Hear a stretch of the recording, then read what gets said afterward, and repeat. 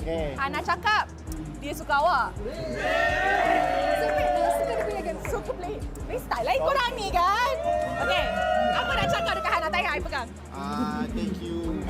Thank you. Thank you. Thank you. Tu je. Thank you lah sebab suka game dia saya. Okay, tahulah dia terharu kan? Alright, cepat.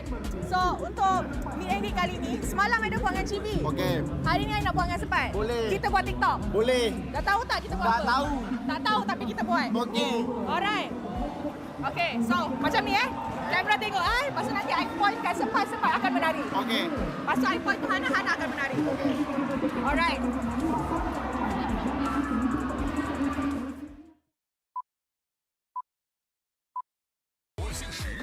何时与你相识我都知，我姓石，执笔写词犹如骏马在奔驰。我姓石，心往生时执笔再以落笔直。我姓石，高见远识，人如其名。Alright, sini. Alright guys, kita dah buat TikTok dengan Hana and of course Sepat. Tapi sebelum tu Sepat nak bagi something dekat Hana. Okay, nak. Ni apa? Ni merchandise Homeboys. Oh, merchandise Homeboys. Kita tengok. Okay.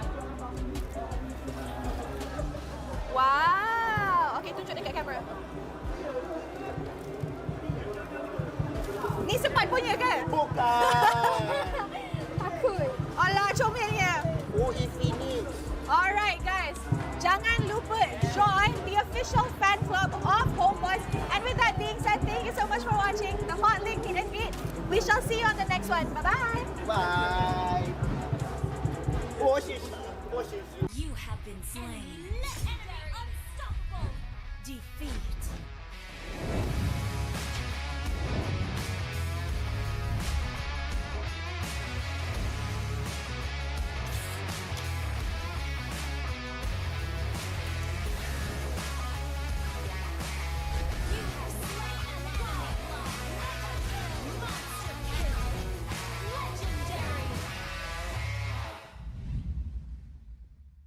Welcome to Mobile Legends!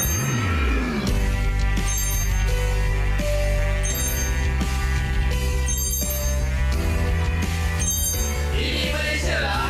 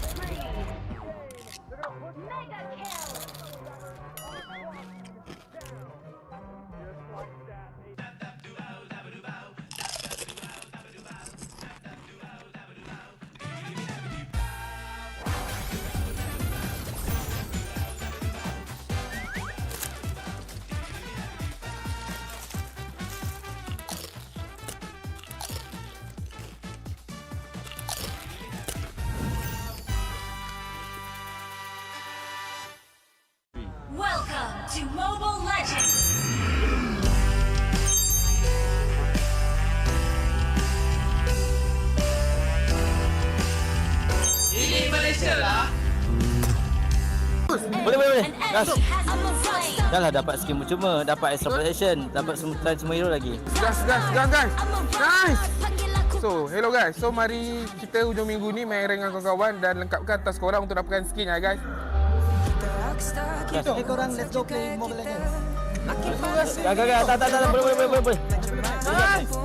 Nice.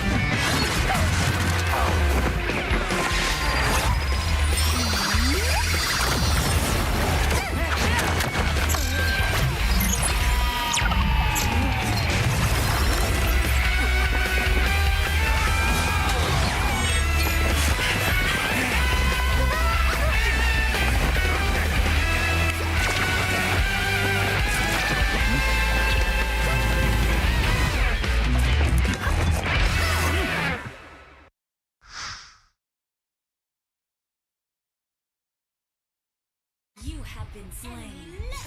Unstoppable. Defeat.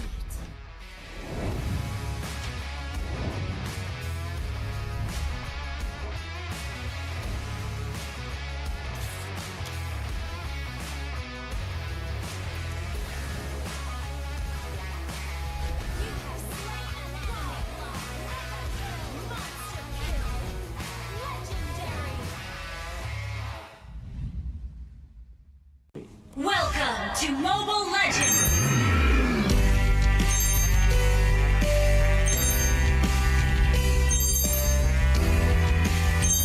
Ini Malaysia lah.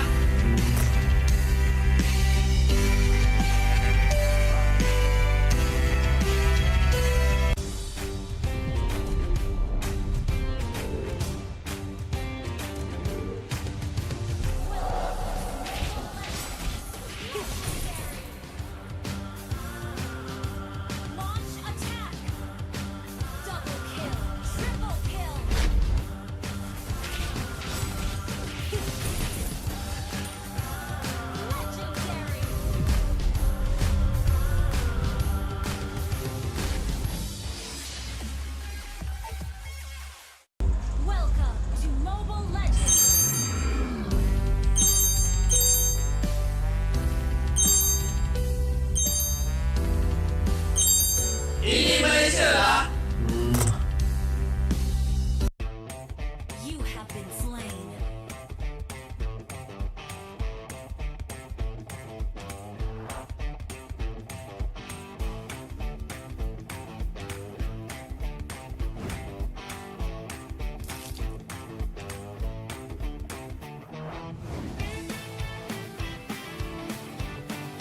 An enemy has been slain. Double kill. Legendary. Victory.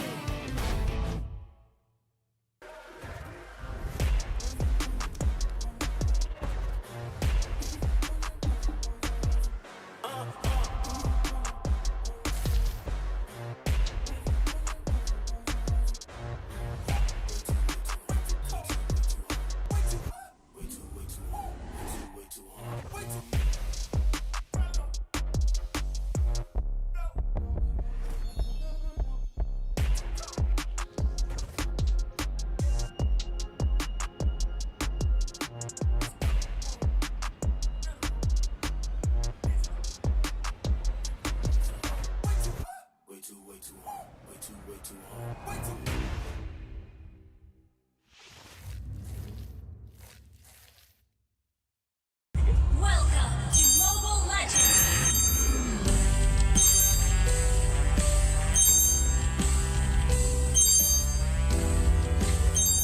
Ini Malaysia lah.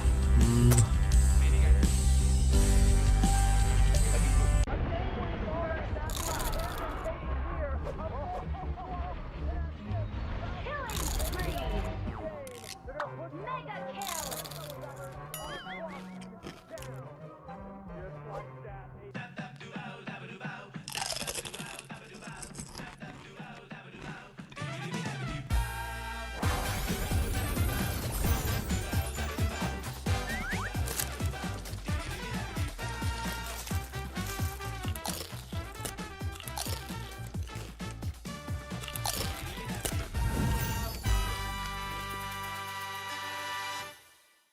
Welcome to Mobile Legends.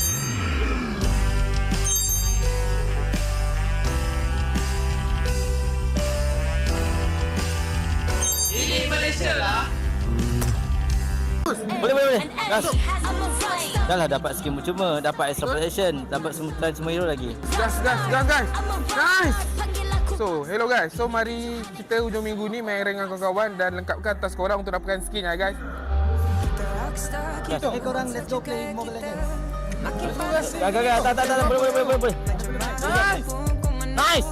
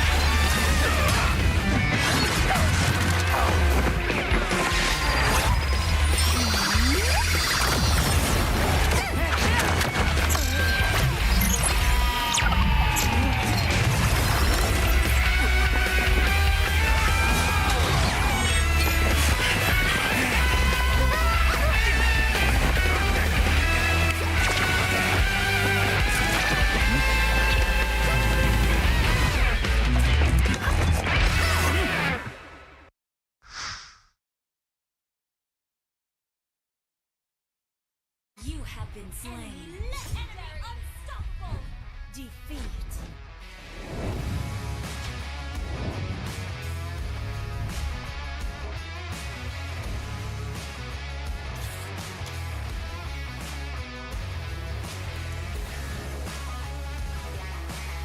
You have slain an ally. Monster kill. Legendary. Welcome to Mobile Legends!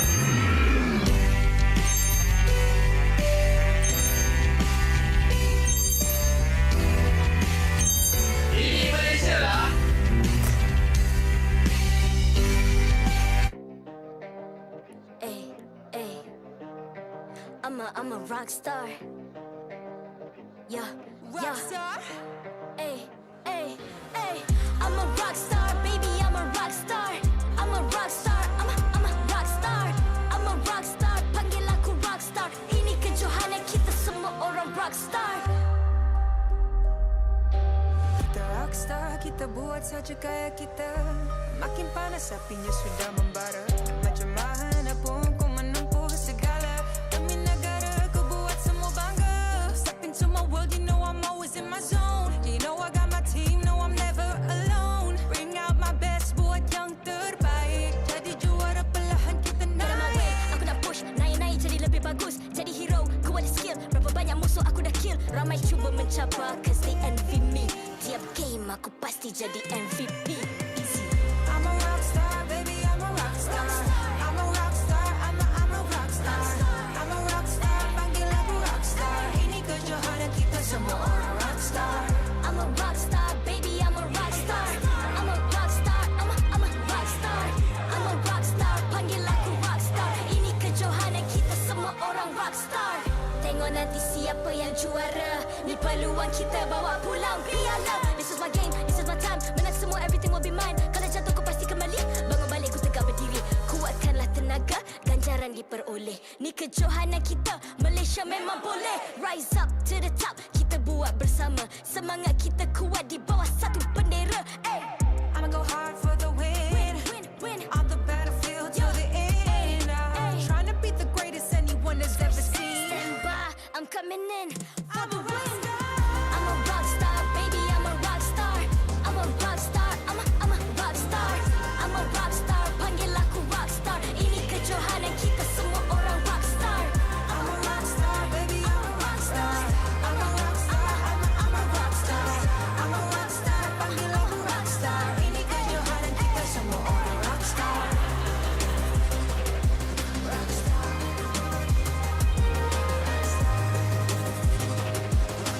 Ini kejohanan kita semua orang rockstar. I'm a rockstar, baby, I'm a rockstar. I'm a rockstar, I'm a rockstar. I'm a rockstar, panggil aku rockstar. Ini kejohanan kita semua orang rockstar. Hey!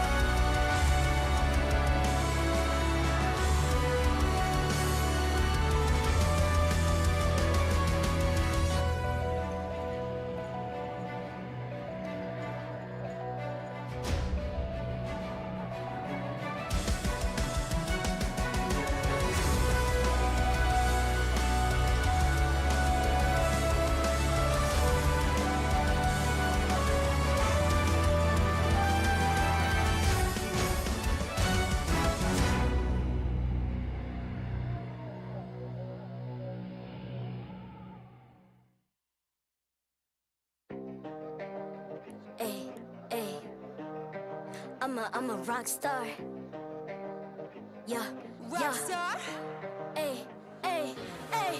I'm a rock star, baby. I'm a rock star. I'm a rock star. I'm a rock star.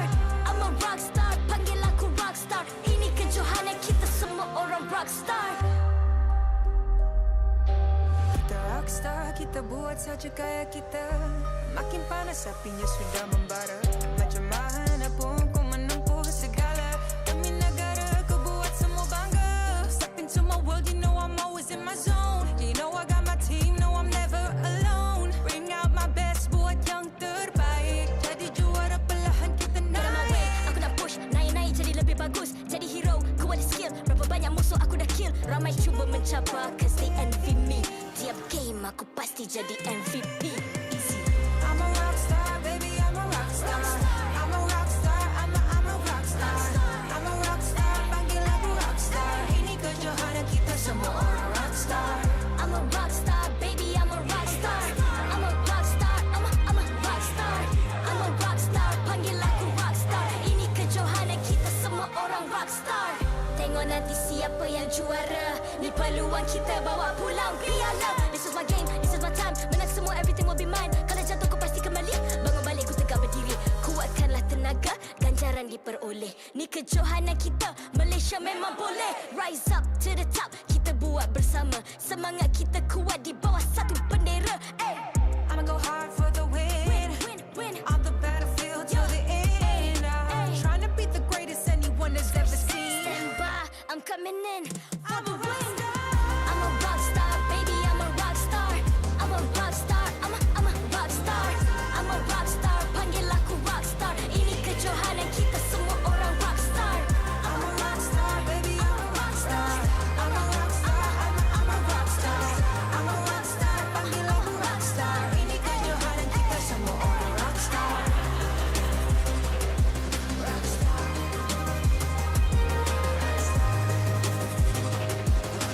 Ini kejohanan kita semua orang rockstar. I'm a rockstar, baby, I'm a rockstar. I'm a rockstar, I'm a rockstar. I'm a rockstar, panggil aku rockstar. Ini kejohanan kita semua orang rockstar. Hey!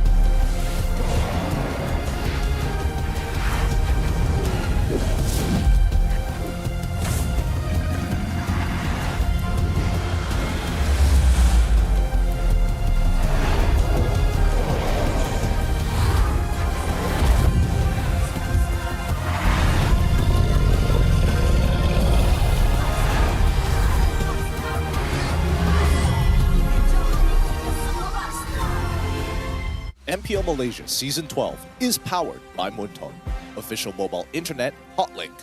Score an epic MLBB skin for only RM1 with Hotlink. Summon your legends, unleash your style. Lightning fast gaming experience with Hotlink all new prepaid. Now with 5G. Visit the Hotlink booth today. Play like a pro with ROG Phone 7. The Republic of Gamers is the #1 gaming brand in Malaysia. Thank you to all our sponsors for your support in MPL Malaysia Season 12. Selamat datang ke MPL Malaysia musim ke-12 bersiaran langsung dari Dewan Sri Putra Bukit Jalil. Anda bersama dengan saya, Rose, host anda sepanjang musim ini. Dan sekarang kita sudah di minggu keempat, hari ketiga. Untuk semua orang yang tak tahu lagi, minggu keempat ni kita panggil Minggu Diraja sebab semua pasukan-pasukan gergasi akan bertemu. And semalam kita sudah nampak dekat seru Saturday kita semua game yang hebat, tapi mestilah Sunday pun akan jadi sangat-sangat seru sebab kita ada 3 perlawanan lagi untuk hari ini. So with that, mari kita tengok jadual untuk hari ini. Untuk match pertama, kita akan saksikan perlawanan Todak yang akan menentang Team Hak. Dua-dua pasukan yang pernah jadi juara dekat MPL Malaysia. Tapi siapa yang lagi hebat? Kita akan tengok sekejap lagi. Untuk match kedua, kita akan tengok RSG MY yang akan menentang Team SMG. Dua-dua pasukan tengah win streak sekarang. Tapi what I'm more excited to see is the battle of the mid laner. Bukan gold laner, bukan EXP laner, tapi mid laner. Sebab RSG ada Izanami, the Mage Prince of Malaysia. SMG pula ada Stormy, the Mage Prodigy of Malaysia. Mid laner mana yang lagi hebat? Kita akan tengok lagi. And untuk match ketiga, match ni sangat-sangat crucial untuk kedua-dua pasukan, which is Red Esports dan juga Team Secrets. Dua-dua pasukan perlu kemenangan untuk keluar dari zone elimination. Alright guys, so sebelum I invite kedua-dua pasukan ke atas pentas MPL Malaysia, kita tengok ramai orang tengah tengok dekat Dewan Sri Putra. So kita buat vibe check. Alright? So, let me ask, Dewan Sri Putra, are you ready? Nampaknya semua dah ready. So, marilah kita menjemput Raja Lautan MPL Malaysia. Give it up for Todak! Kembali untuk membuktikan mereka juara yang sebenar, pasukan Todak kini hadir dengan membawa line up baru. Strategi Coach Kuja dan Ajim menjadi taruhan. Mampukah pasukan Todak membawa pulang mata kemenangan? Sama-sama kita saksikan.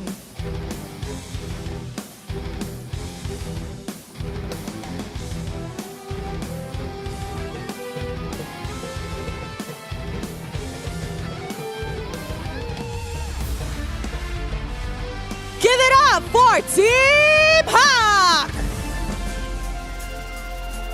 Membuat kejutan dengan berjaya kembali dari qualifier setelah tersingkir musim lalu, Team Hak bersedia menghadapi sebarang cabaran.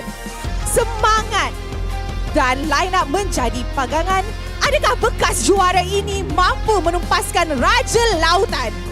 Mari kita nantikan.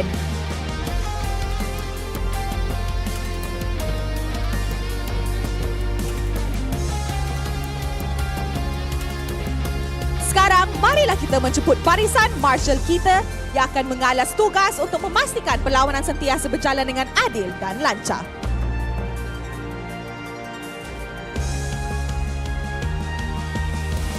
Mari kita teruskan dengan fist bump di antara pasukan sebagai tanda profesionalism.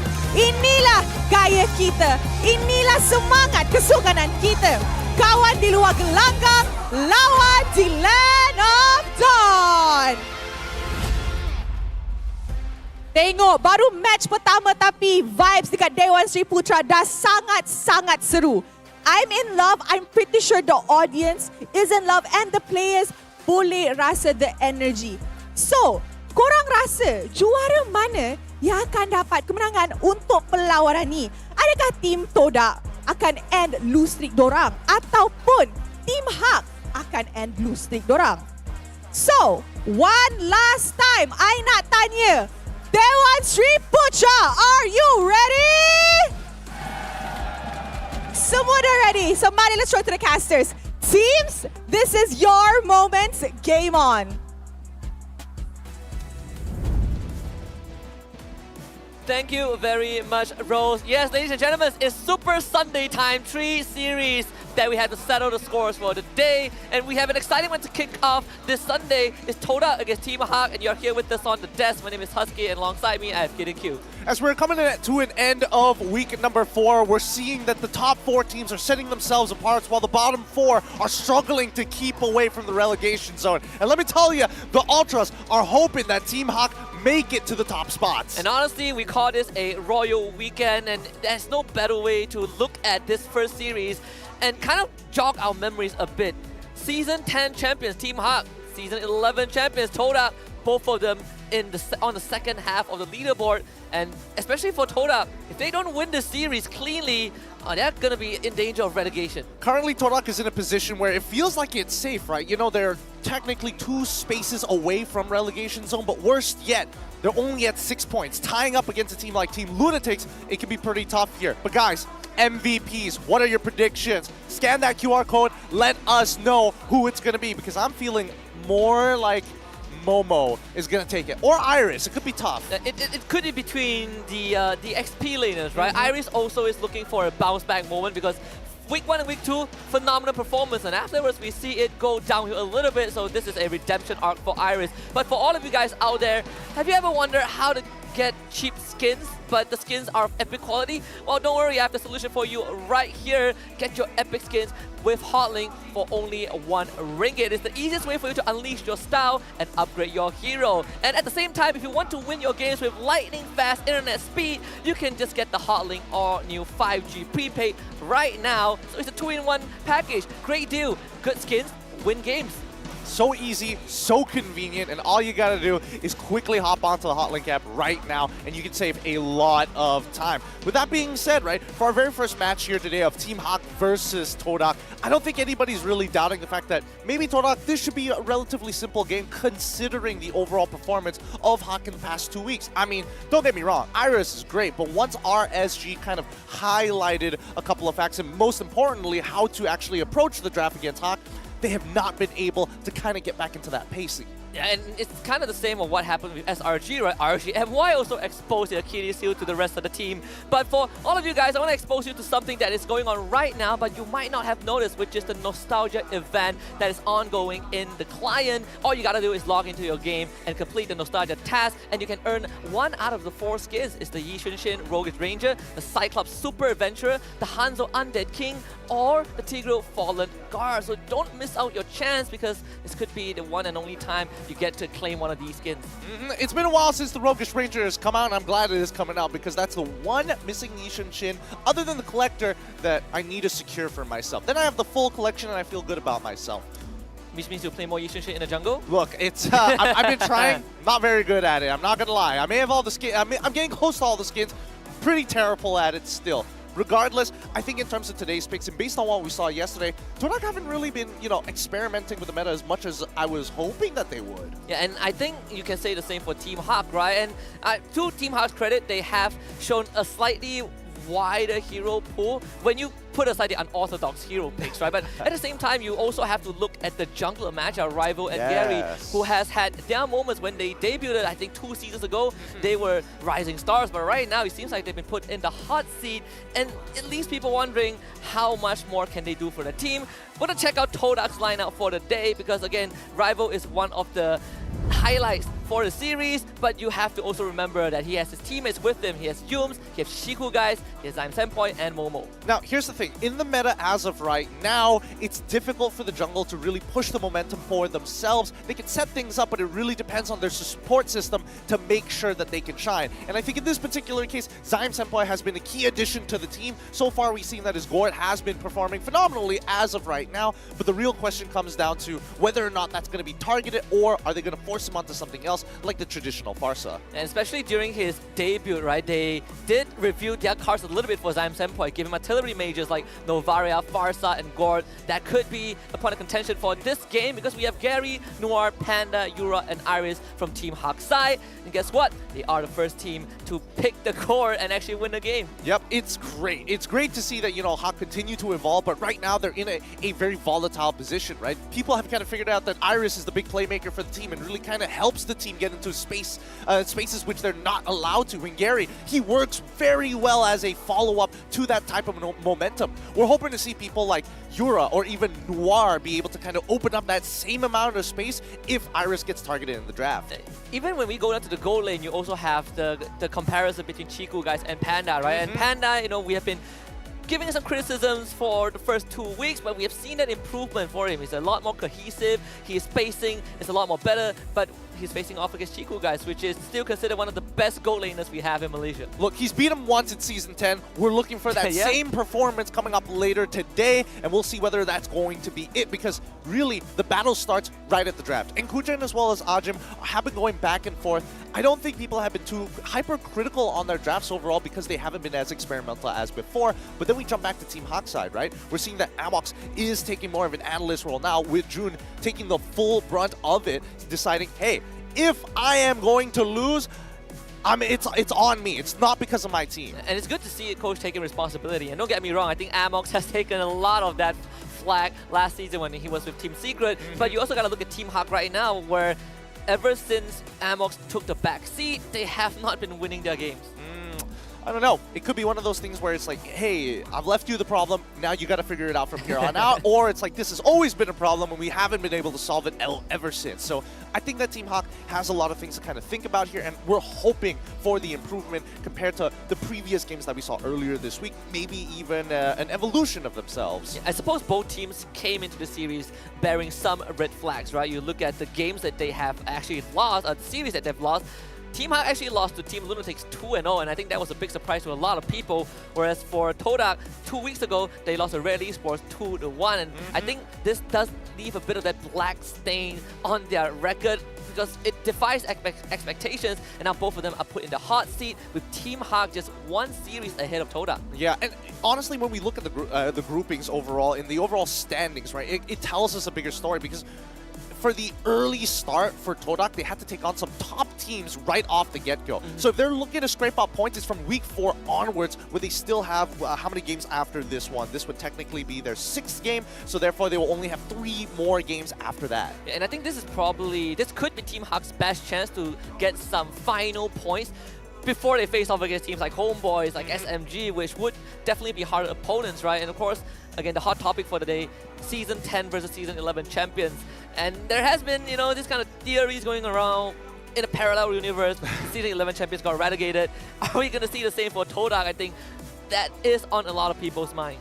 I mean, I would like to believe that that's not going to be the case. Todak is very much so a team that likes to be a little bit more consistent. But at the very least, let's look at the regular season match history, right? Notice, Homeboys, SRG, Red was a big surprise. Team Secret, they got like the result that they were actually looking for, and then SMG. Out of these matchups, 3 of them were already very big highlight matches. Coming up after Team Hawk, they have to face MPNC, which is they're expected to win. RSG, who have been looking to continue to break win streaks after win streaks, and Lunatics, who haven't been doing great as well. And Lunatics is probably the toss-up in the air, right? They had games where they were crushing it, and there were games that they were getting absolutely crushed. Like yesterday, Lunatics didn't put up a fight at all against MPNC, which honestly, it was a big surprise. But when you look at Todak's record, I think SRG was the one that a lot of people were putting it as 50-50, and they lost to SRG. And then yesterday, oh boy, Homeboys gave them a spanking. Yeah, they did. Again, it's like when you expect a team like Todak to actually go toe-to-toe with some of the top teams or up-and-rising teams here at the MPL, they put up a pretty good fight. And then there's other times where teams who have been doing poorly all of a sudden flip it over. So I don't know if it's just bad timing. I don't know if it's just like, you know, we weren't prepared for that kind of draft. There could be a lot more factors that are outside of their control. Well, the thing that's good for both teams is that their opponents, the weakness points have been exposed by other teams, right? When Todak lost to SRG, RSG in particular, they're really good at finding those weak points. We're going to take a look at Momo's stats in the XP lane. And so far, when you look at the rankings, obviously his average kill participation is sitting at 11th place, which is the highest out of everything else. But also the heroes, Paquito, Xborg, very common pick. Not a big Terizla fan so far in this team. And also he's played the Martis XP lane once. Yeah, I would have put Terizla past him. I definitely think that this Martis is very interesting in terms of Momo's pocket picks because he can throw people off the draft very, very quickly. And I think at the very least, Todak has done some extensive research as to what lane matchups you actually thrive in, especially when you get that snowball. It's very difficult to deal with a, I don't know, 5-0, 6-0 KD style of a Martis in the EXP lane. It just feels like you can't win those trades. And both XP laners have their pocket pick. Momo's pocket pick is the Martis,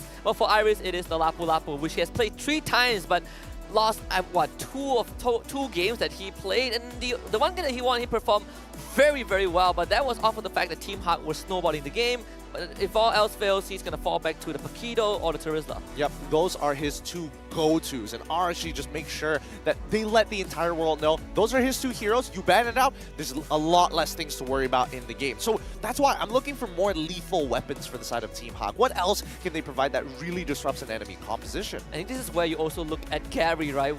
Can you find the prime Gary back in the series? If there's any series to unleash him, this is going to be it. We've seen him perform. When he first debuted, he was one of the up and rising stars. You can say he was one of the 3 tier 2 destroyers, and right now he's struggling to get that title back. This is redemption time, draft pick for game 1 kicking off.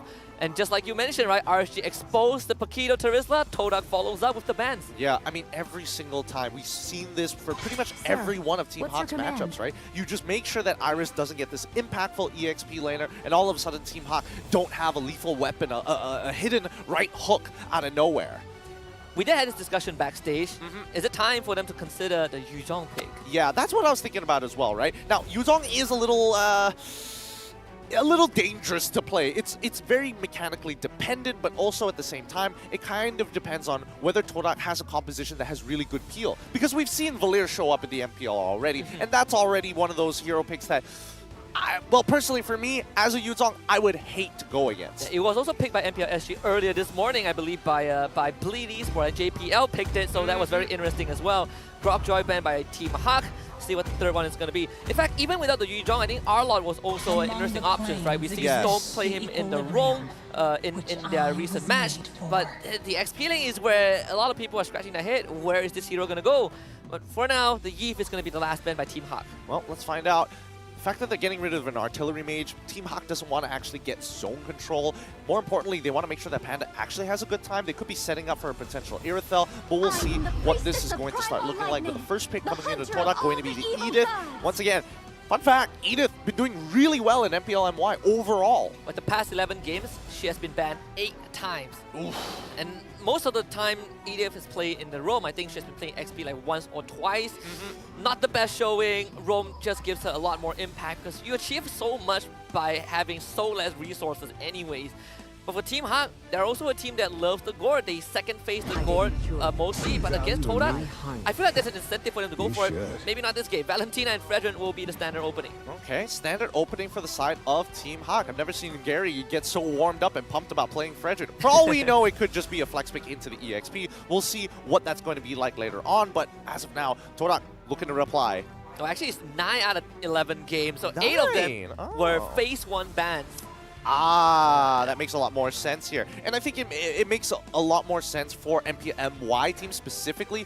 Once you kind of compile the group, not the group data, but the overall regular season data, only in week 4 do people start applying it. Week 1 to 3, as I mentioned before, this usually is a more experimental phase where teams are looking for their identity. But now, with so much on the line, and more importantly, trying to get a spot deeper in the playoffs based off of your standings, collecting points now to secure that spot is going to be so much more vital. And that is without considering the matchups you have afterwards, right? Some teams are getting harder matchups, and some teams are getting easier opponents. Azam Senpai will get his Farsa. We've seen how that plans out. Even in the losing game, he went deathless, but you also get Kaja, one of the 2 heroes with a suppression ultimate over to Todak. Rather interesting that they want to reveal their mid duo. It kind of devalues their flex pick just a little bit, but I guess they're confident. They're really confident that Momo can actually walk out of that lane generally okay. He's going to be very, very independent, like Chico likes to mention a lot, but the fact that they want to pair the Kaja with the Farsa specifically, they want Zyme Senpai to really do a lot of work this game. Wondering if they will go for the export into, now that they've seen the Edith XP lane, but they're going to prioritize Panda's hero first, so take the Claude away. I like it. I like the draft. At least they have the counter pick for the Farsa. If you need somebody who can go really deep into the enemy lines, Claude can absolutely do that, but on condition that the Divine Judgment has been taken away. Team Hawk, smartly enough, want to make sure that they get rid of marksmen who play safe or enable players to play hyper safe, super difficult to catch, multiple dashes and inbuilt Purify, get them out of there. I'm also guessing that Team Hawk's also going to get rid of the Irithel on top. Yeah, I was thinking of the same as well, because that 1-1 Irithel has been Chiku, guys, 2 most played heroes in recent games, and he has found varying degrees of success with it. But we might see Todak go back to the Bruno and the Beatrix, but when we look at Zyme Senpai stats, In his first 5 games playing for Todak, he has a crazy 17.0 KDA with only 2 deaths. And remember, even in games that they lost against teams like SRG, he did went deathless in one of his games with Farsa. Yeah, I mean, he's a solid player. He's a consistent legacy player. Having played in multiple MPLs for a very, very long time, it's great to see him actually, you know, thrive in a environment like Todak. I would have imagined that he would have, you know, butt heads with Chiku specifically because, again, a lot of vocal voices becomes very, very chaotic. Nobody can actually focus on what the actual call looks like. Crazily enough, they have been working like a well-oiled machine, right? His debut is one of the most flawless debuts we have seen. Hellcat banned out by Todak. We've seen this hero pop up more often thanks to Chibi from Homeboys, who has been supporting this hero and he's been winning his game so far. 2-0 on Hellcat. Team Hawk will take out the Irritel, like you mentioned earlier on, Gideon. So no Irritel, no 1-1 for Chiku. All right, so they get rid of all the safe marksmen and now forces a more volatile matchup for Chiku, guys. At the end of the day, Team Hawk, they don't mind it. They've got the Claude, and he's so safe in the lane. If he needs a bit of extra support, don't worry. Mid lane duo should generally be the ones to support you out. Todak, as you can see, they're still getting rid of picks that are really threatening this Farsa specifically. They also get rid of the Atlas, which I don't know whether they have some insider information on that one, or Todak just wants to play a more team fight oriented style. To be honest, if we want to go to the backline again, Yuzhong is a good option. I would even argue the glue if Team Hawk really wants to go for it, right? Also another hero that reaches the back, and realistically Todak, for now, with the first 3 picks, don't have a solid option to do the glue. It depends on what they go for Chiku, right? If you want to play fast alongside the Kaja and Farsa, I think the Brody is not a bad option. And Team Hawk, they're going to keep Iris' hero for last, then pick up the Lancelot for Gary. Oh, wait, no, actually Fredrin is going to be in the XP. Yeah, that means Fredrin goes into the EXP lane. He's going to try and sandbag this Edith for as long as possible. So as long as Iris doesn't die in the lane, it's totally fine, right? It's a sandbag matchup.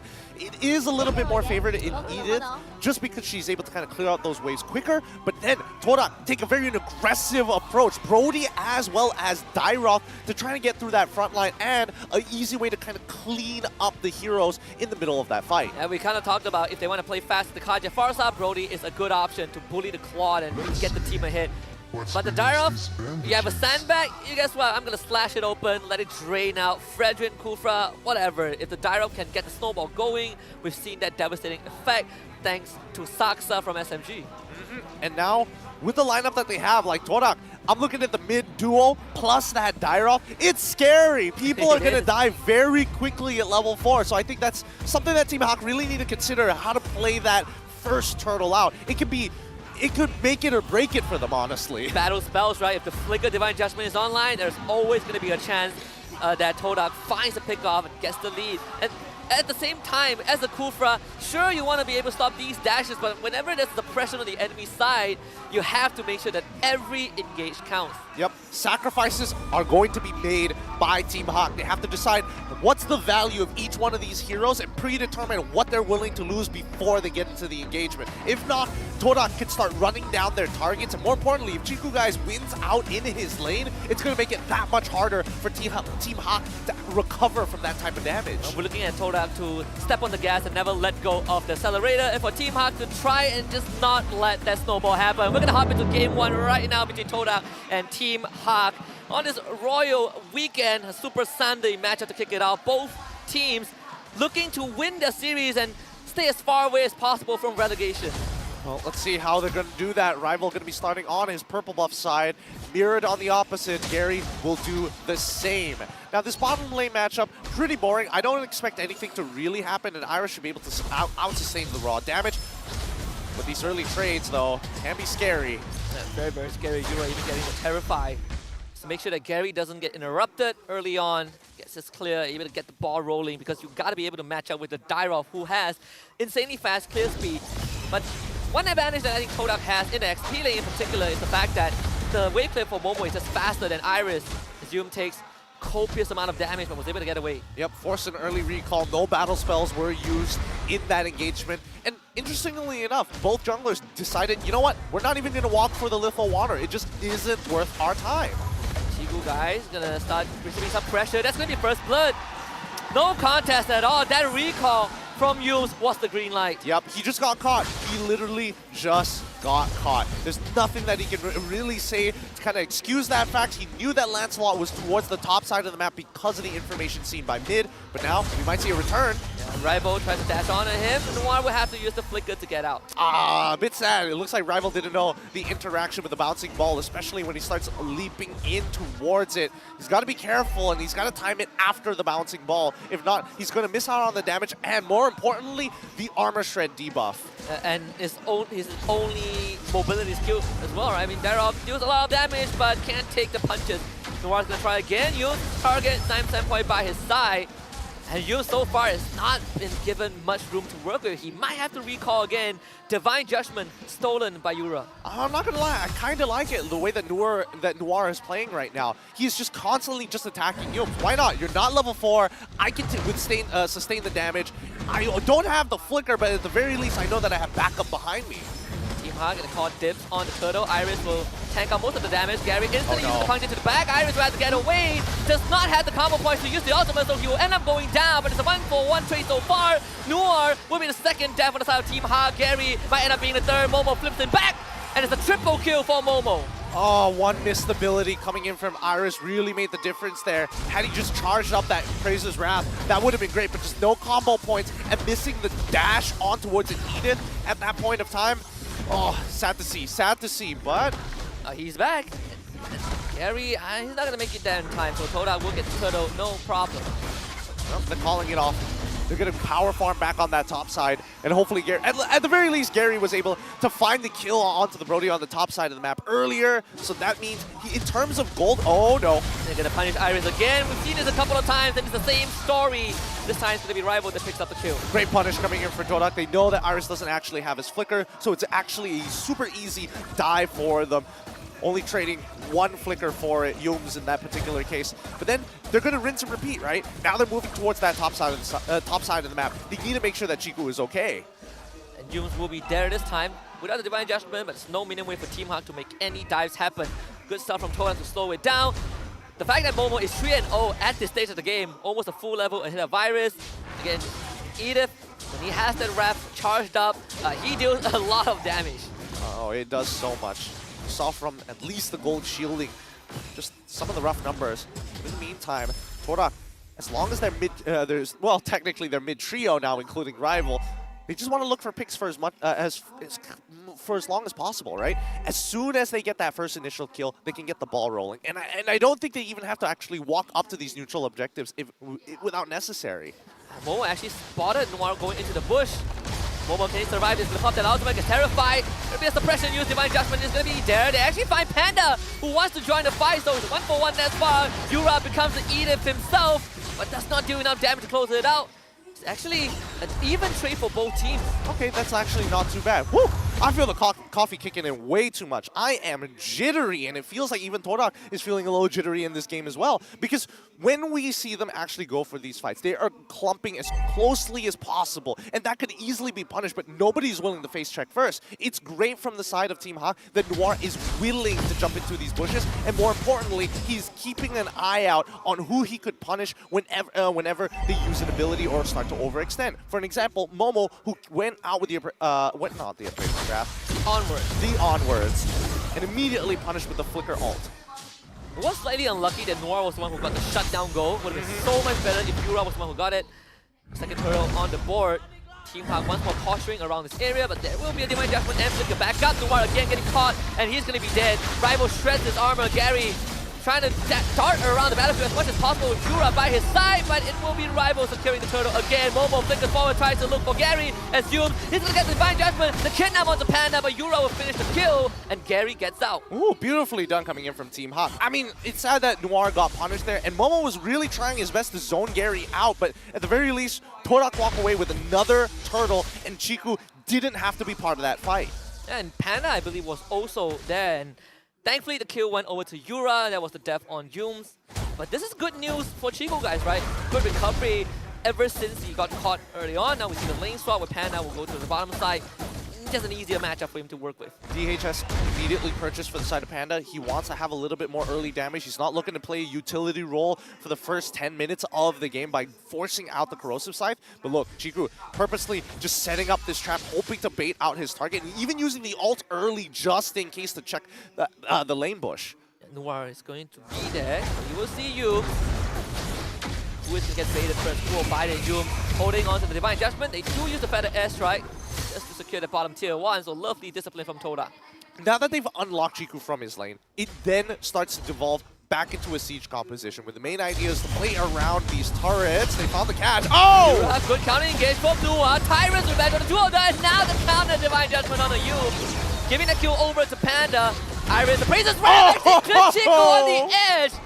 Lovely, lovely angle from him. I'm not gonna lie, if I was in Chiku guys' position, I wouldn't have flickered. It looked like he was scot-free there. He should have been, but Iris just did not let him react fast enough. And the Appraisal has still do some crazy damage, and Noir right on the edge. Better airstrike, but Momo will take care of the business. And a good reply coming in from Todak. Again, this back and forth constantly. Team Hawk will not let Todak run away with this. Iris is able to recover just a little bit. The fact that you're getting a kill on the goal laner himself. And just better positioning for Team Hawk. The fact that Humes had to use the Divine Judgment and they didn't find Yura at all. That is a few bad moment. What they have advantage over is the objective. Humes gotta stay alive though. Divine Judgment just came back up. He does have the flicker to work with. Momo zoning Yura away. Humes taking many damage. And Gary this time will use the Retribution to secure the turtle. As Iris sticks onto Momo, Team Hawk gets to disengage. Interesting, interesting. I think there was definitely a split focus there for the side of Todak, right? Like 4 members wanted to actually deal with the turtle, while Momo unfortunately see an opportunity to actually punish Yura, who didn't have his shadow dashes anymore. So in that case, what is the call? Do you look to kill Yura? Because there's a possibility that Yura steals the Edith ult, goes into that Primal Wrath form, and buys just as much time compared to if Momo were to do the same. Yeah, which he did. He became the Edith himself, so can't really kill him off. The AI winning prediction says that Todak has a 56 chance of winning this. That might go up if they somehow find a cache mid-side. No flicker for Yum, so that is the unfortunate part, but Iris, very far away from home, does have the safety of Yura to fall back to. Yeah, funny enough, based on these 3 neutral objectives that have been taken, the turtle in this particular case, Team Hawk losing 2 only because Momo was able to well, I wouldn't even say face check, but really get into Gary's face and really stall and zone him out 2 times, right? The one time he doesn't do it, Team Hawk is able to secure the neutral. So they need to take that into account when this builds up to something more important like the lore. Gary has caught up in that sort of level as well, but Momo is gonna find Gary and Panda by his side. Chiku guys and Yums will be dead. Team Hawk, Noir, not really landing a knockup, but does force out an ultimate from Momo. That could have been so dangerous had Noir decided, you know what, I'm a flicker for this to guarantee. He might have been able to catch 3 people, or at the very least 2, with a counter conceal play. Oh, Gary, good iframe with the Thorn Rose. They might have to sacrifice Iris for this. He can't even get his combo while Noir flickers in. Finds the ultimate onto Zion's standpoint. Actually, it's Yum that gets caught. Yum ends up going down. Zion's standpoint flies away. Now turns around with better airstrike. Gary playing with the iframes and gets away. Panda able to push the rest of Todak back. Noir sensing something in the wind. Let's back off. Yep. Good call from Team Hawk. They can't go any further than this. Majority of their big battle, their big spells, their ultimates have been utilized, and now Todak will get priority over this Lord. It's a rinse and repeat situation, but more importantly, Chiku guys, he needs to stay alive for as long as possible. Panda doesn't have much stack on the Art of Thievery, so try that for Blazing Duet. Gary goes in, doesn't get the Lord. To be rival quick on the trigger finger, but it might have to give out Momo. No, can't use his ultimate. Momo goes down, but Noir will be traded back instantly as Yura steals the Edith ultimate. He's in the Primal Wrath as well. Gary with the Thorn Rose can't find rival. They will find Yura though. Isolator, Yura goes down. Panda shows up with a big ultimate, instantly cancel for the Divine, but it's not enough. With Iris by his side, Chiku guys also drops. Penta finds a double, and Team Hawk gets 3 kills. What a save by Iris! What a save to win out this trade. 3-2 in favor of Team Hawk, locking down Chiku guys at the perfect moment. And Chiku guys can't even get his ultimate off, right? The rest of his team was pushed away. Team Hawk, good recovery even after losing the Lord. Now there's some breathing room to work with. They can protect these structures as much as they want to. But the most important part is that Todak never really got a goal lead the entire game. Yep, I mean, they did get a bit of a goal lead towards like the 8th to 7th minute, but even then it wasn't a very large goal lead. It's like 1,000, right? It was like 1,000, almost breaking into 2. But Team Hawk equalizing it at the 11th minute after the first Lord is perfect. That's what they are looking for this entire game. Team Hawk, and especially for Panda, now hitting their full stride. It is Winds of Nature for Panda, and Team Hawk easily catch Todak off guard if they're not careful. Kind of a negative net worth in terms of Lord push, Lord advantage. Todak got nothing out of it. No turrets. 2 kills, but that's the extent of it. Yep, Todak's composition is very much dedicated around Zyme Senpoi, right? When that Feather Airstrike hits one target, they need to kill that target. If it can hit multiple, that's definitely a bonus. So Team Hawk are very wary of it, right? As soon as the Feather Airstrike gets popped, they're looking to hold up their abilities. They're even willing to flicker out of it if necessary. And Momo wants to keep them within the range of the artillery fire.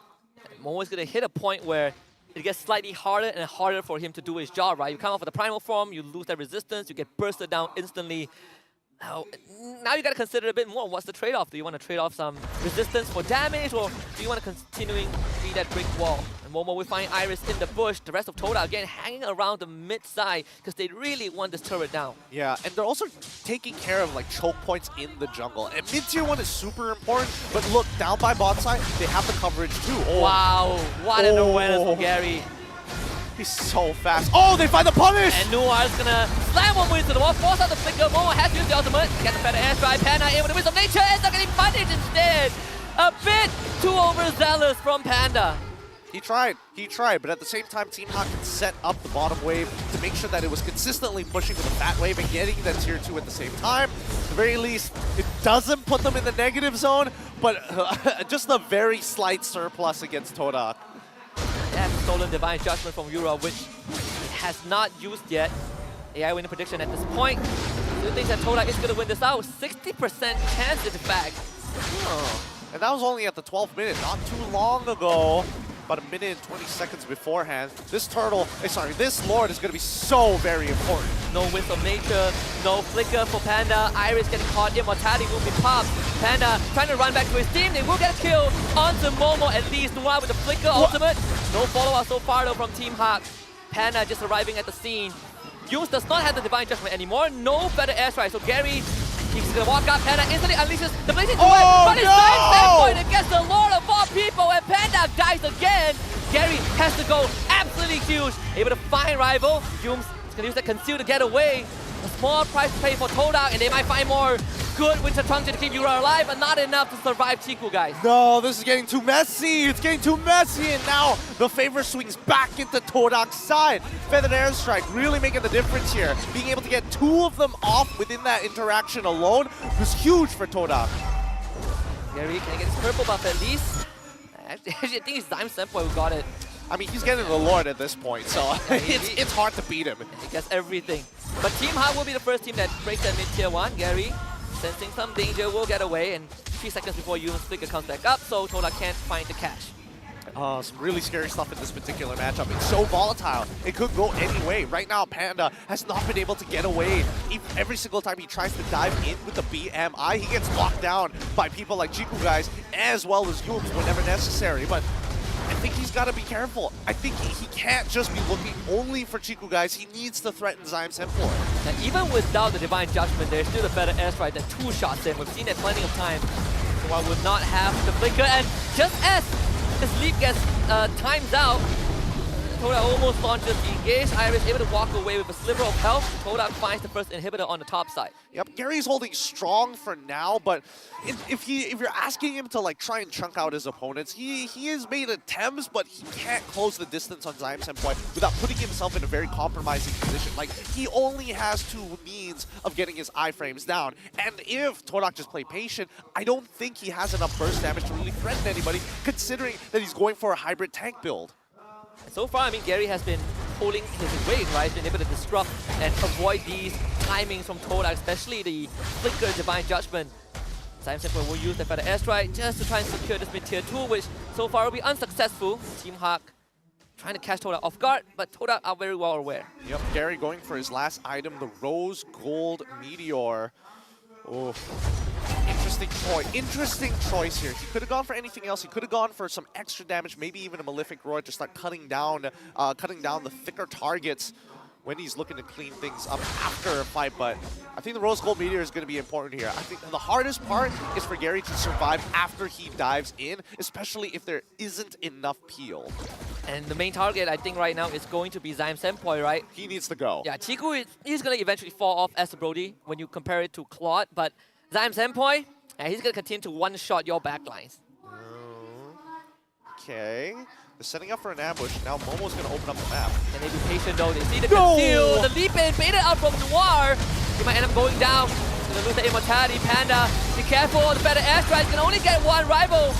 Not able to find a kill onto Panda. And so far, Team Hawk holding on pretty well, but Iris will fall. Gary now has a couple of times to go with. Yura turns into the Edip and actually finds Momo in return. So at the end of the day, it's not the worst for Team Hawk. Oh, that's so unfortunate. Gary wasn't able to get the puncture reset as he wasn't able to just latch on to any of those hitboxes. He was just ever so short.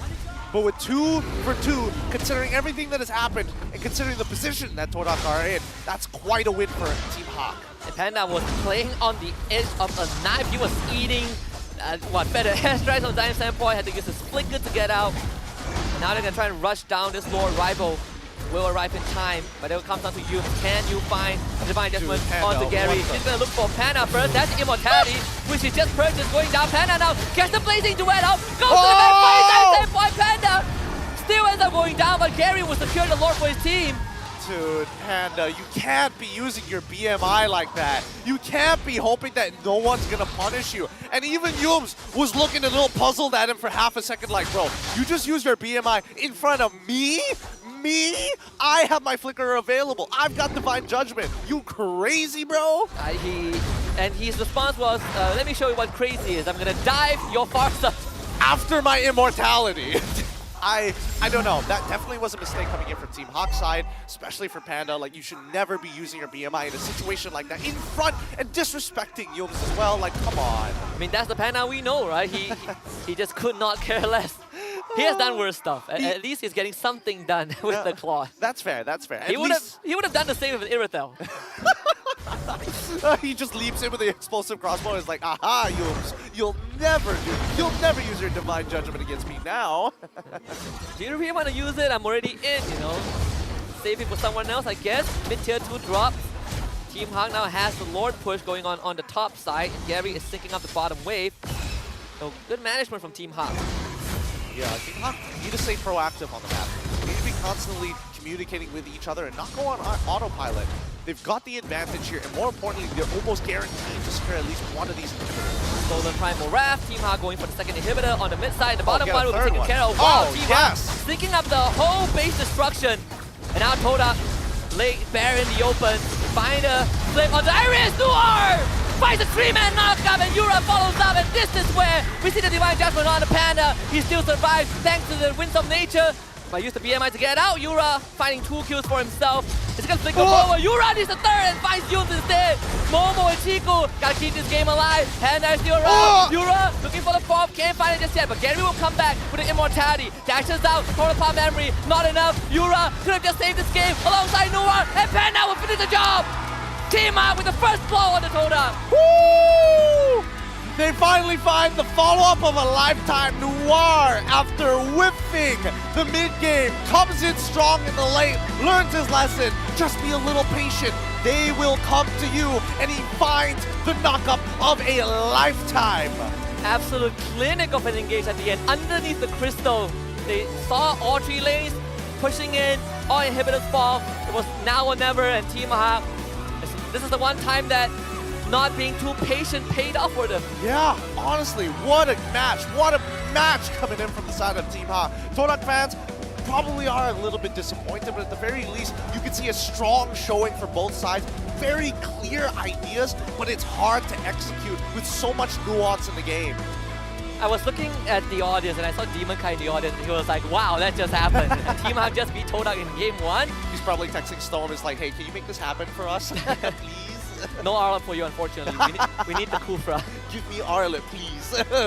Stone's reply to Demon Guy. I would love to see that interaction, but man, what a game that we've just witnessed here, and that was only the very first match between Todak versus Team Hawk. And we already highlighted the importance of the series, right? If Team Hawk wins, Todak is in a very dangerous spot. But if Todak wins, there's a chance that they overtake Team Hawk or at least tie up with them on the leaderboard.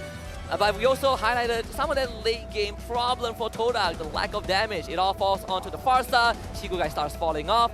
And when you look at the mid lane matchup, sure, Jaime Senpai had a pretty decent game, but I want to look at Yura as well because she had an amazing game on the Valentina. We're going to hit backstage and look at our MVP for game number 1. Of course, it's going to be Yura on that Valentina. He was the Edith, he was the Kaja, but most importantly, he's Yura. He has been playing a strong game. I mean, he's been known for only playing Novaria and getting wins and successes through it, but man, his Valentina really showed off. He was playing so confidently, which is, it felt very unlike Yura almost. Yeah, he was, most of the time he was stealing the Edith's ultimate, right? And he was like, I need an extra shield, I need some extra range damage, Edith gives me just that. He was man-fighting Momo most of the time, which is not something you usually see. Yeah, and even towards the later half of the game, you can see him in front of Chiku guys like, come on, just a little bit closer. If you want to tag me, you better be ready for my pain. Lovely, lovely stuff from Team Hawk in game 1. I mean, you are really showing up, right? We've labeled him as an artillery player, you know, Novaria, Gore, which sparked a lot of that innovation from other teams. But it's good to see him taking the front line as this Valentina, such a versatile and complex hero, and making it work. Yeah, and you know, the craziest part is the fact that he wants to actually pull yourself together on top of the extra CDR so that he can spam his abilities whenever he wants to. But well done, Yura, well done. Now, I'm curious to listen to what Team Hawk were communicating behind the scenes in this game 1 against Todak. We have a mic check coming up, so ladies and gentlemen, listen in. Bang, okay bang? Siap bang? Okay, Watak draft bayi Jun Parai. Bukan. Gua pengen tidur. Bisa. Tidur lah. Ntar di viral cok. Nah ni. Nah kau, Riz kau ambil Ali berkipas si ambil dah. Aku ingatkan kita main ML tau, bukan main padang tau. Tutup aircon lah. Tiba-tiba aku melayang. Lah. Lega. Mati. Aku tak berhenti. Careful. Mati. Nice. Bilang cok sumpah. Last Gary. Ni. Brody tengok Brody. Brody. Lagi. Dah tadi. Dapat. Nice dua. Mata dua. Dia tak. Boleh. Aku yang. Yeah, my favorite line in any Team Hawks mic check is nice Gary. Nice Gary, not Mantap Noir! I think that has to be my second favorite one. Honestly, great game coming in from both of these sides. Really, honestly, so much closer than I thought it was going to be. The fact is that Todak was taking full control, or at the very least, we're on the cusp of taking full control the early to mid, and then it just went back and forth, and nobody could break out of the stalemate until Team Hawk finds the Lord.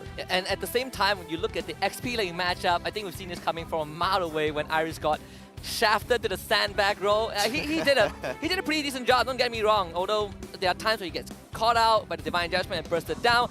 As a Brethren, your job is just to soak up as much output as possible, and I think he has accomplished that, especially towards the late game. Oh yeah, he was trying his absolute best to actually maintain that his overall tankiness. We don't see him get the Guardian's helmet at all. He just wanted to make sure that he couldn't get bursted down. Went for the anti-cuirass on top of the Athena shield. Very good choice of itemization, and he also has a Winter Truncheon just in case he needs to buy a little bit more time. Yeah, 3 of them have Winter Truncheon, right? You have one on Iris, I think he was the first one who bought it, and then Gary follow, and then Yura follow as well. I think Panda, yeah, he has the immortality, but I don't think he went to the Winter Truncheon. Let's look at Team Hawk's overall loadout in more detail for this game number 1, because at the end of the day, Lancelot, when he first got picked in the earlier weeks of MPL MY, it was full damage Lancelot. But recently, in recent games, it's been going down the tank slot route.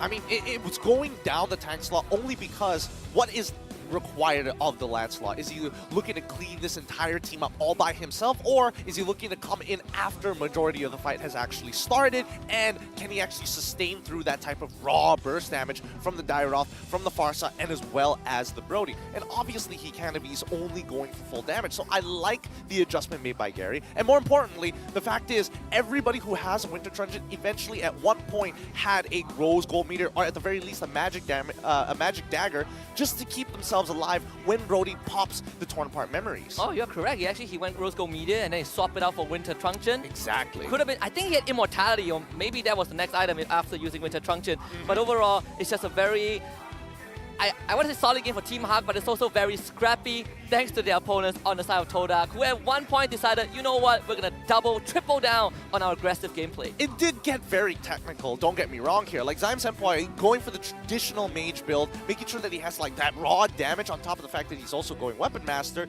It adds to the point that he has the natural damage to take out any member from the side of Team Hawk, whether you are the Fredrin or, if more importantly, if you are the Claude, if you can catch him out. Now, I will say, my only gripe here is the fact that when you are setting up for these fights, how does Chiku guys specifically find the openings to get in? We don't see the BOD being built from the side of Chiku guys. He goes for the anti-cuirass on top of the Athena shield, and then decides, you know what? Sea Halberd is the way to go. And I think this could be due to the fact that he got killed very early on, right? He realized that, guys, there's a chance I can't snowball this. I got to play from the mid to late game. That could be the logical reason behind it. And when you look at the numbers, he is still dealing out incredible amounts of damage. The highest number of damage on the entire team of Todak.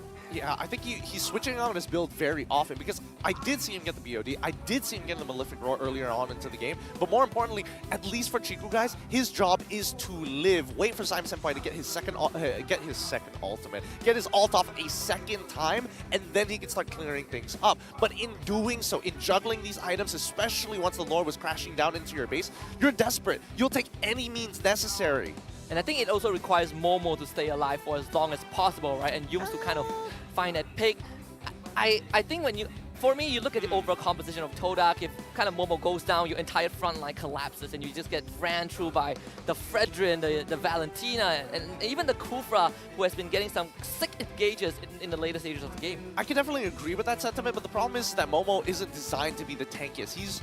He is supposed to be a sponge. He is absorbing as much as he can, but he is delaying his opponents more than anything, forcing them to invest more than necessary so that the rest of his team can actually kind of roll over them. But I think Team Hawk, they figured out what resources they needed to manage towards the mid to late compared to the early game. And I think this goes back to what you mentioned with the Kaja, right? Yes. The main point is you grab someone with the ultimate and that guy has to go instantly.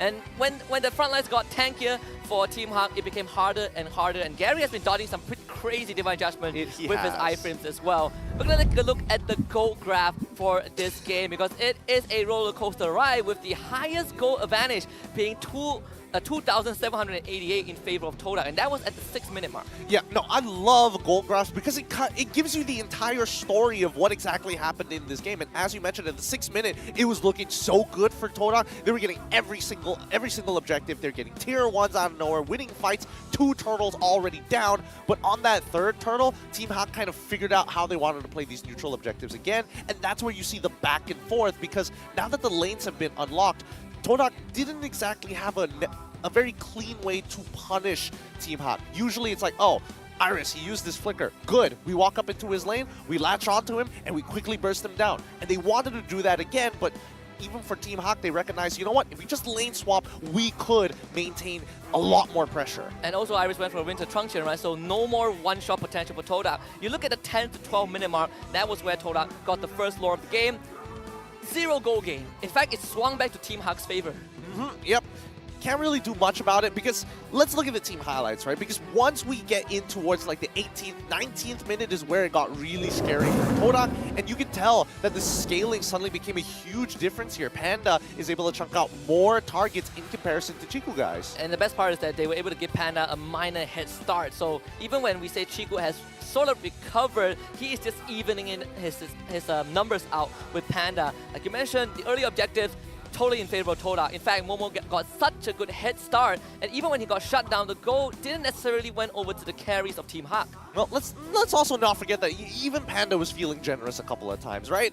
Yeah. He probably shouldn't have done a couple of those moves, and it would have been an easier transition for the side of Team Hak. But at the end of the day, it comes down to what is your end game condition, and that's going to be the Lord. And Team Hak, once they figured out that neutral objective, it became so much easier to kind of manage.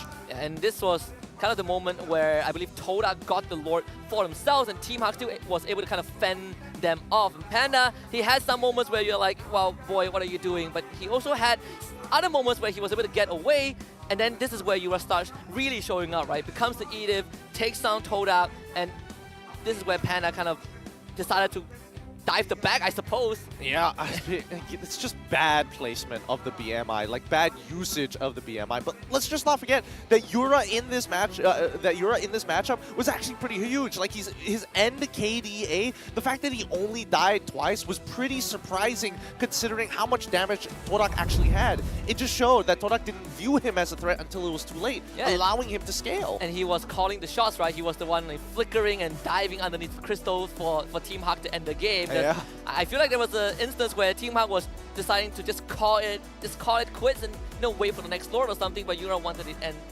there and then, and he did it. Yeah, honestly, I definitely don't think I would have been brave enough to make a call like that because it's so on the wire, so very close, and I think at least for Yura, he recognized how much damage he was doing, and more importantly, broke the the Athena shield early on from the Brody, so he knew second burst, he's dead.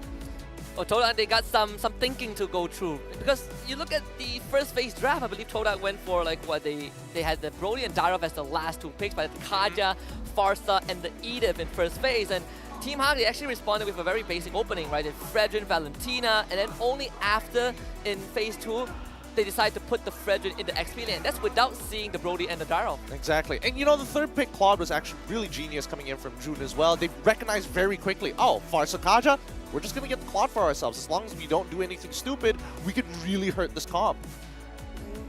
Don't do any stupid. Yeah. Cuts to Panda throwing his BMI into the bush. People gotta be careful, man. Old habits die really hard. It's true, it's true. Yeah, he has some great moments and some moments that is definitely very, very clippable, as they call it. Hey, honestly, this entire week has been looking very similar to that. I mean, even Sasa has thrown a couple of times, you know. As long as you can recover and you win out that game, that's what matters the most. Going into game 2, I think Todak, they have been focused prioritizing Zyme Senpou's heroes very, very often, right? They're always trying to first pick that mid laner. It has been Farsa and Gore primarily. I think Novaria, they are more willing to let it go into phase 2. I don't think that's going to change, but I feel like that Edith first pick, maybe that's where they will look at. Yeah, that's the thing, right? It's so weird to start off with a flex pick and then they immediately reveal that it's actually going into They picked EXP. Kaja Farsa afterwards. Yeah, they could have... man, a lot of the times I would have imagined that they probably would have wanted to go for like a double flex pick in that particular situation. Maybe have like a Paquito ready to go. And then now you really have to start thinking about like, oh no, do I have to go Melissa in this particular matchup? And then, but they've already got the Farsa. So then it turns into a double negative. And they also started the ban phase with a Paquito Terisla ban, right? They were looking to shut down Iris, and Team was like, well, I guess everyone has figured that out. You're playing Fredrin. Yeah. There's nowhere else to go around it. I mean, it's tough. It's tough. Definitely something to look back into the draft, and I think Kudra is going to take these into account moving on into this next game. I don't know if they're going to be on red side. I feel like based on how Todak likes to play their drafts, they generally kind of stick to the same side if they have a set game plan. But I personally feel like the prioritization has to change, right? Like who gets their hero first. We've seen some mid laners first pick, not often, but maybe Todak is a team that would do it. And we also got to look at the jungler head-to-head between Rival and Gary, two of the rising stars 2 seasons ago. But in game 1, I'd say that Gary definitely made a bigger splash. Yeah, he definitely made a bigger splash here. I feel like Rival, to be fair, he got Dairoth, right? There's only so much you can do with the Dairoth at the very least. I think even if they swapped roles, Gary's got great mechanics and he's been known to play Dairoth as well. But at a certain point, he loses relevance. He doesn't scale as hard, and you would much rather a Lancelot at the end of the day. So I personally think that looking at these stats and the way that it's been going and the way that these fights have been going on with a higher percentage of kill participation, maybe Todak is thinking, let's go Baxia, right? Yeah. Play to strong side EXP, deny the entire jungle from my opponent, Gary loses relevance, neutral objectives become easier to take, and Chiku, guys, just needs to live. Yeah, and there are like, what, 3-4 main heroes, right? Baxia, Fredrin, Martis, maybe a Tank-Salot if they want to throw it in there with the Angela. Even the Joy could be an option, I think, for the jungle if Todak wants to go for it. It has been a while. It has been.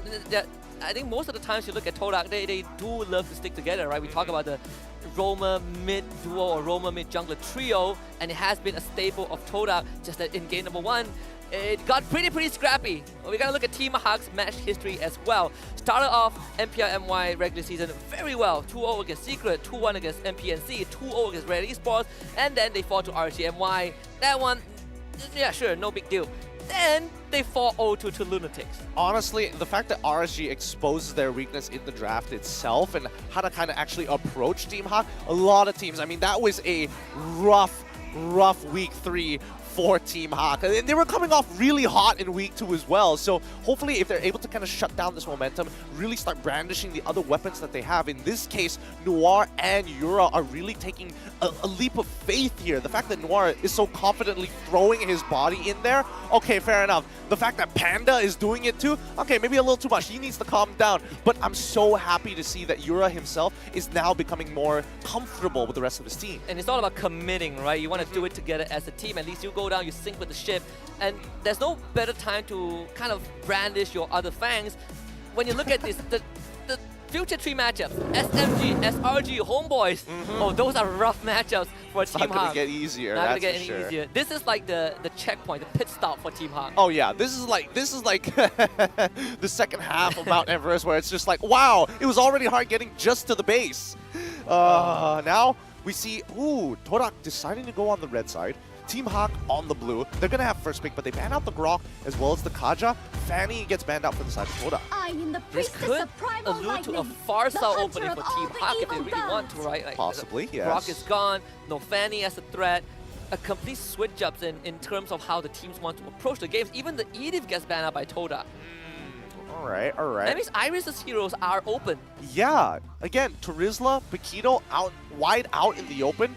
Todak is confident that Momo should be able to handle it, and I think it'll be a very interesting EXP matchup this time around. Yeah, especially when Iris gets to do a lot more than just soaking up damage, right? You don't have to either to worry about. The X-Borg is also a hero that was up on the table. You're right. That was not picked up. That was not picked up by either side. Team Hak ban out Paquito. I think they're setting up for Terizla, and Todak know that. They're going to go into X-Borg to nullify it. Has to be, right? I mean, I don't think it's that bad, because if Todak wants to open up with the X-Borg, at least it can be a flex pick for someone like Rival to play inside the jungle. So we'll see what the first pick is going to be for the side of Team Hak, and if it's going to be Fredrin again, Todak can punish it. Yeah, RSG MY players in the audience. Even Kai with the thumbs up. Matt, he is trying to catch up in the KD standings, but oh, tough luck, brother. Dude, Stormy I don't know. is too far ahead. Right? Like, looking at those standings, it's so BS. It's so ridiculous how far ahead he is, and considering that he's played a significant amount of games, you would have imagined that somebody would have ruined it down the line. So the Claude actually gets taken off by Todak. It's like you mentioned, they will leave the Terizla open, and if Iris goes for it, it's X-Borg time. Okay. Team Hak, do they really go? They've been punished by this before. And I think that Team Hak might want to consider going for like a... even the Fredrin start's not that great. Or they go either Fredrin or Farsa opening, and then you leave the X-Borg as an option for yourself, right? Possibly. Fredrin just get picked up again, so Iris gotta do some mental preparation. There's a chance he goes into the XP lane with the Fredrin again, but at least, again, Terizla and X-Borg is an option, and now you keep Todak guessing. If they go for the Terizla, the X-Borg has a chance to go to Team Hak. But when you look at Rival in the jungle, he has played 11 unique heroes as a jungler with Super Skies behind him with 9. Ooh, 11? And that's not even his entire hero pool here, right? He's played some weird picks. Alpha, for an example, definitely one of those that you wouldn't have expected to be played here at MPL MY. But all the injustice in the world. Cho, all right. We don't know where Cho is going. Most likely going to go, going to be picked up by Yums. And it looks like Todak is trying to piece together Game 1's draft all over again with different components. Yeah, last time we saw the Cho played by Todak, it was against SRG, I believe, not long ago. And that one, they were shut down. Well, Team Hawk, they lock in Hanzo here, right? Yeah, you lock in Hanzo and you straight up win. There's a Farstar. That's a Farstar as well. Novaria. It's not a bad option for Yura, right? Or the Valentina, which also is still open. I agree, but I think in this particular case, like Todak could have gone with like Export Joy for an example, and I think that would have really messed Team Hawk up. All right, Gary, it's joy time. It's joy time. We'll see. What I don't think teams have really been like highly prioritizing this joy, and I think that teams have kind of eluded from the fact because they're playing so much around how big of an impact the EXP laner needs to make in the game. Now Bruno gets locked in. Okay, so they want to be able to win out in the gold lane. I guess that's a priority for Team Hawk. And this is the best part for Team Hawk. Contrary to being on the red side, now they get to see 4 picks of Todak before deciding where this Fredrin goes, right? You don't have to just blindly push him into the XP lane if you don't want to. And you also allow them to focus on Chiku, guys. Hero pool again, 1-1 Irithel, right? Put him in a bad matchup, and you have a Bruno to really start oppressing Chiku in that goal lane in that early game. Yeah. I think that, well, we'll see. We'll see whether this is going to be a flex pick or not, and that's going to predetermine the direction that Todak is going to go. Because if it is a flex pick, then at the very least they've got... oh, wow, there it is. Ooh, that's some hot stuff. Now, the real question, is Arlet and Cho the double flex pick of a lifetime or not? We've seen 4 flex picks in a draft by SMG, so I'm not surprised by this one. SMG has done it before. I think Red Esports did 3 flex pick, but that one was an abysmal game. Yep. Now the question is, where is this Arlet going to go? Is it going to be a roam Arlet? Or did they get inspired by RSG MY? I mean, RSG is watching. They're like, yeah, is Todak going to, you know, what has Storm taught them? And just watch Kuja just point into the side of the crowd. It's like, this is for you. This is a homage for you, RSG. That'd be funny to see. But overall, I think that if we do, it's going to be, they're going to let Team Hawk finish their composition, obviously, right? Todak, they're going to be able to get the first pick in that second phase. They're still banning out this Atlas consistently just to make sure that nobody can really kind of affect the team fight overall and set that combo up. You know what I have in mind? Okay, never mind. Lancelot was banned out. But actually, there is still an option. There is still an option. Notice that the teams have not looked at Angela at all, and I'm not certain if Team Hawk will consider Angela, but Angela Ling could be a juicy option. That's what I was thinking of too. I was just like, okay, if Lancelot isn't there, they're looking for substitutes, right? And the only other substitute that I can think of, realistically, would either be Hayabusa or Ling. Ling is the more preferred one. Helker. Oh, you're right, It's Helker. still not banned out just yet. Unless Todak, right here, right now. Right here, right now. I can't wait 10 seconds and keep repeating that. Come on, Todak. Do you ban a Helker? They did it in game number 1. I wouldn't be too surprised if they do it in game number 2. No, they banned the Franco. Interesting. Ooh, it seems like a juicy Helker game, not gonna lie. No Franco. Okay, but why ban Franco now? Like, what are you afraid of? Do they pick the Joy? Are they gonna like triple flex this? I think they are. I feel like they are. It'd be kind of funny if they do. But if you... Oh, you can't pick the Angela, which is kind of like the unfortunate part, right? Because you revealed the Cho and the Arlet already. So you can pick up like the necessary combo components necessary, but there is a possibility that at the very least, if Team Hawk decide to lock it in for themselves, the Ling Angela, they got the way of the dragon, they have the final slash, they have means to actually manage it. So what's gonna be for Todak? What? They're the ones who banned out the Helker?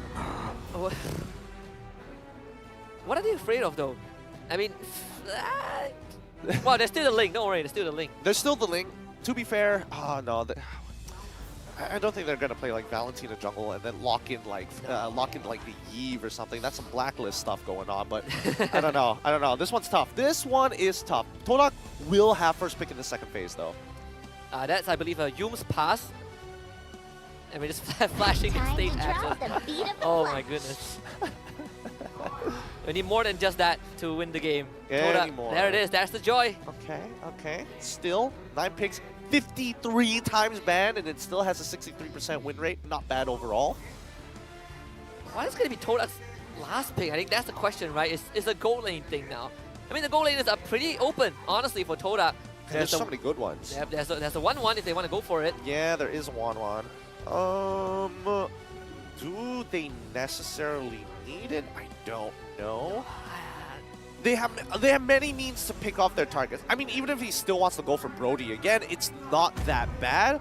but I feel like this could be a clip game, assuming that Team Hawk don't have any stronger dive. Okay, so we see the Terizla. What are they going to pair it up with? Noir. Cool Fry is not a bad option. A lot of people like to dash, but they go for the Ruby instead. Okay. Okay. They could have gone for like Grok.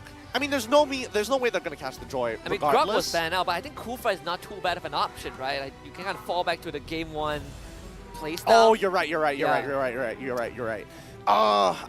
This one. Ooh. The Ruby throws me off a little bit. Oh, sorry, I misspoke. Not the Grok, the Mincetar. The Mincetar. Sorry, that was my bad. I don't know how I got that out of Grok, but still, I feel that like Team Hawk, I feel like they're thinking too far ahead of what they need to do. I feel like if they wanted to go for Ruby, they could have set it up a lot. They could have set it up way earlier into the game, and more importantly, with a Mincetar, they can actually really affect the game with so many dashes on their side. So why go for Ruby, which is technically a weaker version, on top of the fact that you have to flicker if you want to cancel out the Feather Airstrike? And your mobility is very subjective also, right? If you can't get a spell off, you're not really moving as much. And even then, there are buffer timers for Ruby to get things going.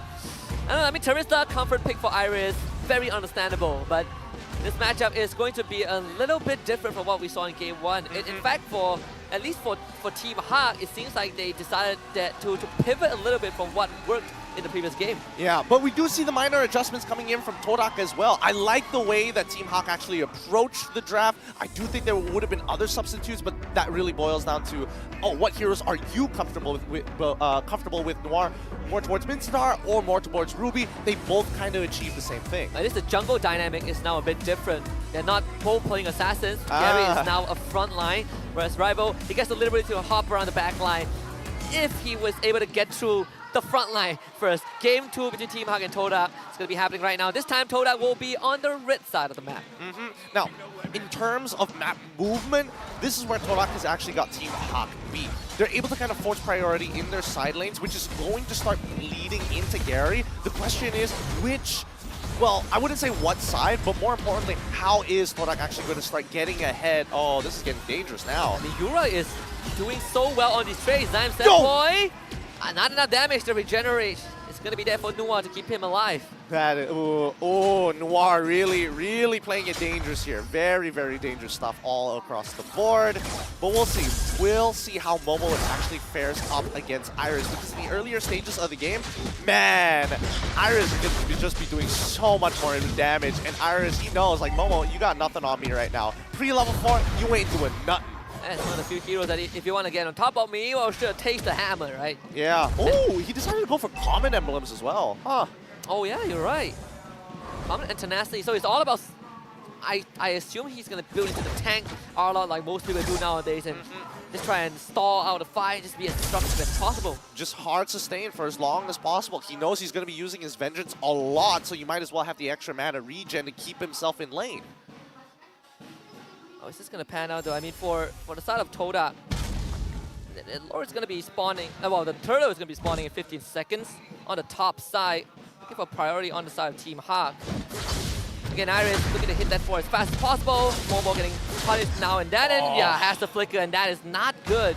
Oh, that... Not good at all. Yeah, really not good at all. Really can't do much about that. That could have been a kill, possibly, but Iris, he's not going to risk it right now. First Turtle is by far more important than having to get this dive off onto Momo's side.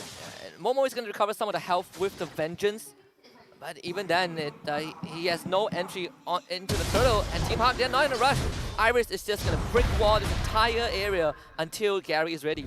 Yeah, Yums is a little susceptible. He still has one Shrimp Hole left in him, but he's buying out time. Iris doing a very good job. Just proxy the wave. He doesn't have to commit to anything. And that's why he's going to use that ultimate to try and get rid of Iris. Iris is going to go down. Lovely final slash from Momo to punish the Terizla. And now Todak has opened up an opening around the Turtle pit. Gary, can he get the red tree off? Able to dodge the dash and actually secure the Turtle. Lovely stuff. Stolen Feather Airstrike on Yura, but he's going to get jumped on by Rival instantly. Team Hawk will get used in return. Momo might be the next on the chopping block. So this Arlen wants to get away. Taunter terrified and dead. Gary with the double. Beautiful stuff coming out of Noir, setting that up nicely, making sure that Yums, it's difficult to time your Shrimp Hole when there's so many things to dodge. You don't want to get hit by the energy eruption. You don't want to get hit by the I'm offended either, but at some point you kind of have to pick and choose what you need to get hit by. And the moment you do not have your Jikundo or Shunpo, you just instantly die, right? There's nothing much that Yus can do. I mean, he knew that. If not, he would have flickered, right? The craziest thing is that Todak has been really putting a lot of emphasis on a choke. Oh! And the flicker that is on the Panda, keeping it until they need it. Make sure the Panda goes down. The counter hit comes in from Gary again, calling out Rival who needs to run away. Noir on the case. Nico guys getting him down. Noir taking a lot of that damage, and we get an unfortunate pause. No, the timing! Chico guys was about to get the kill and everything! It was about to be so cool! They set it up perfectly for him! You can see Gary, even he's just like, dude, I'm about to die, bro! Yeah, Noir is like, oh man, like, Gary was waiting for his cooldowns and Noir was just tanking all the shots. It's gonna be a type 2 issue on the side of Team Hawk's side, so not hope it gets sorted out. We're gonna take a bit of time with this, but it is so unfortunate. I believe this call coming out from the side of, was it Gary? Yeah, it looks like it was called by Gary himself, and that was in the middle of the fight at the same time. So again, it could be, well, it's one of those things where when you have a type 2 issue, that's where it gets scary because you don't know at what point did it start to occur. And worse yet, it could mean that he might have been walking into some danger zones or using spells without himself even realizing it. So hopefully they fixed it up, and hopefully Team Hawk can actually recover from that type of damage. And he was playing a very important role in that skirmish as well, right? He was able to force Rival away. He was taking a lot of damage, and all he was looking for is the combo points to get the Appraiser's Wrath off. And I think last we saw on that screen cap, he was moving away from the fight again, assuming he's waiting for his cooldowns with Noir going down. My assumption is that Team Hawk are just going to disengage from that and give Noir's life away. But either way, it is definitely kind of that unexpected break in the tempo that Team Hawk has gotten for themselves. All right, guesses, wild guesses. Place your bets, boys and girls. How many kills is Todak going to be walking away with when we come back into the game? One. You're not even going to go for 2? I think it's going to be 2. Oh, we'll find out right now. We're going to be going back into the game. Thank you very much, Marshall, for your hard work. And well, he doesn't even go down. There's 0 kills for Todak in this instance. Lovely flicker. And no! Boys, another pause. Come on! I'm looking at you, Team Hawk. Is it going to be you again? Yep. It was just testing out the ping a little bit. And yeah, Gary's still facing some issues. Yeah, that's a type 3 error. So they're going to change the entire phone here. They're like, no, we're not having this. We're making sure that competitive integrity is kept well here at MPL MY. So thank God for our marshals doing one heck of a job. Well, at least this time we are at the state of the game has cooled down a little bit. You know, not much is happening. You know, the teams are just going to go back and farming their waves, setting up for the next objective. We're not at a moment where when we come in from the pause, it's going to break the game. Well, not this time. Not this time. But at the very least, the situation is kind of de-escalated from where it was prior to that. So don't worry. Nothing game-breaking just yet. Yeah, Gary is going to... They'll have some time to talk about this, right? We have 5 minutes to go through this. Well, a maximum of 5 minutes. Hopefully, lesser than that. But yeah, we're going to get Gary's device fixed. But Team Hawk, they have put themselves in a pretty decent position, right? The fact that, you know, Todak, they got the right idea to dive the backline to get onto the Valentina with the Joy. But the front lines, the Noir, Ruby, and the Fredrin has been doing their absolute best to keep Todak away, and that has minimized a lot of the damage that Todak can do. Yeah, I agree with that. I think that as of right now, Yura has been working really well with Noir. Because there's always the argument of if you are Cho, you might as well, you know, break the tip of the spear rather than going straight for the shaft, right? And I think in this particular case, breaking the tip of the spear is actually really, really useful, but Yura is just not letting him, terrifying him at the right moments, making sure that he's spacing correctly so he has to commit on one or the other rather than knocking them both up with a Jikundo. Yeah, and even at level 1, right, as a Cho, you want to be able to clear the wave as fast as possible and punish your opponents with the first set of Jikundo. That didn't happen, so no invades for Todak. They can't really find where Gary was, and Gary got a very solid level 4 and was able to walk away with the first turtle despite them losing Iris right before that. I mean, that's to be expected, right? The comp really starts to come online towards the third or the third turtle, second if they get some early kills, specifically on Chifu guys. Oh, looks like the type 3 issue done before the 5 minutes. Let's jump back into the game. I mean, our marshals are so efficient. Love them. Thank you very much, Lukman and the rest of the squad. Again, as you mentioned, de-escalated. So kind of back to this cooldown state. Iris doing the usual turret thing. Flicker is back online. He needs it for the next fight, but he did use the penalty zone earlier on. Yep, there you are, just taking their time with this. Let's have a check out on the battle spells. It looks like from Todak's side, only Yums has utilized his battle spell. Everybody else still has it off cooldown. Team Hawk, it's going to be Yura who's getting his back in about 12 seconds. Purify for Panda, 40 more seconds to go. So it could be another potential punish down on the bottom side of the map. Alright, Chiku guys, gonna land this. Oh, he's just gonna let it go. Not gonna wait any longer. Majority of the players are on the top side. I'm Sam Toy. He's gonna use the wings by wings just to get out. Todak, they were thinking about punishing Iris once more, but it's not gonna be as easy as it looks. Not when Gary's nearby and Momo. He's just gonna take this. Yeah, honestly, the fact that he goes for the common emblem, it's just so smart. He knows that this is a losing matchup, so all he has to do is have enough mana to vengeance himself back up to full. Gary's gonna start the aggro on the turtle. Before we 4 occasion again. See if Yun can find the catch. I mean, they have a lot of displacement skills, right? We have the Dragon, they have the final slash from the Arlen. And Zion Senpai, as usual, will be able to do his artillery strikes from afar. Momo will arrive at the team first. Rival charging on the dashes to get the kick onto Yura with a better airstrike. Gary still gets the turtle though. And Nuar gets the taunt onto both Zion Senpai and Yun. Now the stolen better airstrike will be used. Yun tries to break it, but Nuar will just tank it. Final slash for stop, but Momo now has to find a way to get out. Taunted at the end of the Vengeance dash. Still dashing around, but he's going to be going down. Nuar finds the kill. Nothing left you can actually do there. Momo just too deep in the sauce in that situation. I think that Team Hawk played that well, and honestly, Gary winning out that retry battle, super important for him. He already had the advantage of being a level up on Rival, but at that point in time, had Todak stolen it away and still sacrificed 1 kill, it would have really slowed down this creeping snowball that Team Hawk is now developing. Look, 3K already. It's about to be 5K if they get the next objective. And Iris opened up the top side of the map at the same time. Stormfire is going to go. Yum pulled in. Unfortunately, Iris is going to be on the case, but it's Cho, so he shouldn't post the safety. And again, good job by Noir in that previous fight to zone out the members of Todak, right? He zoned out both Zion Sandpoint and Yum. And Yura just playing so confident right now on this Valentina. Yeah, right now, even Rival not being... Again, he won't be able to do much for the earlier stages of the game. He's going to need a lot more items before he's relevant, and Iris just taking full advantage of the body of the Smith. It just feels like Todak is wasting their time the more damage they invest in him. Rival is 2 levels behind Gary at this point, so your objective fight is going to get even harder than it already is. Team High looking to kind of pressure this middle lane. It's not the easiest thing to push though, not with Chico guys and Time standpoint around. Dude, does Panda know that Arlet's in there? Oh, he has no idea. He has no idea. Gary's going to be there though.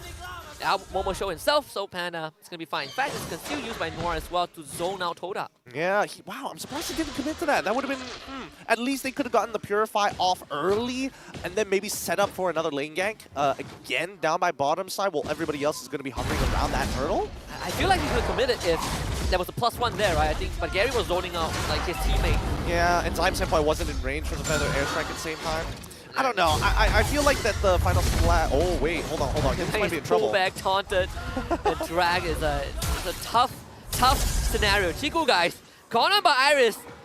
Might go down. Has to tactical roll to safety. Iris, he can chase this. No problem. Chico guys sidesteps it. It's not gonna be enough, is it? Yo, bro. Iris, yeah, he's gonna hold on to the Executioner's try. You're not juking him this time. Both goal laners are traded though. Panda ends up going down thanks to Zyme Sempoy and Momo. But this third turtle is gonna go to Team Hawk. Yeah. Oh, that's so weird. That's so weird. You shouldn't have been caught out, but there's nothing real. Once you're stuck in that penalty zone and you don't have your flicker, you're in some trouble. The moment you tactically roll, Iris will run you down, knowing that you have no more movement abilities to get you away from his hammer. It's tough. The top quadrant of the map is Iris. It's labeled as his. And you can't show up. Like, you need at least 3 people to kill him, and that's not even a guarantee. The AI winning prediction at 8 minutes is 68% for Team Hawk. I think it's safe to say that Iris is the bouncer of Team Hawk right now. You better have a +2 if you want to get into my zone, bro. Yeah, I mean, look at him. He's huge. He is so big this game. But at the very least, Chiku guys is able to kind of, start sieging out these turrets down to kind of recover from the damage, economic damage that Team Hawk has applied on top of them. And I love the build coming out from Iris, right? He recognizes that it's not about spell vamp, it's about being able to kind of close out these kills. He does get the Fury Hammer, and then immediately it's just full tank items. Yums, he's looking for a kick. He's gonna get terrified before he gets the kick off, so he'll be delayed. Yums needs to get away, ends up going down. They do find a fire slash on the Panda and run him down as well. But it's 2 kills for Team Hawk. It will be 3 thanks to Yura. And Todak cannot fight this. And that's without Gary in the fight. Yeah, and I'm not gonna lie, Panda, he's just taking it. He's just taking it. He's like, okay, my team is carrying the game. My team is carrying the game. I am a punching bag right now. It's fine. I got 2 kills. You know, as long as I'm getting kills, it's fine. Yeah, I mean, he's keeping up with Chiku, right? Yeah. He's a level ahead of him. I'm sure he has got a little bit more gold. And the fact that the rest of his team is being able to kind of refrag for him and taking those kills for themselves to keep themselves further on into this game to maintain pressure, I think it's fine. Now we had a bit of time. I think it's the appropriate point for us to go back to one of the hot topics for today, right? We talk about the goal lane matchups between Panda and Chiku, especially. Panda, we discussed about him a lot. He does some funky stuff, but Chiku kind of feels like he's been struggling in the recent matches. I mean, can you even blame him though? With the lineup that he has to go through, he needs a setter. And right now, a lot of these situations, he doesn't get that setter. He's kind of left to do his own things. He knows that he is behind, so there's no point actually trying to play for his combo just yet until he gets the right amount of items. And I think, in particular, we're waiting for that Malefic Roar before we see him being relevant. Thankfully, they will be able to get the top tier 2, so some sort of retribution, some sort of return for Todak. Their bottom tier 2 will go down though. It's not the easiest to defend against the Siege, but there's a Bruno on the enemy side. Yeah, and looking at the level differences, EXP lead that Team Hawk has acquired, man, Momo is 2 levels down on his opponent, Iris. Even Yum's still struggling 2 levels down as a support against Noir. Man. Still trying to extra use just a zone on Todak. I mean, even Gary is 2 levels ahead of Rival, right? And this is just a rough spot to be in. And look at how confident Gary was. He's just walking up knowing that no one can kill him. Sigh has to use his ultimate to stall out this push. They'll be successful in doing so. So Todak at least keeps the inhibitor alive and they're able to shove on the top side, but the mid one is going to be under threat. Chiku guys will use that ultimate to get rid of it. Momo now can still flick it forward, gets the final flash, but they are pulled back by Noir. And it's Gary that finds the killing spree alongside Panda, who also chips in a bit of damage. A clean machine coming out from the side of Team Hawk. A cool play coming out from Momo as he flicker final slashes to catch on too, but Noir's like, nah, you two are coming with me. And this is where we see Todak reach almost their breaking point, right? The patience is running thin. We've seen this before, but this could be another lethal blow. We know how good Team Hawk is in closing out these games when you are on the ropes. Todak will have the full team back. No flicker this time for Momo. So Team Hawk, if you're looking to do as much damage as possible to inhibit us down, they will back off. All right. They got what they came for, and this is off the very first Lord of the game. In those positions, right, Team Hawk is slowly getting to that 10K mark, and unfortunately for Todak, they're nowhere close. Like, getting to the 32K would be a blessing, but by then, Team Hawk have already gotten a full item ahead, so I don't know. Unless Momo is able to catch both Yura as well as Panda at the same time, I don't think that this is very winnable for Todak. Even Rival has to be extremely careful with the way he approaches these fights. I mean, he has damage. He just got the Divine Glaive. But how can he get into the thick of things? It just seems so hard. Terizla, Fredrin, Ruby, not the easiest to get through. Yeah, I think right now their only hope is leaning onto Chiku guys, because so far Team Hawk, a majority of them have Athena shields already built. And Sigh and Rival, even if they go in together, as long as those Athena shield passives are active, they won't be able to close out some of these kills. I believe that was one of the highest AI prediction in terms of win percentage for a team we've seen so far. 91% for Team Hawk. Even when you look at the damage dealt difference, Chiku guys is the only one on the side of Todak who has dealt more damage than his counterpart. And even that was by a very small margin, and it's not really converted too much. Yeah, this, again, Athena shield diff right now, and Todak, they just have to power through it, right? They have to waste these resources from the side of Team Hawk, poke them out slowly, and then eventually pull back and look for an all-in engage once the main carries from Team Hawk are out of position. But we'll see, because right now they've got a border kind of set up here.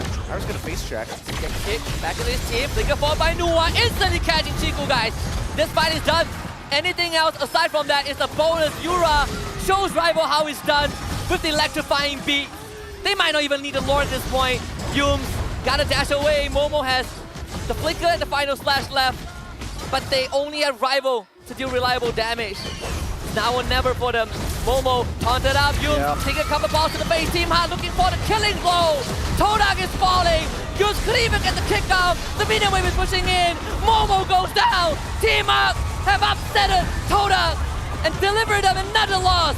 Oh, a big win for Team Hawk, claiming themselves 3 points as they move on and finish week 4 strong. You can see the sighs of relief from the side of Team Hawk. They needed these points desperately. We said this is one of their best chance to reset, get some points before the final stretch, but they face off against the giants of the leaderboard.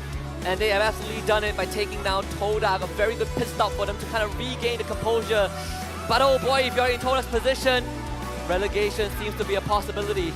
Yeah, they are still at 6 points. They haven't been able to accumulate enough to keep themselves out of that red zone. But it's Todak, and we can only put our faith in them to hope that they keep away from the red zone overall. But man, what a game coming out from the side of Hawk.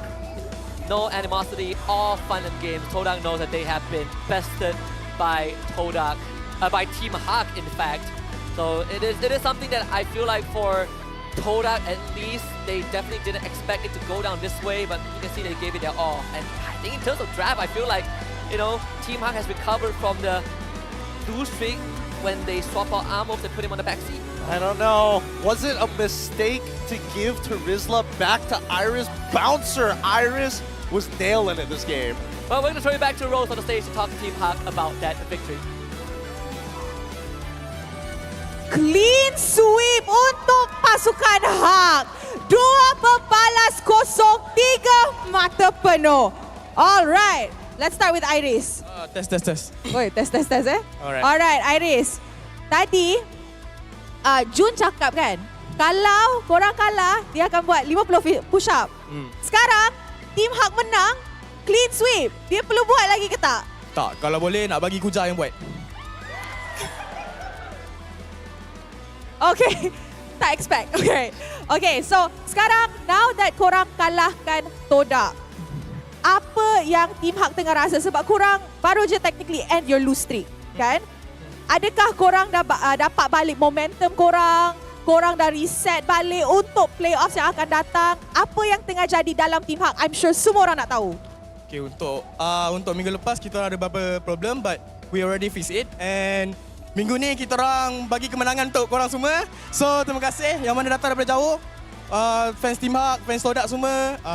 I love you all. Wow. Okay, so dapat dengar MVP kita dah ready. Tapi untuk minggu ni kita tengah buat benda lain. Kita tengah try something different. So, Iris, you pilih you nak siapa announce MVP? Siapa? You nak siapa pegang mic? Panda. Okay, kita bagi kat Panda. Alright, boleh ya? Okay, Panda, sihat? Sihat. Alright. So, I nak Panda announce MVP. Lepas tu Panda akan tanya soalan kepada orang dapat MVP tu. Alright? Go. Macam nak announce? Alright. Alright, go. 3, 2, 1. Producer excited. Alright, so kita punya MVP is Yura. Nak tanya apa dekat Yura?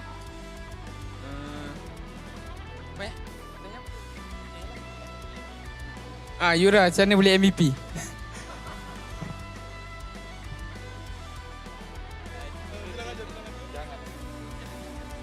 Sebab boleh deh. Pandai. Alright, Yura sekarang jadi MVP. Team Hawk menang. Apa Yura tengah perasan? Senang. Habis fix problem minggu kemarin kan. Sekarang udah balik lagi ke performa kita. Alright, okay. Kak Gary, last question untuk Gary. Minggu depan, korang ada 2 game lagi kan, tak silap? Okay, 2. Korang akan jumpa SMG dan juga Selangor Red Giants. Dua-dua pasukan top of the leaderboard. Is Team Hawk ready? Ikut performa hari ni, insyaAllah ready. Cuma kita akan improve lagi untuk minggu ni. Tapi kita orang lagi 3 game, Homeboys. Oh, 3 game. Oh, Homeboys. Termasuk Homeboys. Termasuk Homeboys, sorry. Tadi dekat skrip, diorang letak 2 je.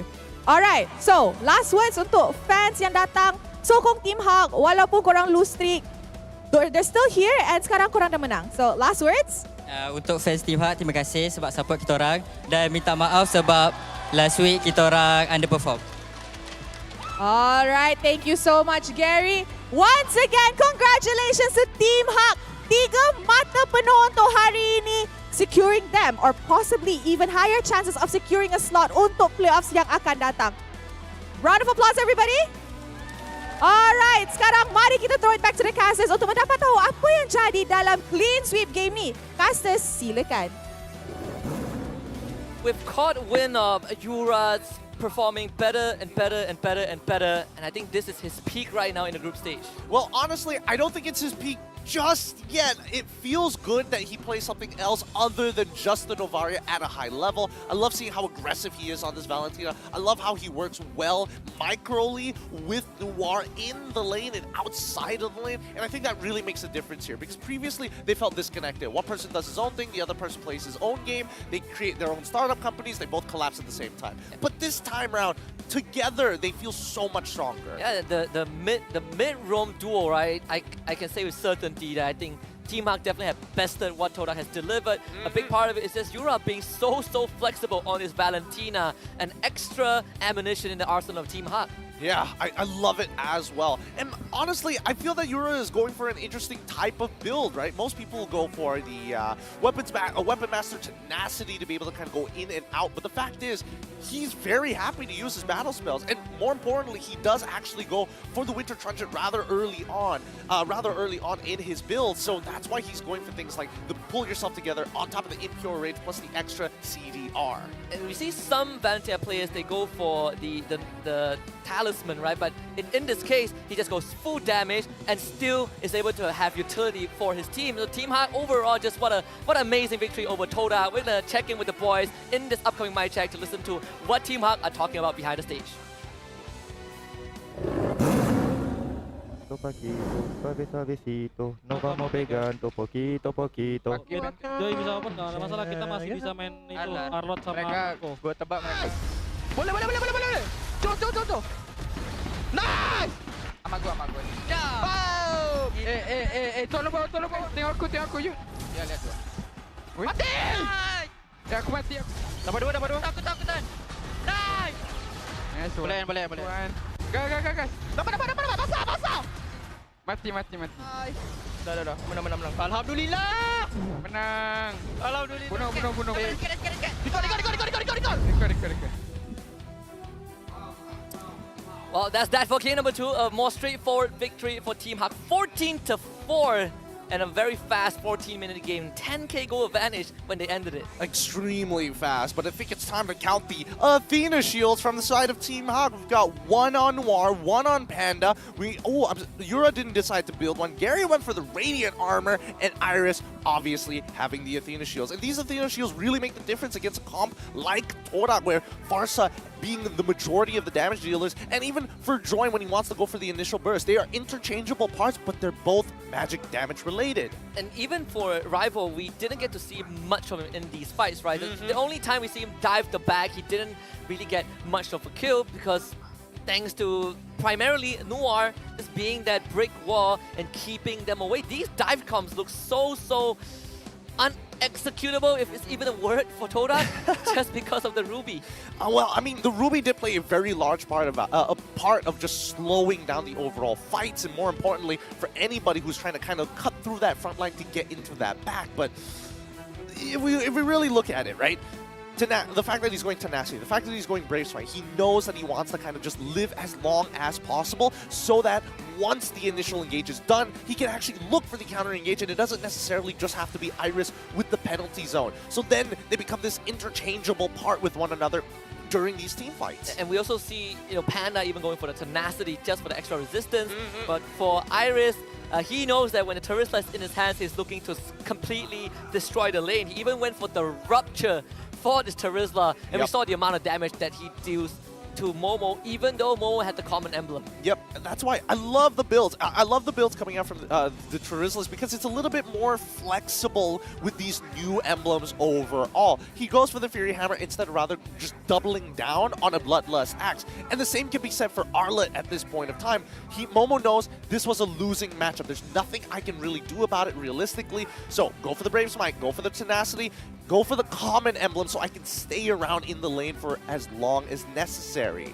But I also think that, you look at Todak's overall lineup, the margin of errors for them is very, very, very tiny. They need the battle spells, they need the ultimates to start a fight. And even then, to execute it isn't easy. You have a Cho in the Roamer role, you have another in the XP lane. They have to land their spells in tandem to make it work. Most of the times, they don't get that window. Yeah, they really don't get that window. And worse yet, right? When you're deciding on what tank item you need to go for first, in a lot of situations, Todak actually have to go for the Dominance Ice.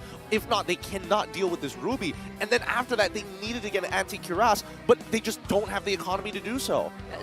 Dominance Ice, and that's also with the Terizla, right? Like, you don't want him to heal out with the Festival of Blood, and just, again, the snowball got rolling so fast that Team Hawk just ran over Todak. You look at the damage dealt overall, this honestly just tells you how fast the game ended and how effective Team Hawk was at closing it out. Yep, a 14-minute game and 6 seconds of absolute destruction. And Team Hawk making sure that the early interactions of Todak were really beneficial, right? They were finding picks wherever they can, and especially since Todak were the ones being a little bit more aggressive, in this particular case, Yums, they weren't able to get any side lane advantages. I would have imagined that Todak were going to play around gold side for a majority of the game and let Momo kind of be independent on his own, give away the early turtles, and then look to start playing for the second half of the game from mid to late. And this is where I also want to go back to the Cho pick, right? First phase Cho for Todak, it has been... last time we saw it against SRG, we kind of chalk it up as, oh, Todak is here to ego challenge SRG, but in this case, it's a first phase Cho that in this game, it looked very straightforward. I find the Bruno, I find the Terizla, we burst him down. Simple, we win the fight. But there's a Valentina on the other side, and he can become a 6 hero. And that becomes a bit of a problem. Suddenly, you have to deal with a counterfeited Farsa blasting your team with Feather Airstrike. We gotta look at the heat map as well. In terms of jungle domination, I say this is absolute destruction by Gary. Look. With the jungle domination board up on the table here, showing us the land on the percentages of which Gary was taking 3/4 of the map all to himself, with only a 57.1% rate of actually stealing away buffs, and as well as jungle creeps on that side of the map towards gold. Rival, even though he has 100% side on the orange buff side, he has to deal with Iris. So luckily, we don't have a trifecta here in the jungle domination screen. And it's also not the buff that he really cares about, right? It's like, I got the orange buff. It would be nice if I get the purple buff. I mean, at the end of the day, he's playing Joy, right? So it's not like he cares. The cooldowns are nice, but he didn't need the mana regeneration anyways, and it just felt bad.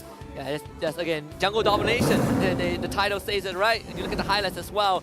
This was where they were able to catch Iris out, punish him before the turtle fight. And at the end of the day, look at this. Yura is face tanking Rival's ultimate. Yeah, the early game can be kind of rough. The mechanics for Joy nowadays, it's really difficult because you have to get the electrifying beats before you get on top of your target. And worse yet, if you've been committing to a lot of your dashes on one target, the damage amplification, it actually does the opposite. It starts reducing your damage if it's the same target over and over again, up to a total of 60%.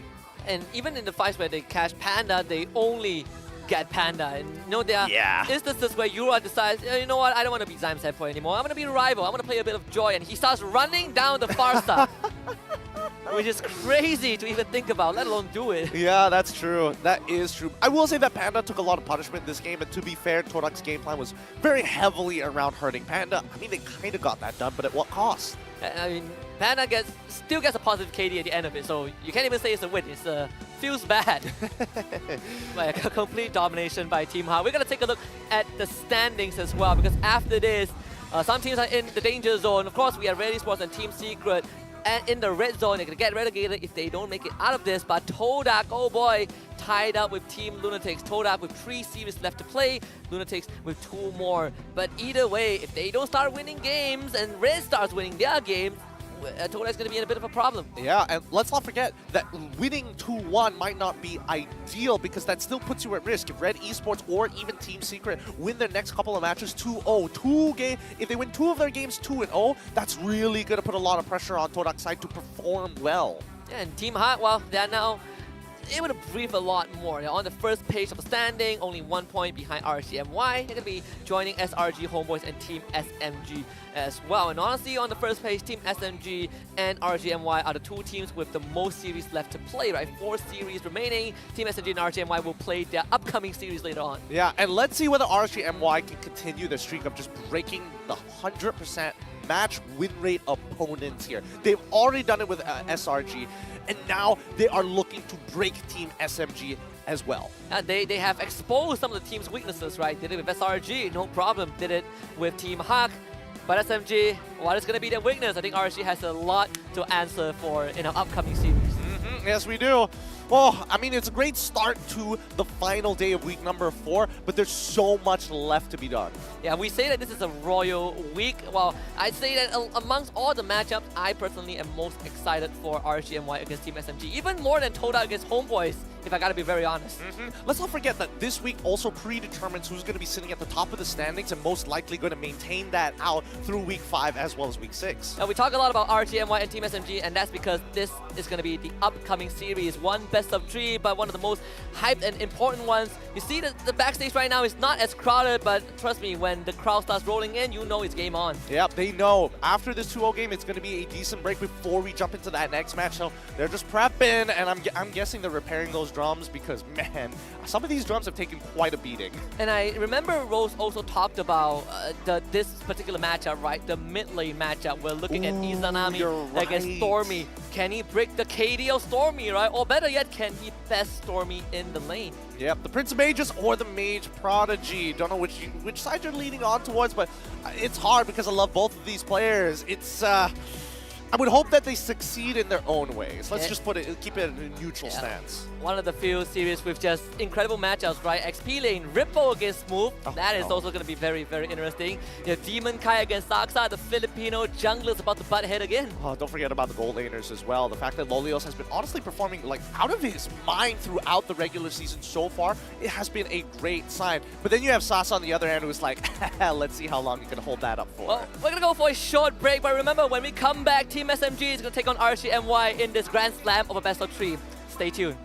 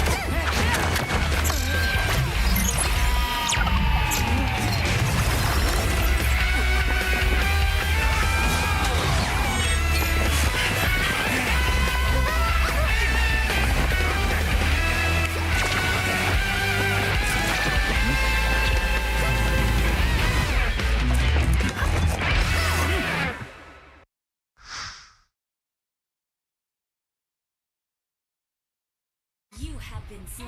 Legendary, unstoppable. Defeat.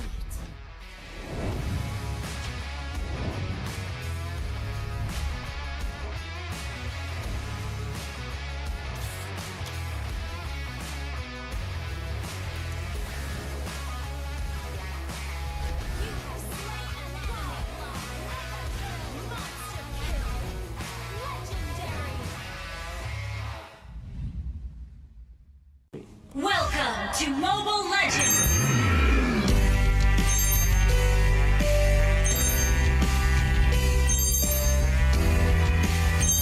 Ini Malaysia lah.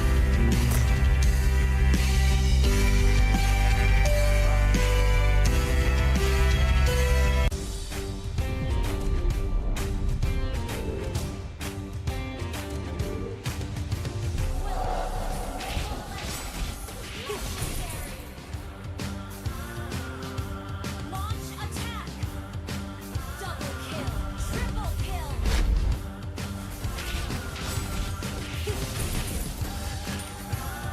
Legendary!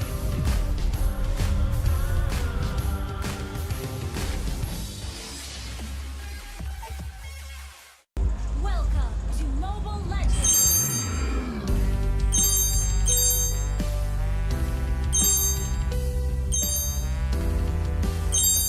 Ini Malaysia lah. You have been slain.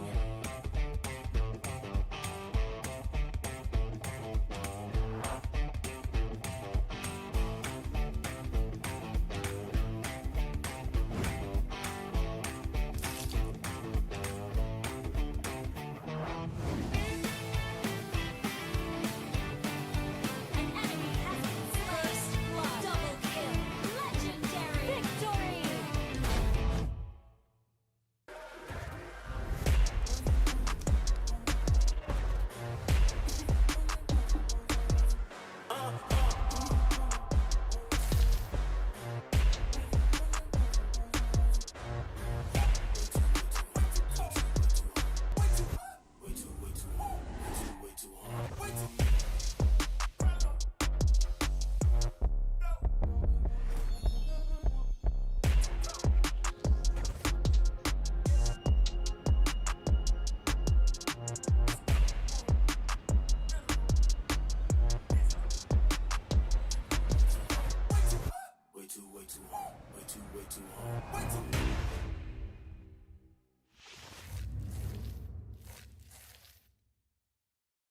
Welcome to Mobile Legends!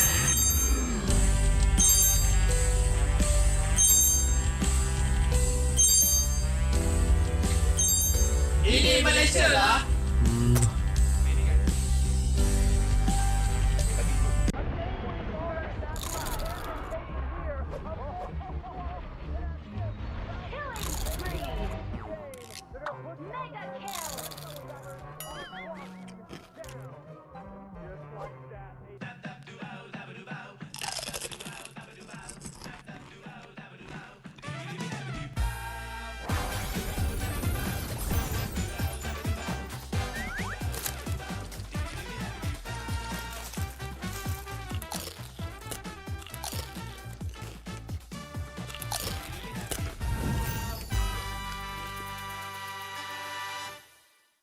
Welcome to Mobile Legends!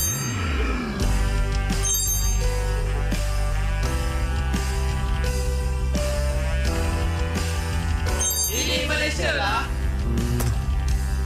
Boleh. An Gas. enemy has been slain. Dah lah dapat skin percuma, dapat extra protection, dapat semua hero lagi. Gas guys. Nice. So, hello guys. So, mari kita hujung minggu ni main rank dengan kawan-kawan dan lengkapkan task korang untuk dapatkan skin ya guys. korang let's go play Mobile Legends. Gak, tak, boleh. Nice.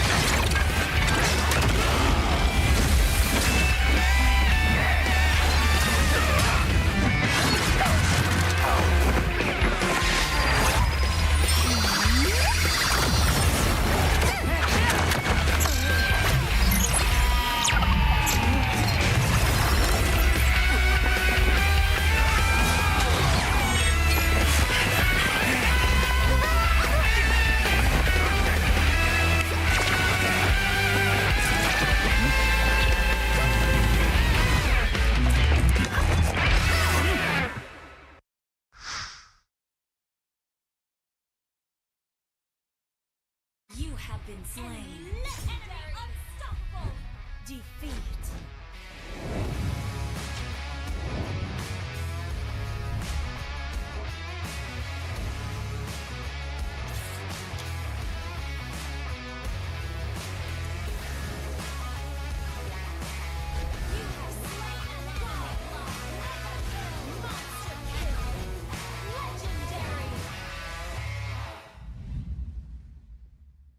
Welcome to Mobile Legends!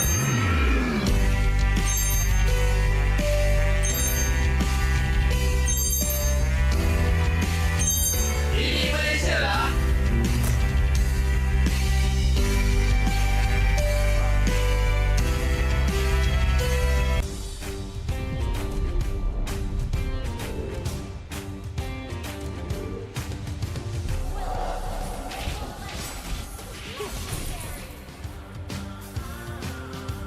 Launch attack! Double kill! Triple kill!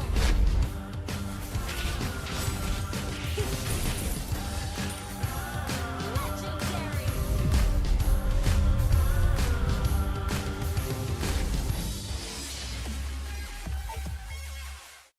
Welcome to Mobile Legends!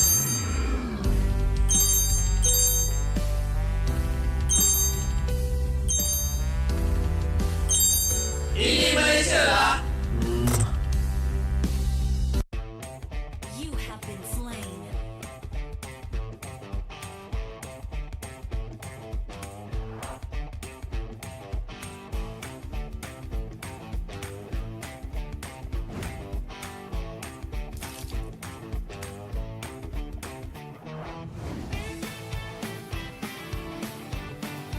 An enemy has been first blood. Double kill.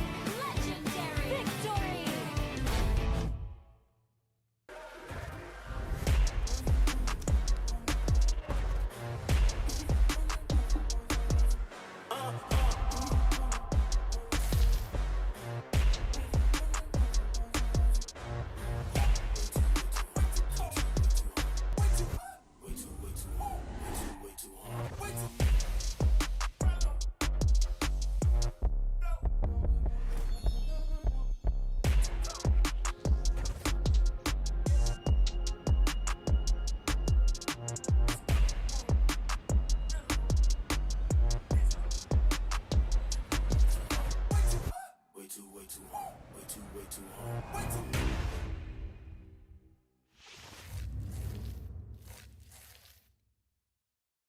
Welcome to Mobile Legends!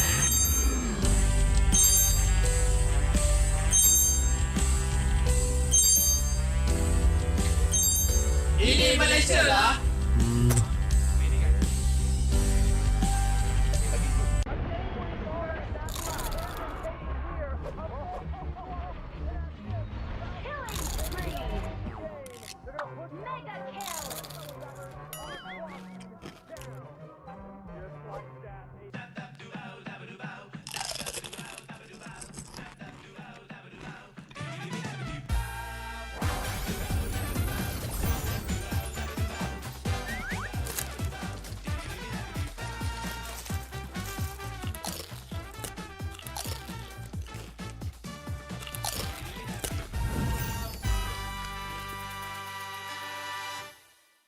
Welcome to Mobile Legends!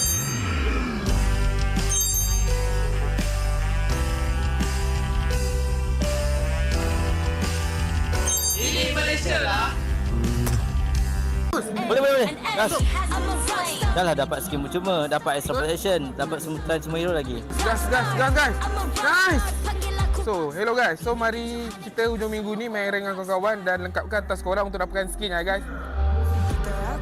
Okay, korang let's go play Mobile Legends. Gak. Tak. Boleh. Nice.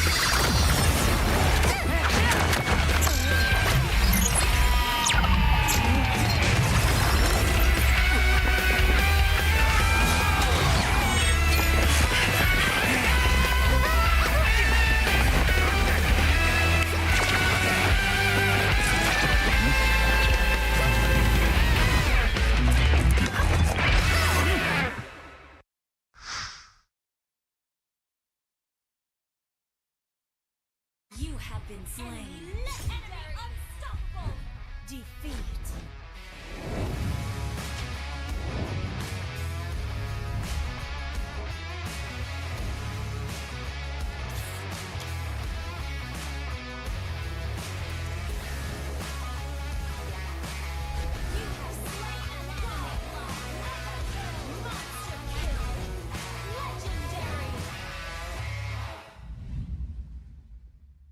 Welcome to Mobile Legends!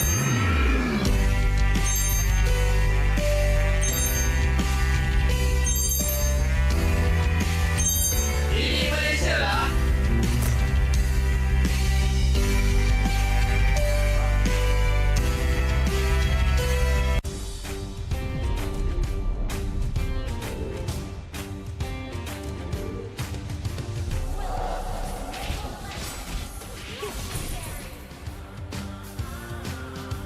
Launch attack! Double kill! Triple kill!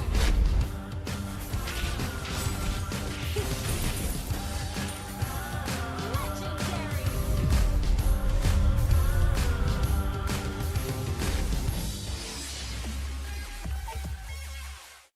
Welcome to Mobile Legends!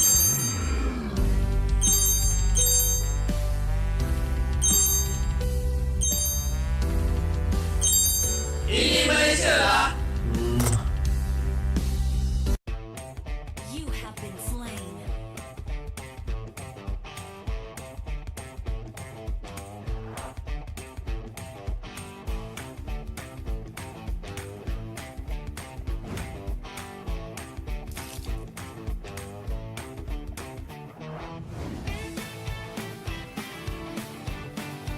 An enemy has been slain. Double kill. Legendary. Victory.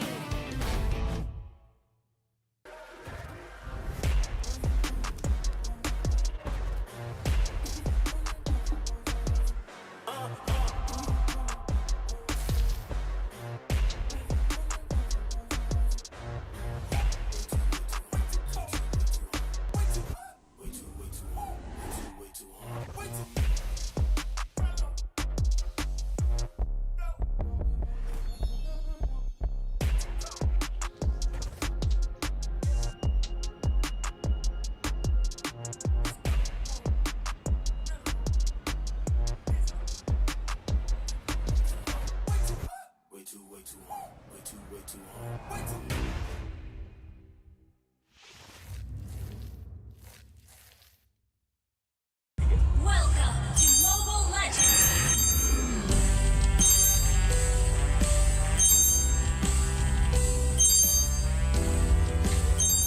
Ini Malaysia lah.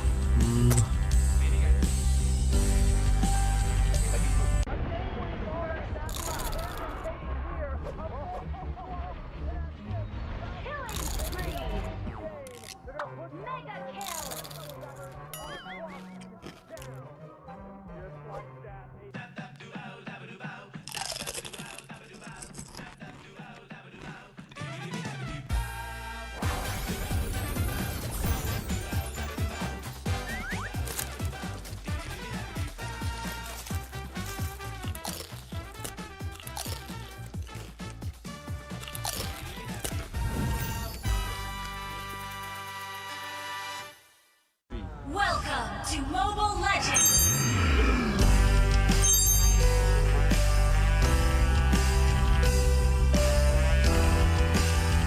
Ini Malaysia lah.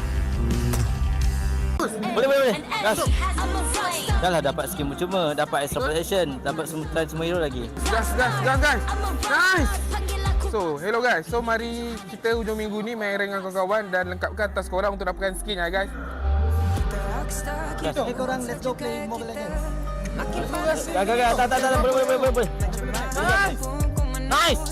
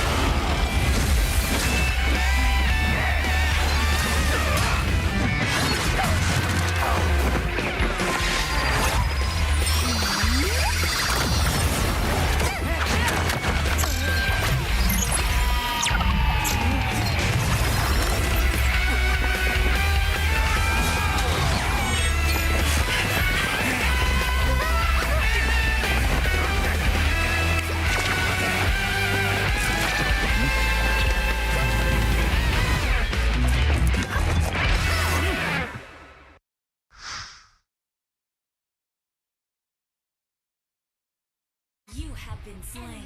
Enemy unstoppable. Defeat.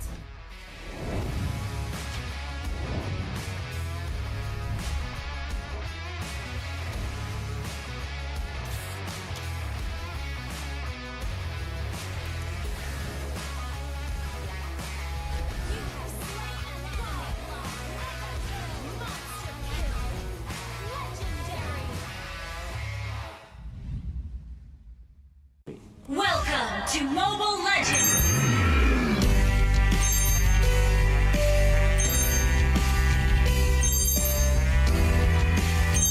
Ini Malaysia lah.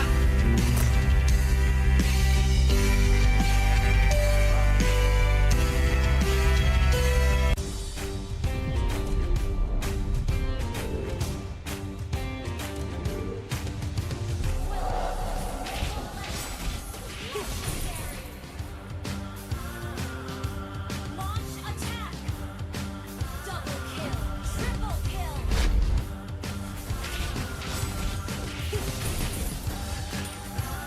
Legendary!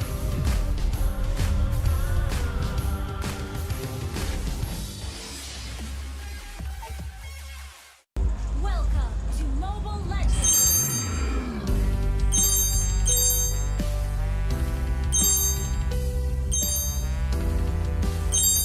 Ini Malaysia lah. You have been slain.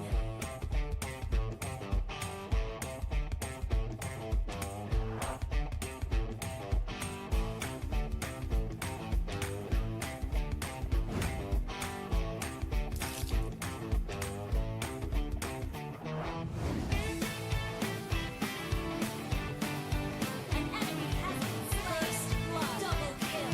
Legendary. Victory.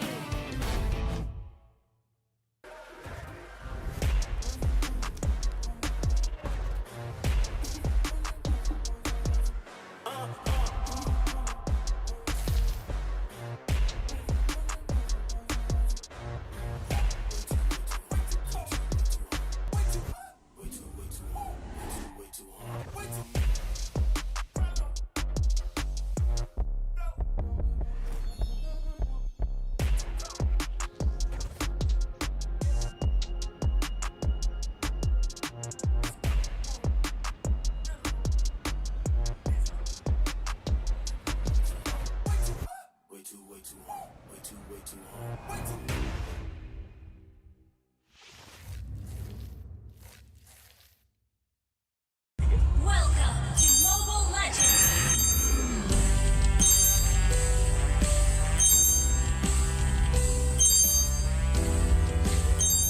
Ini Malaysia lah.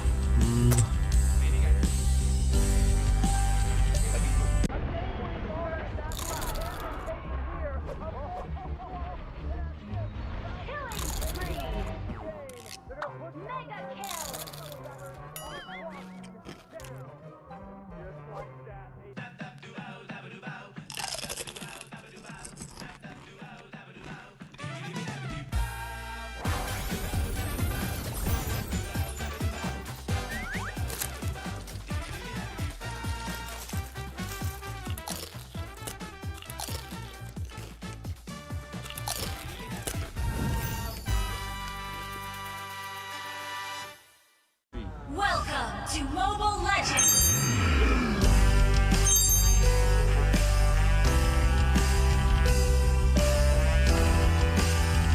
Ini Malaysia lah. Boleh. Gas. Enemy has been slain. Dah lah dapat skin cuma, dapat extra protection, dapat semua hero lagi. Gas, guys. Nice. So, hello guys. So, mari kita hujung minggu ni main rank dengan kawan-kawan dan lengkapkan task korang untuk dapatkan skin ya guys.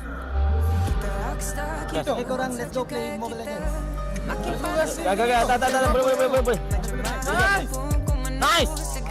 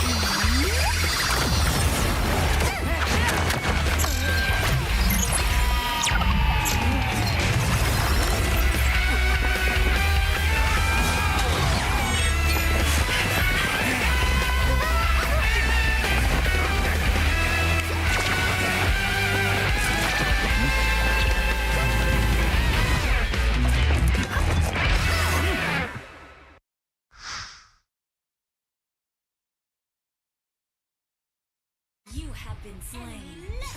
Unstoppable. Defeat.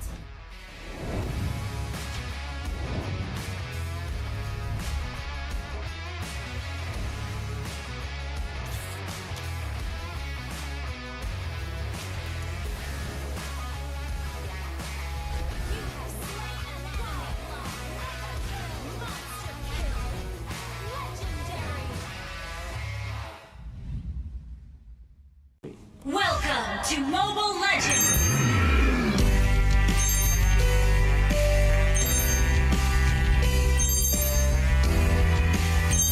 Ini Malaysia lah.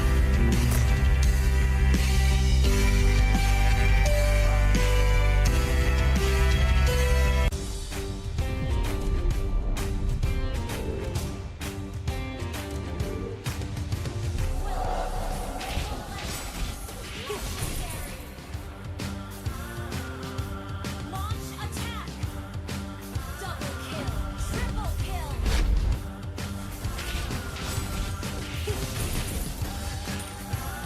Legendary!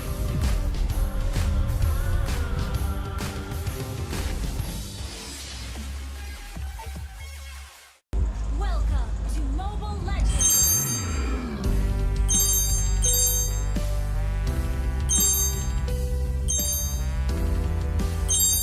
Ini Malaysia lah.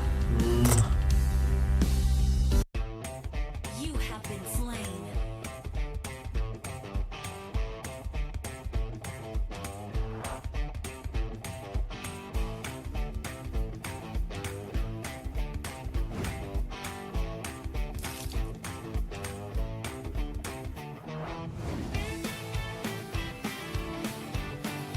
An enemy has been first blood. Double kill. Legendary. Victory.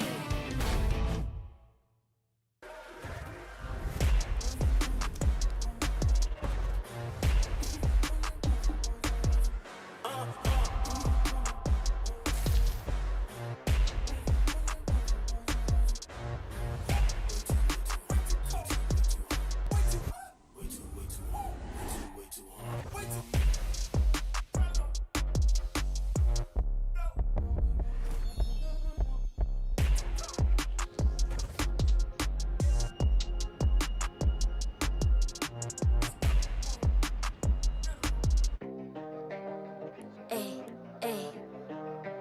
I'm a rock star. Yeah, rock star. Ay, ay, ay.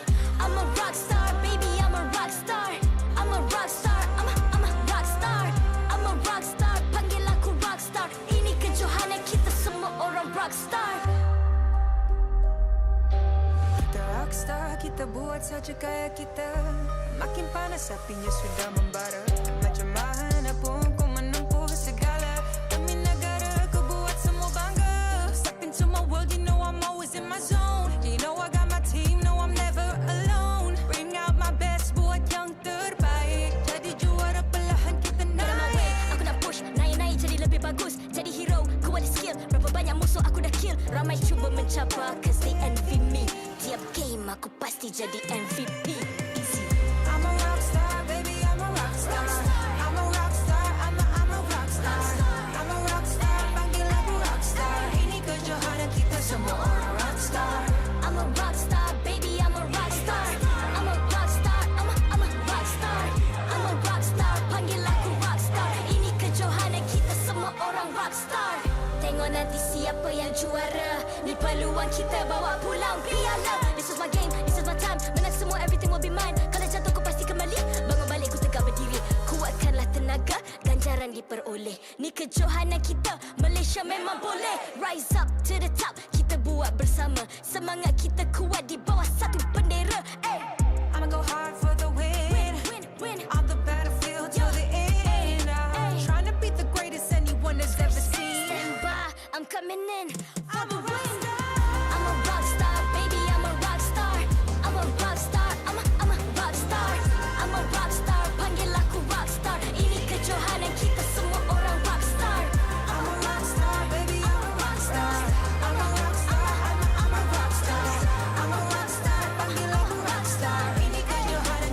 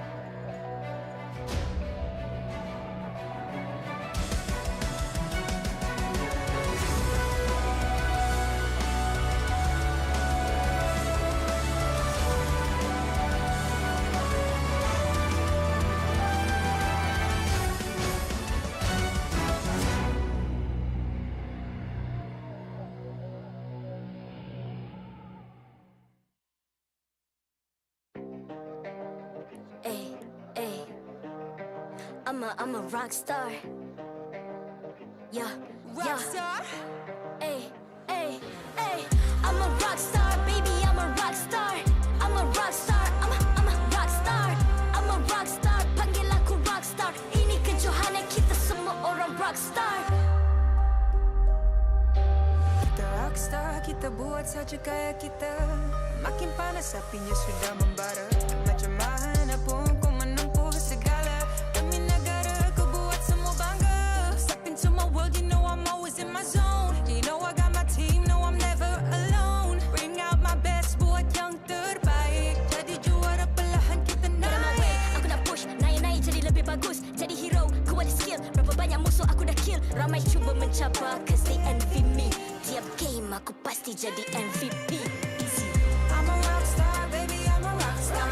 I'm a rockstar, I'm a rockstar. I'm a rockstar, panggil aku rockstar. Ini kejohanan kita semua orang rockstar. I'm a rockstar, baby, I'm a rockstar. I'm a rockstar, I'm a rockstar. I'm a rockstar, panggil aku rockstar. Ini kejohanan kita semua orang rockstar. Tengok nanti siapa yang juara. Ni peluang kita bawa pulang piala. This is my game, this is my time. Menang semua, everything will be mine. Kalau jatuh kau pasti kembali. Bangun balik ku tegak berdiri. Kuatkanlah tenaga, ganjaran diperoleh. Ni kejohanan kita, Malaysia memang boleh. Rise up to the top, kita buat bersama. Semangat kita kuat di bawah satu bendera. Ay. I'ma go hard for the win. Win. On the battlefield till the end. I'm trying to be the greatest anyone has ever seen. Stand by, I'm coming in for the win. I'm a rock star, baby, I'm a rock star. I'm a rock star, I'm a rock star. I'm a rock star, panggil aku rock star. Ini kejohanan kita semua orang rock star. I'm a rockstar, baby, I'm a rockstar. I'm a rockstar, I'm a rockstar. I'm a rockstar, panggil aku rockstar. Ini kejohanan kita semua orang rockstar. Rockstar.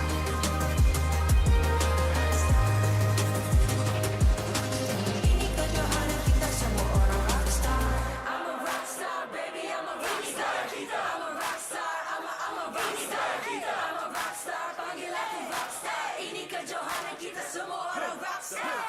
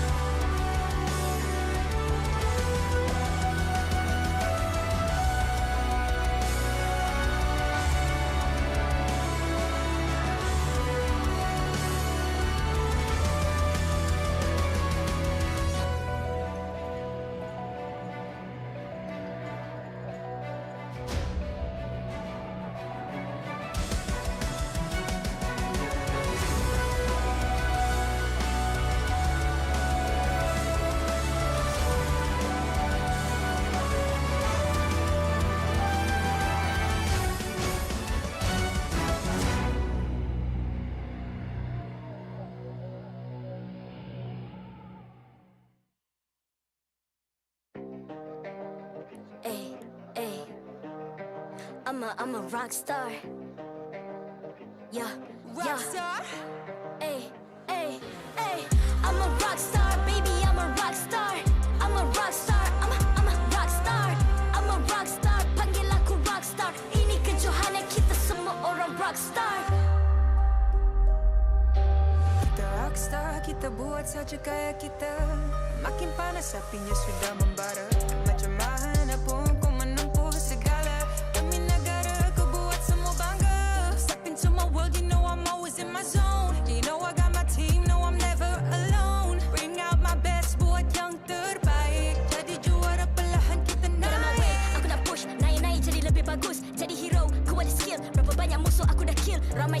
cabar cause they envy me.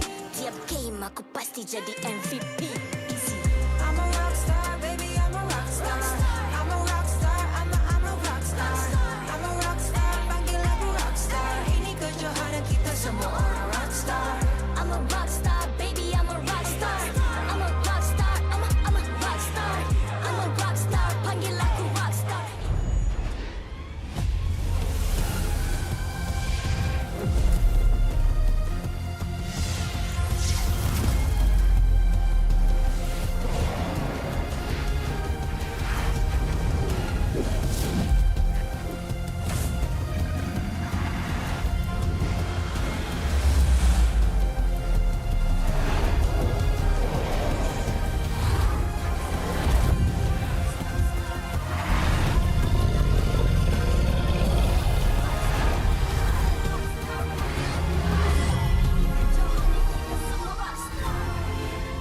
MPL Malaysia Season 12 is powered by Muntong, official mobile internet hotlink. Score an epic MLBB skin for only RM1 with Hotlink. Summon your legends, unleash your style. Lightning-fast gaming experience with Hotlink all-new prepaid. Now with 5G. Visit the Hotlink booth today. Mr. Potato, official snacking legend. Feel the crunch. Snack like a legend. Thank you to all our sponsors for your support in MPL Malaysia Season 12.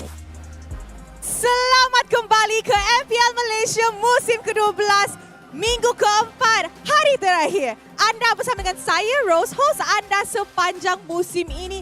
Dan sekarang kita sudah berada di match kedua untuk hari ini. Manakala kita akan saksikan perlawanan yang sangat-sangat panas. Kita akan saksikan RSG MY yang akan menentang Team SMG. So, nampaknya the crowd is super duper excited untuk match up ni sebab dua-dua pasukan tengah pegang win streak. Team SMG on their road to be undefeated in the regular season while RSG MY nak putus win streak SMG. So confirm gameplay sangat panas. Tapi I nak tanya dulu, from the side of RSG, are you guys ready? Alright, nampaknya diorang dah ready. Tapi SMG boleh kalah ke? Tak boleh. So, from the side of SMG, let me hear you. Wow. Dua-dua fans dah ready. So, marilah kita jemput RSG MY ke atas pentas MPL Malaysia. Hadir bergaya dengan streak kemenangan di dalam tangan. Membawa misi untuk memecahkan win streak Team SMG. Berjaya mendominasi selepas mengalami kekalahan. Adakah sinar biru akan sekali lagi menyinari Land of Dawn?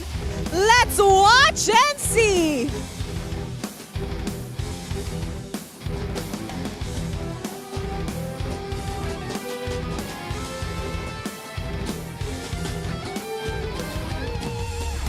Give it up for Team SMG! Sekali lagi Team SMG membuktikan bahawa mereka adalah gergasi regular season. Penambahan Miko dan Saksa menambahkan lagi mimpi ngeri buat pasukan lawan. Ditambah lagi dengan strategi Coach Pau yang sangat berkesan, dapatkah Team SMG memadamkan api kemarahan RSG MY? Turn on the aircon sebab stage akan berapi sebentar lagi. Sekarang, marilah kita menjemput barisan marshal kita yang akan mengalas tugas untuk memastikan perlawanan sentiasa berjalan dengan adil dan lancar.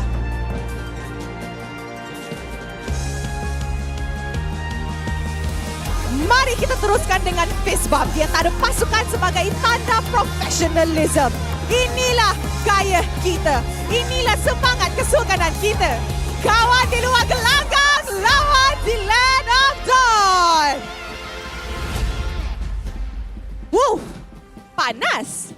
So guys, korang rasa kita kena turn on the aircon ke tak dekat Dewan Sri Putra sebab match ni sangat-sangat panas. Korang kena ingat, alright, that Miko and Storm used to be ex-teammates. Which means perlawanan ni akan jadi intense untuk dorang. Tapi bukan tu sahaja sebab the battle of the mid lanes. Kita akan tengok our mage prodigy Stormy going up against the Prince of Mage in Malaysia, Izanami. So, I think everybody's ready. But wait. Hold on. I nak semua orang. I want to hear everybody. Okay? So before I throw it to the casters, Dewan Sri Putra, are you ready? Vibes ni yang kita nak. Vibes macam ni yang semua orang suka. So with that, let us show it to the casters. Teams, this is your moment. Game on. Thank you very much to our host, Rose. Once more, the crowd is ready. We are ready. Team SMG against RSG MY. The boys in orange and the boys in blue about to bump heads. Will Team SMG's win streak be finally broken by RSG MY? We're going to find out. You're here with us. My name is Husky, and alongside me is Kid and Q. So far, Team SMG has had a monster of a season, having dropped barely any games. One game, in a matter of fact, with full 100% win rates over this series. It is tough to knock them down, but so far, RSG continues to prove that they are breaking 100% time after time. But there's one thing that could tip the balance in RSG MY's favor, because we've seen a lot of players backstage. They have something to juice them out whenever they need an extra boost, and it's all about the spirit of never stop fighting, right? Gotta keep grinding on, and they power up with Nescafe right here with them. Every time they take a swing, they're gonna power up their gameplay and take the MLBB game to the next level. So take a shot of Nescafe, power out your game, power out with Nescafe, and reach the next level of Mobile Legends Bang Bang. And don't forget, a lot of the heroes have their own specialty art on these exclusive Nescafe cans here. So go check it out from your nearest store, and maybe you can collect them all. Let us know how many have you spotted out that's an individual design. But with that being said, let's pull this back to RSG versus SMG, because the crowds are getting wild here. It's not as crazy as the Niners at the very least having the marching bands, but let me tell you, these stands are full, and I'm pretty sure they're waiting for First Blood to spill. And with that being said, we also need you guys to give us your opinion by scanning the QR code down below. Let us know who you think is going to be the MVP, not just for this series, but also for the upcoming series between Red Esports and Team Secret. But of course, if you get all of this right, including the ones prior to this between Team Hawk and Todak, your name might be flashed down below at the end of the day, and you might get some prizes in your game client. So give it a go.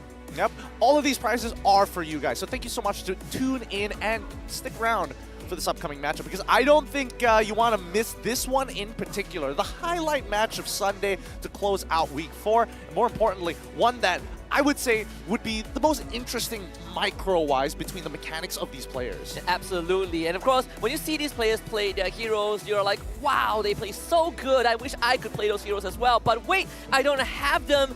Don't worry. Now you are going to have a limited time access to all the heroes in Mobile Legends Bang Bang starting from the 8th of September. So you can pick your favorite heroes and dominate on the Land of Dawn. Or better yet, invite your friends and join the climb in the rank ladders, because you also get star protection, which means if you lose, it doesn't even matter. You can use whatever you want. You can lose the games if it gets so unfortunate. But the main point is gather your squad and climb the ranks. You still have 15 days left for the rank season until it ends, and that's 2 weeks plus an extra day for you and your friends to crush it and make it to Mythic Glory. Ooh. I think it's time. I think it's time. Let's bring up the lineup of RSG MY. We talk about them being the boys in blue, the boys that have broken a lot of that clean streak. SRG was the first team that fell victim to them. They exposed a lot of weaknesses, all parts to Demon Kite, Storm, Lolio, Izanami, and Ripple. Now, in the earlier weeks of the regular season, RSG didn't look like they were a full team just yet. They were struggling to kind of come together with one ideal. But now it feels like, at least for Demon Kite and Storm, they've integrated well, and more importantly, they're elevating the team. When a lot of people heard about the transfer before MPL started, I think RSG MY was cited as a dream team for MPL MY, right? This was a team that's going to change the landscape of the league, but they need to overcome this team in front of them. Team SMG with Saksa, Miko, Sasa, Stormy, and Smooth to make that come true. Yeah, we weren't expecting 2 changes, in a matter of fact. We were only expecting 1 change at the very least at the beginning of that season, and that being Valence, who's now continuing his studies. But Saksa and Miko, so many questions around them. Do they integrate well? We've seen Team SMG's attempt with Hades, for an example, or Hate during his time. and he didn't work out with the team.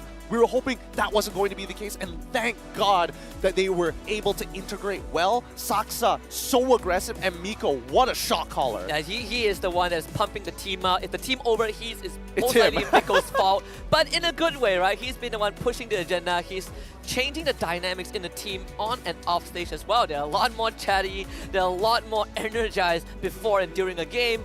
So the fact that RSG MY is pitted as the dream team, I think Team SMG is currently the dream team in the regular season. Yeah, and let's not forget about the coaches, because again, this is the season that RSG is looking to reclaim that title, bringing back Skadaga once more, on top of having Coach Rain as well, just to make sure that the team not only understands their fundamentals, but can elevate themselves in the draft. And not many coaches have been able to achieve an MPL trophy with a team, depart for multiple seasons, and come back to try and do a run it back. Skadaga is the only coach that is in that spot.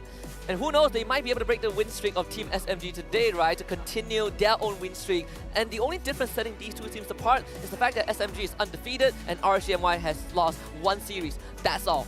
And a big contributing factor to Team SMG's success is Coach Pao and Long, who have been working hand in tandem to get winning drafts 60% of their matches. They never feel like they are behind, and more importantly, they get very close to the 50-50 mark when it really comes down to a team being hyper prepared for them. And only the team that got closest to beating them was Todak, and that was back in week 1. That was before SMG hit their prime and found that sweet spot. The second team that came close to taking a game off of them was MPXNC. Surprisingly, unfortunately, that one didn't happen. But overall, I think for Team SMG, with this Xiao Long Bao combo, they are in a very, very comfortable spot. So the question is, can RSG clean sweep SMG to get the top spot? The key word being a clean sweep. Look, it's going to be tough because right now, RSG MY is currently at 4th place, 12 points compared to Team SMG at 14. If they're able to 2-0 Team SMG, not only will they break their 100% win rate, but they will actually overtake them in the standings and take the top spot. And the best part is that in the top 4, RSG MY has the most series left to play alongside Team SMG, right? They're going to be playing the 6th series, which is this one. Red Giants and Homeboys both only have 2 more best of 3 to go. So RSG Malaysia, they have a very good chance to finish first by the end of the regular season. Yeah, and I think that's going to be the goal for every single one of these teams. Remember, top 1 and 2 will get to go immediately to the semifinals of the playoffs, and you are skipping so many steps in between. But now, let's talk about the EXP laners. We all know the shot callers from both sides are great. Mid laners are great. So what's the X factor that's going to change it all? I think it's going to be Smooth as well as Rippo. And the best part is that Smooth, in terms of average damage per minute, is top 1 right now, just 2,449. When you look at his counterpart, Rippo, what he brings is the X factor, right? He has some very interesting picks. You've seen him play the Yuzhong, the Khalid, he has played twice, and both of them have been wins.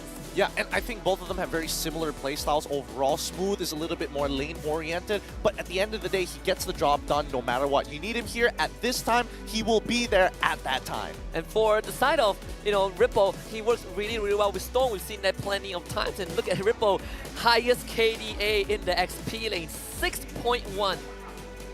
I mean, he's been playing tanks, don't get me wrong. We've seen the Grok, we've seen the Fredrin as well. He's also got his hands dabbled in Esmeralda, and the unique pick, very centralized, I would say, around RSG at this point. It can't just be Diablo no more, Khalid. Yeah, absolutely. And I think I wouldn't be surprised if there's more to come, right? This guy has been on the regional stage. He's been to SEA Games. He's got a medal for the nation. So that experience, I think, powering him into the new season, you can see that effect really spill into the rest of RSG MY.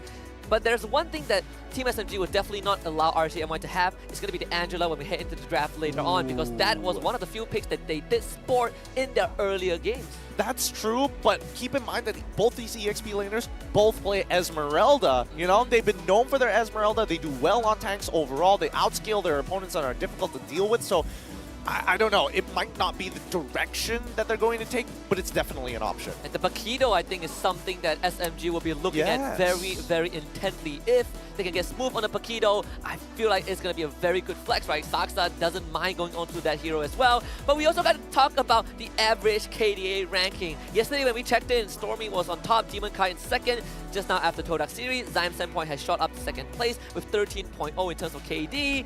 But we saw Stormy farm a insane 26.0 KD score yesterday. So now he's at an average KD of 18.7. That's so disgusting. He's basically doubled, if not getting close to tripling his score against people like Izanami as well as Loliels, having played all of his games in a matter of fact. Team SMG has probably the least amount of games compared to everybody underneath him, but the fact that RSG is 3rd, 4th, and 5th, expect these numbers to increase, and if they can get enough kills on Stormy, really pull him down in the standings. Yeah, Stormy is a KDA machine, but RSG MY is a KDA team at this point.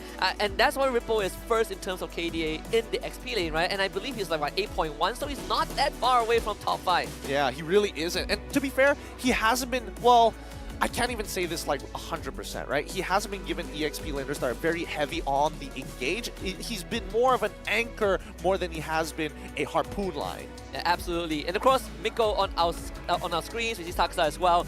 Rose did mention on stage just now is the battle of the ex-teammates, Miko and Storm. They played together before, but now they are mortal enemies. And who would have thought, right? The fact that we got to this spot, we're looking at the best against possibly the 2nd best team in the league.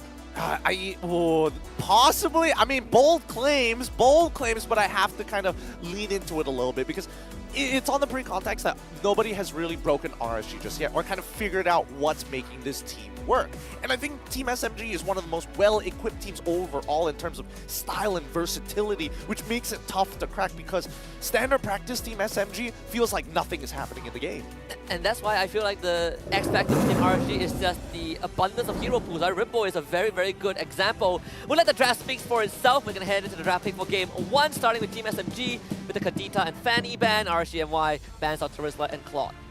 All right, pretty standard all across the board here. Team SMG just don't want to get picked off. RSG MY just want to get rid of these safer picks. An engage heavy EXP laner, but more importantly, getting rid of this Claude to make sure that Sasa is punishable. We've seen him throw games before, and RSG MY is hoping that that occurs again. And look at this, the first blood ratio. RSG MY has a staggering 82% first blood ratio compared to Team SMG at 64%. Not a number, not a difference that I expect to see. I thought that maybe Team SMG will be a bit closer to RSG MY. I mean, a lot of these first bloods is thanks to Storm. He's really great at identifying people that he could potentially punish. Maybe if you're out of position or if you use one of your abilities a little too early, he knows that he can actually extend that lead. Wonder if the Paquito is going to get banned out because SMG does have the first pick, right? It started off by taking away the Edith, so you do limit you do take away one of Storm's heroes as well. It's something that RSGMY has been very comfortable with, and it's actually RSGMY who bans out the Angela. Yeah, they don't want to have a hyper-scaling marksman with an added layer of protection from the side of Team SMG. They know what they are capable of, and I think, well, I mean, I don't think Stormy or Izanami are like, oh, dang, Angela's bad. Oh, no. I'm pretty sure they're fine with it. I mean, I am certain that Izanami would be happy that he doesn't...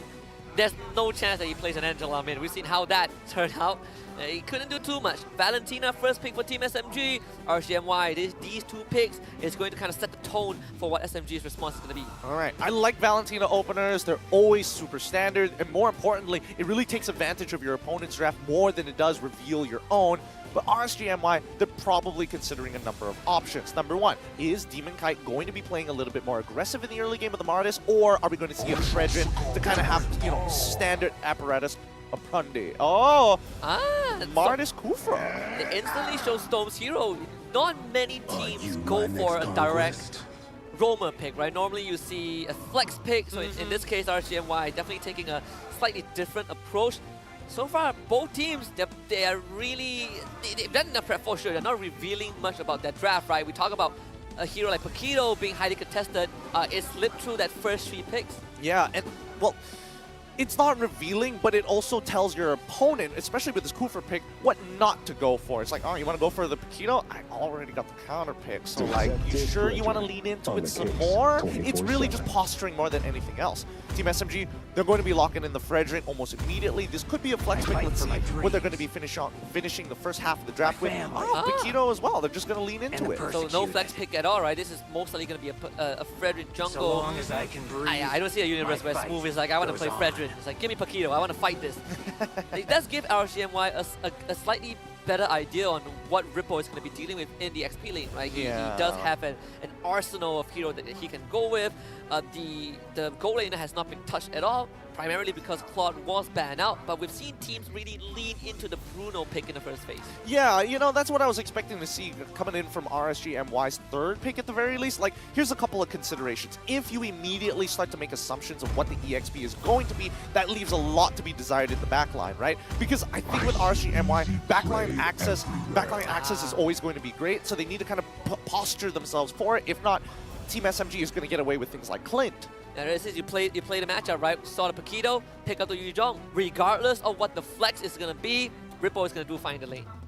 He's going to do absolutely fine. But now we go into the second phase, which is more beneficial for RSG MY. They get first pick in the second phase. They can start focusing down on the more important matchups, which is the backline. Talk about kiting, we have to talk about Wanwan. You start taking out Sasa's hero and you take one away from him for Loliao as well. I think Minggu at this point, you already taken away one of his best picks, which is the Kufra, right? So I think RSGMY feels a bit more comfortable. Team SMG taking away the Harry if you don't want any snowballs happening. Yeah, let's also not forget that Edith is still in the pool here, and I think that's something that Team SMG might be eyeing out for. Let's see whether RSGMY is going to start considering things like the Irithel, for an example, something that can outrun the Yuzhong if ever the Black Dragon form has been activated for the back line. Yeah, respect from both teams, honestly, right? I think a lot of teams may overlook the fact that Loliao is insane with the Harry. So Team SMG, they came prepared. Expected nothing less from coaching staff. Kaja will be the last man from RSG MY, just to make sure that Team SMG don't get any funky catches. I like this. I like this. Instead of banning out things that can run away from the Yuzhong, just let Lolios deal with it in the lane itself. Bruno is open, so you can still bully people out. If they decide to first pick it, even better. What if Team SMG is going to still focus on Loliao pick because it's him and the mid lane? That's pretty much it. Like Izanami, and I'm surprised that both the mid laners only has a Kadita banner, right? Not much focus was given to them. I mean, it's true that not a lot of focus is actually, you know, committed on towards them. But in terms of like what other support picks do we have available? Wow, they also get rid of the Melissa as well. Definitely don't want the get away from me because you have a Fredrin and a Paquito. I guess is a very straightforward rationale. Yeah, but it does like, yes, it is a good counter pick as of right now, but at the same time it does kind of give us a few ideas that Team SMG might want to abuse, assuming that RSG MY's fourth pick is going to be something marksman related. They still have a mid lane left open, right? And they've seen most of the cards that Team SMG has on the deck, like what not to pick in the middle lane, one not to let the Valentina steal. In this case, there are still very good abilities for Stormy to take for himself. Don't get me wrong, you have a Martis, you have a Kufra, you have a Yuzhong, all of them are great. And the Yi is going to be the pick for Izanami. So smart coming in for the side of RSG MY. With this Yves pick, it's going to make this team fight composition really come together to fight around neutral objectives, especially towards the earlier to mid stages of the game. Now, Team SMG, they see all of this, and now some real consideration needs to be made. Diggy could be a possible good option here to kind of bypass the fact that the zone control from the side of RSG MY is pretty devastating, but instead, they're going to go for the Cho.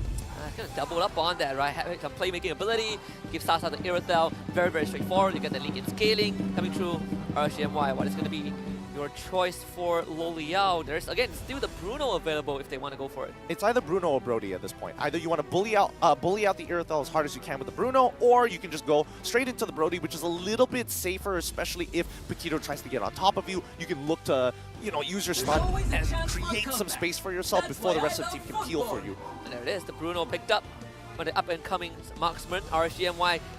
Very solid draft, very straightforward what they want to achieve. Have a good front line, we can team fight, we let Bruno dish out as much damage as possible. Team SMG, realistically, I mean, if Stormy becomes a Black Dragon, you can kind of reach the back line, but aside from that, it all comes down to Miko. Yep, it really does. Miko is going to have to play a very tough role here. To get that backline access is difficult enough with the Kufra's bouncing ball, but let's not even forget, there is so much peel from the side of RSG MY. And you have what the Mortal Coil, that itself is a big, big nuisance for a show to deal with.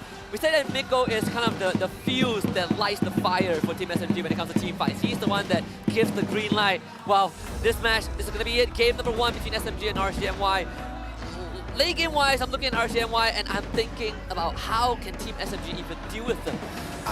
Well, I mean, they're just hoping that Sasa is going to be a worthy investment this time. He's not going to have the added insurance policy of a hard guard, but at the very least, his team composition, especially when you have a lot of pickoff, you've got good peel with Saksa and Smooth on that duty, so it's kind of on Stormy to find the holes in RSG MY's play, maybe to steal the real-world manipulation steal. It could be even a decimation steal like we've seen before where he chains those kills. Yeah, we've seen him do it against Red Esports, and of course, he's been put in a spot where there are a plethora of ultimates that he can go for to suit their needs, right? If I want an extra dive, well, Ripple, I'm gonna borrow your Black Dragon form. If I want some teamfight control, well, Izanami, I'm gonna take your Rule Manipulation. So many things that Team SMG can make, especially in the early to mid game, right? The snowball potential is there. Yeah, it's definitely there, but I think, you know, considering how RSG MY, how they play, they have a higher first blood rate overall, and that, therefore, you need to start talking about lane priority, because Sasa, especially in the gold lane, it's not the strong side of the map for Team SMG. Yeah, and we've seen Team SMG, they're really fine with leaving Sasa alone and let him scale up and let Stormy do the killing. Game 1 between SMG and RSG MY is going to kick off right now. The crowd is absolutely erupting. And that's not even the final form yet. Yep, it's only just the beginning in this best of 3. Team SMG on the blue side, RSG MY on the red. Another point of contention could be if Storm is able to get like an early lane gank onto Paquito. That way, at least for Smooth, it's going to put him at a disadvantage and allowing Ripple to kind of break this volatile lane. And speaking about volatile, both XP laners went for quantum charge, right? So it's all about getting these quick in and out trades, trying to not just give the lane away to your opponent. You see Smooth, of course, with his combo, able to start it now and able to start the game by shoving them away very fast. RSG MY looking to somewhat contest a Little Wanderer, but late to the scene. Yeah, Stormy deciding to go for Bargain Hunter this time around, rather than his traditional going for Tenacity, or personally, I prefer if they do go for the Tenacity, because especially with the amount of just raw damage that RSG MY have in these early stages of the game, it's kind of nice. And the priority in terms of what the teams want to achieve is also slightly different, right? Lolia went for Weapon Mastery and Fatal. I have a winning matchup. I want to bully Sasa as much as I can, knowing that Team SMG, they're going to focus their efforts somewhere else. Yeah, and I mean, for RSG MY, that's why you can see them hovering very closely towards the gold lane side as much as they can. Stormy hovering towards the top side of the map as much as he can, knowing what the jungle paths are looking like. Playing with the timing very well as well, so Storm will not be able to get Tyrant's revenge off. Loliao chipping away a little bit at the turret gold plating, so you get some extra gold. Even gets the gold crab, so just a very standard Bruno game, just going according to plan. Ripple, some pressure. For now, all the information is there. They know that the 3 people up top side, and so far, Minggu has just been, wait, hold on, this is getting real dangerous. About volatility, real manipulation is going to be used. Minggu trying his best to cancel it, but Izanami is going to finish the job, finish channeling. Ripple showing up with the Black Dragon form, looking for Sasa. Sasa now trapped, Petrify onto him. And gonna give Demon Kite the first turtle. Ripple is in the midst of things, but heating up pretty well. Now double knockout with the Jinkudo, gets the kick onto Ripple. Ripple finished off by Stormy's decimation. And Demon Kite, left alone by his team, finds his own decimation, but can't find more. But before taking out Stormy, actually, it's a 2-on-2 trade somehow. What a save! What a save by Demon Kite. Like, you can see that Demon Kite clearly is out of position in that entire fight, and he knows it. There's a good chance that Team SMG want to pounce on him, but instead they choose to target down Rippo. And obviously Izanami can't do anything. He's got no mana to work with. So great situational awareness coming in from the boy. Oh no. Lovely kick from Minggu, waiting for Lolia to overextend, and that one's given away to the SMG. Great lane gang coming in from the side of Team SMG. Once again, RSG MY, the fact is they need a little bit of time to kind of work out what's going on here, because Team SMG are making these synergistic plays between the lanes rather than just looking for full team fights all the time. And we also see Demon Kai running to Impure Rage, and I believe he is the only jungler that runs Impure Rage on the Martis so far. This extra damage, we saw how that one paid off in the earlier skirmish at the Turtle Pit. Now we're going to see a little bit of reset for both teams. And now the focus has turned to the gold lane. Yeah, Smooth currently, does he have a, let's see. He's going to clear this out. Okay, he has a slight EXP lead against Ripple, but it's still a volatile lane. Caught out, there it is, Saksa. Not in the best of spot. Real manipulation used by both teams. Dome able to get away with the flicker. Demon Kai will protect him.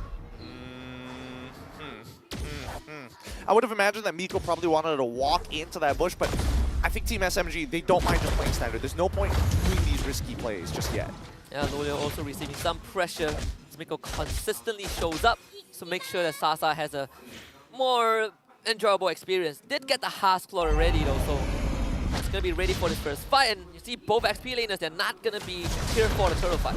Yeah, I'm surprised that they didn't want to get their EXPs involved. It's quite the difference when you have Paquito in these fights. Dome engaging immediately. Minggu trying to find for target, finds the kick onto Izanami, but there's no follow-up, so Minggu has to retreat. Izanami does not have the ultimate just yet.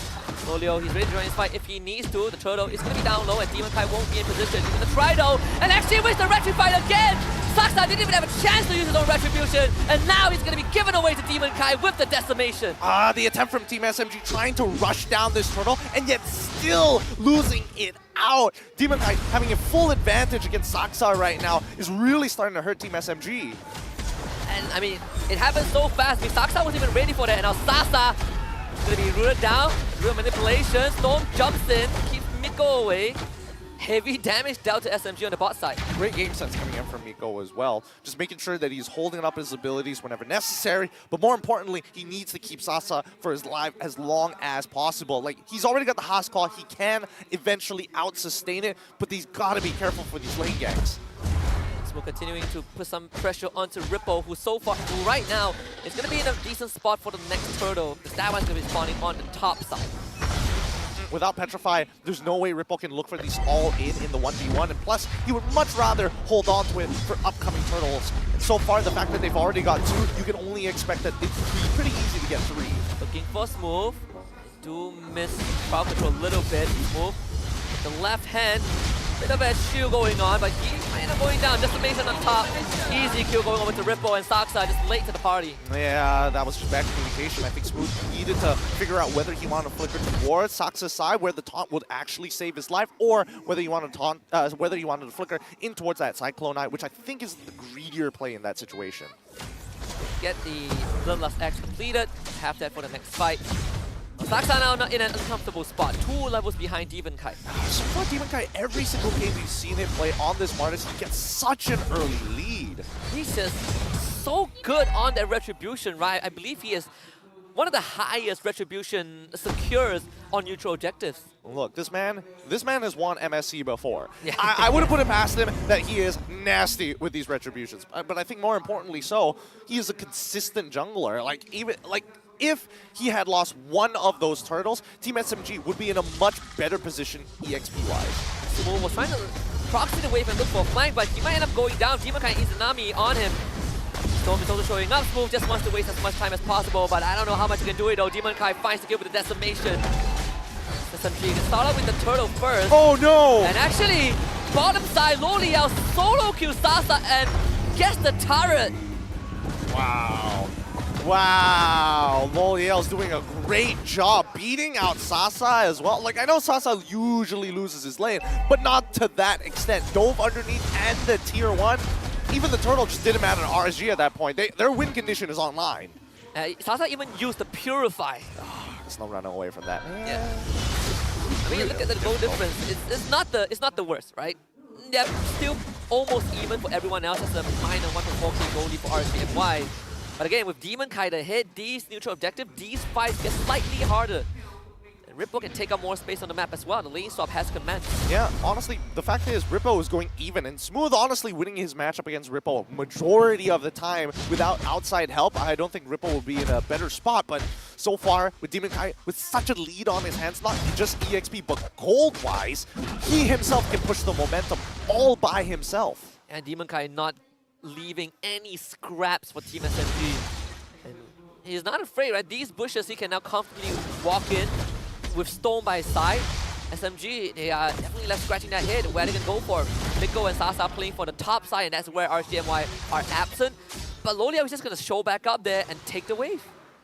Yep, and so far, wave management has been key for Team SMG, but unless Stone can make a play here, I don't think he's going to find anybody just yet. So making an attempt onto Miko. He was able to get away. Saksado, petrified, Ripple. Good game sense to find it, and now Loliao starts to pile on the damage. Sasa jumps in, but he's just a bit too late. He's gonna get domed by the Black Dragon form, and Demon Kai Fish finds him with the decimation. Killing spree for his Martis, and Miko's gotta abandon his jungle. The purple buff is gone. Yep, can't do anything about that. Now the EXP, oh wait, the kick! The good kick, Ripple still has some health to work with, he just jumps away with the Furious dive. Good attack from SMG, but just not enough. Honestly, well done Storm, holding up his bouncing ball, keeping the lowest target as well as Stormy, being in between them, not allowing Storm to actually go for those decimate resets was a great move. Making sure that he has no space whatsoever, they don't find the kill, and RSG now just extend their lead with the Lord. While all of that was happening, Smooth did shove in the bottom wave, getting the tier 2 from the side of RSG MY as well. And now we see if RSG MY can use this Lord to create some sort of pressure point. Can they take out that mid-tier 1 from SMG? It's going to be rough because Lolios right now, completing his GDS, he is in a great spot against Sasa. Oh. Storm again, just good game sense. Miko forced to back off, and Sasa is going to show himself already, so RSG MY knows where he is. Smooth looking to be the difference maker, but easier said than done though. Black Dragon from Ripple, Smooth shows up, and the immediate turnaround to stop Smooth. Ripple just dives the back and finds Sasa, because he showed himself earlier on. Stormy, clip on the edge, by the real manipulation, trying to dash away with the shadow dash. It's going to be a 2-man knockout from Miko. Stormy able to get away, and Stormans are falling. Yep, with Sasa already dead, that means all the outer turrets are going to get destroyed, and Demon Kai with a split push of his own in the side lanes, making it tough for Team SMG to decide. No matter what, they are at a loss. And Smooth was able to find something in return by taking out Izanami, but they got Demon Kai to deal with, and Demon Kai is strong. The King of Hell, and just raining catastrophe on top of Team SMG. All things considered, the mid-tier 1 still stands.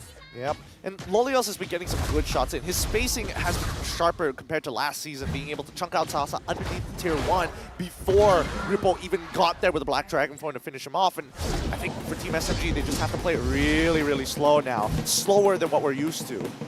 As Demon Kai checks the bush, and against Storm, he's just, like you said, the game sense is there. He's always at the right place at the right time. And when you have a cool bot that can just leap into bushes and face check you like that, that is when he is the biggest threat. He is one of the biggest threat. Now just zoning them off, yeah, getting this siege composition, using their kill pressure as a means, as a bargaining chip against Team SMG, who don't have an answer to it just yet. Only tier 2 standing is the mid lane. Next door in 55 seconds on the bottom side, but RSG MY have almost full access to the map at this point. I think the past 2 purple buffs from SMG has been taken away by Demon Kai. Yeah, and I don't know. I'm trying to figure out a way for Team SMG to really bounce back into this. It's a very small lead for the side of RSG, right? If we're talking about item power spikes, RSG was able to hit it first, but Team SMG has caught up with the 32k mark. So the next mark that we're waiting for is the 42k mark, and that's going to be the big one. Even when you look at the damage dealt difference, Loliao is 10,000 damage dealt ahead of Sasa, because every time Sasa shows up, he's at risk of getting caught by the real manipulation, at risk of Ripple running on top of him with the petrified Black Dragon form. It's not an easy game for this Irithel. And in 12 minutes, the AI win prediction says that RSG MY has a 64% chance of winning.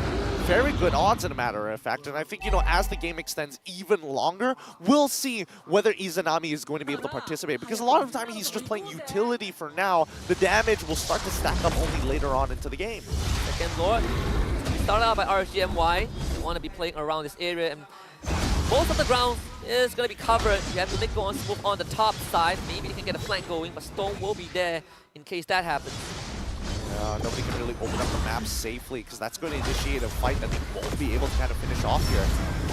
Black Dragon form. Dropped already. Saksa being pushed away. And now the flank comes from SMG. Looking for Izanami. That is going to be the target. They use the real manipulation to get some sort of time to survive. Demon Kai trying to rush down the Lord. And you'll be able to find it, no problem. Ripple keeping Saksa away the entire time. And now Team SMG, can they pounce on RSG MY? S-Move finds the left hook to find a kill. But Demon Kai has the decimation reset. Storm! What a flick of Tyrant's rage! Oh my god! Demon Kai's time to They're all dead! Ripple about to try him! Demon Kai applies the third alongside Ripple! Smooth misses the jab! Demon Kai turning around! Smooth still alive! And RSG MY, they can keep on going for days! Oh my goodness, Demon Kai didn't get a third reset. Smooth's gonna make the attempt! Not enough to take out Demon Kite. Silver lining, 3-4-3 trade for SMG. Wow. That was a really good idea coming in from Team SMG. Instead of playing front to back, they decided immediately to jump the back line. Their biggest problem was Izanami's zone control, forcing them into a small box to 5v5 and then have to disengage and waste a lot of their time. Instead, take out Izanami immediately. Ripple's already super far ahead trying to zone out Saksa, forcing it into a 4v4. And Demon Kai was just getting all these resets, right? If that third decimation didn't end up with Ripple getting a kill, oh boy, we might be seeing our first Savage of the season. We've got to wait for a while longer. Lord coming in from the bottom side, RSG MY looking to break the mid tier 2. Yeah, and, Smooth, despite everything, honestly, he's in a position to, honest to God, try and carry this game, picking up a good number of kills for himself. He's 5-2-1, despite how many times he got lane ganked. Yeah, how long can he do this for, though? I think that is the question, right? At one point, it has to be Stormy and Sasa. Stormy's KD not looking too good right now. Yep, and I think, at least for Storm, he's been denying him. Minggu, trying to look for a K, finds the knockup, cancels the real, actually can't cancel the real manipulation, but stalls it up for a little bit.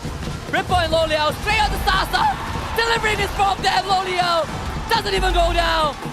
SMG has lost 3, and RCMY looking to put the first piece of the puzzle in place. 5 dead for SMG, and RSG Malaysia with a strong opening statement in the series. Wow, that was one hell of a game coming out from Loliel's. Demon Kai just doing God's work, and Loliel's is like, I am not gonna waste this gift.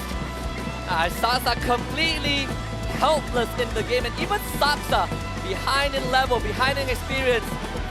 And of course, Ripple doing his usual stunt. Take a sip of water.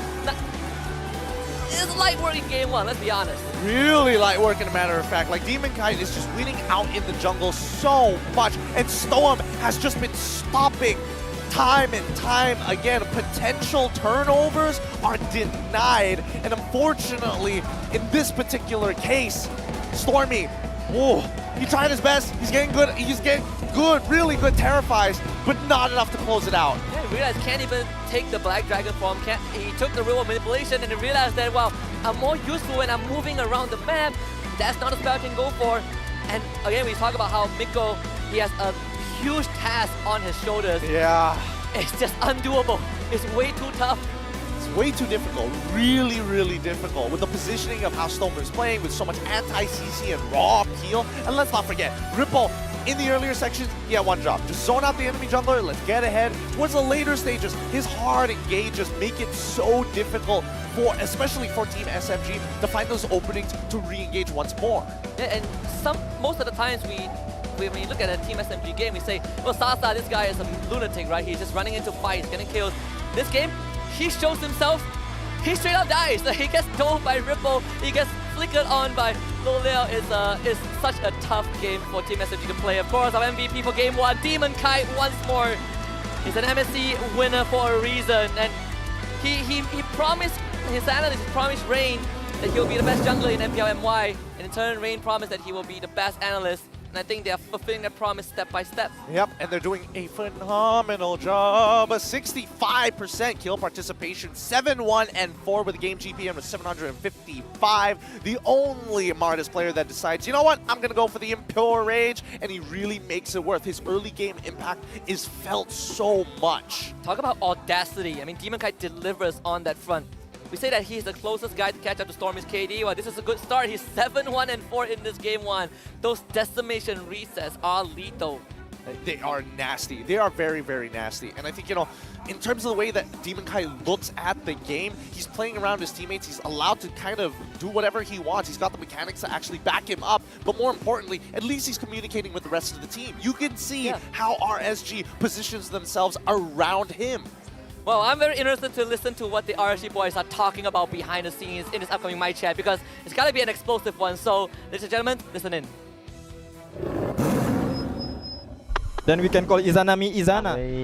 Oh yeah. Even now when we're already over. I go bot. Careful, I cancel the chow. Wait. Chow, Ken. Pakito guys, pakito. Nice. Pakito. Hey, we can this, guys. We can this. Chill guys, chill. Wow!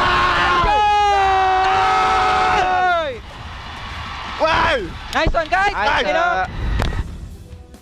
Definitely matching the energy of Team SMG when they win a game. Battle cries all around. Well, the biggest difference is that instead of Santai, you can literally hear someone, guys, we need to chill. It's a quick 180 every single time when they realize that there is a possibility of a turnover. They just need to close it out, tie up all the loose ends, and it'll be an easy victory, ending it 15 and 20 seconds into the game, 17-8. And we also had this discussion that RSG MY, they've been pretty good at exposing weaknesses of certain teams. I wonder if this is a case of that, right? What have they found out of game 1 against SMG? Well, honestly, that Sasa is comparative to the other gold laners in the league, is a weak laner. And so far, this is a tough matchup, and especially considering that Sasa previously has played Irithel into Bruno. As soon as you have your Haas Claw, you should be able to sustain it, and you just focus on the wave clear. And when we look at the item builds of RSG MY, and for side of Demon Kai, he even went for the Hunter Strike, right? So even more mobility in these fights. He wants to catch up. That's how he's been able to catch up with the Paquito. That's how he's been able to keep up with the Cho and the Valentina. And that extra dose of damage with the Impure Rage just makes it so much sweeter. Yeah, it really does. It's tough to cut through him, especially knowing that the majority of the damage is going to be from the side of Team SMG. Is going to come from crit, so instantly he goes for the Blade Armor just to make sure that he has the raw stats to survive. And then you add the Guardian's Helmet on top of it. That's why you see moments of him disengaging into the middle, in the middle of that fight, healing up just a little bit to jump back in once his cooldowns are off. At the same time, it's also how he has won out every single retreat fight, except for the third turtle, which he just completely gives to SMG because it's not that important. But for Team SMG side, this was definitely a very, very tough game. We see the Raiden armor and the Blade armor for Saksa. And even then, it wasn't enough, right? He bought it to deal with the Bruno, but well, Lolia was like, I don't want to deal with you, I want to deal with Sasa. So Sasa went 0-4 this game. To be fair, Sasa just didn't have a lot of gold to work with. I think if he was able to even up himself against Demon Kai, this would have been a very different story, but still, even for Sasa, right? Forcefully having to go into the winds of nature rather than getting an early GDS. There's just no choice. He's already getting stomped in lane. And this was also a game where Stormy went for the bargain hunter, right? You want to hit your items faster, get the snowball rolling. It was able to have some pretty decent decimation stunts early on, but that was the only stunt we saw from Stormy as he was shut down afterwards. We also got to check out the numbers of game number 1 because digits-wise, RSG MY has won out in every single faucet. Yeah, and I think... oh, you mean Facet. Facet. I think in this particular case, it looks exactly like how I was expecting it to. Stormy sitting on top of the highest damage, it makes a lot of sense, right? He was the least affected by a lot of the situations. He was able to rotate as well, but at the same time, we cut back over to the damage, in terms of damage taken, a lot less from the side of RSG by at least 60,000, which is rather surprising. I definitely thought that it was a lot closer. Even when you look at the damage dealt between the gold laners, we can clearly see that Lo Liao got to play the game, whereas for Sasa, he shows up a few times, uses his ultimate, and he has to instantly back off into the shadows. He shows himself once, Ripple jumps on top of him, and speaking about Ripple, this guy has 9 assists this game. Yeah, 9 assists, no kills. He's just absorbing hits, sustaining, and setting up for everybody else to kind of finish off these skills. And that's his main job. But Demon Kai in these early games is so devastating. I mean, look at this moment, right? I was sure he was going to only walk away with 1 kill, but man, the target selection from Demon Kai is... The crazy part is that, like, the Decimate with the proc of the Impure Rage does so much more damage than what you would have expected. And heals him, because he doesn't use mana. You know? The 1% health, it does matter when you start stacking those health bar. And we can see him constantly punishing Smooth as well, who was trying to proxy the wave, you know, keep Ripple away. And RSG MY just said, you know what, we're going to bring the whole squad, we get rid of this Paquito, we get rid of the potential to flank us in fights. I think another thing that RSG MY has recognized against Team SMG in this matchup is the fact that if they posture in a particular way, purposely leaving holes, it really eliminates the possibilities of Team SMG roaming across the map to get into their flanks. And that's why we get to see a majority of the time in the mid-game with RSG MY purposefully. Oh, I'm just going to leave Pixel Brush open. I'm going to make sure that I have the areas, the bushes around it covered, and we know for sure that if somebody is looking to posture themselves or position themselves for this Lord, we can immediately punish. I mean, this sequence was just Demon Kai and Ripple doing work, right? The whole time. Saksa could not get close to the Lord at all. Demon Kai and Ripple cleaning up house, and of course the final push from RSGMY, just complete destruction of Team SMG. This is the first time in this regular season that Team SMG has been dealt such a blow. Yeah, and that's why RSG have been known as the windbreakers, and they're going to continue on with their win streak if they keep playing like this. I think SMG have identified a couple of problems. Number one, in the draft, like you mentioned before, Cho might have been picked up way too early on. I definitely think that's going to get adjusted. And I do think that taking with the Kufra also affected Miko a little bit. We'll see how that one pans out in game 2. But of course, when you look at the players and you look at them make these flashy plays, for example, Demon Kai and Stormy when they're on the Martyrs respectively, you want to know the secret? They're playing with the ROG Phone 7. That's why they are playing and winning like champions. So if you want to win your lanes, use the ROG Phone 7. If you want to win your games, use the ROG Phone 7. If you want to push your ranked matches and win them, use the powerful ROG Phone 7. Yep. If you're ever wondering how Demon Kai is able to kind of estimate and judge the damage, all he does is just call the Republic and be like, could you give me extra damage? Oh, thank you. Proceeds to decimate. Yeah, absolutely. He calls the Republic of Gamers, and they were like, oh, this is the threshold. We're going to show you that icon. We're going to the minion with the minion execute icon as well. They just put it on the heroes. That'd be great. That would be a nice adjustment to have, a slice of life. But in the meantime, game number 2 is going to be proceeding very shortly, and I think Team SMG, as before, that Cho third pick definitely hurt them, but I think they need to really start adjusting their style, right? Smooth might get shafted this game. I think, his Paquito is good, don't get me wrong, but Sasa needs a better matchup done by Gold. And then also, I think in the jungler matchup, right, we see how this, every time we see a Fredrin Martyrs matchup, especially when there's Demon Kai on the Martyrs, he is always crushing that matchup. So yeah, it's not going to be tough, it's not going to be easy. We'll see how that one works out. But for you guys, I have a diamond promotion for you, an offer. If you want to get a diamond rebate of 455% per week, purchase the weekly diamond pass. You can claim 100 diamonds on the day of purchase and another 120 by logging in for the next 6 days. And also, Layla's saving box will also save you for them when you log in case you missed them out. You also get item rewards that is worth over 280 diamonds. So level up and unlock the pass benefits right now. And trust me, I've been on that 455% rebate for the longest of times, and it has paid off. It pays dividends. It honestly feels like it's paying you back than you actually investing into it, which is kind of crazy, If you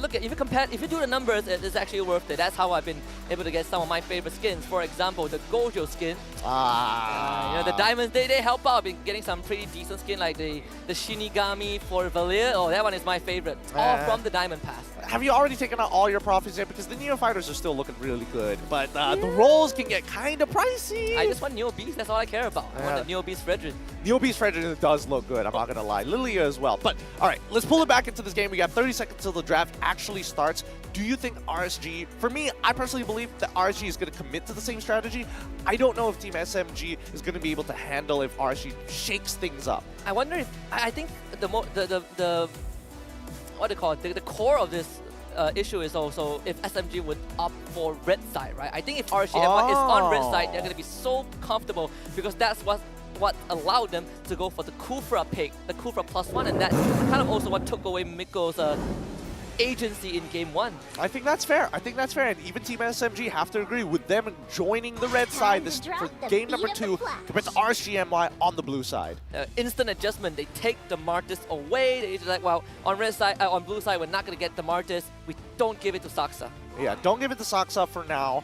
More importantly, let's also get rid of the Rizla at the same time. Joy, the Fanny, still very similar from game 1's bans. Claude also banned out by RSG MY as well. Following the agenda, we got to make sure that Sasa feels a little uncomfortable, have a volatile lane, needs to get punished in there because so far Lolios has been crushing it. Wonder if, I was wondering if SMG will go for hard read, but I think they'll just stick with what. Actually, I was thinking of the Angela. I wonder if they would just read into the Angela and be like, yeah, RSG MY is on blue side, they might pick it, and indeed, SMG will ban it out. Bruno here, first pick coming in from RSG MY. Hard read it, just go for it. I mean, it's either that or SMG considers first picking for Sasa, right? Because A lot of the time, if Claude is online, first phase pick, no questions asked. But we've also seen them first phase Sasas, Irithel and Bruno every now and then. And after game 1, if you want a winning matchup, and the Bruno is open, I feel like you might consider going for it. Let's not forget the Edith. There we go. The Edith was also an option. The other option I was thinking of is whether they wanted to flex out the Fredrin again, just to see whether or not they can force something out of Team SMG, because Ripple can still play it in the EXP. Yeah, and even then, Ripple has so much heroes. I think for RSG MY, they're least concerned about his lane at this point. Paquito left open, no problem. We already have a winning formula to deal with it. The Edith, not as effective as the Kufra, but it gets the job done. And again, like you said, it can be flexed. I wonder if they're going to go for...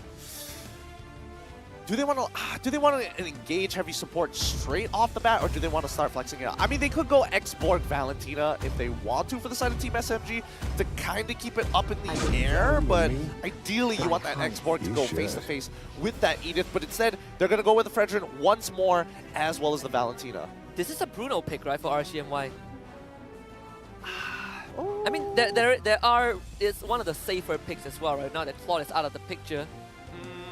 I mean, I gotta think about this for a little bit. I guess if you are willing to potentially sacrifice this Bruno to hard dives, because let's not forget, Team SMG could pivot into a hard dive composition if they show this Bruno too early on.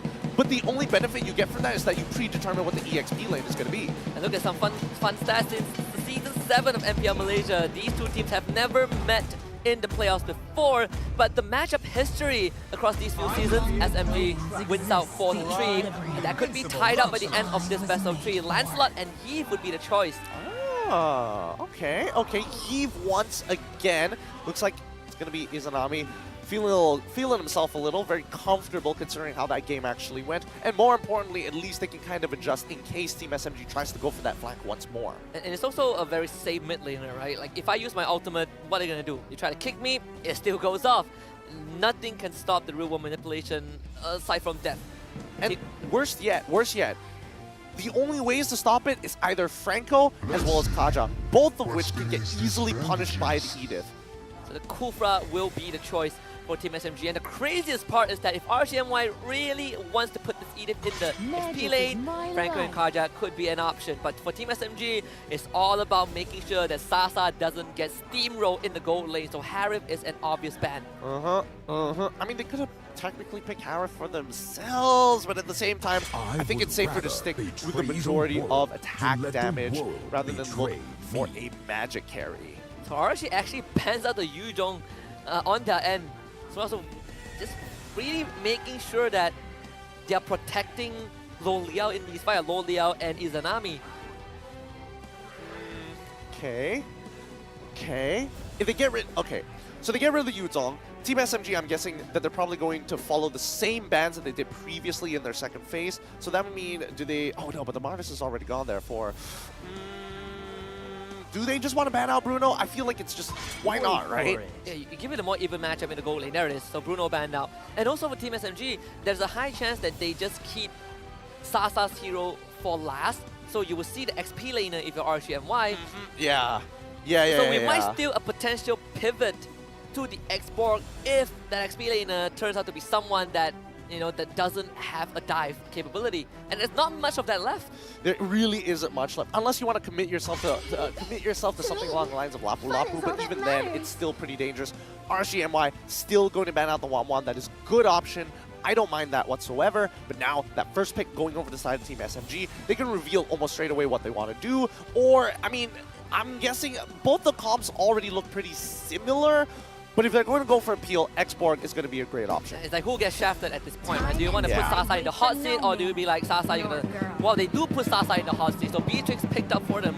They're going to keep Smooth's hero for last so they can confirm where this Edith is going. Okay, I think that's totally fine. With the Beatrix, at the very least, she doesn't have too many bad matchups, and she can actually help out the jungler by forcing out the side lane and then rotating and reinforce your own and play a little bit more defensively, considering how Demonkite has been able to kind of do whatever he wants, especially on the weak side of the map. RSG MY, they have still looking for Lo Liao and potentially Ripple's hero at this point. What's going to be there in the pool though? A Khalid again? What is this in the export, right? I think it's still an option that they can consider. Do they want to go for the export though? I guess there is peel, but like it's about getting into the backline. They go for the Lapu Lapu. I might have preferred the Khalid, but I think the Lapu Lapu is just a lot safer. Especially if you're going in blind. And a lot of the matchups has been eliminated, right? Lapu Lapu, he gets the Bloodlust Axe, he's gonna start healing up like no other. And even in lane, he has the potential to win out these minor trades every time with the passive. So Ripple is gonna show that chops a little bit.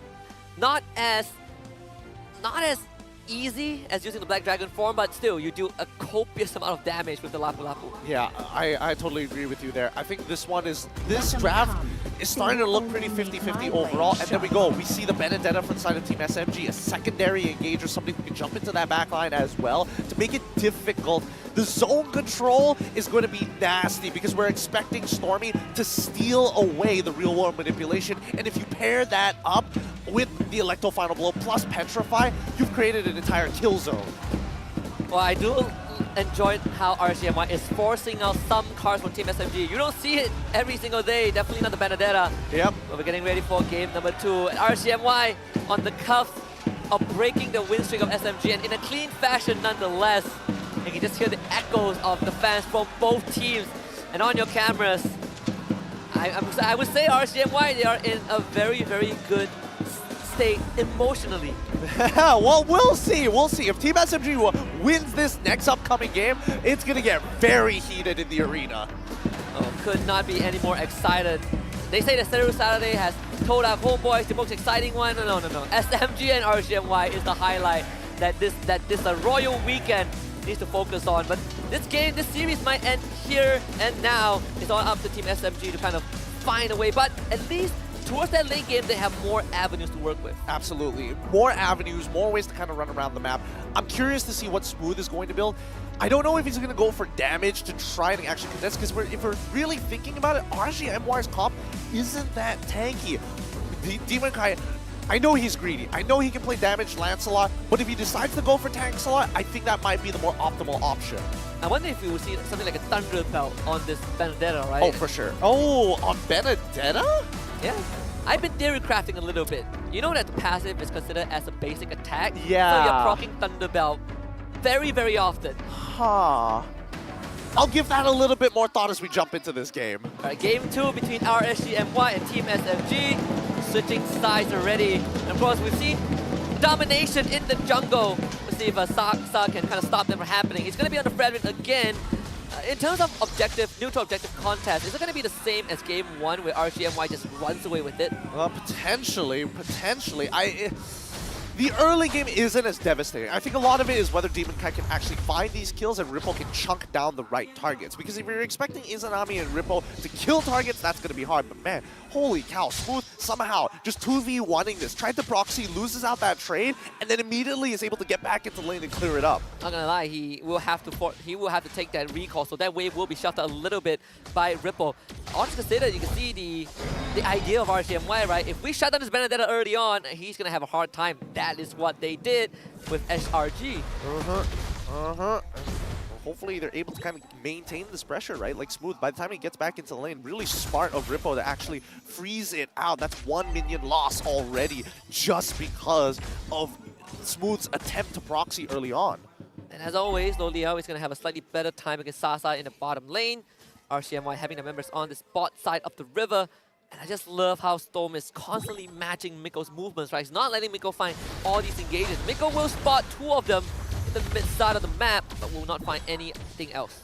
Yep, level 4s are going to be hit by both of the junglers at this point of time. They're going straight to the volatile side. Smooth, he cannot afford to lose too much HP. Despite most people being concerned of, oh, what happens if I run out of mana in lane? No, the most valuable resource for Smooth is going to be his life total. Oh, yes. Especially when he hits that level 4, right? You need that ultimate to really get these fights going in your favor. Whereas Miko, again, no avenues for him.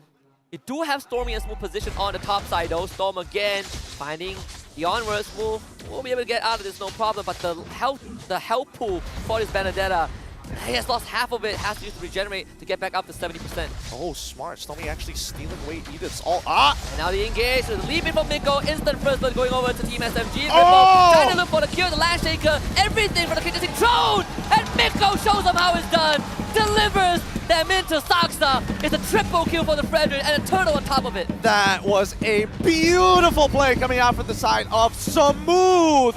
Think about it, think about it. He used the Electo final blow, but saves his Petrify. Most people would combo that straight away. Okay, is Storm dead here? Yeah.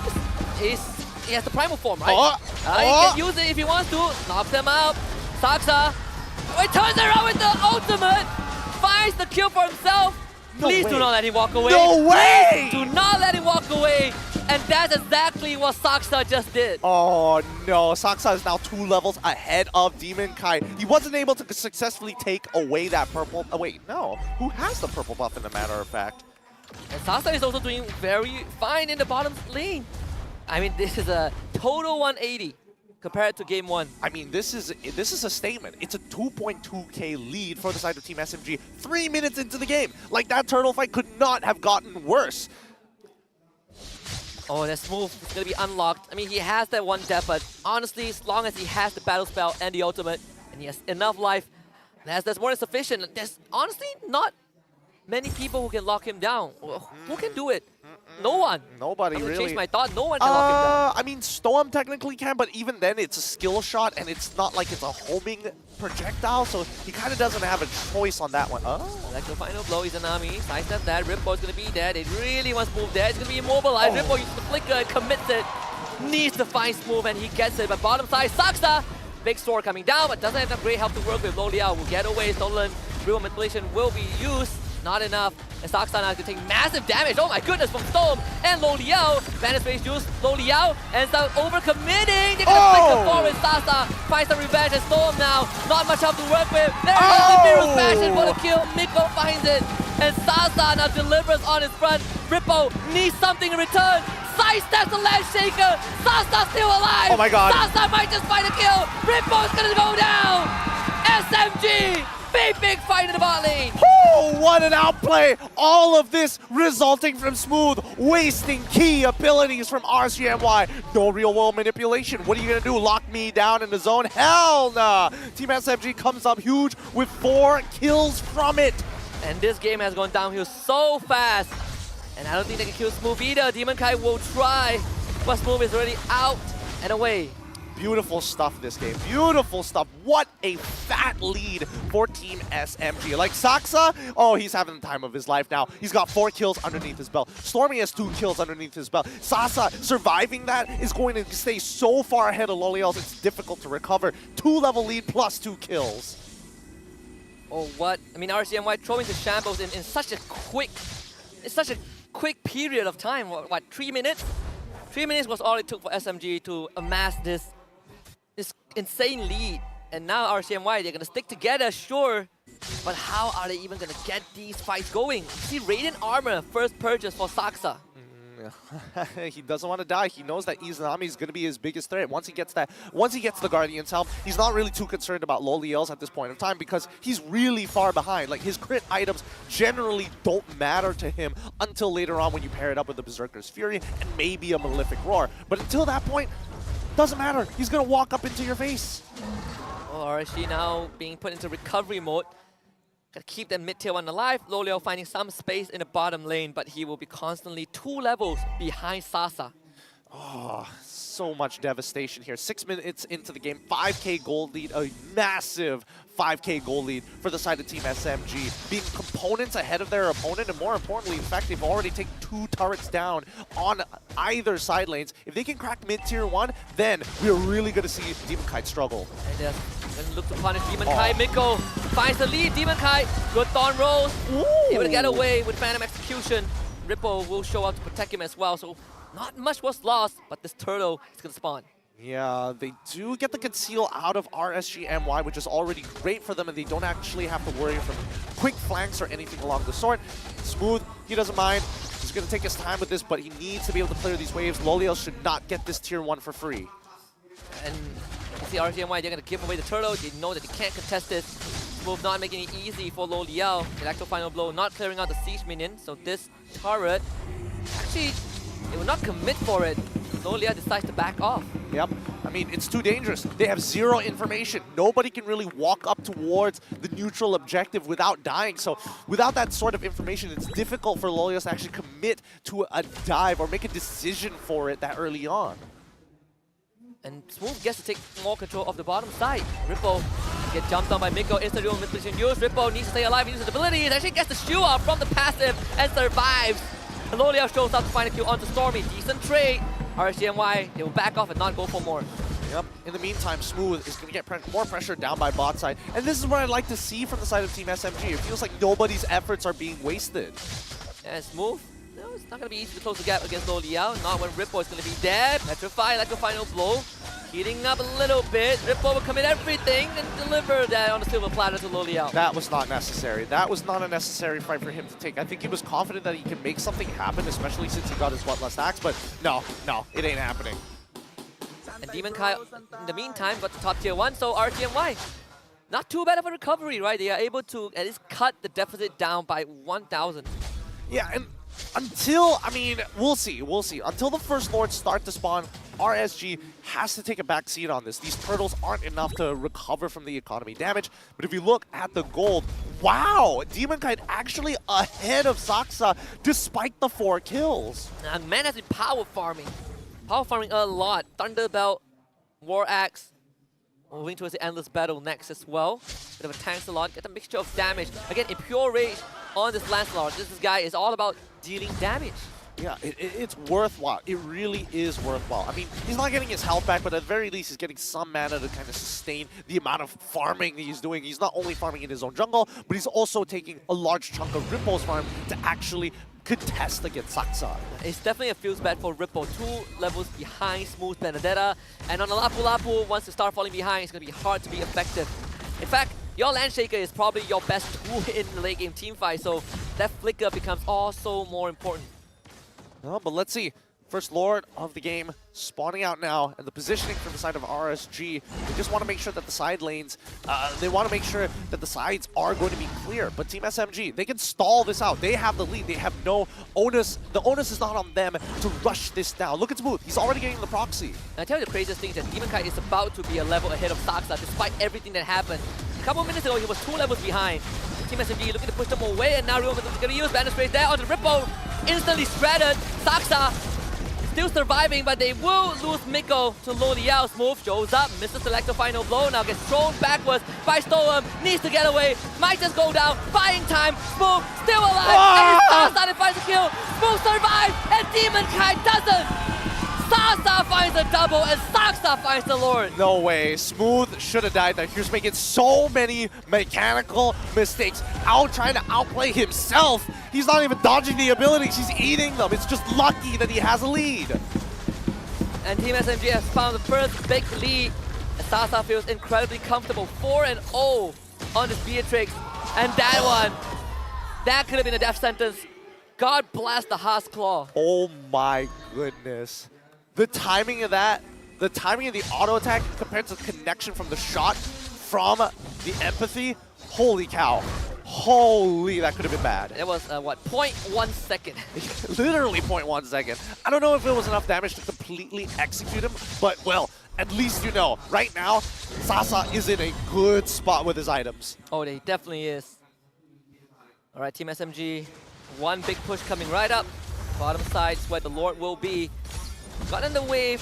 RTMY took care of the mid wave. Storm and Ripple. We had to put the body in front. Unfortunately, Ripple using that ultimate already to clear this Lord as fast as possible. And that will be taken care of.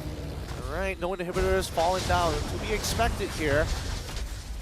Don't think they're going to get much off of this. They're building up a tall wave onto that top side, and maybe they can try something out. And yep, here we go. So, Electro final blow into a Petrify. Storm forced away. doesn't want to use the ultimate just yet, so Team SMG will get the bottom inhibitor at least. Great wave management for the side of Team SMG. They knew that staggering the waves isn't going to be the way, so they actually took their time with it. They focused on mid as well as bottom side, allowed top side to actually accumulate 2 waves worth of minions, and then once it starts crashing down into the base, RSG MY have no choice but to send somebody to actually deal with it, and then Team SMG will commit to a 4v5 and look to break down the structure. Let's see the complete switch in rows. 81% win chance for SMG at the 12-minute mark. Yikes, big yikes. Not as big as it was earlier, but let's see whether Team SMG can actually do it. Because we've seen Team SMG play from ahead. They look pretty good until they start to throw. So let's see whether Team SMG has either curbed the problem or are they going to overheat? Yeah, do they have restraint, I think? Will Miko lead them to their graves? I think that would be an important question. Oh, you got me wheezing. You got me wheezing thinking about that game all over again. But at least they don't have the Angelus, so there's no false sense of confidence. Oh, yes. I mean, SMG, they're taking control of the entire map, all the jungle. Nothing left for Demon Kite. Saksa is caught up in terms of levels and experience as well. Hey, look at Sasa and Saksa. 5-0-1 on the Fredrin, 4-0-3 on the Beatrix. And even in terms of damage dealt difference, everything is in favor of SMG. Yeah, the only difference is Stoem, and that's only because of the Primal Wrath. Other than that, it's been a tough game for RSG so far. 7K lead with the Luminous Lord getting set up here. RSG MY, I don't know if they really want to take the fight, but I think the key abilities that they're looking for specifically is the Electo Final Blow as well as Miko's hard engage. They're not too worried about Saksa locking down one of their targets, or even if Stormy decides to get the real world manipulation, because they can always exit the fight whenever they please. But if they get the combo off, a combo starter plus Sasa's Bennett Rage or Nibir's Passion, either or, that person is most likely going to die. There it is, Storm with the conceal, doesn't find engage. Actually, he will flick a forward to find a 2-man knockout. Instantly, Demon Kite to the back, fighting for Sasa. Cannot use the ultimate, cancelled out. Sasa gets away, but they will be able to get rid of Miko. Izanami ends up falling to Storm. Smooth, not going to work. This Benedetta dealing massive damage. But Loli outguns him down with the heavy crossbows. Stormy finding 2 kills for himself. SMG, they still have enough left in the tank for the Lord. Oh, wow. Stoem nearly pulling that through for his team. Ripple might actually try to go for another commitment here, but I don't think it's worthwhile. Team SMG secure this Lord. Malefic Roar purchase from Smooth, and Miko definitely going for the immortality. This might just be it for RSG MY. The fact that Sasa got away, we saw Demon Kite. He was buffering out his ultimate. Like what, 2 times and it got cancelled. Could not get onto this Beatrix, which could have been the tipping point for RSG MY to come back into the game. Oh, it was so close. It was so very, very close. And let's be real here. Even the Lord was kind of against Team SMG at that point in time, knocking up a couple of their members while it was all happening. But I think we need to keep in mind, be very, very mindful that Izanami is on the cusp of actually falling off entirely. Now that he has his 3 items, he's got some somewhat relevant damage, but only if the fight drags on long enough. Well, SMG looking for a game 3. The inhibitor gonna be in danger. Only 1 siege we need to deal with. The Lord, though, is going to be a big concern. RSG MY clearing it out as fast as they can. So far, the base defense looking pretty solid for RSG. Yep, second waves starting to come on through as well. RSG with the conceal. Instantly conceal. What are they gonna be looking for? Storm can't find a target. Team SMG, they just know which buttons to push. Yep, really good posturing for the side of RSG MY, especially since like Team SMG, they look like they want to fight, but as soon as the conceal comes through, something smells a little fishy, and it's safer just to back off. So the mind games coming in from RSG MY buys them a little bit extra time. Oh, we're in a consistent deadlock at around 6,000 to 7,000 gold deficit for RSG MY, which is still not a good spot to be in, but at least it hasn't ballooned since the second Lord.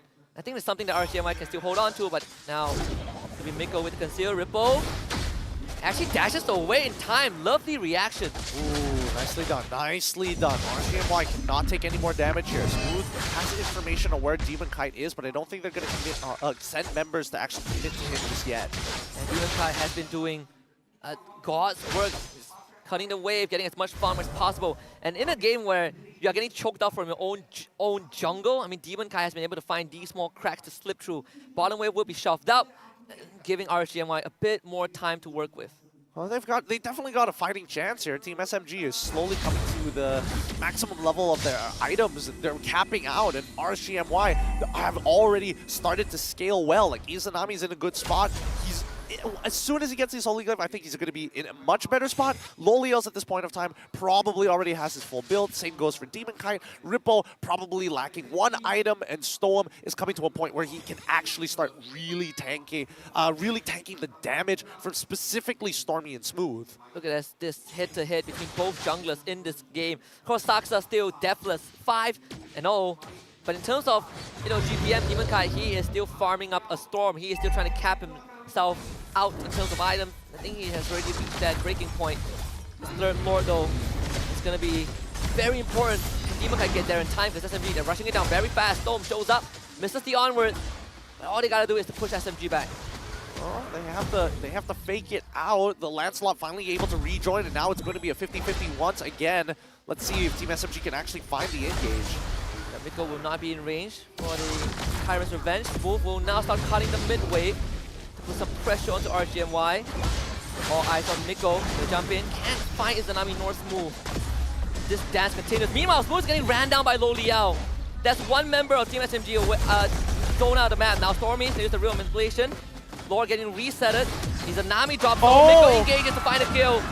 Team SMG needed to get something, and they will find it. A nice two-pronged attack from the side of Team SMG. And that was 4v5, by the way. Smooth has been pushing on the bottom side of the map to make it happen. So it's great to see that Team SMG have a very wide scope on what's going on. And they found Demon Kite, so Demon Kite gets forced away as well. Team SMG is going to be able to get this Lord for sure. Demon Kite able to escape from Smooth. So SMG, at the end of the day, they are the one that will get the Lord. This is great. This is great from the side of Team SMG. It's great to see them actually play out the map as they did, and more importantly, having that two-pronged attack made it difficult for RSG MY, who traditionally just want to play front to back. Now let's see whether they can close it out with this Lord. Third Lord of the game, almost 19 minutes in. Again, bottom lane is where the Lord will be coming through. Best case scenario, Team SMG wins this. Worst case scenario, they get all the inhibitors and put RTMY in a deadlock. Can they actually pull it through? I mean, so far Team SMG have double the kills of RSG MY, but it's taken 19 minutes to get to this point. And they're trying to find the engage. Miko misses the engage. Thrown back, Benefit is already storm, instantly goes down. Uses the ultimate but couldn't get the shield. And now Lo Liao needs to pull out damage as much as possible. Miko! That is it, baby! Send them into the wall! And SMG will give us a game 3! Woo! Spicy stuff this Sunday. A strong game coming in from Team SMG. RSG was holding on for as long as they possibly could, but Miko, my God, turning that for the team. Now RSG MY looking at this game, they'll be like, damn, we should have gotten rid of the Kufra like we did in game 1. That was what made Miko such a force of nature on the Land of Dawn, and he's done it again. All these engages, all these counter engages with a slither of help to work with. SMG, they are not done just yet. Ooh, what a sweaty game that was. You would have imagined with the lead that Team SMG got that this would have been a fast one, but RSG dragged themselves through the mud to get to that point, and it all came down to, man, if only we didn't give Miko Kufra in the draft. I mean, the craziest part is if Miko didn't get that ult off, Lo Liao would have ran every single one of them down. Oh yeah, that would have been terrible. That would have been terrible. And honestly, the fact is Lapu Lapu was catching multiple people with the stun at once. That was already scary. On top of the fact that the Electro Final Blow, as well as the stolen real one manipulation, had already been utilized as well. So they had nothing left. And now Miko, we talk about him being the spearhead, tip of the spear for SMG, and he has delivered once more. I mean, you guys really thought that this was going to be a 2-0? You guys are kidding yourself. Yeah. We're going to get a game 3. Oh boy. Woo! More to go to between these two teams. Again, SMG, they still have a chance to keep the win streak going, but if RSG MY has done anything thus far, they have prevented Team SMG from repeating last season's history of only losing one game in the regular season. That's a minor achievement, but we gotta look backstage for the MVP of game number 2. Of course, it has to be this guy, Miko, the singer, the roamer, just the absolute life of SMG. He is. He's very extroverted, man. That's the Kufra, that is. He knows it. He knows the moment. Huge MVP play coming in from Miko with a 55% kill participation. 2-2 and 9. This is final KDA. And of course, just crushing it on the Kufra. Yeah, literally crushing it. Just bash them into a wall or something. You can make a highlight montage of just Miko using his ultimate and finding, 3, 2, 4 guys. Yeah, no, I think, both of these Filipino roamers, whether it be Stoem or even Miko, are providing so much for their team. And it's crazy what you can do with a Filipino jungler plus a Filipino roamer. Honestly, Miko just one-upping Storm in game 2. It's like, hey boy, we've been through this before. Let me show you how it's done on my Kufra. You use my Kufra in game 1. No. Let me show you how I play Kufra. It's so good. It's so good that both of them are ego challenging each out. Well, Team SMG, we always know that their mic check is going to be very energizing. Now we have the opportunity to listen in to the mic check of this last in-game number 2. Listen in. You know you're the best Benedetta in the world. Ay, the best. At all times. Protect na kami na all goals. Nice try. Nice one, Smooth. Nice, Smooth. Nice, Sasa. Oh, mid check. Nice, Smooth. Nice one, Smooth. Stormy, careful lang. Wait the Lord again. Ay, tontol. Simi! Ah! The low end. Someone put that war cry into Kufra's ult. I swear to God, if I closed my eyes, I was probably hearing Ma Lee for the very first time in my life. They are, oh man, they are so energetic. They have so much life in them. And what a turnaround coming in from Team SMG. Literally on the cusp of RSG MY, overcoming the early, mid, and finally the late game. Honestly, it was one ability press that secured Team SMG to win, right? Again, had Miko not land that engage, that fight would have been over. RSG MY would have been able to keep themselves in the game. We would have maybe 5 more minutes of this game too, but nonetheless, it was still a pretty lengthy one, 19.5 minutes. And Team SMG in the early game, man, they got away with everything. They did. They got away with everything. They could do whatever they want. And the scoreline is so deceptive. 7-20 in favor of Team SMG. Yeah, and that doesn't even tell the full story, right? It doesn't highlight how RSG MY have been holding on with crucial kills. And then you look at the item builds. I mean, Saksa, in game 1, you mentioned that he wasn't given the goal to do his duty. Well, this game, he got everything he needed. He was slamming that ultimate like nobody's business. Exactly, but you are a Fredrin. You're not like a Martis who can actually propel the momentum, but instead, you are just a combo enabler for people like Sasa on this Beatrix to really take full advantage of the lockdown that you bring. Yeah, it's very rare you see Sasa have a deathless game, so this is one of the few unique moments. And also Stormy able to rack up a very decent KDA, 7-1 and 10 on the Valentina, the bargain hunter paying off. Man never fails. Man never fails. I'm interested to see whether or not he's going to continue bringing this bargain hunter talent for other heroes as well. So that's something to keep an eye out for. Yeah. When we look at RSG MY's side, most of them are pretty much decked out in terms of their items.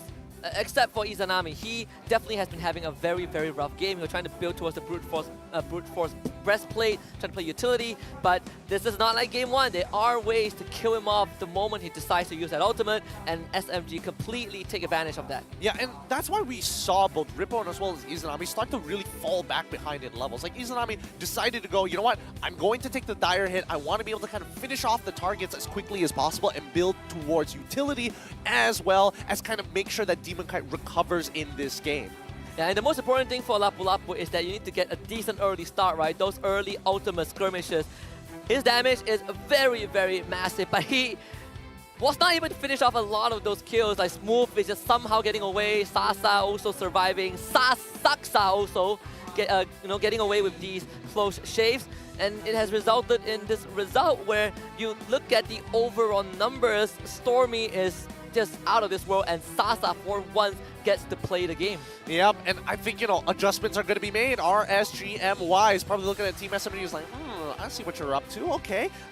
Now they have to really take into consideration the pocket picks from both the EXP laners. And I think, the upcoming draft is going to be even more exciting, especially in that second phase. Yeah, talk about deep pockets, right? Lapu, Benedetta, being able to force out something from Team SMG was what most teams have not been able to achieve. So I think RSG MY have definitely pushed SMG over the edge just by a little bit. And Game 3 is definitely their chance to see how much Team SMG has left in their arsenals. How much have they not shown to the rest of the league? I mean, so far, the way that Team SMG has been playing, we've seen different facets of them depending on who they fight, but RSG MY by far has been the biggest challenge. Well, let's check out the highlights. I would like to dub this the greatest escapes of all time because there are a lot of those moments.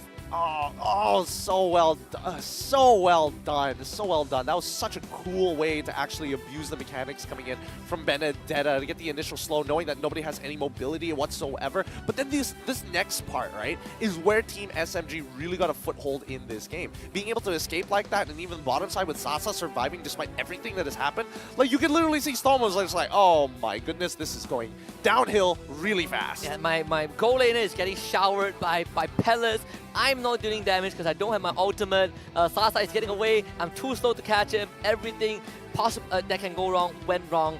RSG MY, they had some pretty good moments, right? They had some team fights going for themselves, but this time, Saksa did not let any objectives slip away.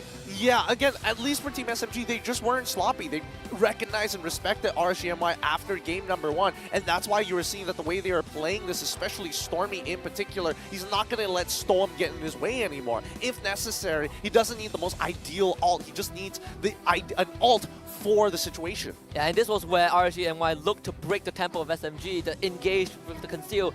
Sasa getting away with the Winds of Nature and Demon Kai's ultimate getting cancelled multiple times thanks to SMG, just made it impossible to fight. And of course, this is one of the final moments. Miko, again, the game-winning play on this Kufra and running away in true fashion of Game 2 with almost no health left. Oh. Thinking about game number 2, I'm pumped for game number 3. I don't know what exactly Team SMG or even RSG is going to start positioning themselves, but I'm guessing that if you're in RSG's position, you go back to the red side and it's like, okay, we need to repeat game number 1 all over again. Absolutely, and again, red side was what gave them a little bit more room in the first phase draft to shut down the core idea of SMG, right? They are confident in taking the Kufra for themselves. They don't have to worry about certain bans. In game 2, they were banning out the Martyrs, which was something that Demon Kai would love to get his hands on. Yeah, I was kind of curious to see, because again, this is one of those things where analysts start to take a bigger role in the upcoming draft because you're looking at win percentages overall, and again, very similar hero pools between both Saksa as well as Demon Kai. Yeah, and also I think the X Factor in the XP lane, right? We've seen it 2 times. We've seen the Yuzhong once, we've seen Lapu for Ripple, and we've seen the Paquito and the Benedetta from Smooth. Yeah. And I think you prefaced this early on before the game 1 draft where you can have a very good team. The deal breaker will be the XP laners, and we are seeing that in action. Yeah, I do think that, there were a couple of weird moves coming in for Smooth and getting caught out in an awkward spot, but I think for game number 3, it might just be tanks. Well, we are gonna take a backseat for a while and throw this back to our lovely host, Rose, on the stage. Rose, take it away. Terima kasih kepada caster-caster kita, and sekarang match dekat 1 sama 1. So maksud tu kita ada interaction. Now usually kalau match biasa kita buat giveaway je dekat Dewa Sri Putra. Tapi match ni sangat-sangat panas, pedas, everything in between. So mestilah kita kena ada macam fan battle kan atas pentas. So, hello, apa nama awak? Hi guys, nama saya Bob. Boleh panggil saya Bob lah. Dia fan leader untuk team RSG. Alright, you pula. Hi, nama saya Adam. So, saya dari fan SMG. So, hi. Alright, so kita tahu game pertama tadi RSG yang menang. Untuk opinion Bob kan, apa yang RSG buat betul dan apa SMG buat salah untuk mendapatkan kemenangan pertama tu? Apa yang saya nampak sepanjang game tadi tu, sebab apa kita boleh menang sebab SMG cuba bermain agresif, tapi salah. Sebab dia bermain api dengan api. Dia bermain dengan api. Alright, you pula. Game kedua SMG yang tapau. So, apa yang RSG buat salah game kedua tu? Kenapa orang tak boleh tutup game clean sweep? Sebab mostly macam RSG banyak offside. And as we all know, SMG kan sentiasa menang game. Alright. Apa SMG ada yang RSG tak ada? Oh, SMG. Apa yang SMG ada? SMG ada smooth. Kita tengok macam mana gameplay dia tadi yang split push. Kita ada Miko yang pandai buat setup. Kita ada Sasa, former KG. Kita ada Miko daripada PH. And kita ada Mage Prodigy yang memang selayaknya dinobatkan sebagai King of Mage kat Malaysia. Soon. Statement yang sangat-sangat menarik. Alright. Apa RSG ada yang SMG tak ada?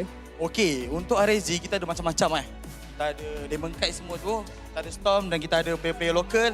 Tak lupa juga, kita ada fans-fans yang kuat Chan untuk Team RSG.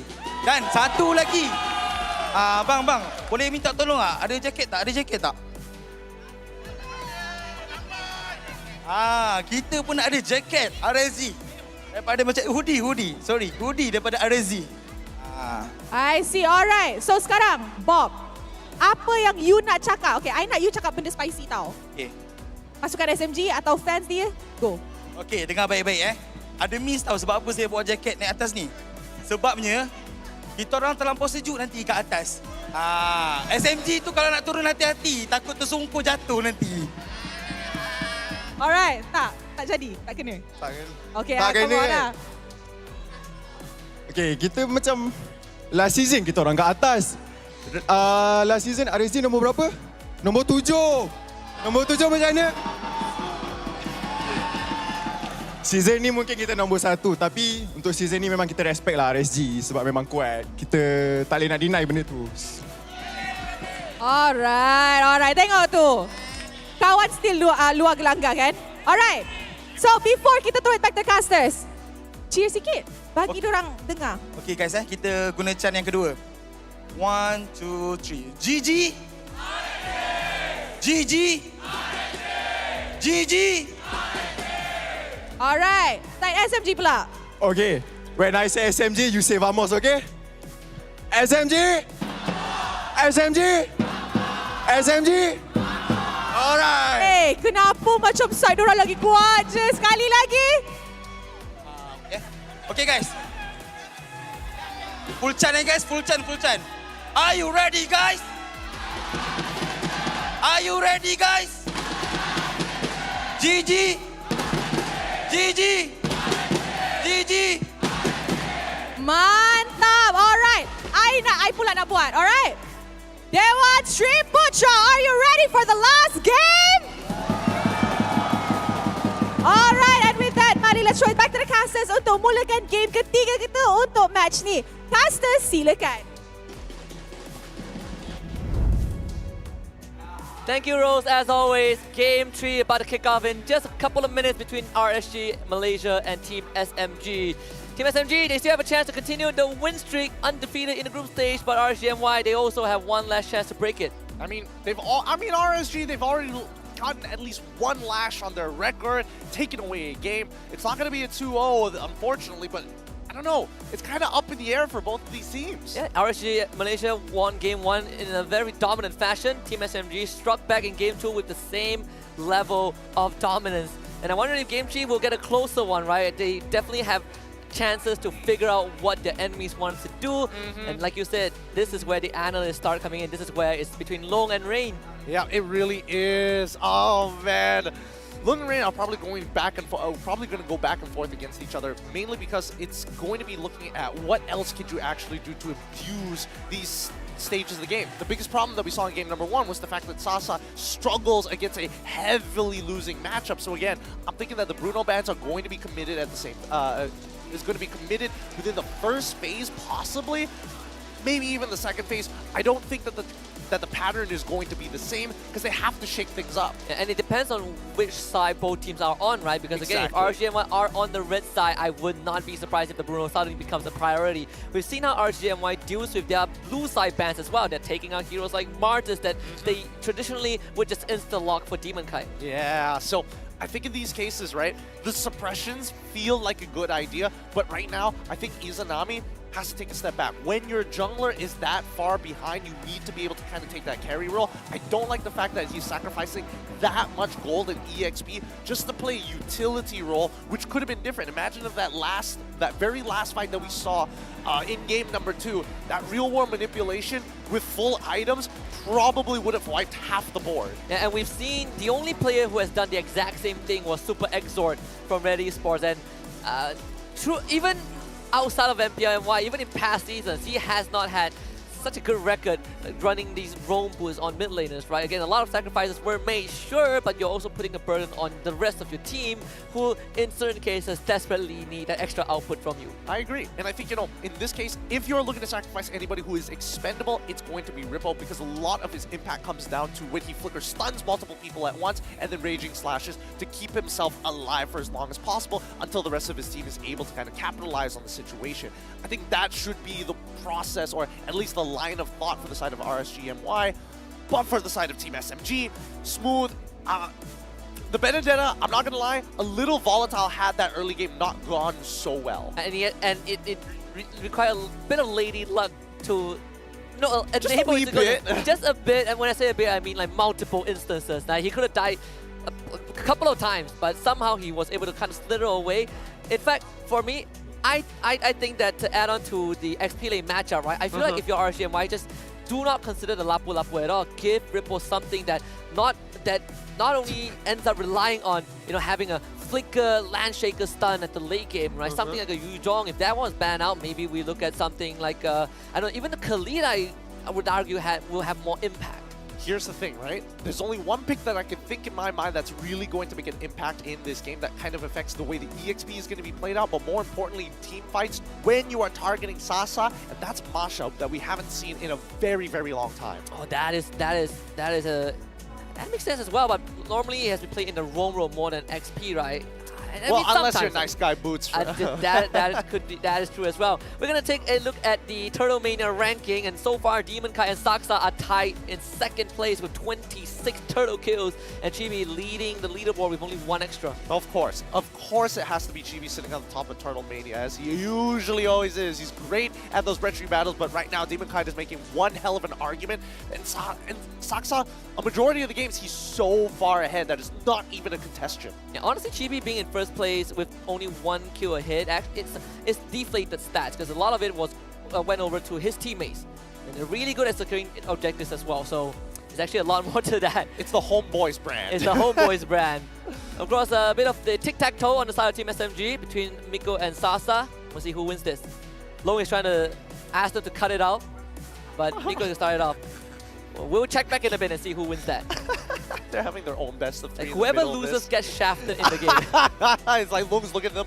Whoever loses this is going to get a really crap matchup in the upcoming draft. Just letting you know. Just letting you know. Average damage per minute ranking, Lo Liao undefeated still in first place. Almost 4,000 average damage per minute. Zaf's second, Stormy third. Of course, Super and Yura 4th and 5th. So Lo Liao still, as much as SMG has been playing almost flawless game across the league stage, is still Lo Liao that is dishing out the damage. I mean, he's catching up. Honestly, he's creating a lead for himself. And Stormy in this particular game, like, he tries to get into the middle of these fights, but again, a lot of the RSG members are aware. Miko is doing everything. We don't know who won the tic-tac-toe battle, but at the very least we know that Miko is keeping the spirits up inside the Team SMG. Yeah, and then Miko is playing with Sasa, and Stormy just friend-zone Miko. And Sasa also friend-zone him. He's not having the best time. Sasa's like, hey, it's business time, man. Come on. Miko is like, calm down. I just won game 2. Just let me have fun a bit. Notice that everybody on the side of Team SMG has something written down on their hands except Sasa. Coincidence? I wonder what that is. We'll figure it out. I mean, if they win, and we'll get an interview again with SMG. But like you said, right, it depends on how game 2 goes. If SMG wins, we might see a bit of a change in the atmosphere for RSG MY, and we are seeing that. kind of manifest itself. Yeah, and I think as of right now, RSGM, a lot of it just comes down to the draft itself. I mean, a couple of these situations probably could have been played a little bit better in the early stages of the game. A little bit of lady luck, but of course. But still, RSG, I think they need to position themselves with a stronger early game at the very least, because it feels like whoever wins the early game generally should be able to come out on top when we even get to the late game. And both teams have been extremely proactive when it comes to neutral objectives, right? First and second turtle contest has kind of been the fuse that lights the fire for the team to snowball. Game 1, it was RSG Malaysia, right? They win the first 2 turtle fights, finally Demon Kite goes out of control. Game 2, Saksai and Smooth wins the turtle fight for themselves. At 2 minutes, they go out of control. And maintaining control can be really difficult, especially with how heated this match is. The momentum that you're actually pulling into it. Well, I don't want to say whether they're going to overheat and jinx them too soon, but we'll see in about 20 seconds or so if both are going to go for a more scaling style of composition, or are they going to play a more tempo-oriented, which I feel that Team SMG is going to fall back to in this upcoming matchup, with RSG having an advantage of choosing which side they want to be on. Yeah, we're going to find out right now. I have to drag it out a little bit. Which side will RSG MY be on as we head into the drafting phase for Game 3? And RSG MY, the answer is they will be on blue side. I am pleasantly surprised. Huh, why go back to blue side? All right. So we have to think about what the Game 2 draft looked like initially, and a lot of it was just, hey, we didn't pick the Bruno super early on, we waited until the second phase, it ended up getting banned out for us, so maybe we can kind of like accelerate that plan first and then build around it. And the bans are the same as well. So Martis was banned out again by RSG MY, so it kind of makes it slightly less favorable to kind of lead the Fredrin over. So they are going to take Stormy's Valentina away and force Stormy onto another pick. And this is also a game where the Kadita was left open, just like Game 2. Agreed. I think that would be a that'll be a great pick, especially for Izanami. He has been having that eye of opportunity, finding these like tiny windows to slip right through and really make a huge impact in these team fights by taking out core targets in the middle or even before the fight even begins. That's assuming the Valentina is a jungler. Hey, that's a blacklist. We don't do that here. Team SMG going to be locked into Fredrin as well as the Edith this time. I like this opener a little bit more. Yeah, very, very solid, and just it's a classic textbook stuff from the side of Team SMG. When you compare the previous game bans, first phase, exactly the same. The picks definitely changed a little bit. Fredrin, I mean, Saksai, as long as his Fredrin is available, he's going to get Fredrin day in, day out. And oh boy, SMG fans. What's the tagline again? Vamos SMG or Vamos. Yeah, just Vamos. It could be Vamos RSG MY, you know. You guys get True. It could be foreshadowing SMG expanding over into Brazil. It could be. Let me help you guys. Vamos SMG, that sounds better. Yeah, that does sound better. That really does sound a lot better. Now, we do see the Yutong as well as the Grokhead locked in for the side of RSG MY. Man, Stolem's walls are really, really gross. So that's going to pose a couple of issues for someone like, well, assuming that this is going to be Miko on the Edith, who doesn't have a means of actually hopping over short walls. I love this so much more. I give Ripple the Yuzong. We've seen him do these plays. We've seen he was one of the main reasons why Sasa felt so unsafe in Game 1. And now you have so many ways to make it feel even more threatened. We talked about the Kadita being open. They're going to go for it for Team SMG. And the best part is that we don't even know if Stormy is going to be on the Kadita. Oh, that's also true. It could be passed around. It could have been passed off, and then they flex around their picks even more. Team SMG committing to the same exact bans. We've seen the Harith get chunked out here. Does RSG MY want to get rid of Benedetta? No. I mean, considering that Ripple has already destroyed Gojes on a Benedetta, Smooth shouldn't be too far apart. Yeah, and I think the main issue in Game 1 wasn't even about the Benedetta in particular, right? It's more about kind of these objective fights that played out in SMG's favor. So I think RSG MY, I think they're fine with it matchup-wise. They are going to be out 1-1 again, so the bans are still the same from game number 2. Wonder if SMG is going to commit to another marksman ban. Will be the Bruno. There it is. All right, as expected, it's still the exact same bans as game number 2. We're repeating it all over again. I don't know if RSG MY needs to make an adjustment here, because I feel like a lot of the roles have been kind of swapped to a certain degree. There has been a predetermined strong side, and let's not forget, Paquito still wide open. And the cardiac gets banned by RSG MY as well. And the Paquito, like you said, it can still be an option for RSG MY, unless SMG wants to go for quadruple flex, which they have done before. The quad flex. It was a headache to figure out. It really wasn't.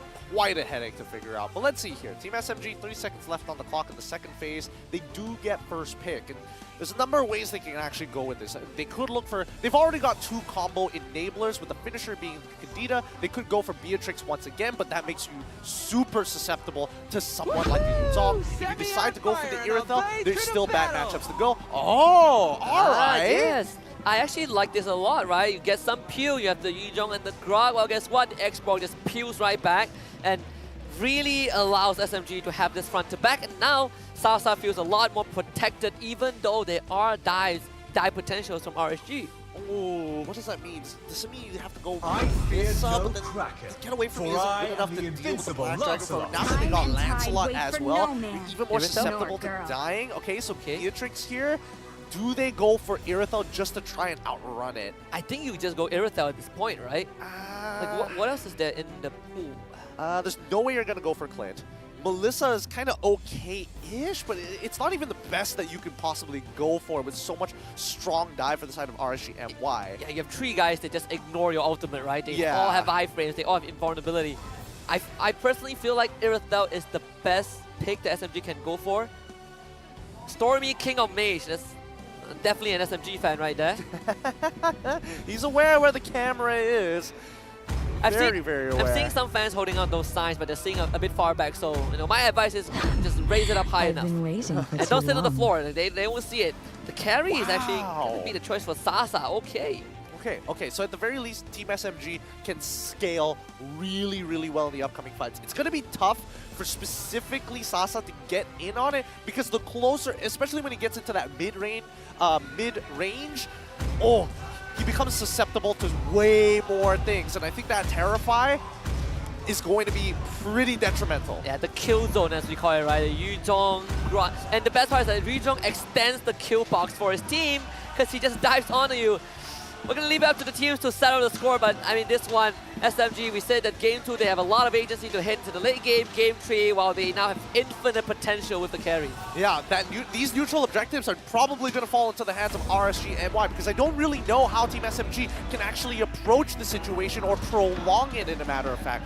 RSG will get priority first. If Team SMG is on it, RSG just has the Black Dragon form. If not, try and push Team SMG off of it. And we've seen how Ripple deals with Saksa in objective fights, right? Just Saksa was like, well, what am I going to do with this? Yep. This guy is chasing after me. I can't fight him. I get petrified, I get knocked top on top of it at the same time, and by the time Smooth is actually relevant in these fights, it's already in the mid-game. So I think this early game is all about mitigating the damage from the side of Team SMG. Once we see Ice Queen's Wand and Immortality completed from Smooth, we'll see them get a little bit more daring. I don't know about the mid lane specifically, because if Stormy finds that first initial kill, or if Team SMG say, you can have as many turtles as you want, we're going to play for the kills, that's also a possibility. And also, unlike Game 1 and 2, where Stormy has a lot of options in terms of ultimates to steal from, in this game, Izanami has a very limited option. And when I say limited, I feel like there's only one, which is the Edith ultimate. And it's not even the best ultimate, but in this case, it's probably the only one that he can go for, because every other ultimate is not as effective for Valentina. Game 3 kicking off right now. Again, RSG MY on the blue side, looking to repeat Game 1's dominance. All right, let's see. Is there any early proxies? It looks like it's going to be an attempt at fast 2 on top side with 3 members looking to cover this proxy. Yeah, yes, they're trying to break the Braga armor first. There it is. Goes away. Very straightforward modus operandi from RSG MY. Yep, that means mid is going to get pushed out. Izanami luckily does not lose any of the EXP. Looking at the emblems, let's see what we've got here. Lethal Ignition, pretty standard, pretty stuff together.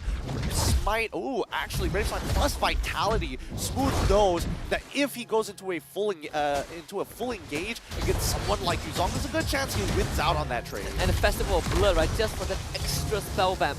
Ripple tries to get the Little Wanderer, actually gets it. So a bit of a bonus for RSG MY. It's good to see, it's good to see. In terms of the marksman, you do see Assassin Emblem for Loliels. wanting to make sure that he can put onto the hurt onto Sasa. Yeah, with Demon Kai on the bottom side, we'll give Loliao a bit more space to work with. The mid lane's gonna be very volatile as well. Actually, Izanami winning out that trade against Stormy. Nothing a full combo without him doing anything. That's the thing. Stormy can't afford to like try and make attempts with the Petrify, especially if he doesn't have enough damage. He's already a level down, so he's got to take his time here. Hey, I got Prince of mid lane. Just very fast reactions, very sharp reactions, in fact. Saksa will be hitting 4, and again, the objectives, the turtle will be the point of contention. Ripple not be able to hit 4 is yet. In fact, forced away from the waves. Needs a bit more time. Yeah, can't really do much about that. His level 4 might get delayed here. We'll see whether Smooth actually decides to freeze the lane. Yeah, he freezes it just before the turret. Both of them, he's trying to stall this for as long as possible. As long as Ripple doesn't have 4, have a lot more chances of getting the turtle. Now it will go on to Izanami, trying to take him down. Shadow Dash, keeping Izanami safe, eating up with the passive also. Hitting the Eve ultimate instantly uses it. Here comes Ripple with the back dragon fall. Stormy looking for the kill with the Petrify. The Ralph Waves will find the first blood, but it's actually to be Demon Kai that finds the turtle for his team. Ripple though will be sacrificed, and SMG finds 2 kills. Beautifully done, Team SMG. As much as they want to get that turtle for themselves and the kills, it's one or the other. RSG MY are pretty sharp on the ball. So both, again, trading even, right? You still get some goal injection and XP for your team if you're RSG MY, but evidently for Team SMG, you're enabling that draft a little bit. The fact that Izanami was brought down low that early on was what allowed SMG to confidently just jump on top of them. And they also get his Purify at the same time. I think Stormy played that out perfectly, looking as if he's going to do the full combo, forcing Izanami to actually use that Purify as early as possible, and then go into the Rough Waves Petrify after to get the punish. Storm can't even use the power of nature. He explodes. Saksa is doing a phenomenal job in securing these engages, and Izanami is going to take the Appraisal's Wrath, and Miko pounces on the opportunity to find a second kill. Great stuff coming out from the side of Team SMG. They are working in tandem with each other right now. It's zero reaction space, honestly. Yeah, these are very tiny windows that they have to work around. And the fact that Izanami doesn't have his Purify makes it all the more worth it for the side of Team SMG. And Miko now will put some pressure on the bottom side. Good wall charge gonna be there in advantage base. Miko gets to use the ultimate. Loliao cancels his Immortal's passion, but they still find something. Right. So for RSG MY, again, both sides are very aware of the battle, specifically the battle spell timers. Miko doesn't have his Flicker, they punish. Izanami doesn't have his Purify, immediate punish. So now keep in mind that, he's Purify, good. yeah. They got the Purify out of him again. Expect to see another possible gank as soon as we see Miko take the space. He's in a more active role with this Valentina, but the pressure that he is receiving is still a bit unbearable, honestly. We say that, don't worry, he will recover from it. In the meantime, Demon Kai is a full level ahead of Saksa, so this should be a pretty easy take, but we'll see how. Ripple is it nice to the back, stolen, lovely flicker with the wall charge. They want Sasa dead, can't find him, but they will get Stormy. And of course, Demon Kai will get the turtle, and this time, it's turnaround opportunity for RSG MY. 2 kills for them so far. Smooth is late to the party. Team SMG, they have to fall back. Ooh, what a great engage! What a great engage coming in from Storm, knocking up and locking down 2 people. With the watch, oh my god. He's gonna find Sasa! Just like that! With the flicker, tactical roll to get out, Saksa. You don't really want to be there. Stormy can't find a kill. Rough Waves tries to secure. Loliao finally gets it. Storm now needs to get away, but he's running out of health. Izanami tries to provide assistance. Appraisal's Wrath not enough. Demon Kai in the meantime finds the mid-tier 1. And now he's looking for some kill. Petrify, Energy Eruption, onward. Everything thrown from the kitchen sink, and yet he gets out. Yup, they just don't have that kind of damage just yet. They got the Petrify out of Stormy at the same time to stall that combo out. But man, really nicely done here from both sides. I mean, RSG MY finding that kill, but also at the same time, while they are getting punished, they are still looking to scrape gold off the map. And cracking open a mid-tier 1 gives a lot more space for Demon Kai to actually invade enemy jungle and maintain this level lead against Saksa. Now evolving to a 2-level lead. And Loliao just got the BOD. I cannot believe he snuck into that jungle as a marksman. I mean, to be fair, I would be freaking out if I was Sasa. I would be. And he didn't even have to flicker, right? Thank God he was able to buy some time. If he died in just like that, I think Lo Liao would have walked away without much damage taken in. I mean, that's as good as it gets, right? It really is as good as it gets. Most of the tier 1s from side Team SMG have already collapsed, so RSG need to take full advantage of the situation, right? They have more places to actually fall back on, but they want to be proactive without giving away too much info. Sit, conceal, flicker, trying to get the knock up, and they'll get rid of Ripple before he can do anything. Lovely pickup by RSG, by Team SMG. Yep, good play so far, but here's the important thing.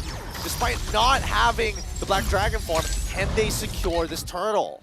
I would think about it.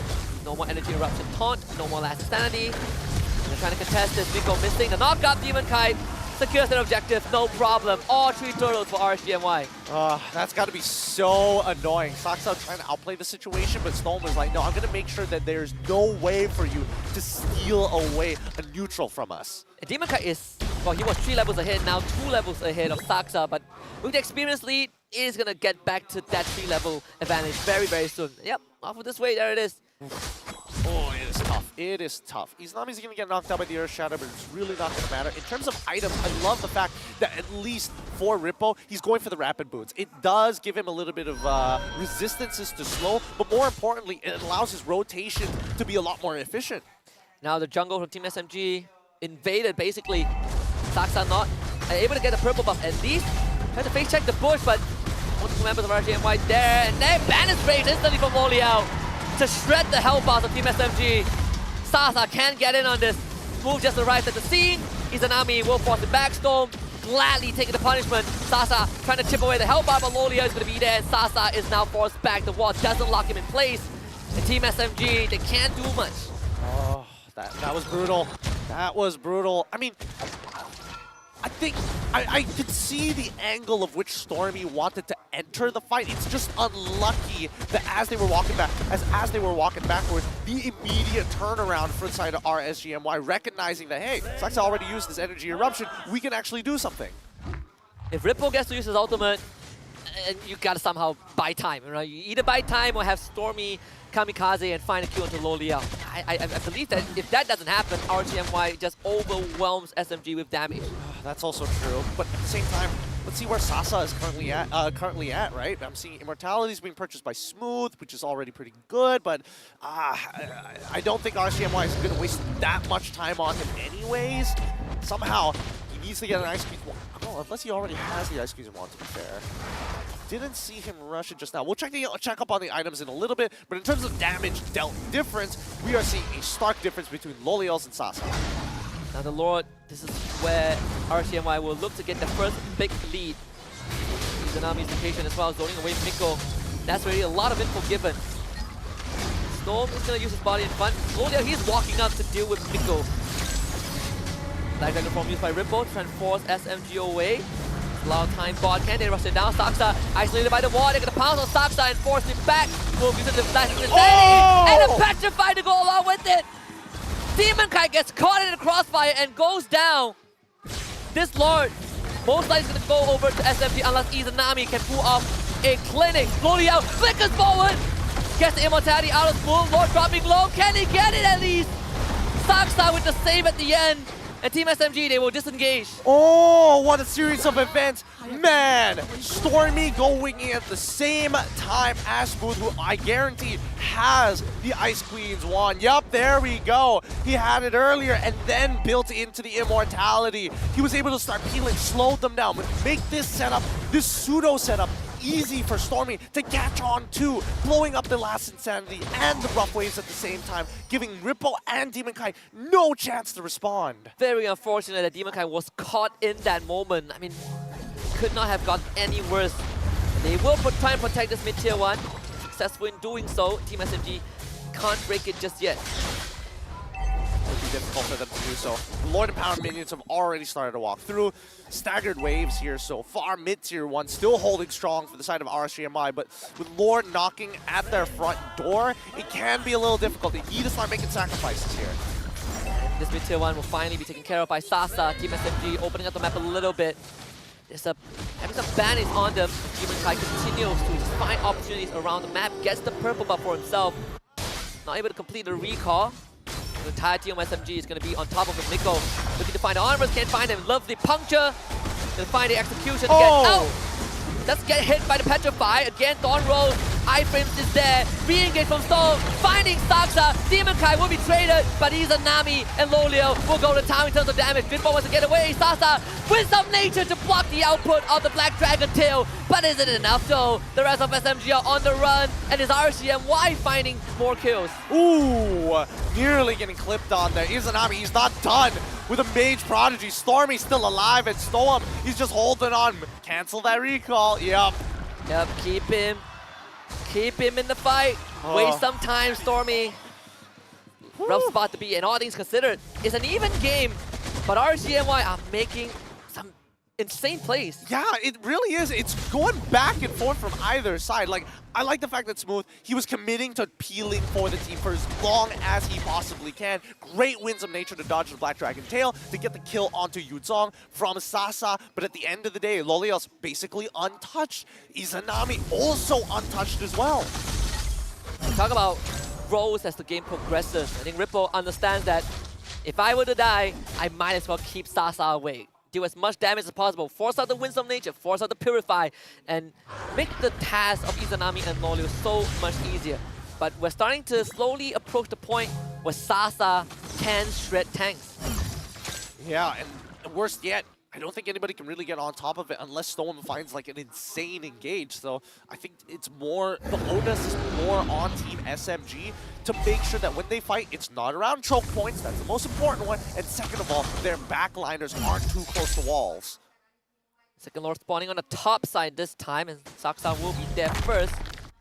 This is like how Storm is opening up the map, just finding out where the members of SMG are. Just saw Minggu, just saw Smooth. There's 2 out of 5 members identified. Let's also not forget, Sasa recently purchased that golden staff. That is a big power spike for someone like Harry, who's very reliant on her auto attacks to get that true damage passive out. Look at what Minggu is looking for a engage. Pull someone else. Smooth will try to bait this out, but RSG MY are very aware of the possibility. In fact, Izanami again having to eat it out, so you get some extra damage, some extra shield. And Stone will do his due diligence to clear out the bushes. Yeah, but should be able to get this Lord no problem and push Saksa off, unless... I think Demon Kai is 2 levels ahead, right? So in terms of retribution, he does have the damage to win out these fights. But he will be resetted. They get the flip already! Lolio more people! How did Minggu find that window? This could be the fight that SMG can win if Sasa survives! Gets knocked up, bleeds out. There is still some opportunity for Izanami to go off. He is now the Eden with the primal form. SMG forced back. Both goal laners have already gone down. Considering everything, both marksmen have been traded out for it. However, at the end of the day, Team SMG is still a man up. Does RSG MY still want to commit to this? Ooh, Smooth having to flicker out there. You're playing with fire, buddy. You may be export, but Izanami has come to a point where he is fully scaled. Lolio is going to be back in the fight first. Can Team SMG somehow find another pickoff? Get the knockout and the taunt to Demon Kai, and once more Lords gets reset at Izanami, and Demon Kai doesn't want that to happen. They will have initiative. Oh, they will find something here. Samsa losing a lot of his gray health. Probably needs to get back into that fight, but your eyes on Storm. He's looking for an engage. No more flicker from Minggu, so Lolio will be a bit safer. Minggu has to use the primal form already. Smoke instantly in with the last Sandy. Banner's Grace, Saksa dropping low. Look at the knockout, and they blow up Storm, but it's Demon Kai with the Lord. And Izanami's taking that Stormy! What a knockout right there! Lolio still survived because Demon Kai got his back! Oh. It's an even trade for both teams, and Lord for RSG MY. Demon Kai sees Sasa, he's not gonna go for it. But maybe he will. Waiting on the Winds of Nature. No. Finds this time! Are you kidding me? Lolio might have just saved the game for his team! Wow. What a beautiful synergy coming in from Demon Kai and Lolio. Demon Kai baiting it out, baiting the position out, waiting for Sasa to dash to set this kill up for Lolio. They're going to bring the inhibitor wide open. Sasa will be able to get back in time, but man, this is a nail-biting game. 14 to 15 minutes into the game, and even so, Team SMG have been trading equally against RSG MY. Holy cow, we are... this series definitely has delivered on all fronts. But the small margins, tiny as it can get, Lolio surviving because Demon Kite killed off his assailant. One hit before he dies, and then he repays him with that snipe onto Sasa. And now RSG MY gets to open up the map. The last bastion, the last outer defense, fallen for SMG. This is, such a tight game. Such a tight game. Izanami is doing so much work. And Stormy can only go in when he has his abilities ready to go. And even so, it's difficult for him to find multiple targets. As much as they don't want to fight in the choke point, they're hoping that RSG MY can just clump up ever so slightly closer together. Can Miko do what he did again? And I think that would be the crucial question. The flicker onward. Yes. In the blink of an eye, you don't even see it happening, right? I didn't even see how Lolio died, but Miko, if there's one man to pull it off, it's going to be him. Yep. So far, he's been the X factor here. You see Lolio, Miko being very, very patient with it. RSG MY, make sure that it's not going to happen for a second time. Miko instantly dashes in. Not able to find Demon Kite, not the easiest target to catch. Yep, but they're setting this up well. Like, Demon Kite's hyper aware of where... Okay. Stolen. Oh yeah, I thought they stole rough ways, but Ripple's gonna use the Black Dragon bomb. Hit the Fragile Armor smooth and roll him up, forces the flicker. Ripple is now in front, knocked up a couple of times. Razor's Grab actually not dealing enough damage to finish him off. SMG actually not able to get any kills. Okay, that's not too bad. That's not too bad. I mean, at the end of the day, it's only the mid inhibitor that's broken for the side of Team SMG, and that's more manageable during the Lord Dance compared to if it was the long lane, in this case, the gold lane. Oh my goodness. God. That could have been disastrous for SMG. He's got to be careful. Lord just spawned. One last dance. Oh, this one's tight. It's going to be so tight. They're going to use the Magic Sentry to open up the top side of that map, but RSG MY, knowing that Stormy won't be able to join the fight for a little bit, will try to speed things up. Yeah, they're trying to break the Fragile Armor smooth as well, and Storm will help with that. Izanami using Primal Wrath form already. Ripple instantly with the Black Dragon bomb. Loliana shows himself. Big combo. Sasa is the target. Wisdom Nature expires. Sasa dashes away, gets knocked out. Loliana now becomes the point of interest. But Smooth goes down. Doesn't have enough to deal with him. Ripple is dead. Loliana to discount damage. Flickers forward. Look for Sasa. Finds him. It's hitting up. Loliana. The hero play from RSG MY. And Loliana is doing everything right. He's cracked the maniac for this Beatrix. And RSG MY, the windbreaker, have absolutely done it! They have slain Team SMG! Stormy has nothing on them! And RSG MY will break the streak! Oh my god, what a series! RSG and Lonely Elves have come up on top. A hero play to set the stage. Disappointment stole them right in face of SMG. What a game this has been! And of course, Ripple, in his winning moments, let him have it. Let him hype out the crowd. This is what they've been waiting for 4 weeks. Woo! You can hear the cheers. GG RSG, I believe, was their motto. They've definitely done a number on SMG. The first series loss in the regular season. No more repeating history, but it was a well-fought match by both teams. RSG MY, the windbreakers, they really committed to it. And Sasa having his little chit chat with Ripple is like, oh, you dirty boy, you really got me that time. Really got me this time. Wait till the playoffs. Yeah, watch out, we've never met in the playoffs. Maybe this time we will.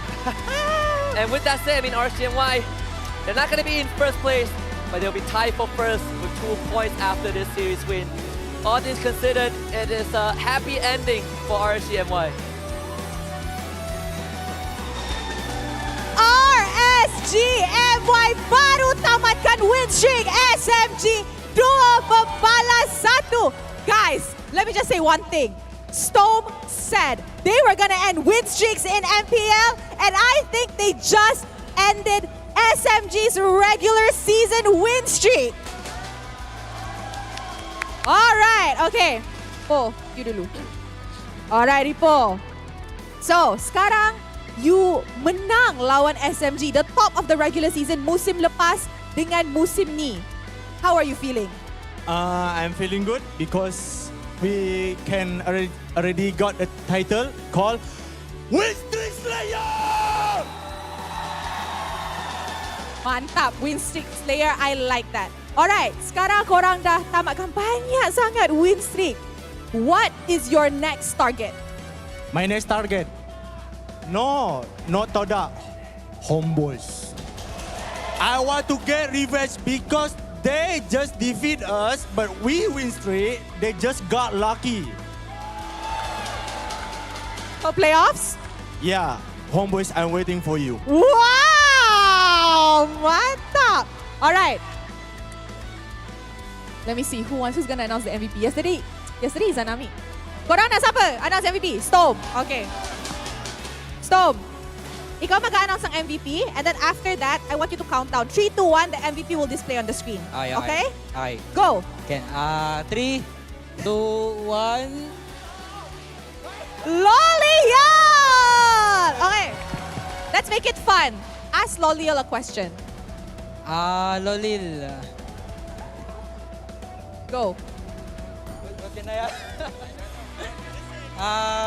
Do you think you are the best gold laner in MPL MY right now? Ooh! Dengan Maniac tadi tu, I'm excited to see what Loliel has to say. I don't think I'm not the best yet, but because I haven't met all the teams yet, so let's just stay like this for now. Okay, Loliel. Kita cakap pasal you tak jumpa lagi semua. Tapi, gold laner mana yang you rasa biggest threat untuk awak?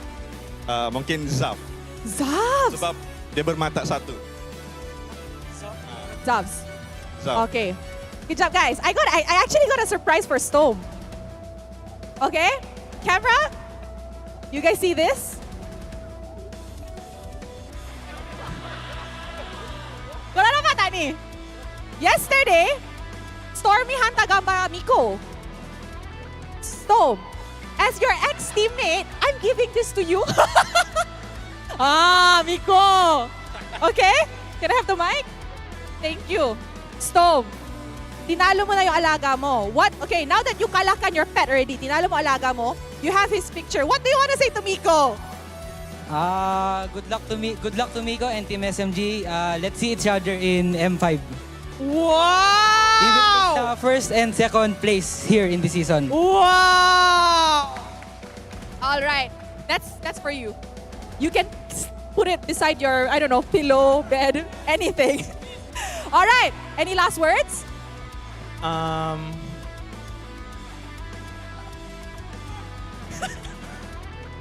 Moro. Oh, he say, don't throw. Keep it. Tayang the photo. Whoa! All right, Ripo, last words. Let's do this. Apa? Words. Oh, last word. Happy sangat. Okay. Siapa yang belum lawan kita orang tu, korang siap-siaplah kena bantai 2-0. All right, thank you so much, Ripo. Once again, congratulations to RSG MY for being the win streak slayer untuk musim kali ini. And with that, mari let's show it back to the casters untuk mendapat tahu apa yang jadi dalam Best of 3 game ni. Casters, silakan. Thank you, lovely stuff from Rose and RSG MY as always. And RSG, BD and marketing team, listen, all right, I have an idea. Design a windbreaker with the phrase windbreaker. Actually, that's not a bad idea. Okay. Assuming that they make it to M5, I have a wild guess what their new slogan's gonna be. A wild guess, huh? Wild guess. But our MVP of the match, you gotta give it gotta give it to Loliels. He played one hell of a game, both times showing that heroics make the difference when it comes to a 50-50 power level equal matchup. And when you need him the most, man, those flicker kills out of this world. Absolute maniac. I mean, Izanami, he's deserving of the MVP title as well because he stole the Savage from Loliel, so I'll give him that, all right? I'll give him that. We'll give him that, but man, Loliels has been playing such a solid game. When he has a winning matchup, you can clearly see him take full advantage of it, and especially when there's momentum behind his back, he becomes a completely different beast. Yeah, I mean, it came down to the wire, right? All these small margins, and I think one of the most memorable moments is definitely that Lord Pit fight, between Loliao and Demon Kai. It felt like both of them were tangling with death and they were somehow winning it out. You look at this game, the loadout and everything is 19 kills to 16 in a 19-minute game. Everyone is almost decked out. And for the side of RSG MY, they just hit their power spike slightly earlier. Exactly, and I just love seeing the continuous adjustments from both sides with Team SMG struggling to get neutral objectives. So what do? They attack the Yuzong. Whenever they had a problem with Beatrix, find that opportunity to go for the flicker onward and change the fight. So many times Team SMG has tried to force RSG MY into true front-to-back style of team fighting, but even for RSG MY, people like Storm specifically finding insane engages. Yeah, I mean the battle of the roamers, right? Storm has some insane wild charges, and you can say the same for Minggu as well. But Ripple reached a point where he's going for the Queen's Wings, went for the Oracle. He has rapid boots. That's how determined it is to dive the back to make sure that he gets there as fast as possible. I mean, he knows he can close the distance, and it helps that he actually has that quantum charge for the extra boost of movement speed to close down. After he gets hit, like literally gets into the middle of combat, you lose a large chunk of your movement speed from the rapid boots itself, mainly because of how it works. But at the end of the day, when he lands a good petrify into the furious dive, holy, the follow-up from both sides, whether SMG or RSG, is nuts. Yeah, it really came down to a classic game of let the Beatrix shower you. The banished rage, especially from Loliao. He has been threatening Sasa the entire game. Every single time we see these major team fights, you look at Sasa, he has the winds of nature, but it was always forced out very, very early on in the major fights. Super early on, in a matter of fact. And I would have imagined that, like, with the lineup that they have, looking for these picks is essential for Team SMG. But that doesn't necessarily mean that it was their only game plan. So it's great to see that even for the X-Borg, right, zoning out one target. I think the biggest problem at this point of time is, like, despite Smooth having a 5-2-7 overall KDA, it's just not enough with so much hard dive and guaranteed ways to make it to the backline. It felt like the peel just came in a little too late. And every time they peel again, we're also looking at Stormy to somehow find some sort of a catch in the chaos, right? And he has been able to do it. You know, we've seen some moments where Stormy finds his insane catches, but in the late game, the adjustment from RSG Malaysia was perfect. They did not let that happen. They did not let disasters happen a second time throughout the entire game. And the numbers very evenly split across both sides, and you look at the gold lane, the differential. My goodness, the damage dealt by Loliao. Yeah, Loliao was pumping up so much damage, and he wasn't even the highest damage dealer with Izanami at 132,000 overall as the dedicated, the carry. The rich guy, obviously, it's got to go to Demon Kai. This man power farms like an absolute beast. He's playing a completely separate minigame. Yeah, like he can lose his whole jungle and somehow still farms more than Saksai. He was constantly at a 3 level advantage over Fredrin, and it came out of nowhere, right? This was a very even game, and somehow he found those leads. Pretty disgusting, I'm not going to lie. I don't know how he achieves that. I think it has to do with a lot of the minions being given on over to him. Demon Kai getting those side lane split pushes while Rippo is on the opposite side to actually look for an initial ambush with the help of Stone as well as Lolios. But at the end of the day, it was a beautiful game of MLBB. I mean, even in this game that SMG lost, out of 16 kills, Stormy was a part of 13 of them. So, you know, some credit given to him. Look at the goal graph, look at this. Towards the majority of the game, it was back and forth, right? RSG has a huge lead, and then SMG finds a massive fight around the 10-minute mark, brings the lead back into the favor just about a little bit, but RSG MY has been able to keep swing it back in their favor and run with it. Yeah, by the time we get to the 15-minute mark, the gold leads generally didn't matter, with both sides already having a plethora of items, and especially for their cores. Once we get into the 18th minute, it didn't matter at all. It was all about how much extra economy do you have to actually juggle these items around. And I think for RSG MY, they didn't even need to juggle that much, right? They were breaking immortalities of SMG. We saw Smooth constantly running in and trying to use his Faraga armor, in fact, as a shield. And every time they see Smooth walk up, Izanami pounces forward, breaks the Faraga armor, gets rid of the immortality, and suddenly SMG just feels so less comfortable taking these fights. Yeah, absolutely. And I think, you know, with the early leads that RSG was slowly developing towards the 6th and as well as the 8th minute, a lot of it just had to do with, can we break the Faraga armor from Smooth as early as possible and then look to punish him immediately after? Or at the very least, did anybody use their battle spell? Instant punish.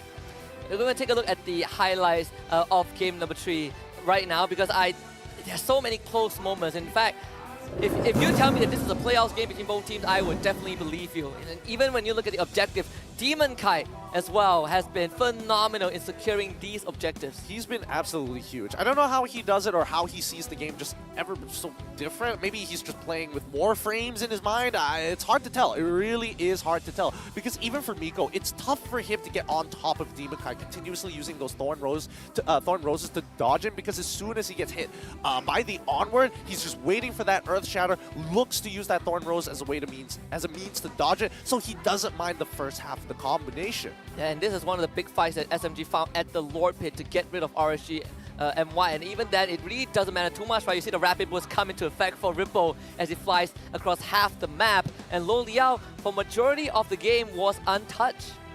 Yeah, I mean, he was having a good time until it didn't. Instantly getting picked off by someone like Miko, that's not exactly where you want to be in, especially since you had your battle spell up. It's just very tough to react to it. Yeah, I believe this was the moment where we see Demon Kite and Lo Liao work together as a unit, which is honestly very crazy. Stormy hits the back, finds to petrify. Lo Liao was one hit away. Demon Kite saves him, and watch this moment. Oh no, my they goodness, didn't play it! No, that was the sickest shot though. Come the one. on. Man, that OB guy is gonna get an earful. You're really gonna call him out like that? Oh, that's a little sad. But we know how the end of the game actually occurs. And honestly, wow, what a tight game between both RSG as well as Team SMG. But let's have a look at the updated standings. 15 points, keeping Team SMG still on top despite the grueling defeat. But RSG MY pull themselves just 1 point behind, tying them up with Selangor Red Giants as well as the Homeboys. And thankfully SMG at least got one game to keep them in the lead, but we know that RSG MY, they are on a hot streak right now, and it has not ended just yet. And the rest of the standings, very straightforward. We went through it before. MPXNC, Lunatics, and Todak on the second page. Red Esports and Team Secret in the red zone. Speaking about Red Esports and Team Secret, they're going to be fighting next. So there's a chance that Red Esports good ties with Todak and puts Todak at risk, but we'll see how that plays out. It depends if they win 2-0. And I don't know. Red Esports have been looking to try and recover from the blunders that started all the way in week number 2. I feel like it's escalated to a point where the pressure is on. I don't know whether they're going to be running Kim or Exort this time, but even for Secret, right? Still so many questions. Yeah, and I think the most intense series has definitely passed. You know, we've witnessed exactly what we expected from RSG MY and Team SMG, but that doesn't mean that it's not important to look at the next series, right? Red Esports against Team Secret, that is equally pivotal for both of them, especially for Team Secret, who are still searching for their first series win. Yeah, if Team Secret is able to actually get the points for themselves, that's going to put a lot of questions over who's actually going to make it to the playoffs or not. Like relegation is not a fun thing to be a part of, but especially when the league is so close, if you are on the second page, man, I don't know, things could, it might not even be in your control. And the craziest part was that Team Secret was relegated last season. They clawed their way back, basically restructured the lineup, and now they are still in that red zone. So if history were to repeat itself, it's definitely a very stressful one for Team Secret. Again, coming up, they're going to be facing off against Red Esports, and it is a must-win series for both of them. More so for Team Secret. Yep, absolutely. And hopefully we see at least some kind of evolution between both of the teams, because this week has been rough for so many different teams and a lot of table flips. Yeah, especially when you look at Team Secret, who brought the Ixia, I remember, right? They had some innovative idea that didn't work out. Red Esports came close to drawing blood from SMG, but that one got shut down very quickly as well. So both teams still struggling to find that momentum, even though it's towards the end of week number 4. We just have to wait for that next series to kick off, right? Team Secret Red Esports is going to be an exciting one. Yeah, I mean, the narrative thus far has been really exciting. A lot of people here, especially looking towards the MPL MY, was hoping for a tighter, closer, more competitive overall league. And so far, I think they're getting what they deserve. A lot of teams are actually getting to that upper echelon in terms of that very first page alone, but even then, it's still pretty risky. Yeah, absolutely. We're going to go for a short break, and when we return later, Red Esports and Team Secret will face off to find their series win in the group stage to keep themselves out of the red zone. Stay tuned.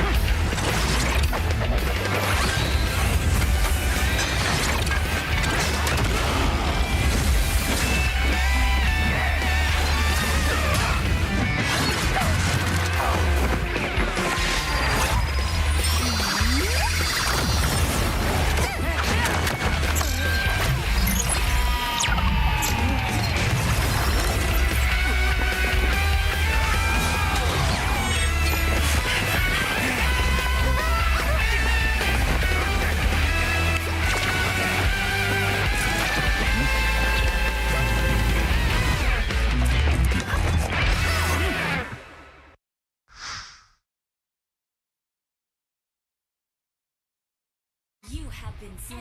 Legendary, unstoppable. Defeat.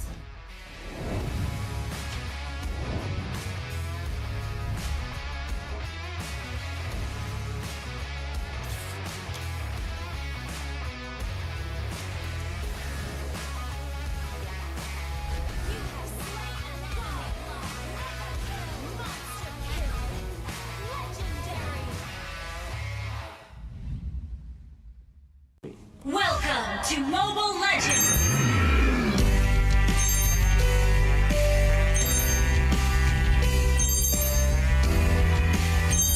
Ini Malaysia lah.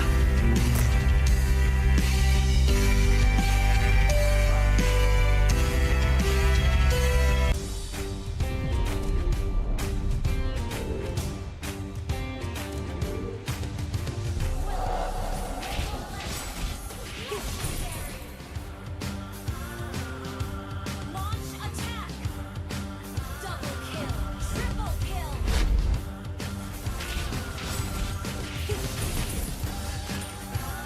Legendary!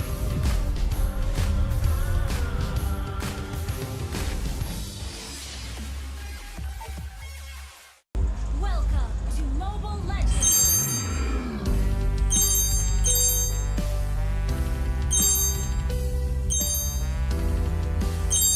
Ini Malaysia lah.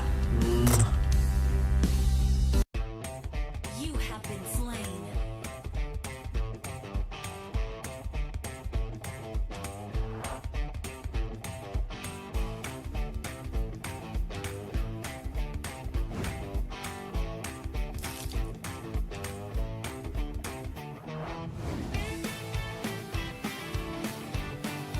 An enemy has been slain. Double kill. Legendary. Victory.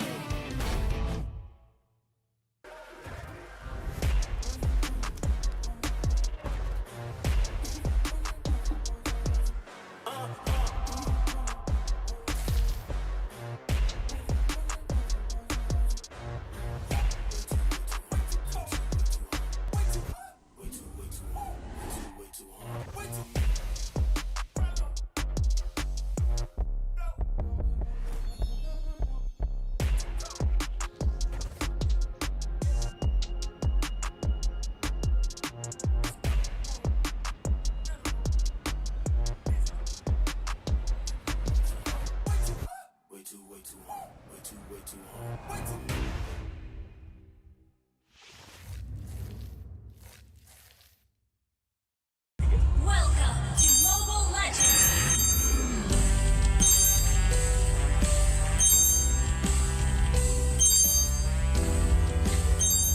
Ini Malaysia lah.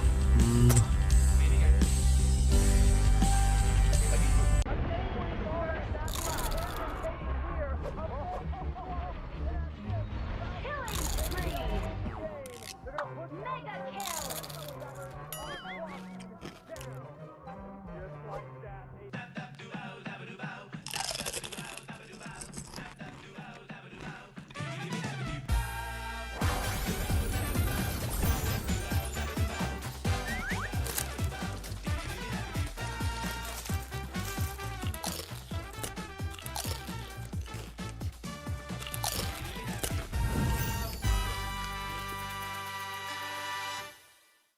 Welcome to Mobile Legends!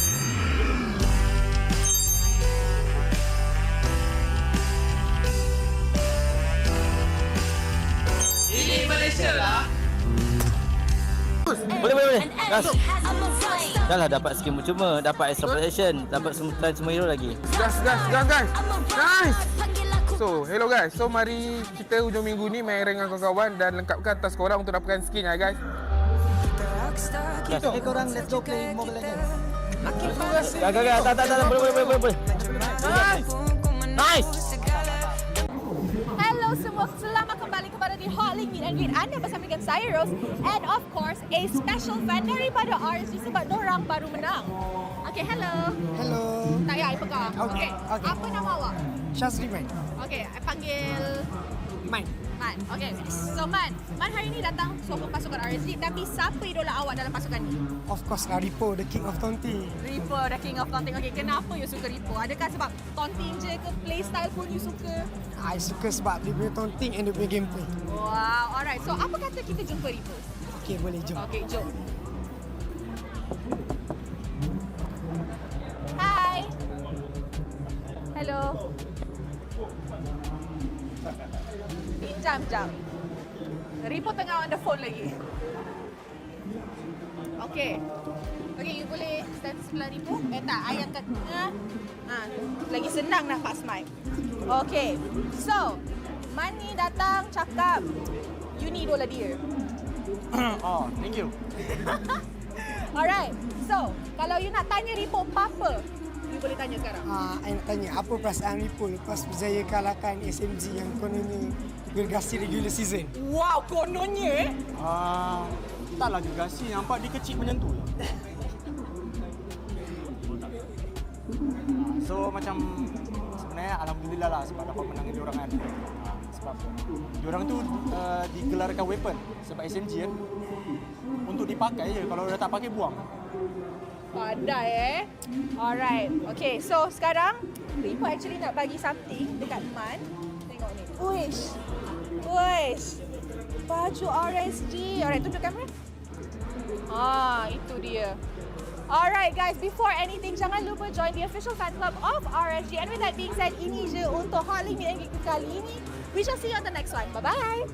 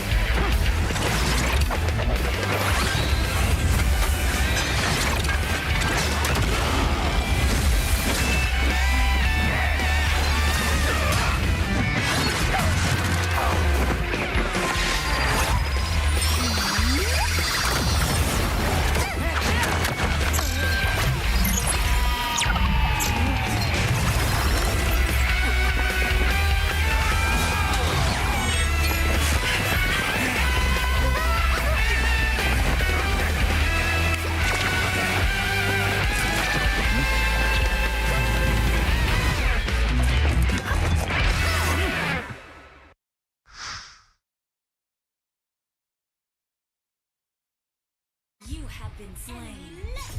Unstoppable. Defeat.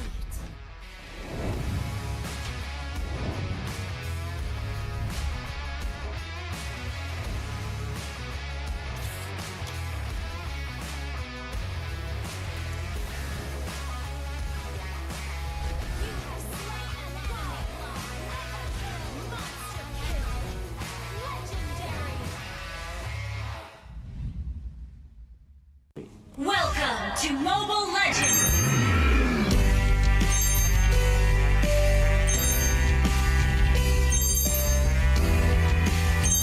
Ini Malaysia lah.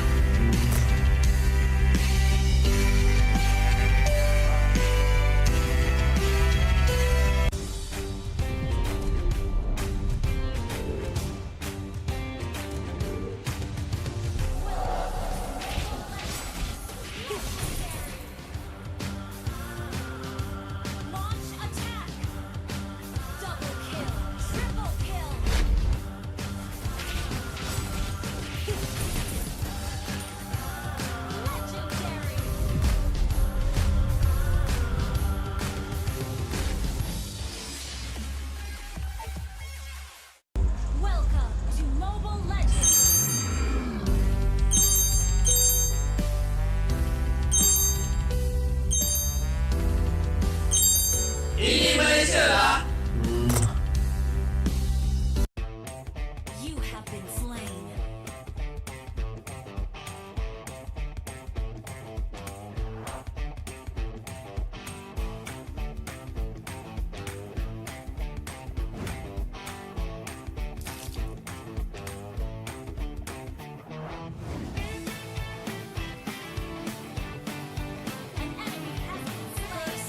Double kill. Legendary. Victory.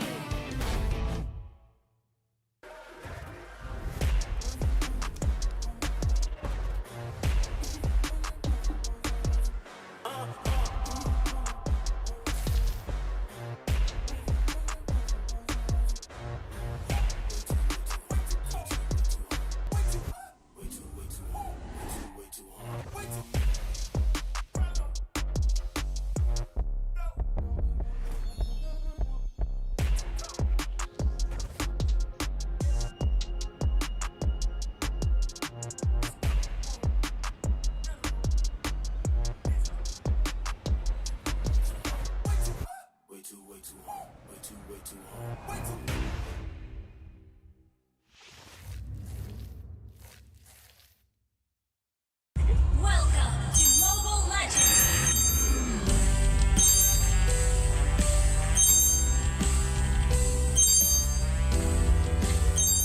Ini Malaysia lah.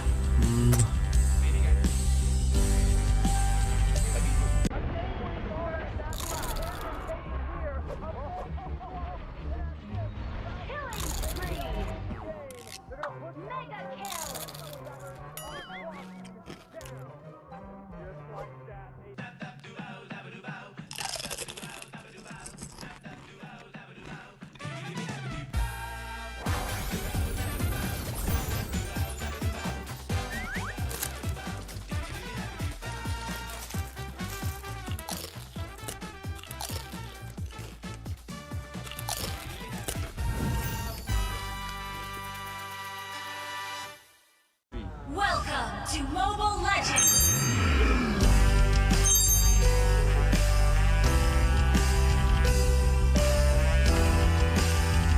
Ini Malaysia lah.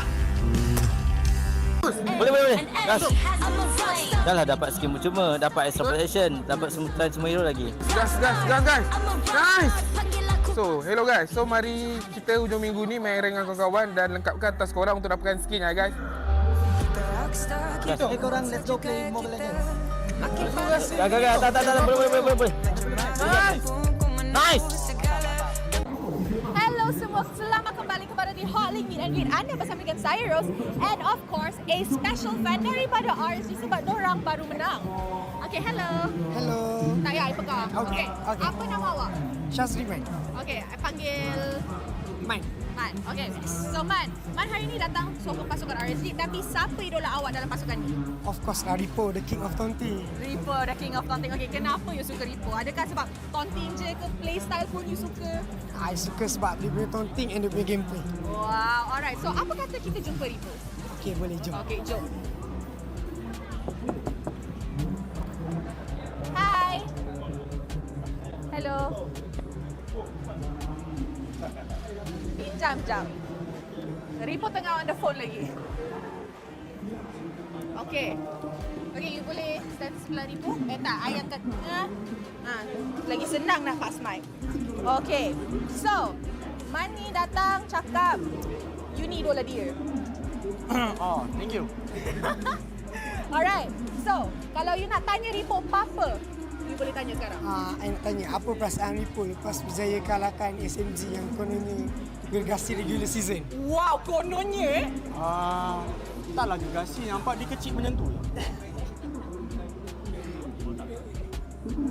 So macam sebenarnya alhamdulillah lah sebab dapat menang diorang kan. Sebab diorang tu digelarkan weapon sebab SMG kan. Untuk dipakai je, kalau dah tak pakai buang. Pandai Alright. Okay, so sekarang Ripo actually nak bagi something dekat Man. Tengok ni. Uish. Baju RSG. Alright, tunjuk kamera.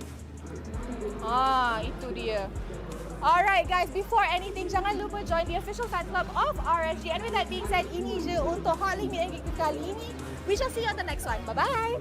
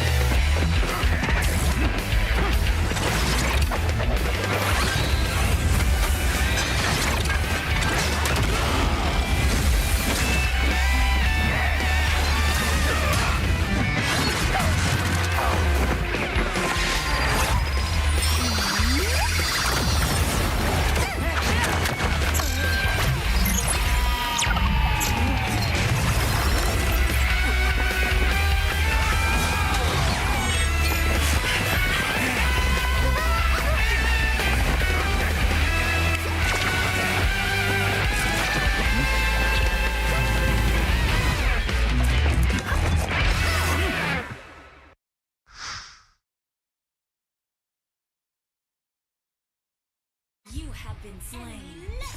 Unstoppable. Defeat.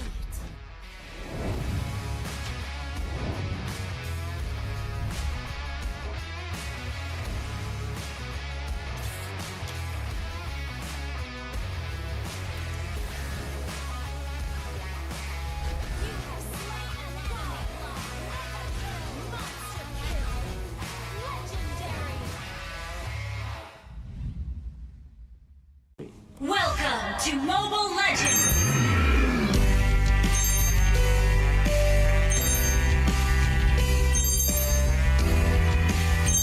Ini Malaysia lah.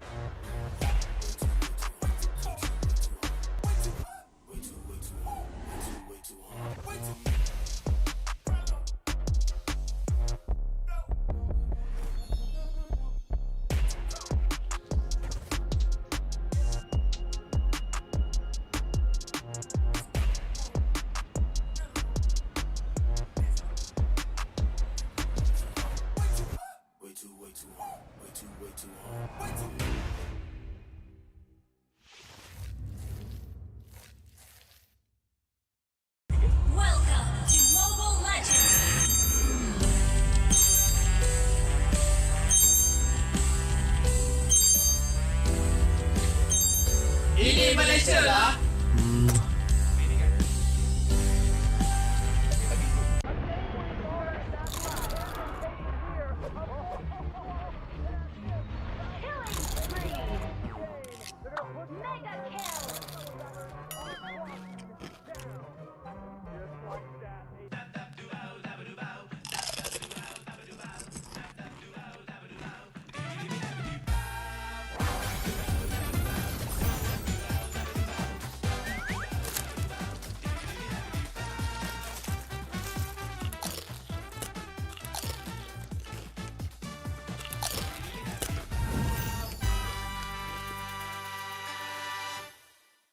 Welcome to Mobile Legends.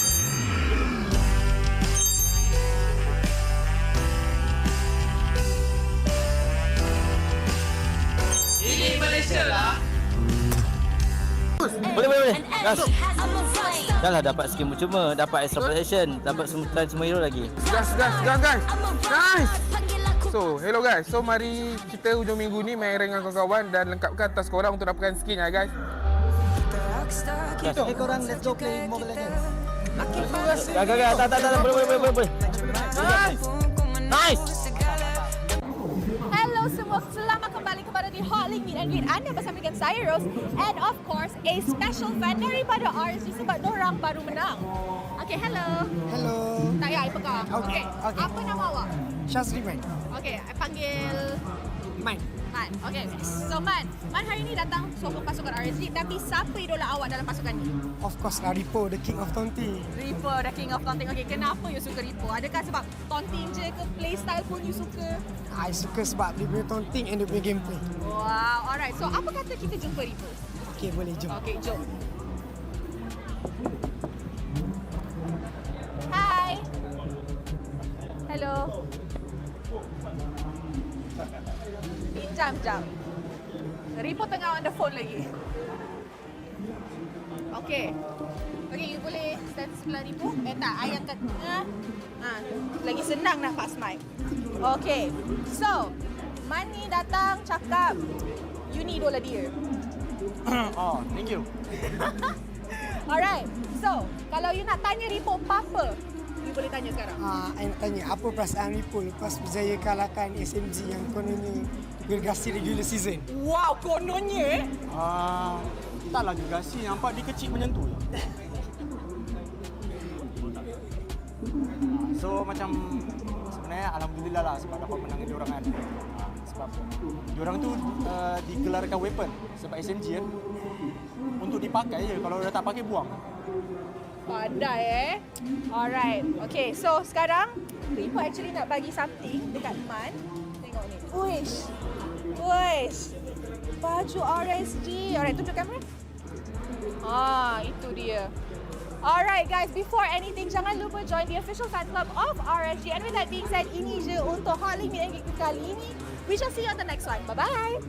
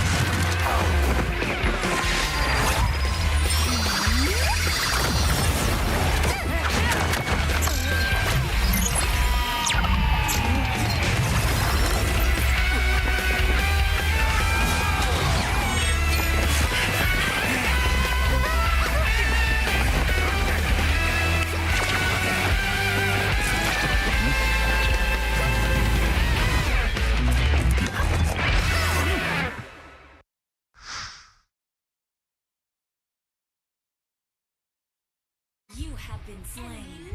Enemy unstoppable. Defeat.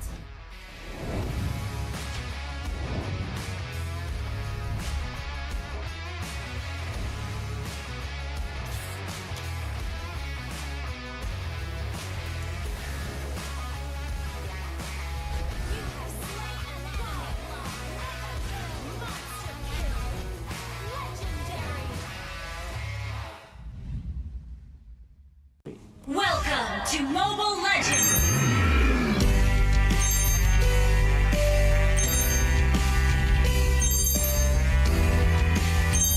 Ini Malaysia lah.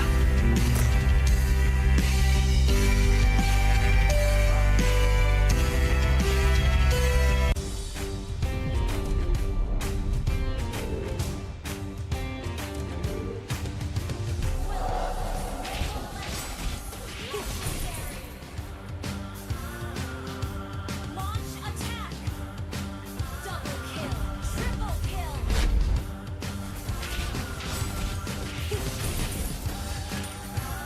Legendary!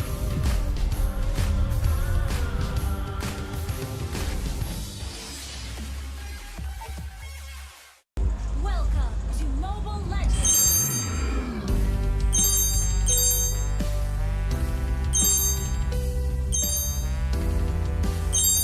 Ini Malaysia lah. You have been slain.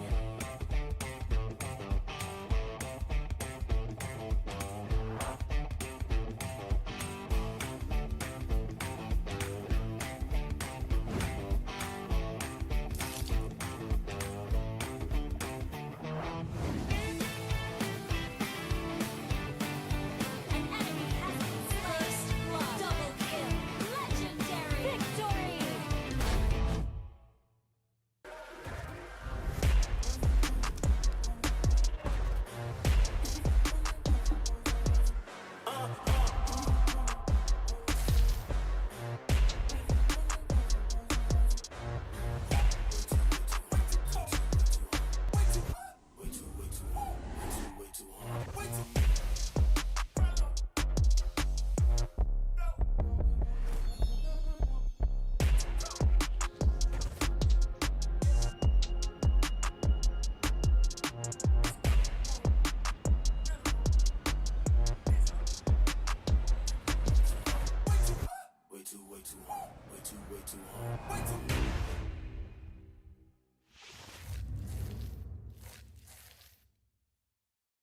Welcome to Mobile Legends!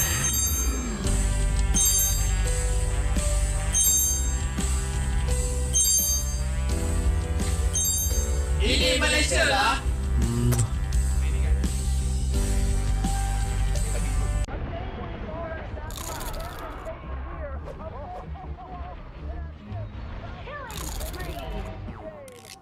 Mega kill!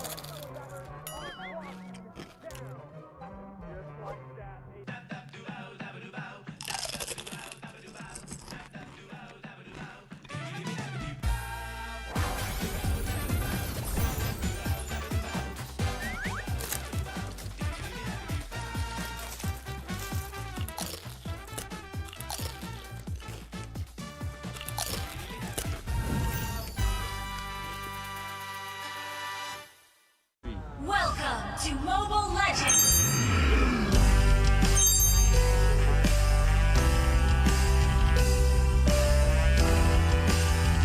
Ini Malaysia lah. Boleh. Gas. I'm a rockstar. Dah lah dapat skin percuma, dapat extra protection, dapat semua hero lagi. Gas guys. Nice. So, hello guys. So, mari kita hujung minggu ni main rank dengan kawan-kawan dan lengkapkan task korang untuk dapatkan skin ya guys. Korang let's go play Mobile Legends. Gak, tak, boleh. Nice. Hello semua, selamat kembali kepada di Hot Link Meet and Greet. Anda bersama dengan saya Rose and of course a special fan daripada RSG sebab dorang baru menang. Okay, hello. Hello. Tak payah, I pegang. Okay. Apa nama awak? Shazri Man. Okay, I panggil Main. Man, okay. So Man hari ni datang sokong pasukan RSG, tapi siapa idola awak dalam pasukan ni? Of course lah, Ripo, the king of taunting. Ripo, the king of taunting. Okay, kenapa you suka Ripo? Adakah sebab taunting je ke playstyle pun you suka? I suka sebab dia punya taunting and dia punya gameplay. Wow, alright. So apa kata kita jumpa Ripo? Okay, boleh jom. Okay, jom. Hi. Hello. Jam. Ripo tengah on the phone lagi. Okay. Okay, you boleh stand sebelah Ripo. Tak, I angkat tengah. Lagi senang nak pass mic. Okay. So, Man ni datang cakap, you ni idola dia. Oh, thank you. Alright. So, kalau you nak tanya Ripo apa-apa, you boleh tanya sekarang. I nak tanya, apa perasaan Ripo lepas berjaya kalahkan SMG yang kononnya gergasi regular season? Wow, kononnya Taklah gergasi, nampak dia kecil menyentuh. So macam sebenarnya alhamdulillah lah sebab dapat menangin diorang kan. Sebab diorang tu digelarkan weapon sebab SMG kan. Untuk dipakai je, kalau dah tak pakai buang. Pandai Alright. Okay, so sekarang Ripo actually nak bagi something dekat Man. Tengok ni. Uish. Baju RSG. Alright, tunjuk kamera. Itu dia. Alright guys, before anything, jangan lupa join the official fan club of RSG. And with that being said, ini je untuk Hot Link ENG kali ini. We shall see you on the next one. Bye-bye.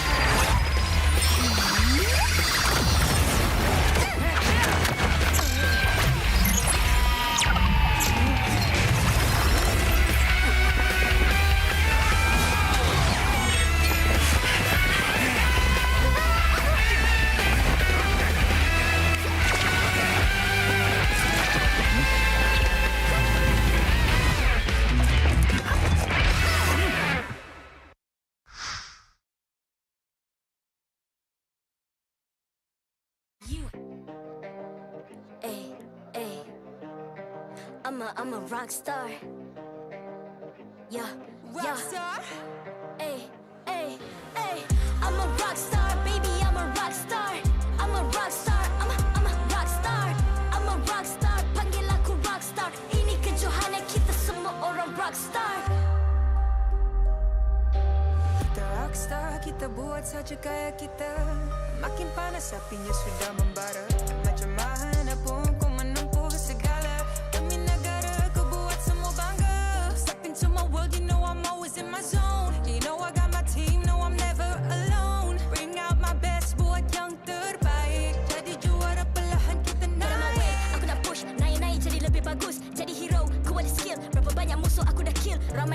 mencapai cause they envy me. Tiap game aku pasti jadi MVP. Easy. I'm a rock star, baby, I'm a rock star. I'm a rock star, I'm a rock star. I'm a rock star, panggil aku rock star. Ini kejohanan kita semua orang rock star. I'm a rock star, baby, I'm a rock star. I'm a rock star, I'm a rock star. I'm a rock star, panggil aku rock star. Ini kejohanan kita semua orang rock star. Tengok nanti siapa yang juara. Ni peluang kita bawa pulang piala. This is my game, this is my time. Menang semua, everything will be mine. Kalau jatuh kau pasti kembali.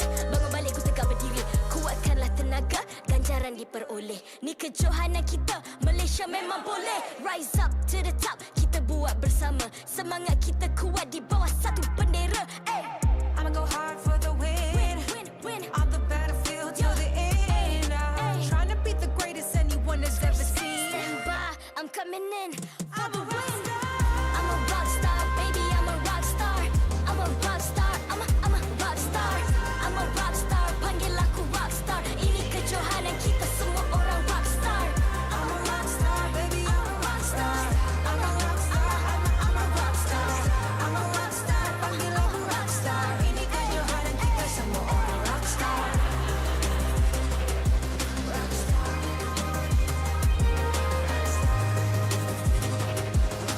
Ini kejohanan kita semua orang rock star.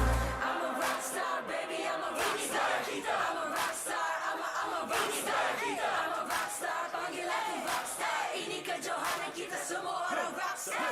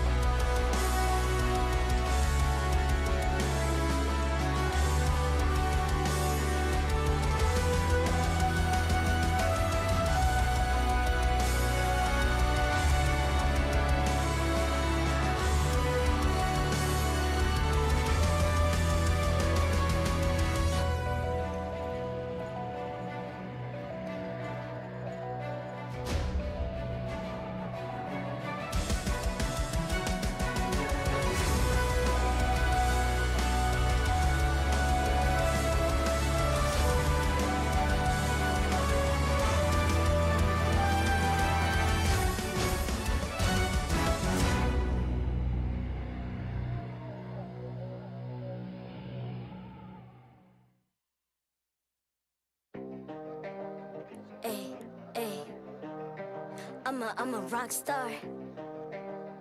Yeah, Rock star. Ay. I'm a rock star, baby, I'm a rock star. I'm a rock star, I'm a rock star. I'm a rock star, panggil aku rock star. Ini kejohanan kita semua orang rock star. Kita rock star, kita buat saja gaya kita. Makin panas apinya sudah membara. Macam mana pun kau menempuh segala. Demi negara kau buat semua bangga. Step into my world, you know I'm always in my zone. You know I got my team, no I'm never alone. Bring out my best, buat yang terbaik. Jadi juara perlahan kita naik. Get on my way, aku nak push, naik-naik jadi lebih bagus. Jadi hero, ku ada skill. Berapa banyak musuh aku dah kill. Ramai cuba mencapai cause they envy me. Tiap game aku pasti jadi MVP. Easy. I'm a rock star, baby, I'm a rock star. I'm a rock star, I'm a rock star. I'm a rock star, panggil aku rock star. Ini kejohanan kita semua orang rock star. I'm a rock star, baby, I'm a rock star. I'm a rock star, I'm a rock star. I'm a rock star, panggil aku rock star. Ini kejohanan kita semua orang rock star. Tengok nanti siapa yang juara. Ni peluang kita bawa pulang piala. This is my game, this is my time. Menang semua, everything will be mine. Kalau jatuh kau pasti kembali. Bangun balik ku tegak berdiri. Kuatkanlah tenaga, ganjaran kebesaran diperoleh. Ni kejohanan kita, Malaysia memang boleh. Rise up to the top, kita buat bersama. Semangat kita kuat di bawah satu bendera. I'ma go hard for the win. On the battlefield till the end. Trying to beat the greatest anyone has ever seen. Stand by, I'm coming in for the win. I'm a rock star, baby, I'm a rock star. I'm a rock star, I'm a rock star. I'm a rock star, panggil aku rock star. Ini kejohanan kita semua orang rock star. I'm a rock star, baby, I'm a rock star. I'm a rock star, I'm a rock star. I'm a rock star, panggil aku rock star. Ini kejohanan kita semua orang rock star. Rock star.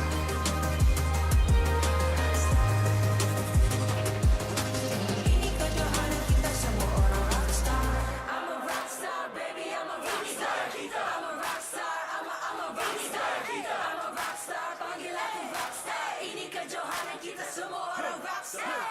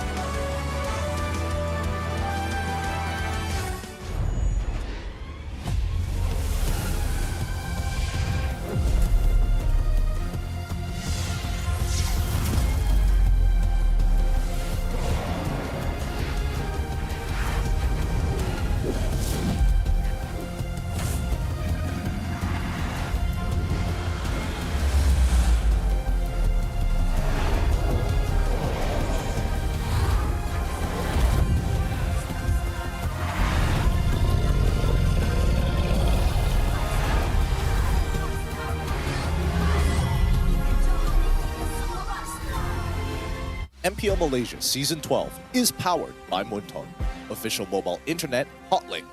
Score an epic MLBB skin for only RM1 with Hotlink. Summon your legends, unleash your style. Lightning-fast gaming experience with Hotlink all-new prepaid. Now with 5G. Visit the Hotlink booth today. Champion Extra GG with Garnier Men. Fight 99.9% acne-causing bacteria in just 10 seconds. Thank you to all our sponsors for your support in MPL Malaysia Season 12. Selamat kembali ke MPL Malaysia musim ke-12. Anda bersama dengan saya Rose, host anda sepanjang musim ini. Dan sekarang kita sudah berada di match terakhir untuk Minggu Diraja kita. Tadi kita baru saksikan game yang sangat-sangat sengit dan sangat-sangat seru. Tapi game ni akan jadi lebih intens sebab kedua-dua pasukan nak keluar dari elimination zone. Kita akan saksikan perlawanan Red Esports yang akan menentang Team Secret. Now, I'm sure Team Secret tak nak get relegated and go back to the qualifiers. Tapi, adakah Red Esports punya reset system akan berhasil? I nak tahu pasukan mana yang akan dapat kemenangan untuk perlawanan ini. It's a mystery and it shall be a mystery sampai kita habis series ni. So with that, mari kita jemput Red Esports ke atas pentas MPL Malaysia. Yakin akan membawa pulang kemenangan di perlawanan ini? Red Esports membawa masuk game untuk memberi kesukaran pada Team Secret. Membawa pulang 3 mata penuh menjadi sasaran untuk membaiki kedudukan carta. Adakah Red Esports berjaya menyekat kemarahan Team Secret hari ini? Mari kita nantikan.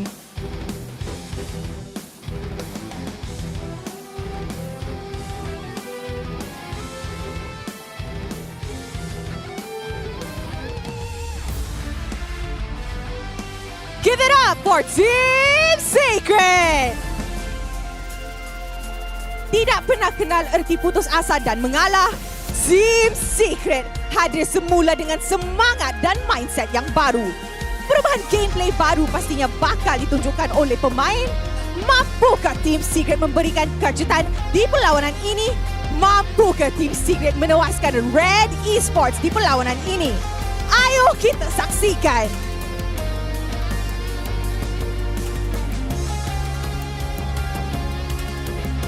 Sebelum itu, marilah kita menjemput barisan marshal kita yang akan mengalas tugas untuk memastikan perlawanan sentiasa berjalan dengan adil dan lancar.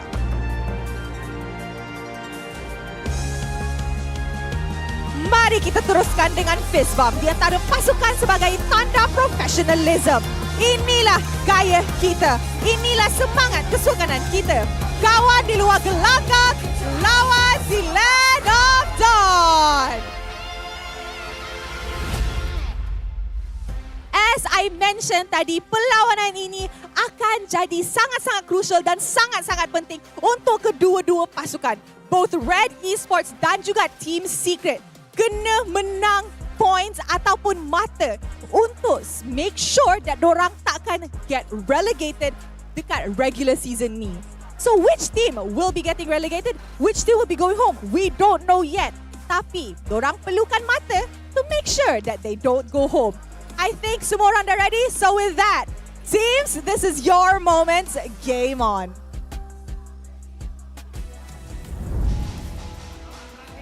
Thank you very much, Rose. Final series of week number 4, the Royal Weekend as they call it, between Team Secret and Red Esports. Both teams at risk of relegation and they have to make this one count. My name is Husky, alongside me is Skin and Q, and you are here with us on the desk for this final best of 3. This one's a tough one because both teams are in the relegation zone. Technically, both of them have also come through the qualifiers multitudes of times.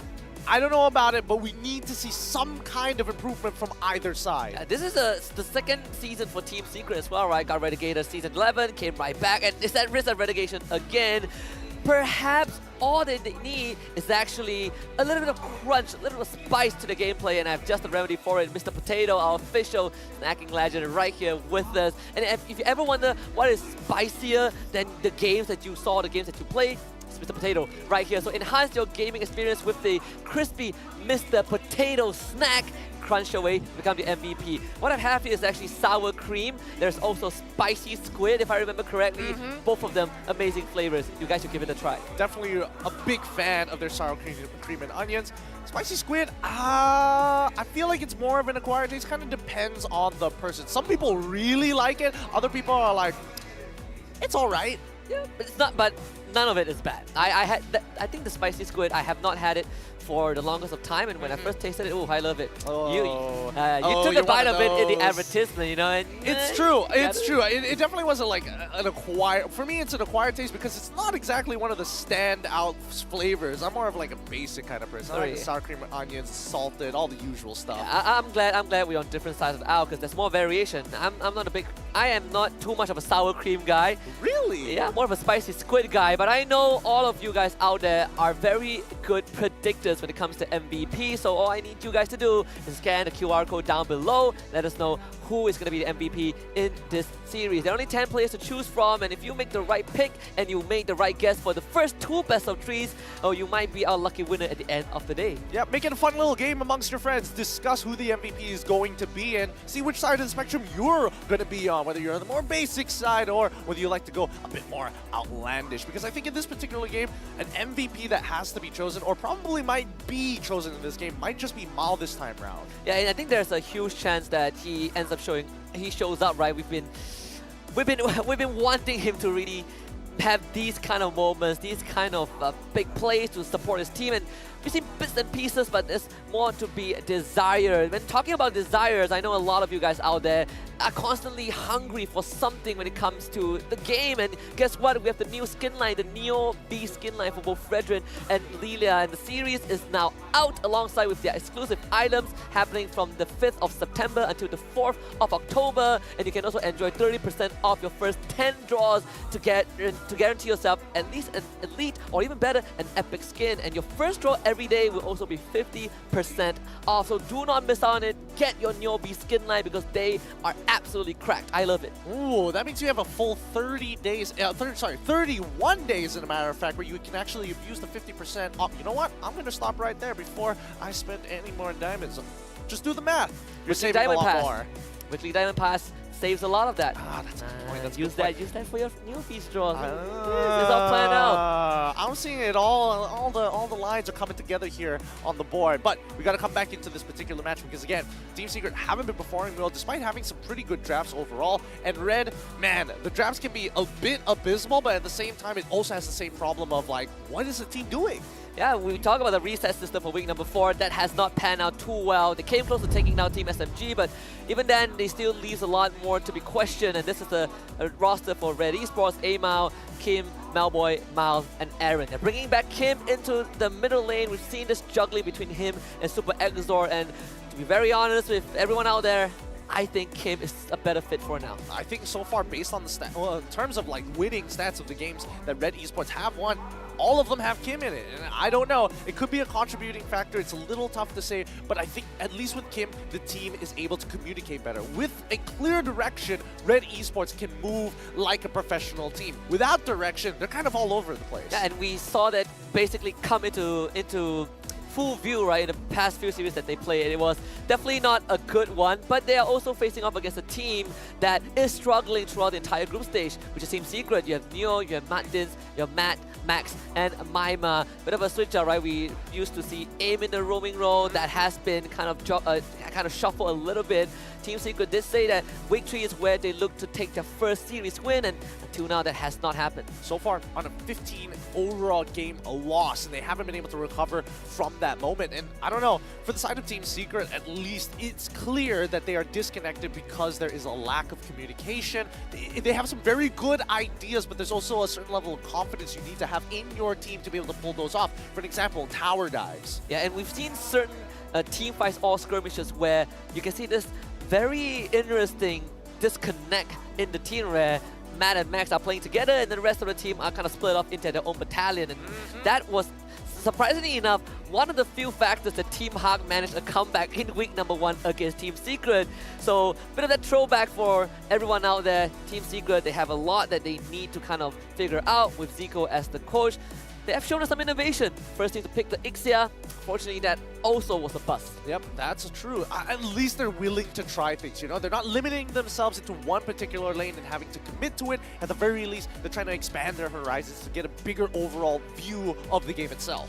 Now, we also got a hot topic for the series. Again, it's all about getting out of the red zone. Both of them are in the frying pan. If they don't get out from the series or in the near future, they are going to be toasted. Because when you look at the series that they have after fighting each other, I'm telling you, it's not looking good for Team Secret nor Red Esports. Team Secret, after this, they have Homeboys, MPNC, and SMG that they gotta fight. For Red Esports, it's RSG MY, Lunatics, and I believe, yeah, RSG MY and Lunatics. So the odds for Team Secret are definitely looking a bit worse. For where? But for Red Esports, they're not exactly safe either. All right, let's keep in mind, if either one of these teams are able to win 2-0 against each other, at the very least, it sets them up for the following weeks where at least they can start thinking about like, all right, we don't have to get as many buffer points. We can even start thinking about 2-1s possibly, but ideally 2-0s is the way to go. And we also have a player head-to-head on our screens. Again, Malboy and Matt, both the goal laners. In fact, one of the most even distribution of numbers we've seen across the board, right? Again, the KDA speaks a part of the story where a lot of the games they have not been able to come online, but to be fair to both of them as well, when they actually get to play the game the way they wanted to, we do see them pull out miraculous moves. Yeah, I think especially for Malboy, we've definitely seen, you know, his peak at a certain point in this I wouldn't even say this year, but at least for this season, but he hasn't been able to find that once again. He hasn't been able to be enabled by the rest of the team. Sometimes he has bad performances, but all players have that, so I can't blame him for it. But at the very least, in comparison to Matt, which he's kind of doing his own thing without the team, though. And I do wonder if the tendencies for Red Esports, where Malboy just loves to stick with his team and kind of leave the lane, that has kind of been a minor bane for them, right? Where he starts losing out the lead. I wonder if that is going to be a point of consideration for them in this series. Of course, for Red Esports season calendar, they are going to be facing off against Lunatics next Saturday, and afterwards, in the final week, they will be playing against RSG MY. Ooh, that's a tough one, especially since RSG MY is currently, we don't know what it's going to look like next week, but currently they're on a hot win streak themselves.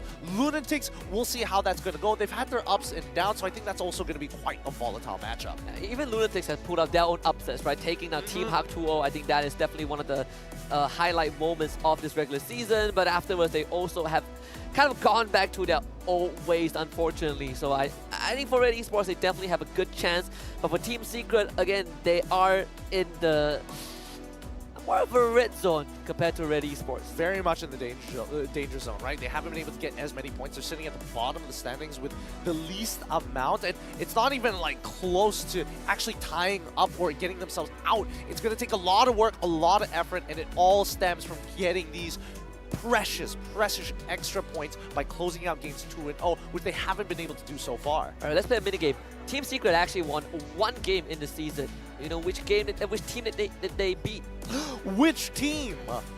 SRG. Dang. Of all teams, honestly. Yeah, it's still a surprise, right? Yeah. It shows that there's a lot of potential still, but at the very least, right, it's how they kind of execute it. It comes from many different areas, whether it be from the draft, which so far has been pretty okay. It's just when you look at them as an overall team, the disconnect becomes extremely evident, and it hurts them, right? It makes the image look much worse than it actually is. And the disconnect happens to both teams as well, right? It has plagued them for majority of the league. I think more so for Red Esports when they were playing with Super Exor, so hopefully Kim will be a remedy to that problem. For me, I think Team Secret, I think it's better if they just stick with what worked for them in the earlier stages of MPL MY and not go for too flashy of a pick, right? I mean, the Ixia it's innovative, but I don't think you practice it enough to make it work. So go back to what we saw, like the Bruno, Beatrix, Claude. There are plenty of options out there for the goal laners itself. Yeah, I mean, even the Beatrix alone should be in more than enough, but we'll see. Considering how Red has been playing very much around the Bellboy, it's difficult not to play around him considering his performances on Bruno thus far, and I think he's been winning out his lane a majority of the times. It's usually the outside influence that's what's causing him to lose his turret first. Yeah. I'm surprised that Tenka was still not given a chance, right? Considering the fact that the one win that they got over SRG, Tenka was there in the roster. That's also true. It's pretty interesting from Team Secret. Don't know if they're gonna try and use him as like a clutch pinch server for the second, maybe even third game. But in the meantime, we've got 35 more seconds, and I think Team Secret, I'm ready to be surprised. Me too. I honestly am looking for, how do I put this? I say my expectations aren't as high as, you know, the high-profile matches we've witnessed early on today, but I think there's a certain benchmark that you need to achieve, right? We kind of criticize Red Esports at certain points of time. They don't even feel like an MPL team. But Team Secret, I think they also suffer from the same feedback, not just, you know, in professional scene, but you look at the community, I think they also share the same sentiment. So in this case, I want to see just a basic, fundamentally sound game one, and then maybe we'll go from there. Maybe we'll get a better idea of what they are going to be doing for the rest of the series. It all starts with the draft. We see the Bruno, Joy E banned by Secret, and Red Esports with the Novaria Paquito ban. All right, pretty standard bans all across the board so far. I'm curious to see whether Red Esports is going to do something wacky and wild with the Barats pick again. And then obviously Team Secret's just going to be like, okay, I'm going to just play Gord, bro. Please do not play the Barats. They have suffered enough. They have suffered enough. Do you see what they achieved without the Barats against SMG? I mean, you know, that says a lot. That's fair. That's fair. I do think I would like to see Amal back on the Assassins once more. That's definitely where his comfort zone usually is. And if he has a little bit of a push, you know, give him a kill or two, he snowballs it out of control. And that's something that we haven't seen from Red Esports other than just Melboy, who seems to be the only win condition for Red. So Fanny's going to be the last ban by Red Esports. Secret with the first pick. And this has been the case for a while. You see Maima coming in the transfer window, going into the middle lane, and Max going over to the jungle role.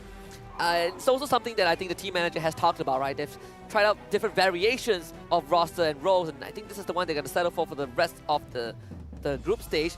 Team Secret least average assist in MPL MY Season 12, which also speaks volume to your point of them being disconnected in a lot of situations. Yeah, I mean, most of the time it's usually an individual mistake which Team Secret can capitalize upon, but that's usually in a 1v1. Half the time, I would imagine that teams need to really buck up and not give these free kills away, especially if you're talking about people who can snowball them out of control. We see the Kaja as a response to the Claude. They're going to pair it up with a jungler this time, or a flex pick, and it looks like it's going to be a Kadita straight off the bat. That's their mid duo. Yeah, it's well, I wouldn't want to say it's flex pick, but there's a Kaja already. So Kim on Kadita, very, very comfortable with it, right? It also forces this Claude to either play a bit more careful or run with the Purify to try and kind of negate this, to kind of deal with this Kadita. So love the approach from Red Esports. We have multiple ways to deal with this Claude.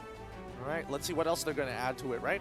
Red Esports can technically still look for knockups unless Team Secret denies it away. It's a tough combo to beat. As soon as you get hit by that Divine Judgment, you're in a lot of trouble. And now we see the Eve. Okay, interesting. I mean, this is a comfort pick for Maima for sure, but they're going to pair it up with the Terizla to ensure that at least this Claude can go into the back line with a Blazing Duet. Yeah, they also set up a big kill box with the ultimates as well. I was looking between the Eve and the Valentina, but for Team Secret, I think the Eve is just fine. You get this area of control that you can absolutely work with. Red Esports, you do not have the liberty of the Terizla nor the Paquito in this game, so it does raise the question, what would Aaron go for? Is the export, it does look like an option if they want to go for it right now.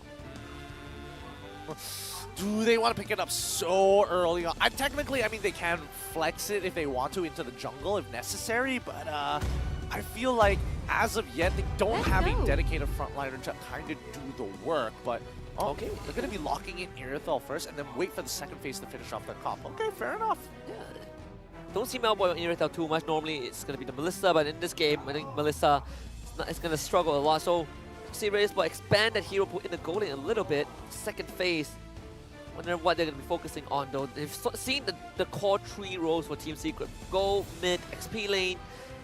Feel like they're going to be targeting down onto Max in the jungle. If they are going to be targeting Max in the jungle, they're probably going to start thinking about the things that he's already played. Fredrin being one of them. Hellcurd is another shout as well. I don't think they're going to go on Boxia again for the side of Red Esports, but we'll see. First things first, Kufra gets banned out. Honestly, Hellcurd isn't too bad of a pick for Red Esports themselves, right? You don't really have a way to catch him. Terizla is horrible in catching Hellcurd because there's nothing you can do about it. And for Eve, you're always standing still whenever you use your ultimate, and you can't see if he turns off the lights. Yeah, it can be very frustrating for artillery mages in particular to deal with the Dark Knight Falls, but we see Team Secret banning out the export, making sure that Neo is actually going to have a decent matchup. If they are going to ban out anything else, if they're following just on procedure, you're looking for purely locking down your laners, making sure that they have decent matchups. With the gold lane already settled, the mid lane technically settled as well, do they also want to kind of pick up the Grok so they have a clean way to open up the map? It does look like one of the remaining best options, right? For Team Secret. Lancelot gets banned out by Red Esports. Too much left in the pool. I could go down to just the Ferrin Martyrs, which surprisingly are still up. Nobody has touched it so far. Nobody has touched it. I feel like it's a standard staple that nobody wants to get rid of, only because it's a comfort, but also, even if your opponent has it, you've played it this matchup so many times that it's muscle memory.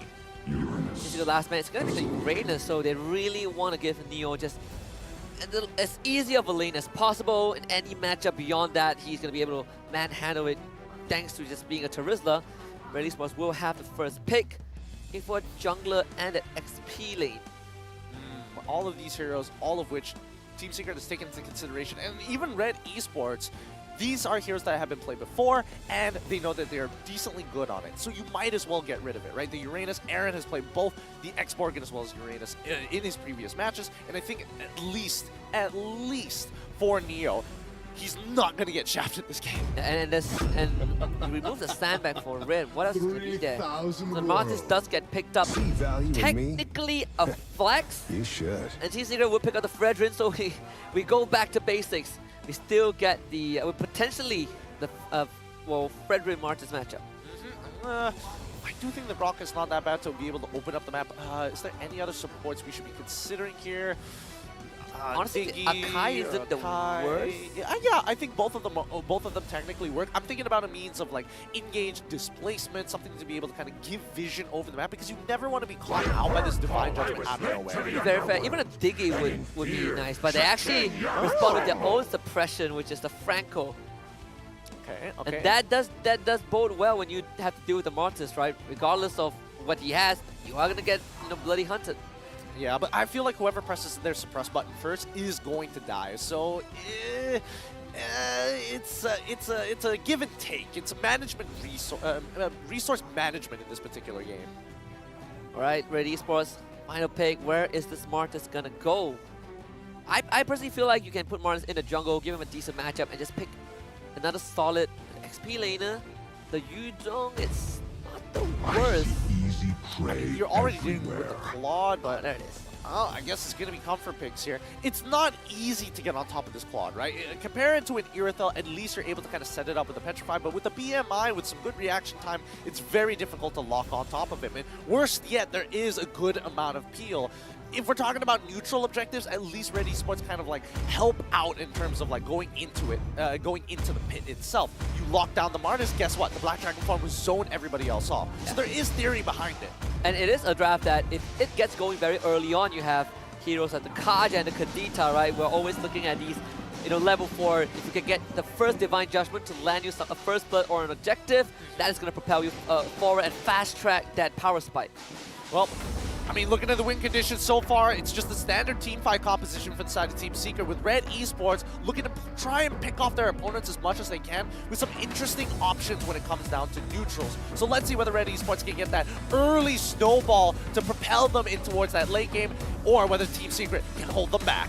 Yeah, Red Esports has tried a variation of early to mid-game centric draft plenty of times, but this one looks very, very solid. Game 1 between Red Esports and Team Secret kicking off right now.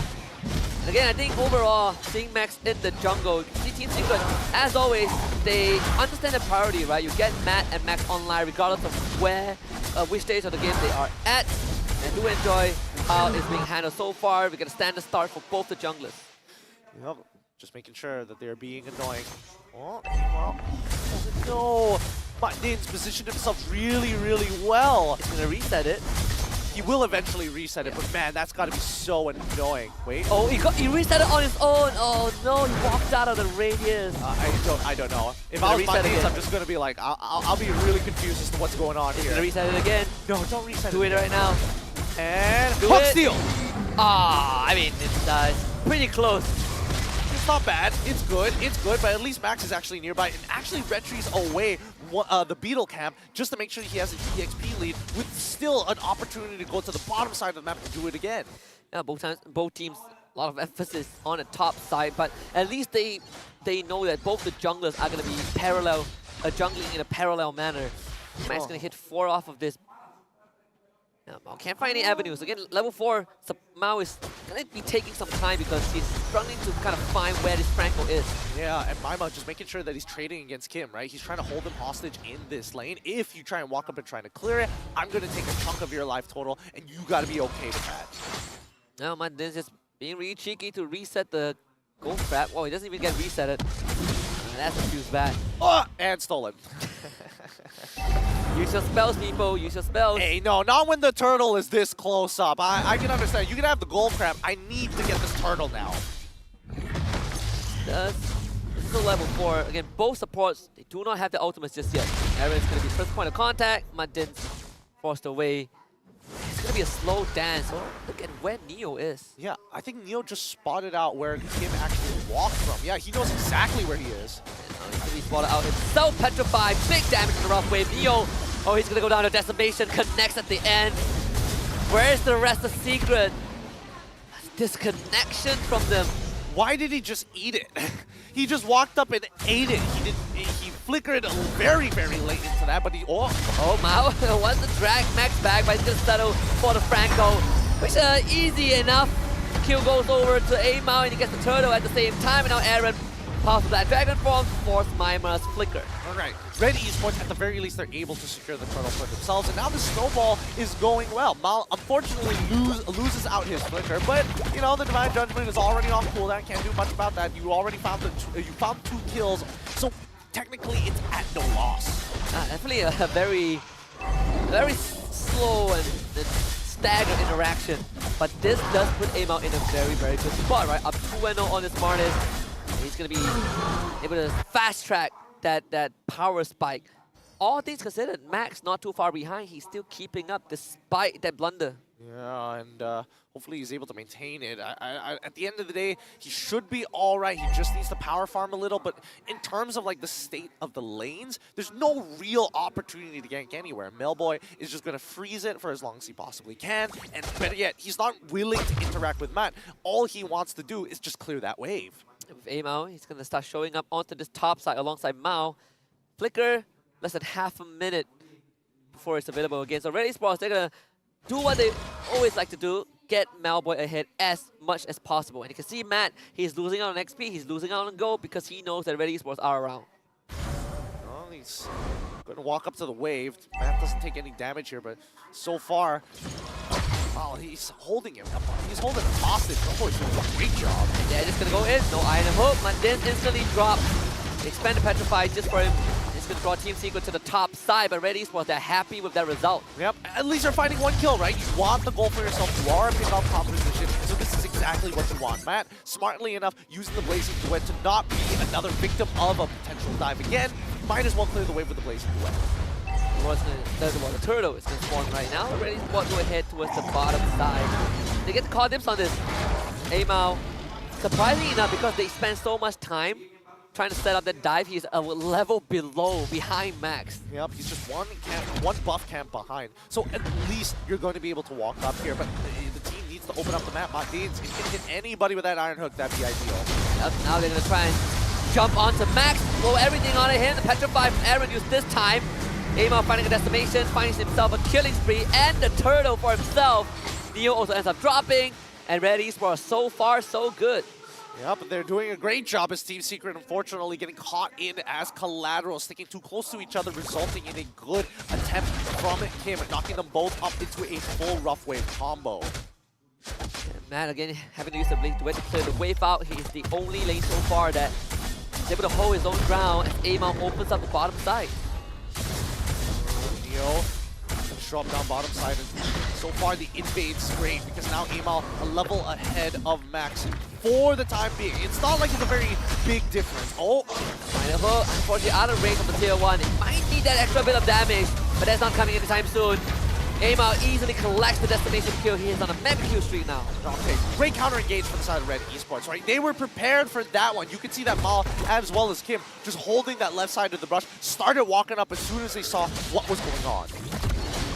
And now Max also is going to start getting threatened. If he tries to check that bush, he's going to go down. And not to mention that Red Esports have 2 Petrifies on their side. That's true. They have 2 ways to actually set up against their opponents. I think at the very least, it's going to be tough for Secret to be able to get clean combos off. So it's about ambushing, right? You're looking for Team Secret. They are looking for choke points. Ideally, if my teams can hit an iron hook, that would be even better because then you're safe. But if they can find like a Tribush point down by EXP, or at the very least that channel between the beetle as well as the orange buff on the side of Red Esports, those are very key choke points that Team Secret can take advantage of. The window is definitely closing rapidly for Team Secret. Martins, he has been struggling to find these hooks because Red Esports, they are just so aware with the spacing. You can see the idea is there. You send Claude to the bottom lane. Now we will try to punish Neo as much as possible without the iron hook around. There's no way they can stay there. Neo will use the penalty zone and try to clear it out as fast as possible, but Taro will still fall, and Neo will be sacrificed over to A-Mao. And while this is happening, Max is going to start leashing the turtle early on, a level down on A-Mao. A rather interesting choice here. And no way that's gonna happen. A double petrified from Kim. Looking for Max, using the rough waves to get the suppression on top of Amao, but they need a lot more damage to kill him off. Amao just casually walks out of there with decent help to spare. And Red Esports now have full control of the turtle. Now without any man advantage, too low to actually walk back into the turtle pit. Team Secret give this away to Red Esports. Nothing much they can actually do about it. Oh man. This is looking a bit tough right now. Yeah, it's getting even tougher right by the second. So far, Kim has been finding these two for one knock-up stun combinations, and that's been really slowing Team Secret because he's focusing down on Max to make sure he gets nowhere close to the pit. Red Esports can now start taking the jungle of Team Secret again. Thankfully, it was cleared out prior to the invade. With the mid-tier one still up, Team Secret still has some sort of a cushion to fall back to. But every single time that hook misses, Red Esports will have a window to pounce. Now with Red Esports taking control of the bottom quadrant of the map. Oh, but oh, they're gonna use it right now just to make sure they secure this mid-tier 1. And Max in the no man's land to get the hook. Lovely stuff onto Kim. Doesn't get to use the rough wave. Your manipulation will be used as well. Taunt onto Aaron. He's taking massive damage by healing out with a sharp residue. Red Esports, they're looking for the counter engage. Mao finds the target that he needs. The flicker not enough from Neo as Neo ends up going down. Mao will survive as Amao pushes the rest of Team Secret away. Red Esports, teams like they're still posturing for potential fight. In fact, Team Secret, they will bite it. They jump right in, get rid of Aaron. But you gotta deal with Amao, who is absolutely going ham right now. Godlike, in fact, on this Martis. Ooh, what a start, what a start. And now Red Esports, with a 3.1k gold lead, are in prime position to start taking this game back into their hands. I mean, to be fair, at least Team Secret were able to find one turret, but compare that to 3 turtles and 3 turrets, Red Esports are developing a lead that's going to last. See, the level lead also starts to build up as well. When Martis starts getting a lead over you in terms of experience, you are going to suffer a little bit. 81% chance of winning for Red Esports according to our AI winning prediction at 8 minutes in. I think that's a pretty fair assumption at this point in time. I mean, it feels like Team Secret are playing a very passive route. They're not making too many plays. I'm not seeing how to disrespect the space either. They're very afraid of walking up into these bushes, knowing that at any time they could get hit by the Divine Judgment and then get comboed by either Aaron or Kim. Yeah, I think that window was definitely closed, right? The fact that Red Esports had been able to get a hit. Prior to that, not sure. I think the Franco can walk in, but right now, oh, he has to somehow land some sick hooks. He was able to find one just now on the Kim, but he has to do it again and again. Still use Mao. He forward back Dragon Form used by Aaron as well. Who's going to be a target this time? Zoning up of Neo and Max. Mandin can use his own conceal. Looking for Amao, but oh man, the Mortal Coil just in time. The timing could not have been worse for Team Secret. They're now losing Mandin and Amao. Is going to go to town again with a decimation. Matt wants to find something with the Blazing Duet. Couldn't find it, and Amao finds the 3rd decimation of this game. Might be deliverable form. They get the knockup onto Max. Amao still going. Here comes the Maniac, and Amao will get it. Finds it. He finds it, no problem. Just chaining it after kill after kill after kill. And now, with a solid lead, no jungler to worry about, 2 levels ahead upon in front of his opponent. This is looking to be a swift game for Red Esports. Oh yeah, talk about being disconnected. Mandin's idea was right, follow-up was not there, his team was not ready. And also with a bit of a bad luck to use the Bloody Hunt onto Amao as he was moving away with the Mortal Coil. And Red Esports can get a push going right now. The hook. Oh, that's on the Amao. Oh, he's gonna die underneath the tier 2. Some sort of hope for Team Secret, but man, he's gonna get run down by Malboy. The BMI is gonna be there. He gets the rough wave from Kim. Matt, lovely joke, but actually tied. You're right at the edge of the knockout from this Kadita. And we noticed that the Lord has been pushing this entire time, so if Team Secret just lingers around this tier 2 for any longer, they might just lose an inhibitor for free. Luckily, the minion spawn is going to slow it down, but that means that mid-tier 2 has finally fallen. The last one will be the bottom lane, and I believe that Malboy will take care of business. Look at this Irithel. 10 assists out of 14 kills total. He has been very active. Okay, he has been very active. I wasn't expecting numbers like that, but we'll see it towards that end streak, right? Currently 3 to 14, and I don't know. Team Secret, they've got to make something happen. So far, they've been so very passive. Max is trying to make sure that he's keeping up with Farm and Amal. He's only one level behind, but that's only because Marnus has maxed out his levels. The next door is in 30 or 90 seconds, but that middle lane is completely shut out. Team Secret knows that, I mean, if they walk up, someone will have to be sacrificed, and it might have to be Neo at this point. Yep. I think Neo has no choice but to actually do so, right? I think that if... could they wait any longer than this? I think they can. I think Team Secret can actually stall this out. If we're talking about that high ground defense, it's actually not that bad. It's not the worst in the world, but if you compare it to Red Esports, it's significantly better. Yeah. I mean, you have a hook, right? And you can know if you are ever able to hook someone, that's almost a guaranteed kill underneath the inhibitor nonetheless. Well, Kim just bought a Divine Glaive. This Kadita, the one-shot potential is it's gonna start to hurt. Yep, it's so very high right now, and Red Esports don't want to make a mistake. 5K trying to develop into a 6K goal lead against Team Secret. They're just making sure that they can't even walk out of their base. Mao looking for the Divine Judgment, gets taunted. Good timing by Max to stop them from happening. If they want to do so, I think they first need to figure out a way to lock and kill Amal, right? He may be tanky, but oh wait, no. Maima doesn't have enough items at this point of time, right? He's only level 12 so far. Maybe at the 42K mark, okay? Give it some time. Red Esports are ahead by 5K, but it's not the end of the world. Yeah, and Matt was able to retreat with the BMI. The fact that he has to purify does make him a lot more confident to walk up and play waves like that. But now the lore has spawned and Red Esports will beeline towards it. Amal starting it up without hesitation. Okay, Team Secret gonna do anything about this? They're gonna get Neo to scout first. Find any information. Keep in mind, last time he did this, Mal just pulled it right back into the Onsen Kid. And he does have the immortality, but I'm not sure how much work can be done even when he comes back to life, so he kind of plays really careful. Max is going to show himself also. The rest of Team Secret is still hidden. Matt checking the bushes. That Iron Hook goes wide, and now Red Esports have more space to work with. Mount knows it.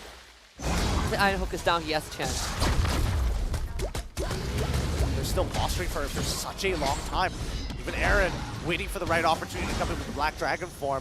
The Iron Hooks have been throwing up, but they haven't found a single target just yet, as Max is trying his very best to pull this Lord to his side. Now Red Esports, they're going to pull the trigger. Penalty zone to keep Mao away. Real competition is going to be there. Kim finding the big combo as Amal secures the Lord, and 3 members of Team Secret instantly drop. There is no chance of them even fighting this. Neo might be the fourth to go as Max sent on the run in a completely different direction. And Mao was like, no boy, you're coming right back with us. Oh, you still want to run away? Don't worry, we'll take care of your base for you. It's between Neo and Max right now to defend the game. Yep. How long can they survive? 14 more seconds until Matnitz is back, but I don't think it will be enough here. Max can try his best to body block it, but it's up to Neo, who actually has a way clear. Yeah, penalty zone right into the middle, and he gets instantly just blown up by Kim. Red Esports will need a mid wave, and that will not arrive in time, but it's okay. The Lord is pushing down bot. They've got two fat waves coming in from top end as well. No need to rush this, but we're already 16 minutes into the game, and you can tell that at least for Red Esports, they're just taking their sweet time because they know that Secret has been playing so passive all game that it's unlikely for them to force play. And Iron Hook just not landing on the necessary target. This Lord is going to help them take care of the bottom inhibitor. Black Dragon form used by Aaron very early on. And Red Esports, they're going to use the conceal. Actually, the hook this time lands on the Malbile of all people. Matt is sneaking that up. And Red Esports will have to slow down yourself for a little while, and Aaron will be given away. Team Secret finding a breath of fresh air. Ooh, dangerous. Dangerous stuff. With 2 inhibitors down off the second Lord of this game, the third one might put the final nail in the coffin, but at least we've surpassed the 42K mark. Now at 46,000 for the side of Team Secret. That means a majority of the members have actually scaled and gotten their full build. Oh, had to use the rough wave just to get out.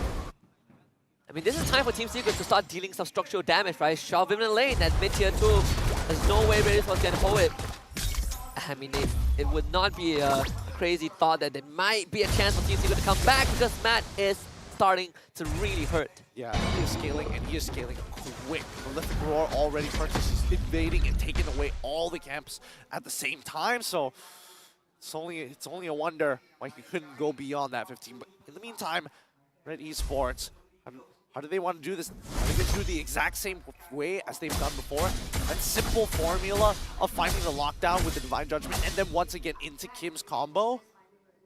I think it's still going to work, right? You can still blow up Neo. You have the Divine Glaive for the Kadita. Even with the little addiction on top of it. The item Holy Crystal for Kim. He still has the potential, but they definitely need a way to break the Athena shoe off Neo first. Yeah, and I don't think they're going to give him that opportunity. Maybe, at least for Leo, he's going to look for the engage, and that's when they can break the Athena shield. But any other time, I doubt he's going to be overextending himself 18 minutes into the game. I mean, we saw the power of just one iron hook. Team Secret pulling it back. They were at like, what, an 8K gold deficit, and now they have sliced it. They slashed it by almost 4,000. We saw the conceal play just now. Couldn't get onto man, unfortunately. Now they got a beeline towards the Lord where Amao and Aaron are at. They're going to be posturing for it. The Lord dance is already kicked off. For Red, they love to do this move. Every single time you're on a neutral objective, they're going to wait the River Brush. It's flickering. Gonna find Neo, blow him up. That's the first stab with Black Dragon from Aaron coming in back to zone out the rest of Team Secret. 4v5 in Red Esports. They have the Lord reset it, now they can start it up again. Will they be able to kind of get on top of Amao? Is Madin's going to flicker for this? He's going to absolutely go for it with real manipulation, but it's not enough, fortunately. And look at Malboy. He's just going to run a full circle to get on top of Maima and just blast him with the crossbows. This match might be done and dusted, Max. One final stand, he is gone. And it's up to Matt to keep this alive. 5 more seconds for you to come back. It's a 2 versus 4 scenario again, but this time they will have the Claude with them. Right, 4-1 in favor of Red Esports. Minimal losses all across the board. All their battle spells are down. But closing out this game is what they wanted to do. And this is going to be pretty clean, considering that the mid-wave has also crashed in. Yes, the Steel Neo, where Tunneling is going to use it right now. Matt trying to join the fight. Finding a way to get in, but cannot get in. Neo will lose his immortality, but they find a point to Matt, which actually just gets away in time, comes back to life, ends up going down, and Red Esports fights a very straightforward game 1 in the series. Nicely done by Red Esports. They played standard. I would say it's very, very passive overall, but it's not like Team Secret. We're trying to push momentum anyways. Yeah, it's just a very slow and uninteractive game. But Red Esports will definitely recognize that, and they were the one calling the shots. They were the one dictating how this game would go. I think it's kind of a loss for Team Secret to play Red Esports game. That's true. I mean, they do. We'll see. We'll keep the pessimistic thoughts for later. For now, GG well played for Red Esports. They have one more game, and if they can lock this out 2-0 against Team Secret, they are so close to making it out of relegation. Yeah, they definitely would want that 3 points because it does put themselves in a slightly more comfortable spot, right? You know, you have a better chance of avoiding relegation. That is the first step for Red Esports, and it's good to see that, you know, with Kim back in the middle lane and more cohesiveness in the play. The combos, they look sweeter as well. They definitely look sweeter. I'm just concerned when I see like some awkward movements around the map and then see them slowly die down as they walk back into lane. Oh yeah, there are definitely some of those moments. And exactly, and I think, you know, these are the moments where you can actually communicate with the rest of your team and really start to polish down your macro, because at the end of the day, whoever's leaving their lane, either A, has already cleared the lane and is prepared to move, or B, is losing out on EXP and gold because they miss a minion or maybe 1 or 2 before they walk back to where the wave has collided. And the identity for Red Esports is still there, right? You see, even the gold lane is very interactive with the rest of the team. Malboy at one point, like what, 10 assists with the Irithel? You don't see that every day. We're gonna go backstage to Red Esports side to check out who the MVP is for game number 1. And of course, the big reveal, Amao on that jungle role, this Martis completely out of control. Yep, he's allowed to do whatever he wants, and more importantly, he's timing these motor calls to make sure that he doesn't put himself at risk. 16-1 and 5 with an 88 kill participation. The man was doing it all. Yeah, man was hard carrying the entire game. I wonder how many kills did the team end with, because Amao definitely is a major shareholder of that. honestly more than a shareholder, to be fair. But this at least gives a couple of ideas over to Team Secret side to adjust for the upcoming game. Because the plan always seems to be very centralized around getting a pick off, comfort picks and things like that. So at least now that you know that the strategy isn't to design an overall composition, you can really start targeting the players and start attacking them in the lane. And I think in this case, for Red Esports, it's a pretty straightforward game, right? They play by the books, very tactical, play to the objectives, get the lead, and they win it out. So nothing too out of the ordinary, but regardless, we've got to go into the mic check to listen to what the Red Esports boys were communicating in game number 1. I think tempat tu senang ni? Tak. Imal cakap mic dia busuk. Cakap tempat siapa ni? Ni beri mengkait lah. Tak. Zanami. Tempat tu. Tu bawah sikit man. Banyak. Ajar borak. Ajak lepak gila. Itu menyusahkan dia gila. Kau ajak je lepak Sukia balik ni. Sorry. Gole. Mantap. Kena. Nice. Boleh lagi? Man. Dah. Wait. Nice. Nice. Yep, Red Esports, you can hear from the comms, the job is not done just yet. It's just the first step, but look at this pure domination, 24 kills for them compared to 6 for Secret. Yeah, looking at the item builds all across the board, I mean, Red Esports basically completed everything that they actually need that was relevant to them specifically. Like even Kim, going in with the dire hit blessing, he made sure that at least he's got a majority of his items ready to go, and that's why he doesn't necessarily need to be with Miles Kaja all the time. But we saw during the neutrals is where Red Esports finds the biggest punishes onto Team Secret. And I think a big part of that also is credited to Maura on his Kaja as making very proactive moves to get these catches. We talk about, the Secret needing Neo to be there, and Neo got punished so hard in this game. Yeah, I don't know why he keeps getting punished like this, right? He's making some very weird decisions. Even the very first death that he gave over against the Kadita, why even go for it? You just flicker out of the way. You know that Kadita will go for an immediate combo, especially with 2 of her teammates so nearby. And of course, at the same time, very standard item build. And you look at the battle spells, the emphasis on battle spells for Red Esports. So Mao and Kim both having to pull yourself together. So the Petrify and the Flicker are always going to be a constant threat. And then on top of that, you have Aaron, who also is running the Petrify.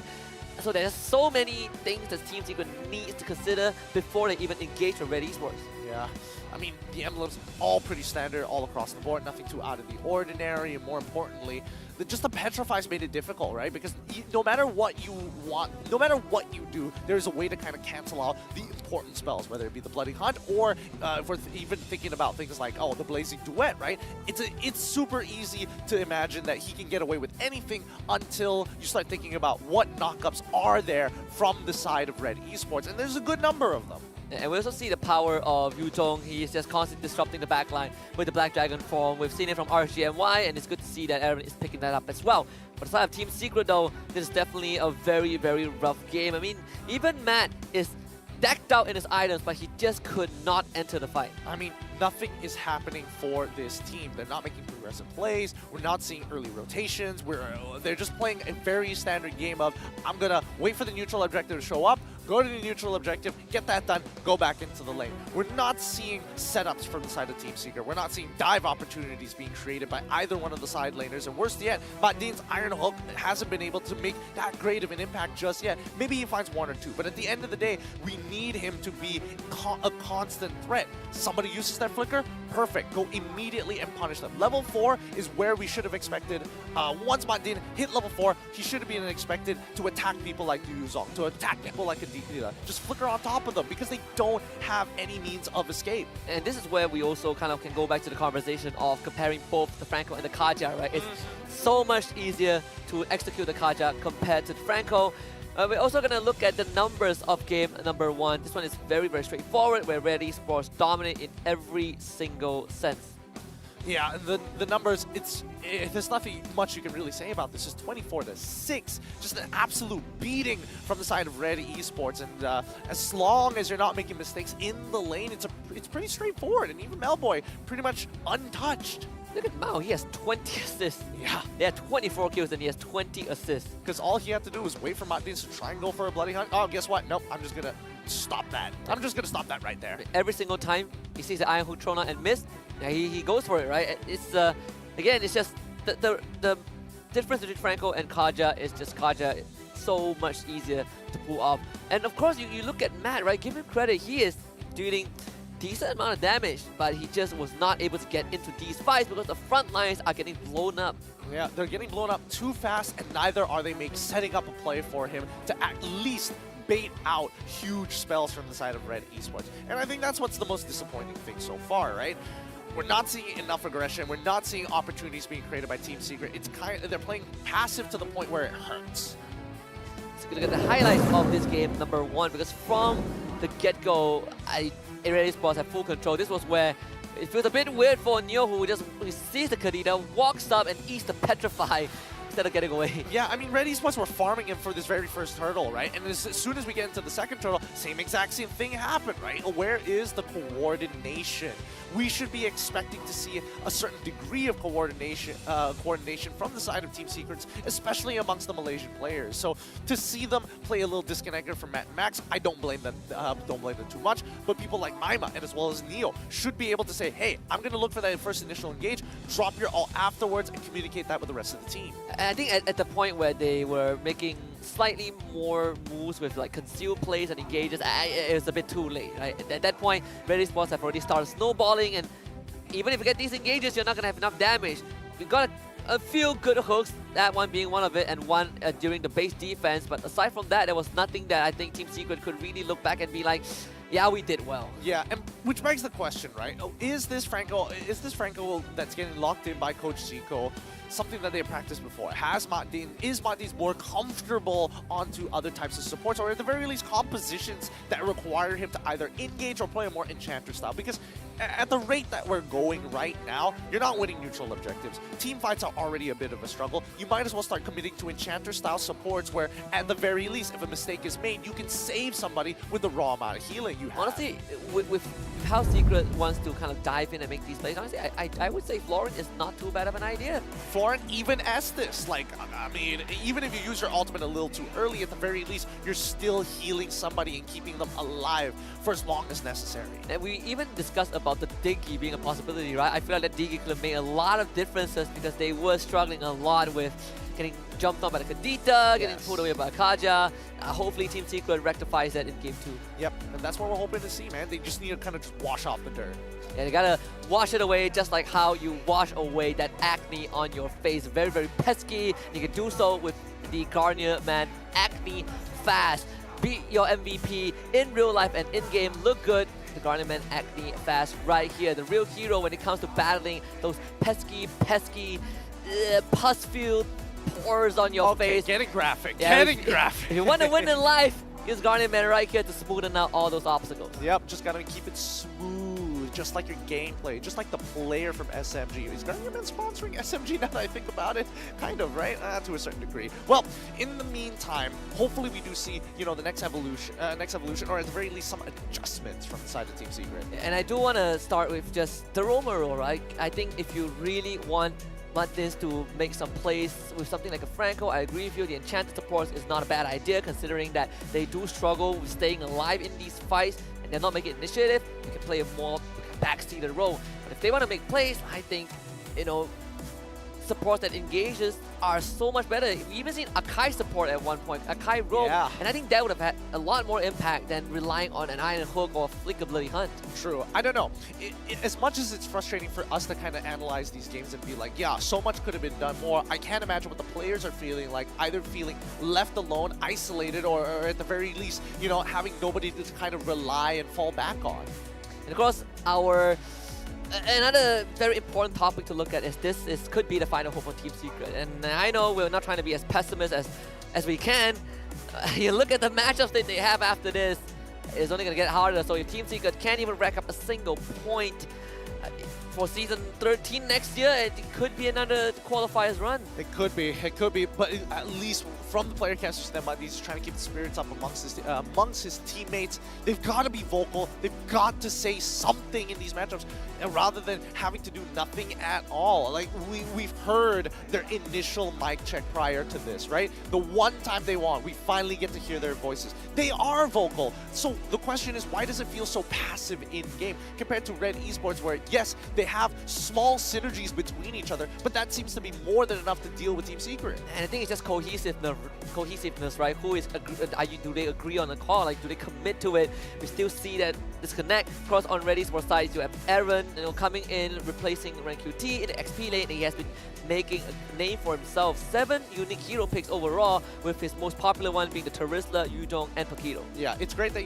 Aaron goes back to his original IGN compared to his alter ego RenQT. Ah, man, it's a whole thing. You got to dig into the lore if you really want to get into it. That's the best part, because I look at Aaron and I'm like, yeah, he's replacing Ren. He's replacing. I'm gonna stick with that. Yeah. No, it's great. Different jersey, different person. Yeah, sure. I feel like he heard like a lot of comments from week 2 and week 3, and he's like, yeah, you know what, I'm going back to Aaron, which I do agree.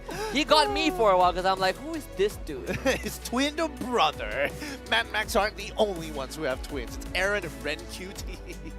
That's the best part about him. I mean, it's good to see that he's also synergizing with his team a lot more, because at one point you look at Aaron and you're like, oh my god, what the heck is this guy doing? He reminds me a little bit of Neo in game number 1. A little bit. Neo has definitely seen better days in the earlier stages of his career, but as of right now, it's pretty painful to see him like in this current state, only because there's so much more potential within him. I'm just not sure what's limiting him, what's pulling him back, what's holding him back, as a matter of fact. I think it goes by the communication, right? Like who is making the calls. In fact, he is given the tools to do a lot of these plays. I mean, Terizla, one of the best heroes to make plays happen, and yet it feels like he is not on board with his team, or it's either that or they're slow on the trigger. Of course, we have a picture of Sunfrost, one of our BN casters, live today. And what is that? It is a poem. It's a poem. It's a for poem sure. to Sunfrost, 100%. Oh my gosh, dude. It seems like Sunfrost has traumatized some of the crowd, but that's what I got out of it. We're just paraphrasing it. I'm sure there's an inbuilt joke inside there that we're going to have to start asking Sunfrost later on. There's more to it. There's even more people getting involved. It's like, look, you're on camera. Oh, wait. No, I get it now. She's talking about... okay. She's talking about previous dramas that she has had from not specifically Sunfrost, but this is one of the bantuns that Sunfrost has mentioned before. I'm glad to hear that. I am glad to hear that, because if Sunfrost is the one who traumatized her, we're going to have a bit of a conversation backstage after this. This is why context is important, boys, very girls. That is Game 2 draft. Paquito, Novaria banned by Red, and this time Team Secret, they've learned their lesson. They banned the Kadita. Yep, they get rid of the Kadita this time. They're also getting rid of the Joy. Let's see if there's anything else that they want to get rid of. At this point, it's tough to say what the overall game plan is going to be from either side from a draft perspective, other than, they're just looking to get rid of comfort picks overall. Oh, Fire Mist, huh? To what? The Reaper. Now, what a switch up. Look, I'm not gonna... I am the priestess of Paimon primal plays lightning, Fire Mist, right? the hunter But why of all now? the They could have evil committed to gods. the exact same bans that they did in game number 1. They're still on the exact same side at the same time. So it's like, interesting to see, interesting to note. Like how all these stats between for these two teams are on the lower end. Second lowest turtle control for Secret, whereas for Red they have a 40% turtle control ratio, but both teams are tied at the second lowest lord control ratio at 34.48%. Well, that's so exact as well. That stat is going to change for Red after this, because they have been controlling the objectives pretty well. Or they can leave it the same if nobody takes the Lord. They just keep You know fighting what? it out. You know They're what? like, no win conditions, we just fight it out, no Lord. We just play it out like Brawl, right? Just one lane. One lane, 5 guys. That would be interesting. So Bruno and Fredrin is going to be the choice for Team Secret, and I like it, right? They leave the Bruno open and they take it away from Red. Okay. So Mad Max were prioritized in... to be fair, the Fredrin can be flex picked. not going to put it past them. I'm just going to say that Bruno, at least we know where he's definitely going to go. Red Esports can look to reply, and I'm interested to see whether or... Calm down, man. Calm down. Like, man, don't kick them when they're down. They're already down, man. Like how... You know, when you hit rock bottom, the only way is up. That is true. That is true. If they can take a game off of Red Esports, hey, at the very least, you know, they got 2 points in total. Yeah, they done it against SRG. Who's to say they can't do it against Red? Now, Plot will go over to Red though, and this is where I'm like, well, so is the trade-off worth it? You take away Bruno, sure, it's Malboy's most picked hero, but the Claude gets let through. For context, Claude, one of Melboy's favorite heroes, and also in Season 11, something that he absolutely destroyed teams with. So it's something that he's well-versed in, let's just say that. And also get the Martin back for Amao. If it doesn't, it's not broken, why fix it, right? Maybe he can surpass his record in Game 1 again. So we see the Kaja this time picked up by Team Secret. What is happening here? Are they just taking each other's draft? Feels like they're kind of taking each other's draft. Maybe. Do they ban out the Franco? If they don't ban out the Franco, I would like to see Red Esports pick it up, and then we'll see how it goes. We're gonna get Game 3 for sure. No, please. Okay, you know what? Get the Diggy, alright? Get the Diggy if you're Red. Does Mount play the Diggy though? I think that's the bigger question. He has played the Diggy before. He definitely has. I vaguely remember it. I just can't remember from what season though. Everyone at one point has played Diggy. Yeah, somewhere in their lives. Somewhere in their lives. You want to press the goal lane? Yeah, go Diggy. I'm so glad the Diggy feeding meta is over. Man, there's no counterplay to it. What counterplay? What annoys me the most is the fact that his passive deals damage. Alright? Yeah, it stops your recalls. Yeah, the vision, sure, but the damage, I think that's a bit too much. You know, it's a stretch. There's a fanboy going on in the crowd. Dude. Look at that. Rose is like beside us, and yeah, she sees this happening. She sees this happening, but you gotta give credit where credit is due. At least that guy was smart enough to be like, I have the text, and I'm utilizing my entire phone to swap apps to show the photo for extra context. Hey, not everyone gets to go on the camera. And there it is. That's so mean. Good job, cameraman. Oh my god. That's the true MVP. Smile for the camera. Smile for the camera, Rose. Oh man. Oh man. Hey, making use of that screen time, okay? Really making use of that screen time. We see the Kufra get banned out from the side of Team Secret. Red Esports looking to reply, but they've already gotten rid of the Eve. I'm trying to understand where this what's the rationale behind the Faramis ban. Look, it's Maima.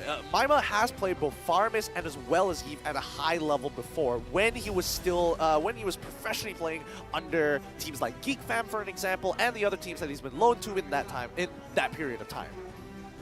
I suppose so, but like you said, right, if they want to pick it, they would have done it very early on. Look, I mean, the fact is, Team Secret still they're has reading it. They're reading into it really hard. I feel like they are. I feel like they are, but like let's see, right? Because Novaria is still up, Farsa is still up. If Red Esports really want to target down on Maima, they get rid of Farsa here as well. Okay, they get rid of the Lancelot instead. Payback. So Team Secret, they can pick up the Farsa for themselves. No problem. Artillery Major still there. For Red Esports, now they gotta reveal both the Roamer and the XP lane. So we did see the Kaja in the previous game, but this time it does get picked up by Team Secret. Do you go for the Yuzhong again? I think you do go for the Yuzhong again. If you're Aaron, I think it's pretty straightforward. You get the Yuzhong. Even if you go up against the Fredrin in the lane, you can at least forcefully push the lane faster than the Fredrin, and it costs a little bit of your life, but hey, you know, as long as you have your regenerate off of cooldown, that's something you can actually abuse. Honestly, I dig the Yuzhong. I think you just pick it right now, right? Because you have Argus that you can dive again, and as long as the Kaja doesn't pull you, you're fine. But they go for the Arlot, and the Terizla is there. So it's an Arlot room. Reporting for duty. Kind of making life hard for themselves, but sure. Man, X-Ball becoming last pick of Team Secret. I think, you know, I can appreciate that Mal is like, you know what would be sick? If I had the Arlet, because there's a lot of benefits to this. We've seen this before in other regions. Whenever somebody gets locked down by the Kaja and it starts getting pulled, who's gonna save you? It's Mal with the final slash. That is true. You prevent the Kaja from running away as well. So I don't know, man. I'm thinking the Yuzhong a little bit, but we'll see. Red Esports, they've shown us in game 1 a very, very textbook play. They've been able to shut down Team Secret. Let's see if they can do it again in game number 2 and close it out. All right, let's get right into this. With simple win conditions, Red Esports are looking to lock down their opponents, cancel out huge abilities, and make sure that they clump up their opponents nicely in a tight, orderly manner so that Melboy can finish them off with a blazing duet. Team Secret, on the other hand, are looking to peel, looking to scale, and most importantly, play around Matt in that gold lane, and hopefully he's able to create enough space so that Red Esports have no means of coming back. I mean, you said it early on that Melboy's one of his signature pick is actually the Claude prior to the Bruno. Well, we get to see it in action. What a treat. Game 2 between Secret and Red Esports kicking off right now. And instantly we see Mao going on an expedition to see where the Secret members are. Yep, and unfortunately for Melboy, if I saw that correctly, was it? Yeah, Melboy and as well as Mao. What? They walked up and they made sure that Matt, who was actually helping his brother leash that purple buff, ended up losing a bit of EXP down by the lane. You can see the commitment. Melboy even popped the sprint just to make sure that Matt is not gonna get close to it. He's not gonna beat me level 1, I swear. I mean, it's interesting ideas. I mean, I'm digging it, you know. I think it's interesting as well. I do think, especially since you are playing the R a lot, I would have expected a fast 2 start from them, but instead going to the bottom side, checking out whether the purple buff, it was a hard read and it paid off. Yeah, and he's gonna try and show up to help, but Amao is gonna already be there, and he's level 4. That's such a fast level 4. But considering the fact that Team Secret, they also play parallel, it's gonna be first blood for sure to decimate. Buffer just in time. No, don't take his wave as well. Oh my god. I mean, the brothers are having a rough time. Yeah, he is not. He's going to need some support, and Maima and as well as Max are on their way to kind of relieve some of the pressure here. Matt, he's already down a level, but let's see. Mal is out of position. Can they punish Mal at least, though? They're going to get away. Praise around. Mal? No, don't go. Ooh, thank goodness. I mean, Mal greeting out a little bit does force out the Appraiser's wrath. Yeah, and well, I mean, good flicker coming in from Mal. He's not going to have it for the upcoming turtle fight, but then again, he's not going to be level 4 at the same time. So Team Secret are going to start making the rotations here, but that's a lot of damage economic-wise coming in from Mal. He's able to recover a little because he was close enough to get the gold as well as EXP by just, you know, stutter stepping in and out of range. But thankfully, they do have a matchup in the XP lane that is very favorable. Neo, Terizla, you know, the expert is Terizla. Amao showing up on Turtle this time. Oh wait, he's level 5. He is level 5. You can say the same for Matt as well. They can break the Faraga armor first. And Neo will break it himself with the last standing. In fact, Flicker Party zone into the backline by Aaron, and that's going to allow Amao to use the decimation again. Number 1 is there. Number 2 coming right through for Amao. Neo instantly runs away. He knows this fight is done. As Maima picks up a kill onto Aaron, but again, Red Esports finding the win. Like, they were winning that fight already, but Aaron had to make that super cool, catching so many in that penalty zone flicker. Was that necessary? I mean, I don't know. They could have just sat on top of the turtle, but they can greet it. If they want to start snowballing, sure. Let's do it, Red Esports. I mean, Kim is starting to spam a bit of that recall, so they're feeling themselves for sure. I mean, this goal lane, and Matt gets no rest at all. I mean, he's only, I don't know how much gold exactly he's behind by, but I really shouldn't have missed that minion earlier. But still, in terms of EXP, it's only slightly behind Melboy. That's not the worst in the world. But Melboy, the reason why he's getting ahead is not because he's only denying his opponent, but he's taking the, Oh, they're going to be able to bait out Melboy, so Melboy ends up falling. It's so real, it's so real, it's so real. Can't do anything about that. I was about to say that at least for Melboy, he was able to get the bullcrab, he was able to get the beetle, but I don't think it really matters now after that death. At least Team Secret will be able to stem the bleeding a little bit, open that lane up for Matt. Aaron actually breaks the Faraga armor of Neo. Penalty zone right now used. I mean, if Neo dies, dead. Oh my goodness. That was not supposed to happen. That was not supposed to happen. At what point do you really question life? And I mean, I definitely think that Neo is not in a good place right now. He had many opportunities to use his ultimate to get out of that, or at the very least, even if the penalty zone connected while he was in the last Insanity, it would break the Faraga armor and at least he would be safe underneath the turret. Either way, that should not have happened, and with the second kill actually happening in the mid lane, at least Team Secret are playing towards the strong side of their map. At least Maima is having a decent start, right? He's 3-0 on this far side. We see Neo finally getting that Ice Queen one. Oh, the bottom side. Mundins will show up just to make sure that Matt is going to be safe. Second turtle will be up on the top side again. Oh, that was dangerous stuff. Mac could have lost this flicker there technically, but all right, still fine. Mal trying to be as much of a nuisance as possible, right? He wants to make sure that his battle spell is up to cancel out key abilities like the Divine Judgment in case he's displacing the Divine Judgment, pulling him back to his team rather than Team Secret's, and if he's able to catch the Feathered Airstrike, even better. Nice, gonna leash it out. Aaron on top side of the bush. Came out, engage again, penalties on use. Further armor is gonna break. Neo use the last sanity to at least do some damage in. The Feather Airstrike completely out of range, and this time actually Max will get the turtle. They get a Divine Judgment use. Mao looks if they can find a slash, but they need some finisher. Amao is down, so there's no decimation. Kim steals the last insanity to find a kill onto Mundins, so it's a 1-for-1. Love it, love it. Love the flags, love the stealing of the last insanity to secure the kills, but fortunately, at the end of the day, Amal ends up trading his life for Mundins. Not exactly the greatest trade in the world. I don't know. It felt like earlier Red Esports had a very clear lead. Team Secret coming back with it. And Team Secret, at least they are keeping that goal even, right? In fact, it is definitely a more even game. You're not letting Amal snowball out of control. I think that is in and of itself good news for Team Secret. Maima 4-0 already. Yeah. He's having a decent game. Interesting. Aaron decides to go for the blade armor as his first item priority, knowing that the biggest damage dealer is going to be Matt. I would imagine that he wanted to go for the Athena shield, considering that Maima is 4-0 and Matt's 0-1, so okay. Thinking ahead of time. Wow, do they really want to sit under this? Oh, no, they're not going to die this, right? Yeah, I mean, they really want to just babysit Malboy, and they spent majority of the game doing that. Neo's gonna use the last insanity just to get away, no problem right there. Red Esports will not be able to get him.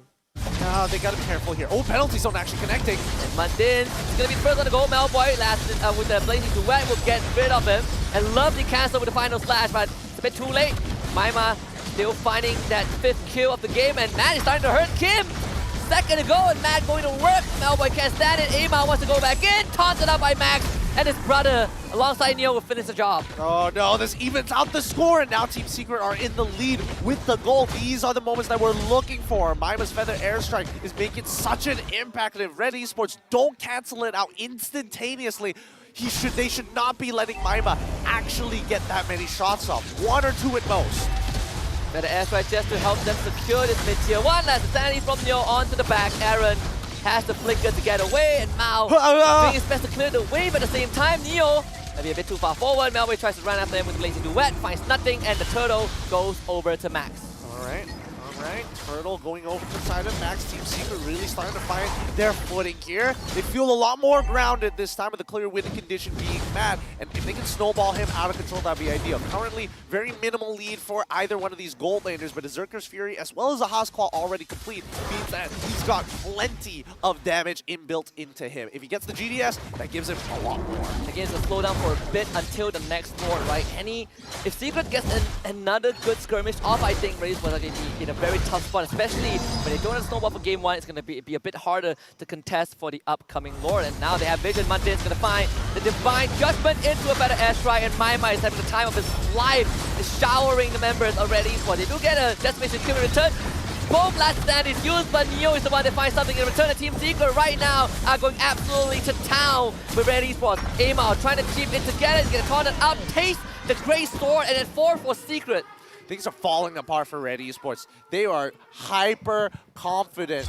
It's just disgusting. It's disgusting with the way that this game is actually progressing out. Team Secret right now is continuing to move this momentum, breaking that tier 1, and with 45 more seconds on the clock before the first Lord actually shows, I think Team Secret is in prime position with a 3K gold lead against Red Esports. Such a blunder has occurred for the side of Red Esports. They just need a breather. They just need a moment to recollect themselves. Their composition works. They have the correct ideas. But if Melboy is not there to really capitalize on these situations or have the right items to do so, I don't think Red Esports recognizes the problem. Now with Mott already being able to purchase the Winds of Nature, it's going to give him an added layer of security if he ever has to deal with the Blazing Duet all by himself. Clock Destiny is purchased by Kim. Means that he's going to scale, but he will need some time. It's a pretty late purchase. In the meantime, Team Secret looking for opportunities. They open up the map. They're going to give the orange buff over to Matt. And Amal going to open things up. Still, Madid's just holding on. Not using his Divine Judgment just yet, as they've already used the Conceal, making sure that they can kind of cover as much area as possible. Some counter Conceal coming in for Team Secret. Final Slash knocks Madid into position. All 5 are going in, and they flicker into the penalty zone. The backline's getting attacked, but the Winds of Nature keeps him alive. Matt and Melboy go head-to-head, but they've already lost 2 members. Appraiser's Wrath takes out Aaron, and Melboy and Kim are the only survivors left to run with their tail between their legs. Team Secret might have just found an opportunity. Divine Judgment onto Maima, shutting him down. Melboy finds the kill, but will not take the 1v1 against Matt. Team Secret, as much of a goal lead as they found so far, they managed to breathe a new, fresh breath of a life, and more importantly, secure a Lord with a 4.8k gold lead. We talked about Team Secret potentially getting the extra point in the rankings. Well, this looks like it.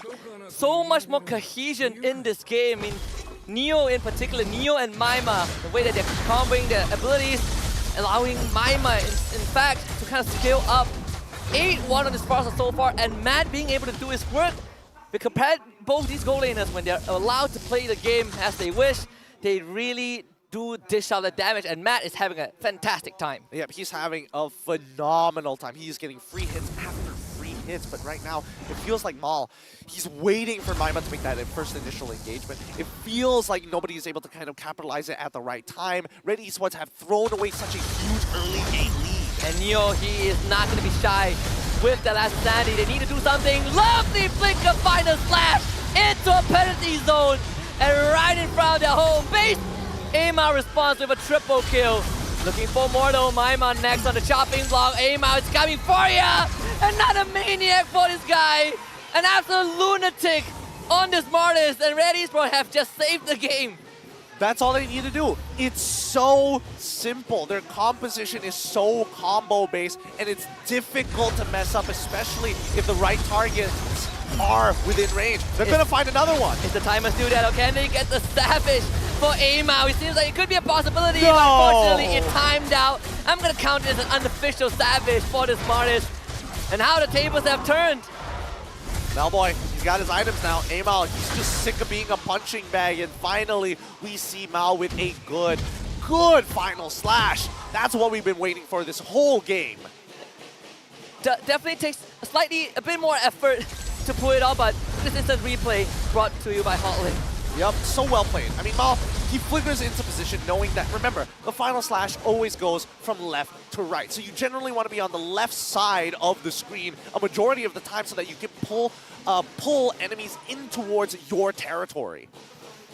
Wow, look at that goal swing. Almost non-existent at this point. When you look at the goal lead, it is no more. Team Secret 1000. Doesn't really matter too much unless Amal or Rex stands. They found Kim. He's going to be blown out. Aaron. Wow, 4-man penalty zone alongside with Malboy's leading duet, but they need a lot more than that. Malboy is out of the fight already, and Neo, he's just going to fry him with the last insanity. Mao is going to be the next to follow, and wow, the tables have turned again. Team Secret, this time, they're going to be the one that finds 4 kills. They're just getting aggressive. They're just getting warmed up, and if they don't stop Maima, nobody will right now. He is just so strong. What a back and forth game. Team Secret looked like they were about to win, and Red Esports kind of turning around, and now Team Secret might really take us to game 3. And he's going to be used. Kim back in the fray. Aaron just lost his immortality. He's going to come back and instantly go down again. Malboy will be back. Mal needs a lot more time. Kim's going to throw everything that he has in his being alongside Malboy. They're juggling these respawn timer. Malboy gets the reset, and Mal comes in with the final slide to try to stop Team Secret, and so far they're doing pretty well. But Matt will take care of him. And Red Esports, they have 2 more members left. 2 versus 4. Not the easiest to pull off, but we've seen Amal and Malboy do some miracles. Yep. Man, it's difficult. Matt, he's so strong. He's got so much lifesteal at the same time. Malboy's gonna be able to dodge kind of the whoa. airstrike. Amal finds the decimation, but no reset for him, so he's gotta give his life for this. but it's bought enough time for Kim to come back. Okay. All right. This is a game. This is a real game. 15-23 right now. And Team Secret have now regained their 5K gold lead once more. And Red Esports at least stall it out until Amal returns for this Lord. Easier said than done though. Team Secret knows that they have some time to work with. Mao looking for an angle. No flicker, but maybe that ultimate's gonna be enough. Taking the long road. Gotta speed up a little bit. Mao's gonna use the conceal a bit too late. They found the Divine Judgment. Everyone instantly dies without doing anything. This is gonna be over for Red Esports. They just could not do it in time. Surely Team Secret will close it out. Oh, this is so painful. This is so painful. Mao getting his first final slash canceled out. Had to use it a second time. He just does not know how to space with his Arlet. He can stand way further back if he wants to get that ultimate off. But here we go. There it is. Mudin just found a man. Just found the boy. And just got rid of Malboy.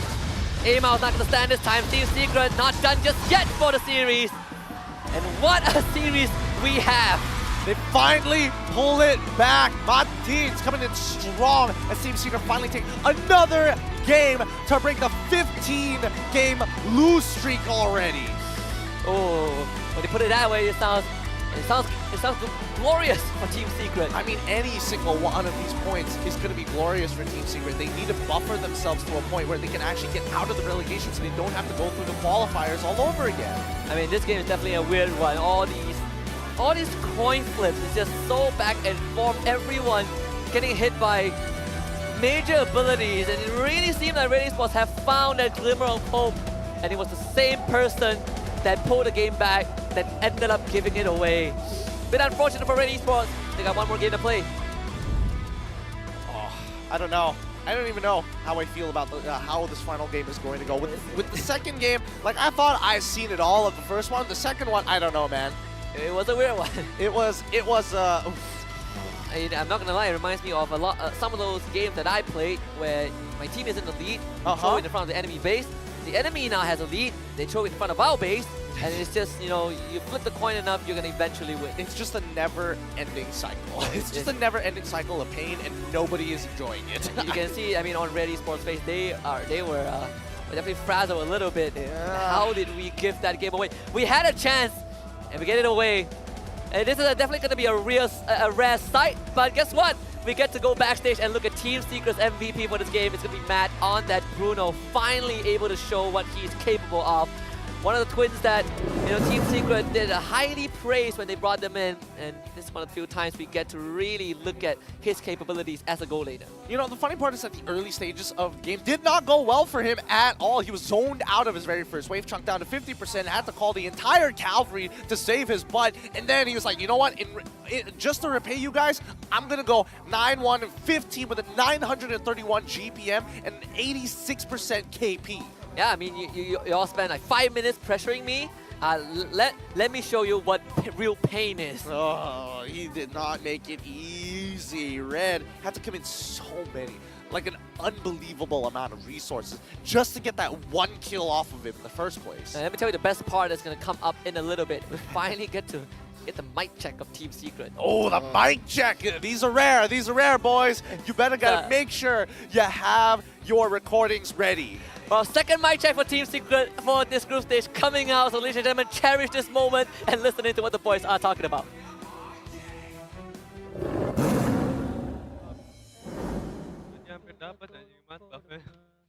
Iya, gaman. Nanti yang besar. Tadi lu toko. Kasih anjing. Nanti gua disembur selebel. Mister Bombastic. Bombastic, tak tuh. Terus gua diselebel, terus Palanya miskin banget, Teo. Iya. Assalamualaikum, ya Robi. Guys. Selemeng. Alhamdulillah, guys. Kontol. Mudis had his hand off the phone already before the game ended, but pretty quiet mic check, honestly. I wouldn't even say it's a quiet mic check.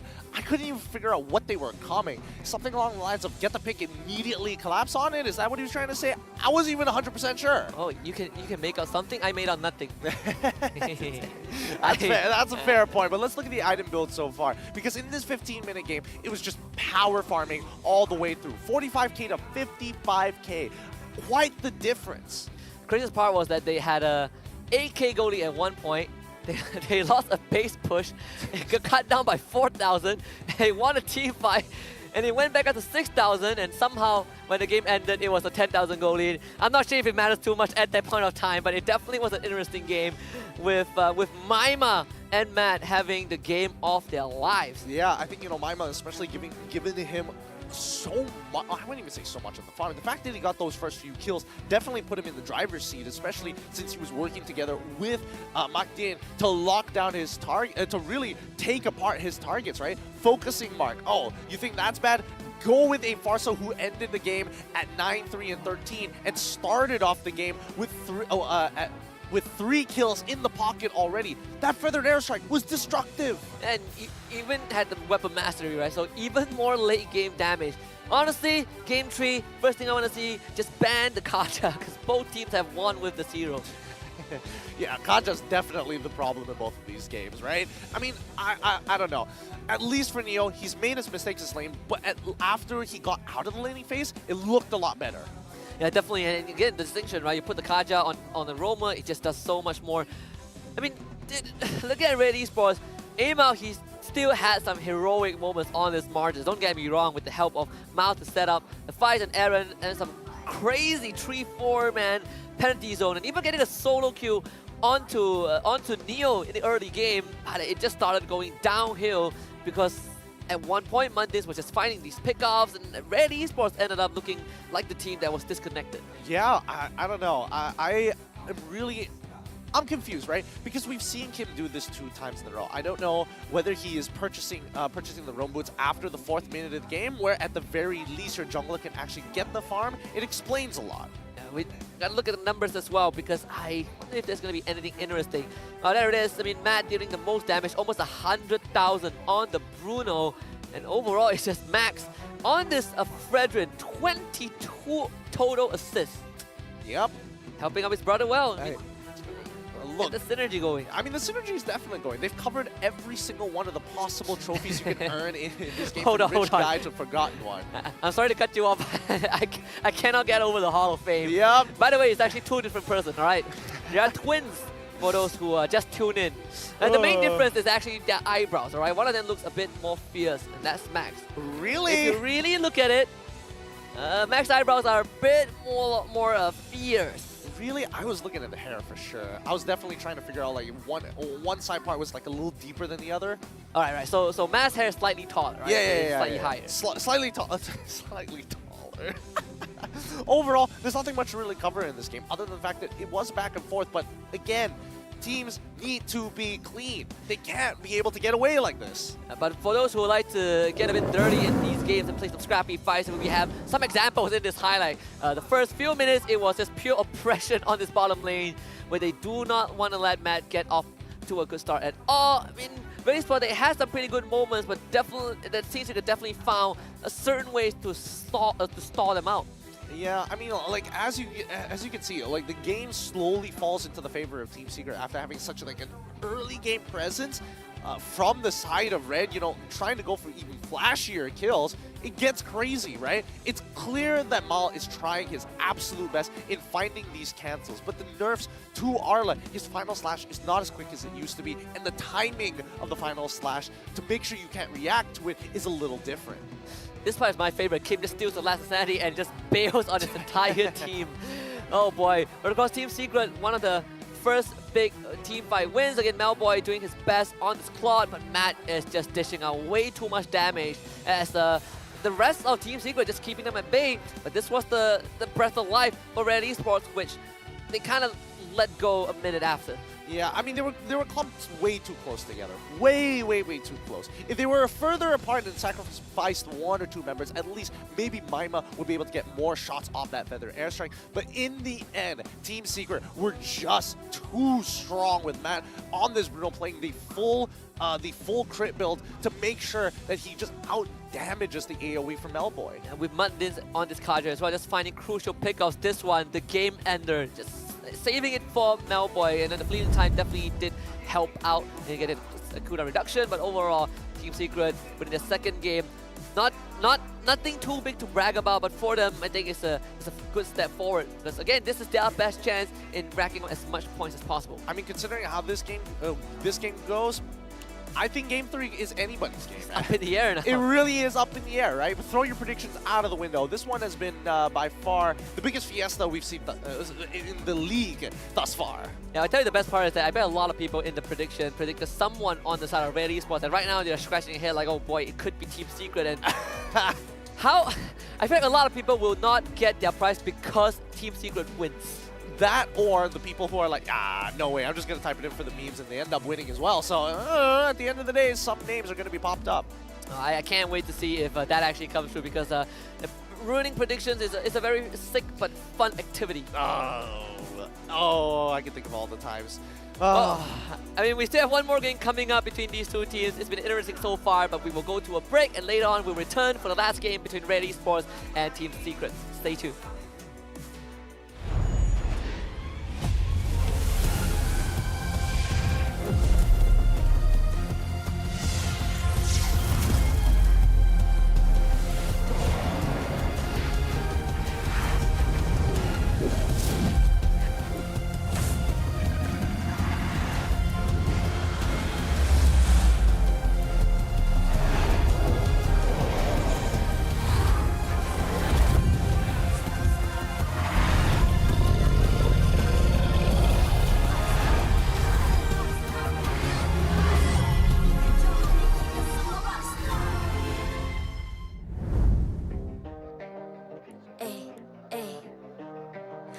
I'm a rock star.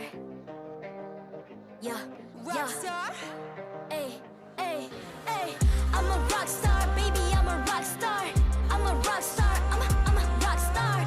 I'm a rock star. Panggil aku rock star. Ini kejohanan kita semua orang rock star. Kita rock star, kita buat saja gaya kita. Makin panas apinya sudah membara. Macam mana pun ku menempuh segala. Demi negara ku buat semua bangga. Step into my world, you know I'm always in my zone. You know I got my team, no I'm never alone. Bring out my best, buat yang terbaik. Jadi juara perlahan kita naik. Get on my way, aku nak push. Naik-naik jadi lebih bagus. Jadi hero, ku ada skill. Berapa banyak musuh aku dah kill. Ramai cuba mencabar, cause they envy me. Tiap game aku pasti jadi MVP. Easy. I'm a rock star, baby, I'm a rock star. I'm a rock star, I'm a rock star.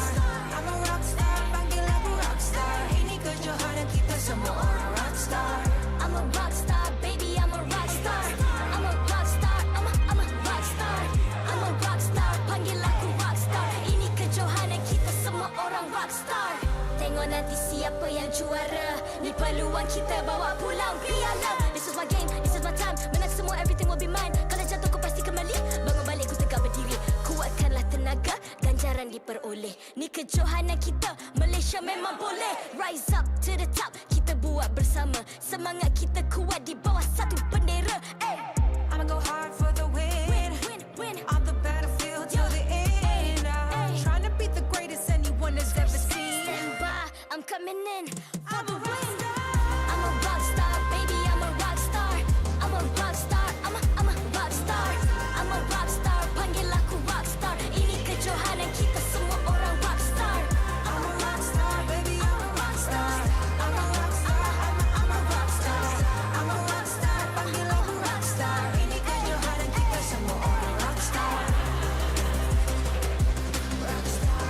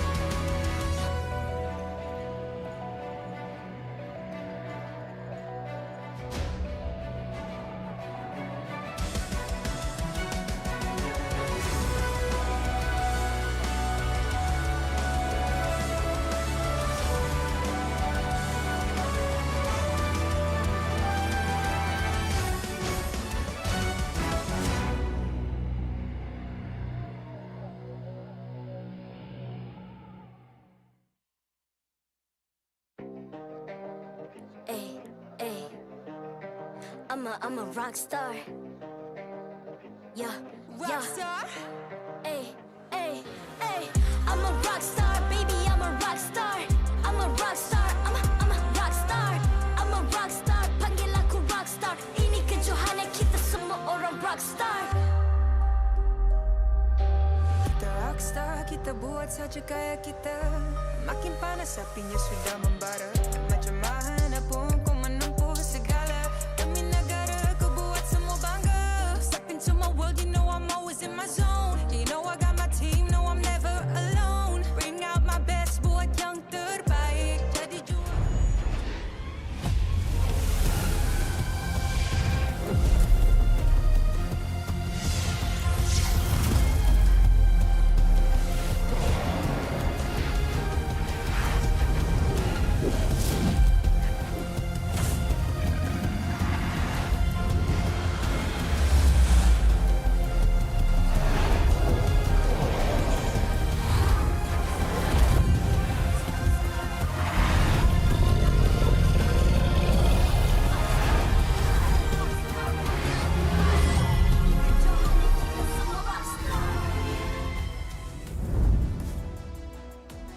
Welcome back to the MPL Malaysia Season 12. It's Week 4, Day 3. We call this the Royal Weekend, and we have one more game to close out this weekend. And it's going to be between Red Esports and Team Secret.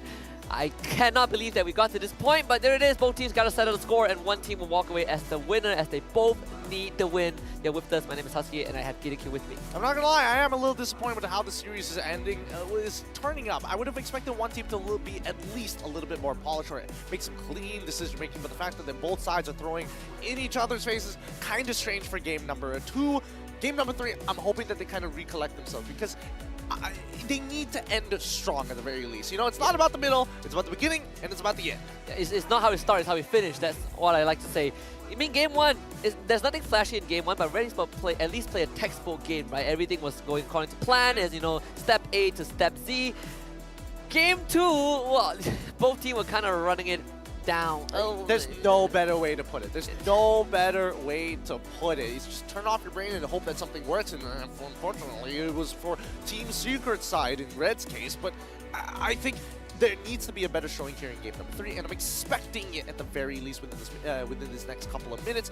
The coaches, at the very least, need to start thinking about the overall draft. They can't be experimenting with things that clearly they haven't played enough games on. I mean, Miles got the mechanics, don't get me wrong. He's able to kind of dash around, do the basic stuff, but when it comes down to the instincts of how to use the final slash, it's clear that he hasn't adjusted to the new changes to it, being the speed of the final slash. And I think there's also a possibility that he is just, they didn't practice with the Arlet enough, right? It could be like at the spur of the moment, they were like, you know what, we're gonna go for the Arlet.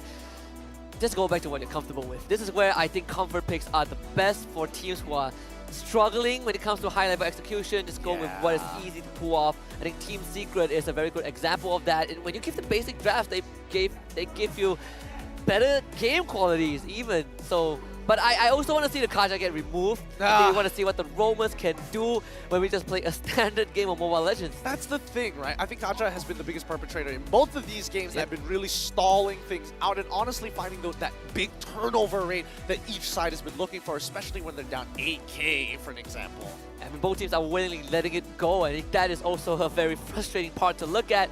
I think for Red Esports, if you are Sora Payong, the pep talk during the break just now, it has to...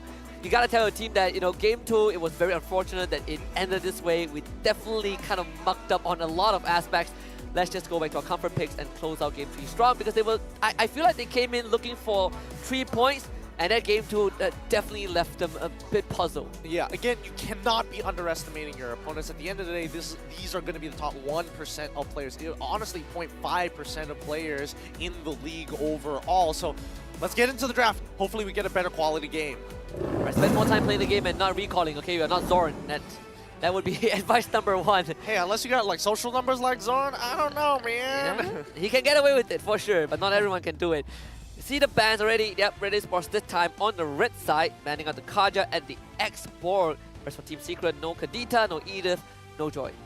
Okay, at least they got rid of the Kaja. Has been the biggest problem for Red Esports in game number 2. They also follow it up by the Bruno, so taking away the success from the side of Team Secret, which begs the question, do we see a Claude first pick? It could be. You just go for it, right? I feel like you just full send the Claude. Come on! Come on, do it, do it! Be brave, be bold! If you don't pick it now, Red Esports will pick it. Nah, Team Secret? Hey, who knows? They could just be like, you know what was the biggest problem last game? Arlet. Oh man, come, don't do it. Please do not do it. Hey, show them how to really play I mean, Arlet. you're not Storm. Also true, also true. I can't deny the logic. We've seen Momo play in the XP lane and that didn't turn out well. Also true, but to be fair, I don't think it was his fault. Yeah, definitely not, but of course it takes some time to get used to. Yeah. It is Valentina first pick for Secret, now for Red. Are you gonna get the Claude? All right, let's see, let's see. So you have the Valentina on your side. I'm going to assume the fact that Bruno's already banned out. You're already playing around Melboy, given the Claude once more, unless you're really not feeling confident with it. Brody is also a pretty good option too. Did I hear the export? Okay, no, it's the Kufran as well as the Frederick. Love it, back to basics. Some Sora Payong fans down in the crowd. Yeah, lovely coach over at Red Esports side. Yeah, I like this, I like this. Just basic openings, very easy to pull off. You don't have to worry about too much. Big margins of error. And I think for Red Esports, one thing that they have been falling back is just, we see Malboy's hero open, we first face it every single time. And I wonder if, you know, it would reach a point where they just decide, you know what, I think Malboy can take a backseat a little bit. We're going to focus on getting our XP lane going, let Aaron have a good lane. In this case, Terizla can still be an option. Never mind, Team Secret took it. Yep, Team Secret staying ahead of the curve. Making sure that Terizla on their side. At the very least, they have a clean engage. They also take away the Claude. So again, this is just stealing each other's comps. Do you go for Malboy's hero? Or the Paquito can also be an option for Red Esports. No, that's not too bad, unless Red decide, you know what, I'm going to get Export here, I'm going to take Farsight.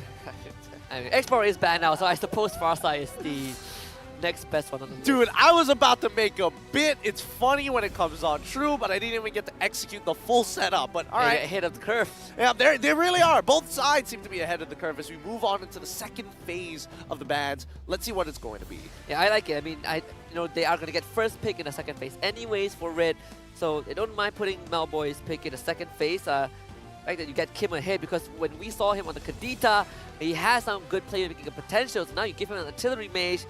I think he's going to be able to deliver even more. For Team Secret, though, that's going to be the focus.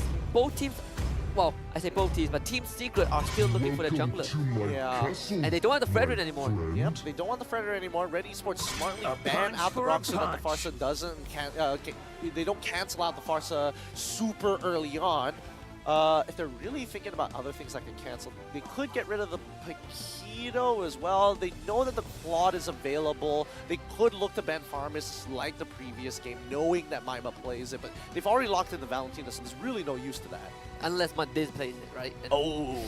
There is a possibility. Oh, if we're going that route, hopefully Mandiz is going for the Arlet to show Mal how it's really done. Oh, I like it. I like it. I like this. Positivity. Finally, no trash talk for once. There's one match left. Just do your best. I appreciate that. I definitely appreciate it, especially from the fans who are willing to stick around for game 3, a very final match here, week 4. We have one guy from Red Esports, this loyal supporter. He has his drums with him. And every time you hear a drum, like from this point onwards, if you haven't noticed it yet, every time there are drums, just know that it's that one guy. It's this one ride or die guy. Ooh, okay. So Red Esports, smartly enough, they also get rid of the Helkern, something which we've seen Max actually play, and it does well into artillery mages. We do see Team Secret also get rid of the Beatrix to try to make this lane a little bit more volatile. There's either going to be a Bruno or Irithel for Red. If they want to go back to comfort, I mean, I wouldn't mind a Melissa if they want to lock it in right now. It's definitely not the worst pick. Melissa, I mean, it's okay in terms of the lane, especially against Claude. A slight advantage, of course, but it ends up just becoming Claude looking to clear the wave, and Melissa trying to harass him, but most of the time it's just clearing the wave. You see the Brody, now that's a lane bully. Yeah, if you are able to snowball, then suddenly you make the life of Kim so much easier. If we see the marches this time on the side of Team Secret, Max will get his hands on it. We're gonna have the Roma left. What else is left? Honestly, I know I've been harping on this for quite a while, but the Akai doesn't look too bad. Hey, I would agree with you on that one. The Akai only because you're able to kind of, block the initial engagement that's expected to be seen from Miles' side. Is there anything else that's open? Franco still open as well. Arla still open as well. I'll be curious to see what Team Secret decide to take. You see the head pat just now from one of the brothers, which means that they are certain that Franco is going to be the pick. Well, at least you're not dealing with a Kaja, right? There's definitely some more space for you to work with, but in game 1, not as impressive as we expected from Muddins. Hopefully in game 3, this will be the game where he's landing these insane hooks. Yujong will be the final pick for Red Esports. Go back to basics for comfort for Aaron. I'm liking this. I think right now, both Red Esports as well as Team Secret, if we're going to go back to basics, they need to keep in mind the timers of battle spells whenever they are used as accurately as possible, because it's going to be a huge difference maker in this game. Well, one last game. Never thought we'd get to this point, but for Red Esports, the pressure is definitely on. They need to close out the series, and the window has already shrunk by a little bit, considering the fact that they are not going to get a 3-point addition by the end of the series. But like one of the fans said, just do your best. And for Team Secret, it's good to know that they are in good spirits. Yep, let's see if they can end strong here. Team Secret, again, the second time they've gotten this close to a series win, and they've got a pretty decent draft, but it's heavily dependent on comboing off of Neo's initial engage. And if Max can get some early snowball momentum, that will be able to kind of slow down Red Esports. We're looking to scale and bully out the gold. There's this game 3, the final one, the decider between Red Esports and Team Secret. And some people might have forgotten, but if Team Secret wins this, it's going to be the first series win in 2 seasons. I mean, that's how many games would they have played? 9 in total, so 18 overall? No. It'll be 9, and then plus this one, which is current 5. So that's still a large amount. Yeah, it was what, 28, 29, because they had a 2-1 game, right? Yes. And plus this will be 30. Yeah, plus this will also be 30. Once You're you right. get 30 games, goodness gracious. Look. It's been a long road for Team Secret. It's been arduous and it has been difficult. Yeah, had to go to a revamp. I mean, they do have some of the potential to work with. And again, a lot of focus not only will be on Neo, who definitely has struggled a little bit throughout the series, but also on Maima, who has been the playmaker in game number 2. See, that's the thing, right? He's extremely volatile and coming back into the MPL, getting picked up by Team Secret. His first ever game where he got pretty close and actually doing something. He positions himself too far forward, ends up costing the game, and now with the rust inevitably setting, is Neo gonna die here? Oh, no way he dies, right? Oh, thank goodness. So very close, so very close. Yeah, Max will be late to the party, but he'll be able to find aim out at least.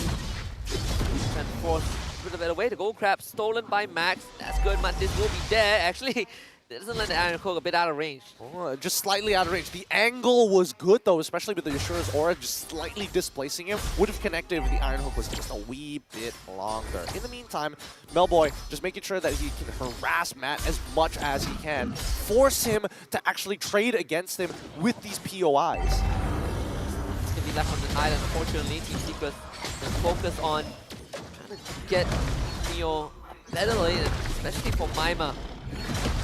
No decimate for him still this time, unfortunately, but he does have the Black Dragon form, which he can utilize. Unfortunately for Team Secret, it's a slow start for the Red Esports will get the turtle uncontested. Yep, pretty clean so far, so good. Matins deep in enemy territory. Mal has no idea about the situation, but will go and invade to figure out where exactly Max has been since he didn't contest for the turtle. And I mean, all things considered, he's not doing too poorly, right, in a matchup against the Bruno. And finally, we'll see Red Esports show to the bottom side to provide some extra bit of pressure, but Muddins, he's gonna, I believe he has spotted Mao.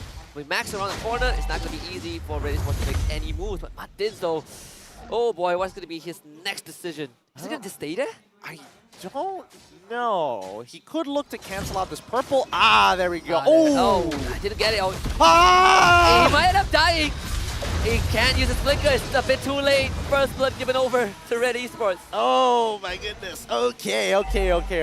The initial Tyrant's rage did whiff, but at least the recovery from the Tyrant's revenge made it all worthwhile. Yeah, and I mean it would be a heartbreak if someone walks out of that. So Madin's fortunately not able to do too much. The idea was there, but again, when your team is not supporting you in that position, you gotta be ready to give your life away. So you can't do it again. Max clearing at the bottom wave easily with the blazing duet, and on top side, Aaron taking trades against Neo. Like this, but the petrified furious dive. Kim shows up. My ability to party. Actually, Neo will flicker away. They try to look for Aaron, who used the Black Dragon form to get out. Okay, Neo actually surviving that entire interaction. I thought he was going to be dead for sure. It was strange to see Aaron persistently going for this trade, and for an EXP laner, that should give off red flags, especially when you're in a winning matchup. Absolutely. Right now for Red Esports. For Red Esports, yeah, Melboy and Christine is getting that experience and goal advantage. With the AI winning prediction says that it heavily favors Red Esports. It's gonna have to be in the second turtle again. It's gonna be a 4 versus 4, but it seems like Melboy wants to join.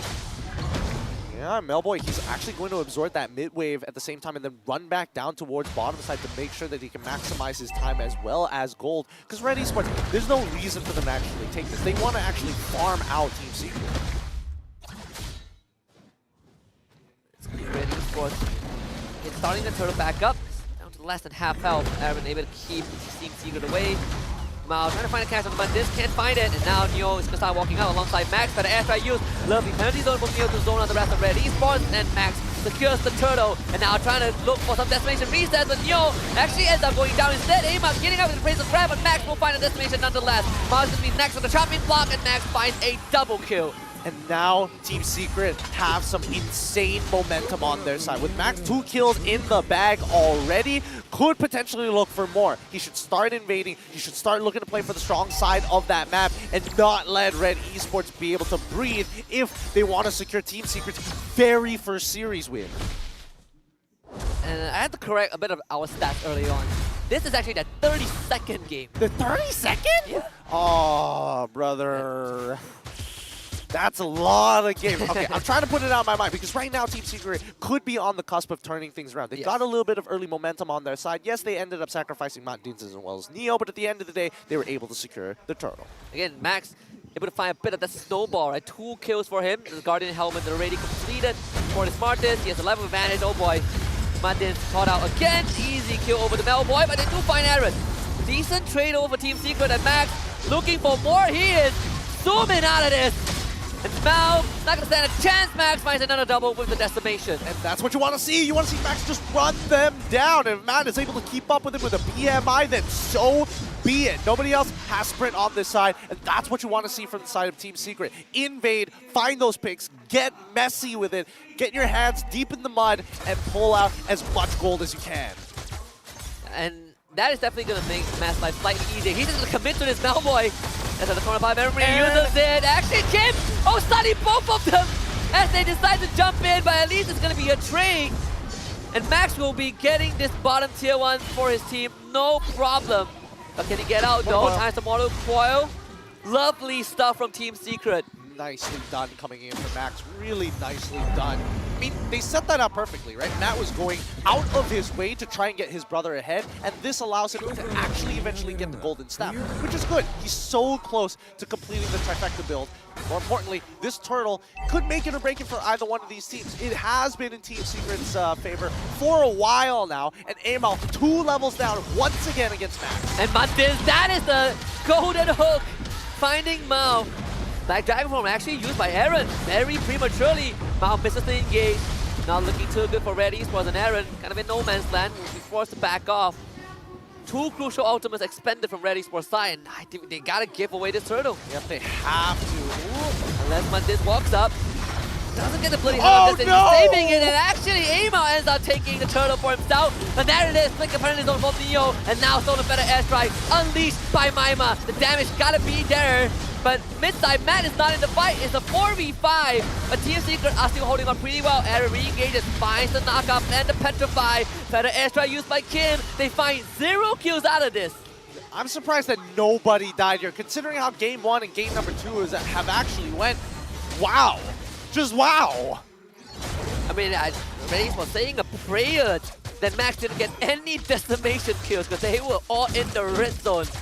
67% win percentage for Team Secret by the AI winning prediction at 8 minutes. Man.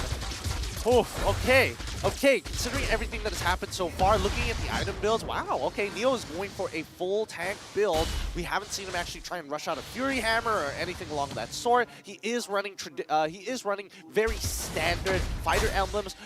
Pair that up with the Festival of Blood. Oh, pop memory, not enough. Flicker in on Salamandir, trying to look for Melboy, can't find him, and now the gun engage from Red Esports commences. But the airstrike used as well. Unfortunately, the Iron Hook this time does not connect. Red Esports should be able to get this top tier 1. Neo will be around, but you need to have Max with you. And Neo, he's taking a big punishment. Able to get away. Maima still to fight the airstrike, and now they find a hook onto Mao underneath the tier 1. But the damage is not there, and Malboy takes care of the turret. Yep, and Max, he doesn't want to waste his resources on just the support. There are bigger targets out there. So far, hero hit rate at 22%, 21%. The timing could not be worse. There are some comedic moments in the league. I'm not gonna lie, I'm loving the API. The API is great. Live tracking. The API is great, but right now, I don't think Red Esports realizes how fast Matt is actually farming. With so many distractions happening across the map, Matt has been able to pick up the mid waves, pick up the entire bottom side jungle, and also the bottom waves at the same time. It's a full level ahead of Melboy. Remember at the third turtle fight, it was a 4v5, and Matt was just clearing mid waves, taking jungle camps. Now Red Esports, they will have to dance with Team Secret for a little bit. Madis with the conceal. Runs into A-Mao, can't find Iron Hook. Now you see the flank, Neo's can spot all of this. Be able to zone out the rest of Red Esports. Love the positioning from Team Secret right now.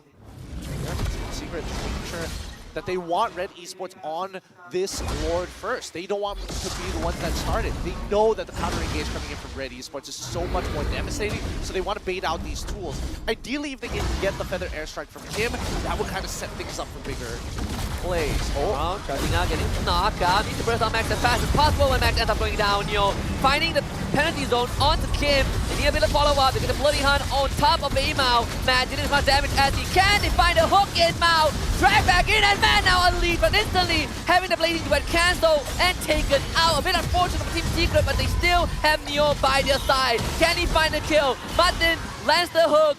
And Team Secret actually walks away with an even trade. Ooh, considering how that started, at least Team Secret ended it by finding kills in return. 3-for-3 trade from either side, and nobody will be able to get this first Lord at all. They're going to start repositioning and do it all over again, but look at the waves in favor of Red Esports on both top and bottom side. Not gonna lie, that could have been a maniac moment for Matt, right? He was on top of the entire Red Esports team, and A-Mao, thank goodness, with that knockup. But now we're back to the same dance at the Lord Pit, and some crucial battle spells expended. No Purify for Matt for half a minute. Let's start moving on backwards here. Somebody needs to open up the map, but it's very dangerous when you don't have your Claude. And by the way, he needs to start stacking up that Art of Thievery again to have some relevant damage. No Iron Hook, so Red Esports has some space to work with. Matt trying to stack up that passive, that artillery mid lane. Madness does have Flicker. Neo's one is coming back up in half a minute, so there are some playmaking potential for Team Secret. Setting it up, Mal wants to go in. Neo knocking me into the wall. My able to dash away now. Better airstrike. Neo hits the backline instantly with the penalty zone. Still ends up going down, but Matt is able to stack out the auto team for a little bit. Red Esports finding the first kill, and Mao looking for engage again. This time missing the jump. Gonna be hooked back into Max, suppressed by the Bloody Hunt. Decimation is gonna come through, but Matt, with the wisdom of nature, hits the backline instantly as they take care of Baron as well. Malboy is gonna be third, trying to get away with Charismatic Strike. Not possible. Team Secret finding Tree, and A-Mao might be the fall, but Appraisal's grab is big, but it's not big enough. The rest of Team Secret piling onto him, and Matt's gonna look for the fourth kill. Maima by his side. And Team Secret have found the fight that they want. They found the fight they want. They've gotten a fat lead as well with a Luminous Lord on their side. This could be big for the side of Team Secret. 13 minutes into the game. I mean, how did we get to this stage, man? 54% win chance for Team Secret, and that one's definitely going to go up after this Lord is obtained. I mean, from what used to be almost a joke, almost like, hey, we're not looking to play to win. until you realize it's 1-1. Now, everything on the table with stakes involved, Team Secret are not going to waste the opportunity to break the lose streak. And there's an actual chance. I know a lot of Team Secret hopefuls when they play against SRG, and we're really hoping that that could be it. Well, guess what? It might come true a little bit. Team Secret just need to close it out strong. I mean, Matt and Max, again, having a very decent game, and even Maima, even Neo, in fact, right? This is probably one of the better games that he has, finding those engages, and sure, he's throwing his life away, but he's keeping this Farsa at bay. Now they've got a split push going. They're just going to let the Lord walk with the minions in the mid lane and get these sides pushing as quick as possible to start collapsing it towards these inhibitors. Now, with no outer turrets left except for bot tier 2, which will fall shortly, let's see how Team Secret is going to look to pick apart Red Esports. Instantly, having the SIU jump in from Penny Zone from Neo, hitting on 4 members of Red Esports. Smash looking for his moment. No more Black Dragon from on the side of Red. The Lord will be taken care of very quickly. Team Secret walks away with full health on almost everyone.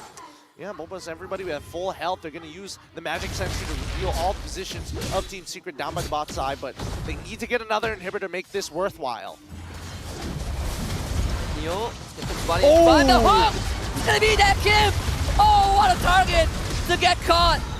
And they're able to find 2 kills already, and the third is going down. It might be happening right now. This is it. The unthinkable. This is it. After 32 games across 2 seasons, Team Secret have accomplished it. Their first series win in MPL.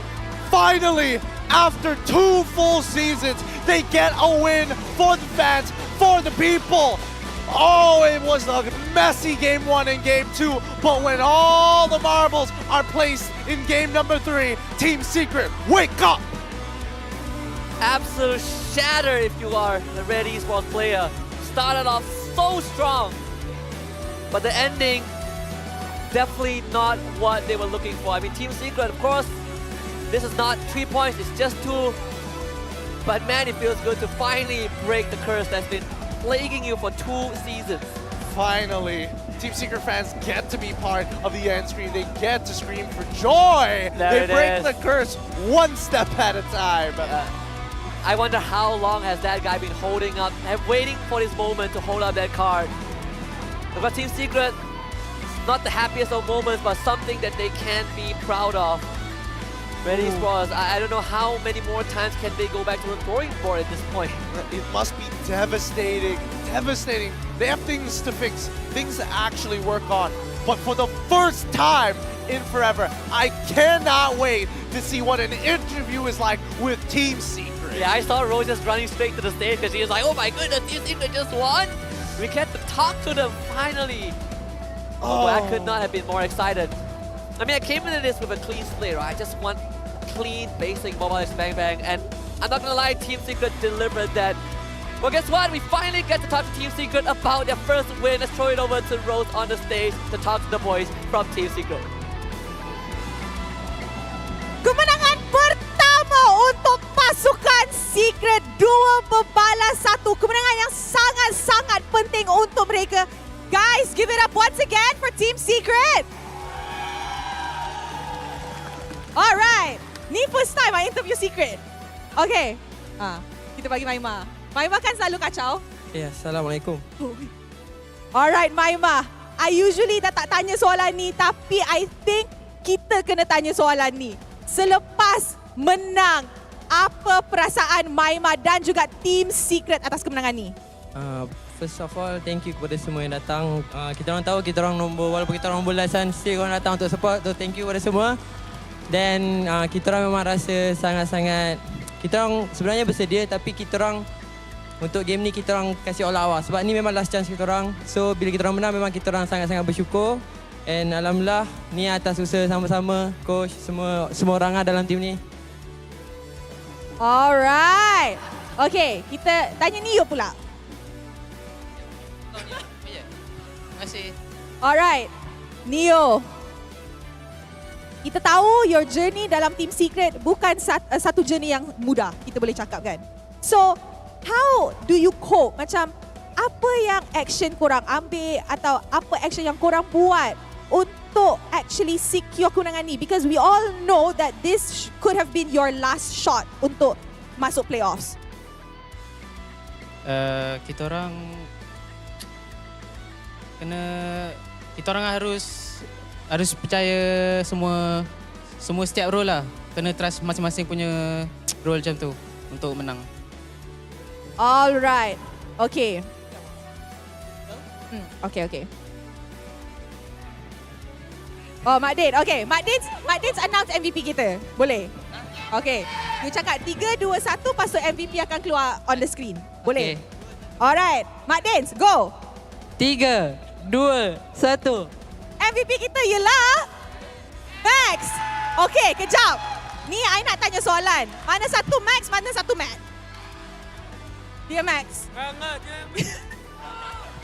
Mana satu? Dia yang Max. Okay. Tengok guys, orang dah troll. Alright, Max. MVP of the match. Kemenangan pertama untuk pasukan Secret. Do you think boleh lagi layak ke playoffs? Dari awal mulai nggak ada expect apa-apa, main aja. Udah main aja. Nggak ada mikir menang kalah, main doang. Max rasa Team Secret dah ada chemistry yang cukup ke dan juga konsistensi yang cukup untuk continue further and maybe win more games? Semoga. Alright. Okay, I think maybe we could give the last words to the coach. Okay, coach. This season, Team Secret finally won. And what drastic measures did you have to take in order to get this win today? For me, we worked so hard. I'm really proud of everyone because even if we lost so much games, we still try hard and try our best together. All right. Okay, one last words to everyone who's supporting Team Secret from last season all the way to this season. Thank you so much, everyone, for supporting us since last season until now. And we will keep on getting better. Thank you so much. All right, thank you. Dewan Sri Putra once again, Team Secret. All right, nampaknya semua sangat-sangat happy. And with that, let us throw it back to the casters to dissect apa yang menjadi dalam kemenangan pertama pasukan Secret. Casters, silakan. Thank you once more, Rose. I'm not gonna lie, it brings a tear to my eye, right? Finally, we get to speak to Team Secret after 32 long games across 2 seasons, and the faithfuls, they were rewarded with this win. Yeah, I mean, it must be tough having taken so many losses already. Finally finding this win, it could go two ways. Either it feels really good or almost bittersweet that they didn't win sooner. But obviously, we have to give it over to our MVP of the match, Max, coming up huge in both of these games, making sure that he continues to have a 2-level lead over his opponent jungler. Not the easiest journey for him as a player as well, right? He started the season playing mid lane, and halfway through, they brought in Maima and he got to go to the jungle. Took some time to adjust, but he definitely gave it his very best in the last 2 games. I mean, game 2 was a bit shaky, but game 3, he absolutely dominated it. Yeah, he made sure that there were no holes in his gameplay, was making sure that his mechanics were tip-top, and it looks great. Well, guess what, Secret fans? We got a mic check coming up for Team Secrets for game number 3, so everyone, enjoy and listen to what they have to say. Guys, main buat bantai guys, bukan buat menang. Okay, man. Bang. Boleh minta air minum nggak? Air minum. Air putih. Tapi warna kuning ada nggak? Yang warna kuning ada? Milo dinosaur. Bebas. Itu murni mak. Tadi gue belum bersinar cuy, pemanasan. Pasnya udah lollipop. Tadi gue dapet arte guys, mana nice ya guys? Nice, nice Meng. Immortal aku 30 lagi. Santai, relax, bantai guys. Ya sini ya. Aku masuk ke pras ini. Nice one, first win guys. Alhamdulillah. There you have it, game 3 of Team Secret versus Red Esports. Heartbreak on one side, but joy on the other. Team Secret is the one that's celebrating in this case. Again, Matt and Max both having a phenomenal game, and Maima delivering on that Valentina.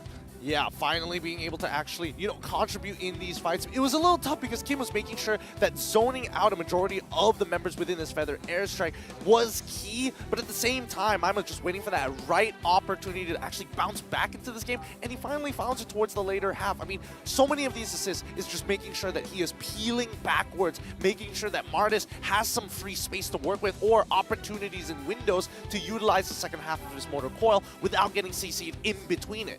And even Neo, he has a lot more chemistry with the team in this game, right? Landing combos, able to follow up and lead the team into the fight. And of course, Team Secret takes a lot of confidence to put Mantis back on that Franco, but he definitely paid it back tenfold. Yep, it honestly felt like, Game 1 and as well as Game 2 were the big warm-up coming in towards Game 3, where at least in Game 2 they woke up, and in Game 3, this is where they are actually going to start really thinking about the ways that they actually approach the fight. I mean, Neo definitely had a couple of low moments, of course, but that's the thing. Slowly pulling it out, and a lot of his moves are based on raw trust of the rest of his teammates to collapse on top of him. And just the experience that he has. And even when you look at Max, the item builds, right? He had the Fury Hammer built in just so he can get a little bit of that extra snowball going before just leaving it there and transitioning to a full tank build. Yep, I mean, that's his overall idea. He needs to chunk his opponents out. His main job is to chunk and complete the kills, nothing more, nothing less. A lot more peel definitely helps, but Red Esports, on the other hand, this is where it got really devastating. Like, Kim is so close to his item power spike. And honestly, I'm looking at Aaron's item build, I kind of feel like the Dominus Ice would have done so much more if you got it early before the Blade Armor, because you have some healing that you need to take care of, right? The Claw, the Valentina, the Martis reset, and the Terizla of all people. It is a bit puzzling that we are seeing the Oracle and the Blade Armor before Dominus Ice. Yeah, it's strange. Personally, for me, it doesn't make sense why, especially when you're in a lane that's so heavily dependent on sustain, why not get the Dominus Ice to slow down your opponent's regen? And it is post-game stats for game number 3. Once more, Matt and Maima able to do whatever they want. I mean, don't get me wrong, Malboy also has been able to kind of push Matt back in the early stages of the game, but when that mid-game rolls around, when Team Secret started breaking those tier 1s, you can see even Malboy started to struggle. No lanes that he can go into without him risking getting ran at by Mudins, and no fights that he can join without risk getting dove by Max and Neo. Yeah, and I think, Max was the biggest problem, right? Because he's not only is he so tanky, but he can basically manhandle Melboy, so there's no real reason for him to actually commit to these fights without some form of peel. I would say that a lot of this game just came down to when you are looking to counter-engage your opponent, and also how to actually play out the neutral objectives, because a lot of the time Red Esports got punished during turtle fights, during Lord. And also the ability usage, right? When do you press your cooldowns? And there are certain moments where Aaron, he thought that his team is going to be in danger. Very early Black Dragon form alongside kind of the Feather Airstrike. And once those spells expire, you can see Team Secret, they just start walking up. And I love the initiative from Neo and Mantis to just take the space, which was something that was missing in game number 1. We're also going to check out the goal graph of game number 3, because this one is a lot more straightforward than the ones that we've seen in the previous 2 games where Team Secret had the lead the entire game. Yep, a lot of going back and forth between the two, making sure that the early game actually works out in a more comfortable way for the side of Team Secret, making sure that, Matt at the very least is able to farm and he doesn't get zoned out at level 1. And with none of those shenanigans going on, after the second turtle, and specifically at the 7th minute, this is where we start to see the upward trend of the economy for Team Secret. Even when you look at the turrets taken, right, you can see the first turret taken by Red Esports was around the 9-minute mark, and when you have running a Brody Brody lineup, you definitely want to do it slightly earlier, and unfortunately Red could not get it going because they were not able to kind of win out in these turtle fights. They are always, Team Secret keeping it even, and of course they were the ones who were able to crack the side lanes first. And making sure that, the lane bully isn't able to kind of do its job definitely kind of speeds up. And let's not forget about the overall macro movements that we did see from both Matt and Max. Both players on opposite sides of the map, especially when it comes down to these neutrals, at least there is something going on. And Matt definitely held his ground, right, being left alone on an island with the Brody for quite an extended period of time. We're going to check out the highlights brought to you by Republic of Gamers for game number 3. Of course, we definitely had some moments, Mandis getting sacrificed and Neo getting these engages off, but again, when you see Max being left alone on an island, with his target, he just goes to town with them. Yep, he's making sure that he's not dying 1v1 against Melboy, but more importantly, he's utilizing the fact that, hey, if Max is busy getting fights, getting these kills, and honestly having more than enough gold for himself, I might as well start taxing the jungle. And we also kind of talked about how Matt is just so efficient in terms of farming, right? We had this 4v5 skirmish around the neutral objective where Matt is just farming waves, taking jungles, and the trust that Team Secret had in this game 3 was nothing like I've ever seen before. They were playing so cohesive, they were peeling back when needed to, and when the time is right, I mean, they just pounced. Yeah, some of these fights did get a little messy because of misexecution.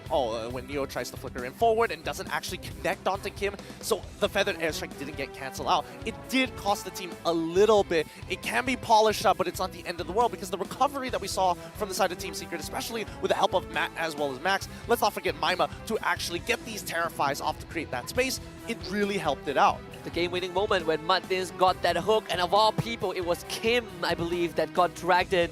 That was a death sentence because that was the only time that Kim died, and when he went down, there was no more defense for Red Esports. And with that win, Team Secret, unfortunately, are still in the red zone, but they put themselves slightly closer to make it out of it. For Red Esports, they only got 1 point, so they're still sitting in the red with 4.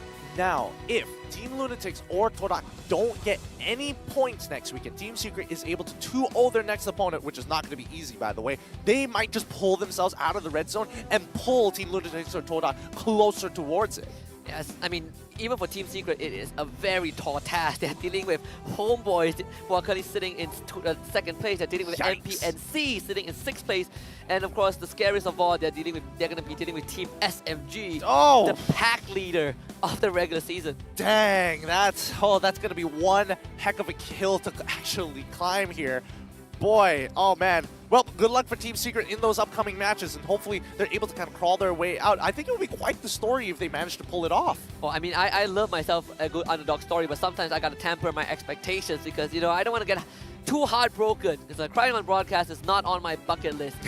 For Red Esports, they have 2 more series to play as well, right? They're dealing with RSG MY, and they're also dealing with Team Lunatics, which brings us to next Friday's schedule. Week number 5, we're going to be kicking it off with MPXNC against Todak, and Team Hog gets to take on Team SMG. Ooh, I mean, Team SMG, they've suffered a defeat. They've already suffered a defeat today. Coming into next week, and they have to face off against Team Hawk, who is looking a little bit more revitalized and polishing up on their latest new weapons.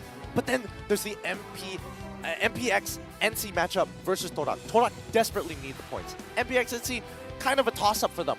But also, they've been taking off games from some of the big dogs. Yeah, and at the same time, the MPX NC, they have 2 variations to go around the draft, right? They play a conventional tank engaged roamer. They also can play enchanter style supports. And at the same time, you also have Zavs, which again so far has been a very consistent gold laner. He has. I mean, especially when when the draft is designed around him. Sometimes even when the draft isn't designed around him, I think he's been maturing a lot in the league from based off the first time we've seen him last year. No, sorry. Not last year. Season. Last season, season 11, where he was a little bit more timid. Now he's feeling so much more confident. Well, speaking about being confident, I think a lot of people feel confident when they go into the MVP prediction. Now the results are going to be down below our MVPs for the day. You can see it's going to be Yura, Loliao, and Max. And if you got all of them right, your name might be flashing down there in the lower third. And if it is, check out your in-game client. You're going to get a gift from us. Yep. I don't know. That would be a really hard prediction to get, right? The Max one in particular. Yeah, that could have gone so many different ways. I mean, first of all, you would be banking on Team Secret. Second of all, you need to get 1 out of 5. 1 out of 5 chance of actually nailing it. I have a wide guess. A lot of the names are actually Team Secret loyal fans. And who else would bet on Team Secret? That's fair. Think about it. That's fair. But everybody is winning here today, and thank you to all the viewers who have been watching, you know, showing up their support, coming down to Stadium Juara. Well, this is the end. They want Sri Putra, my bad. Putra. You're still stuck in season 11. This is the last. I mean, we're signing off for week number 4. Any last words before we sign off? I think, you know, today has been surprising. The overall week has been quite the shake-up in the meta itself.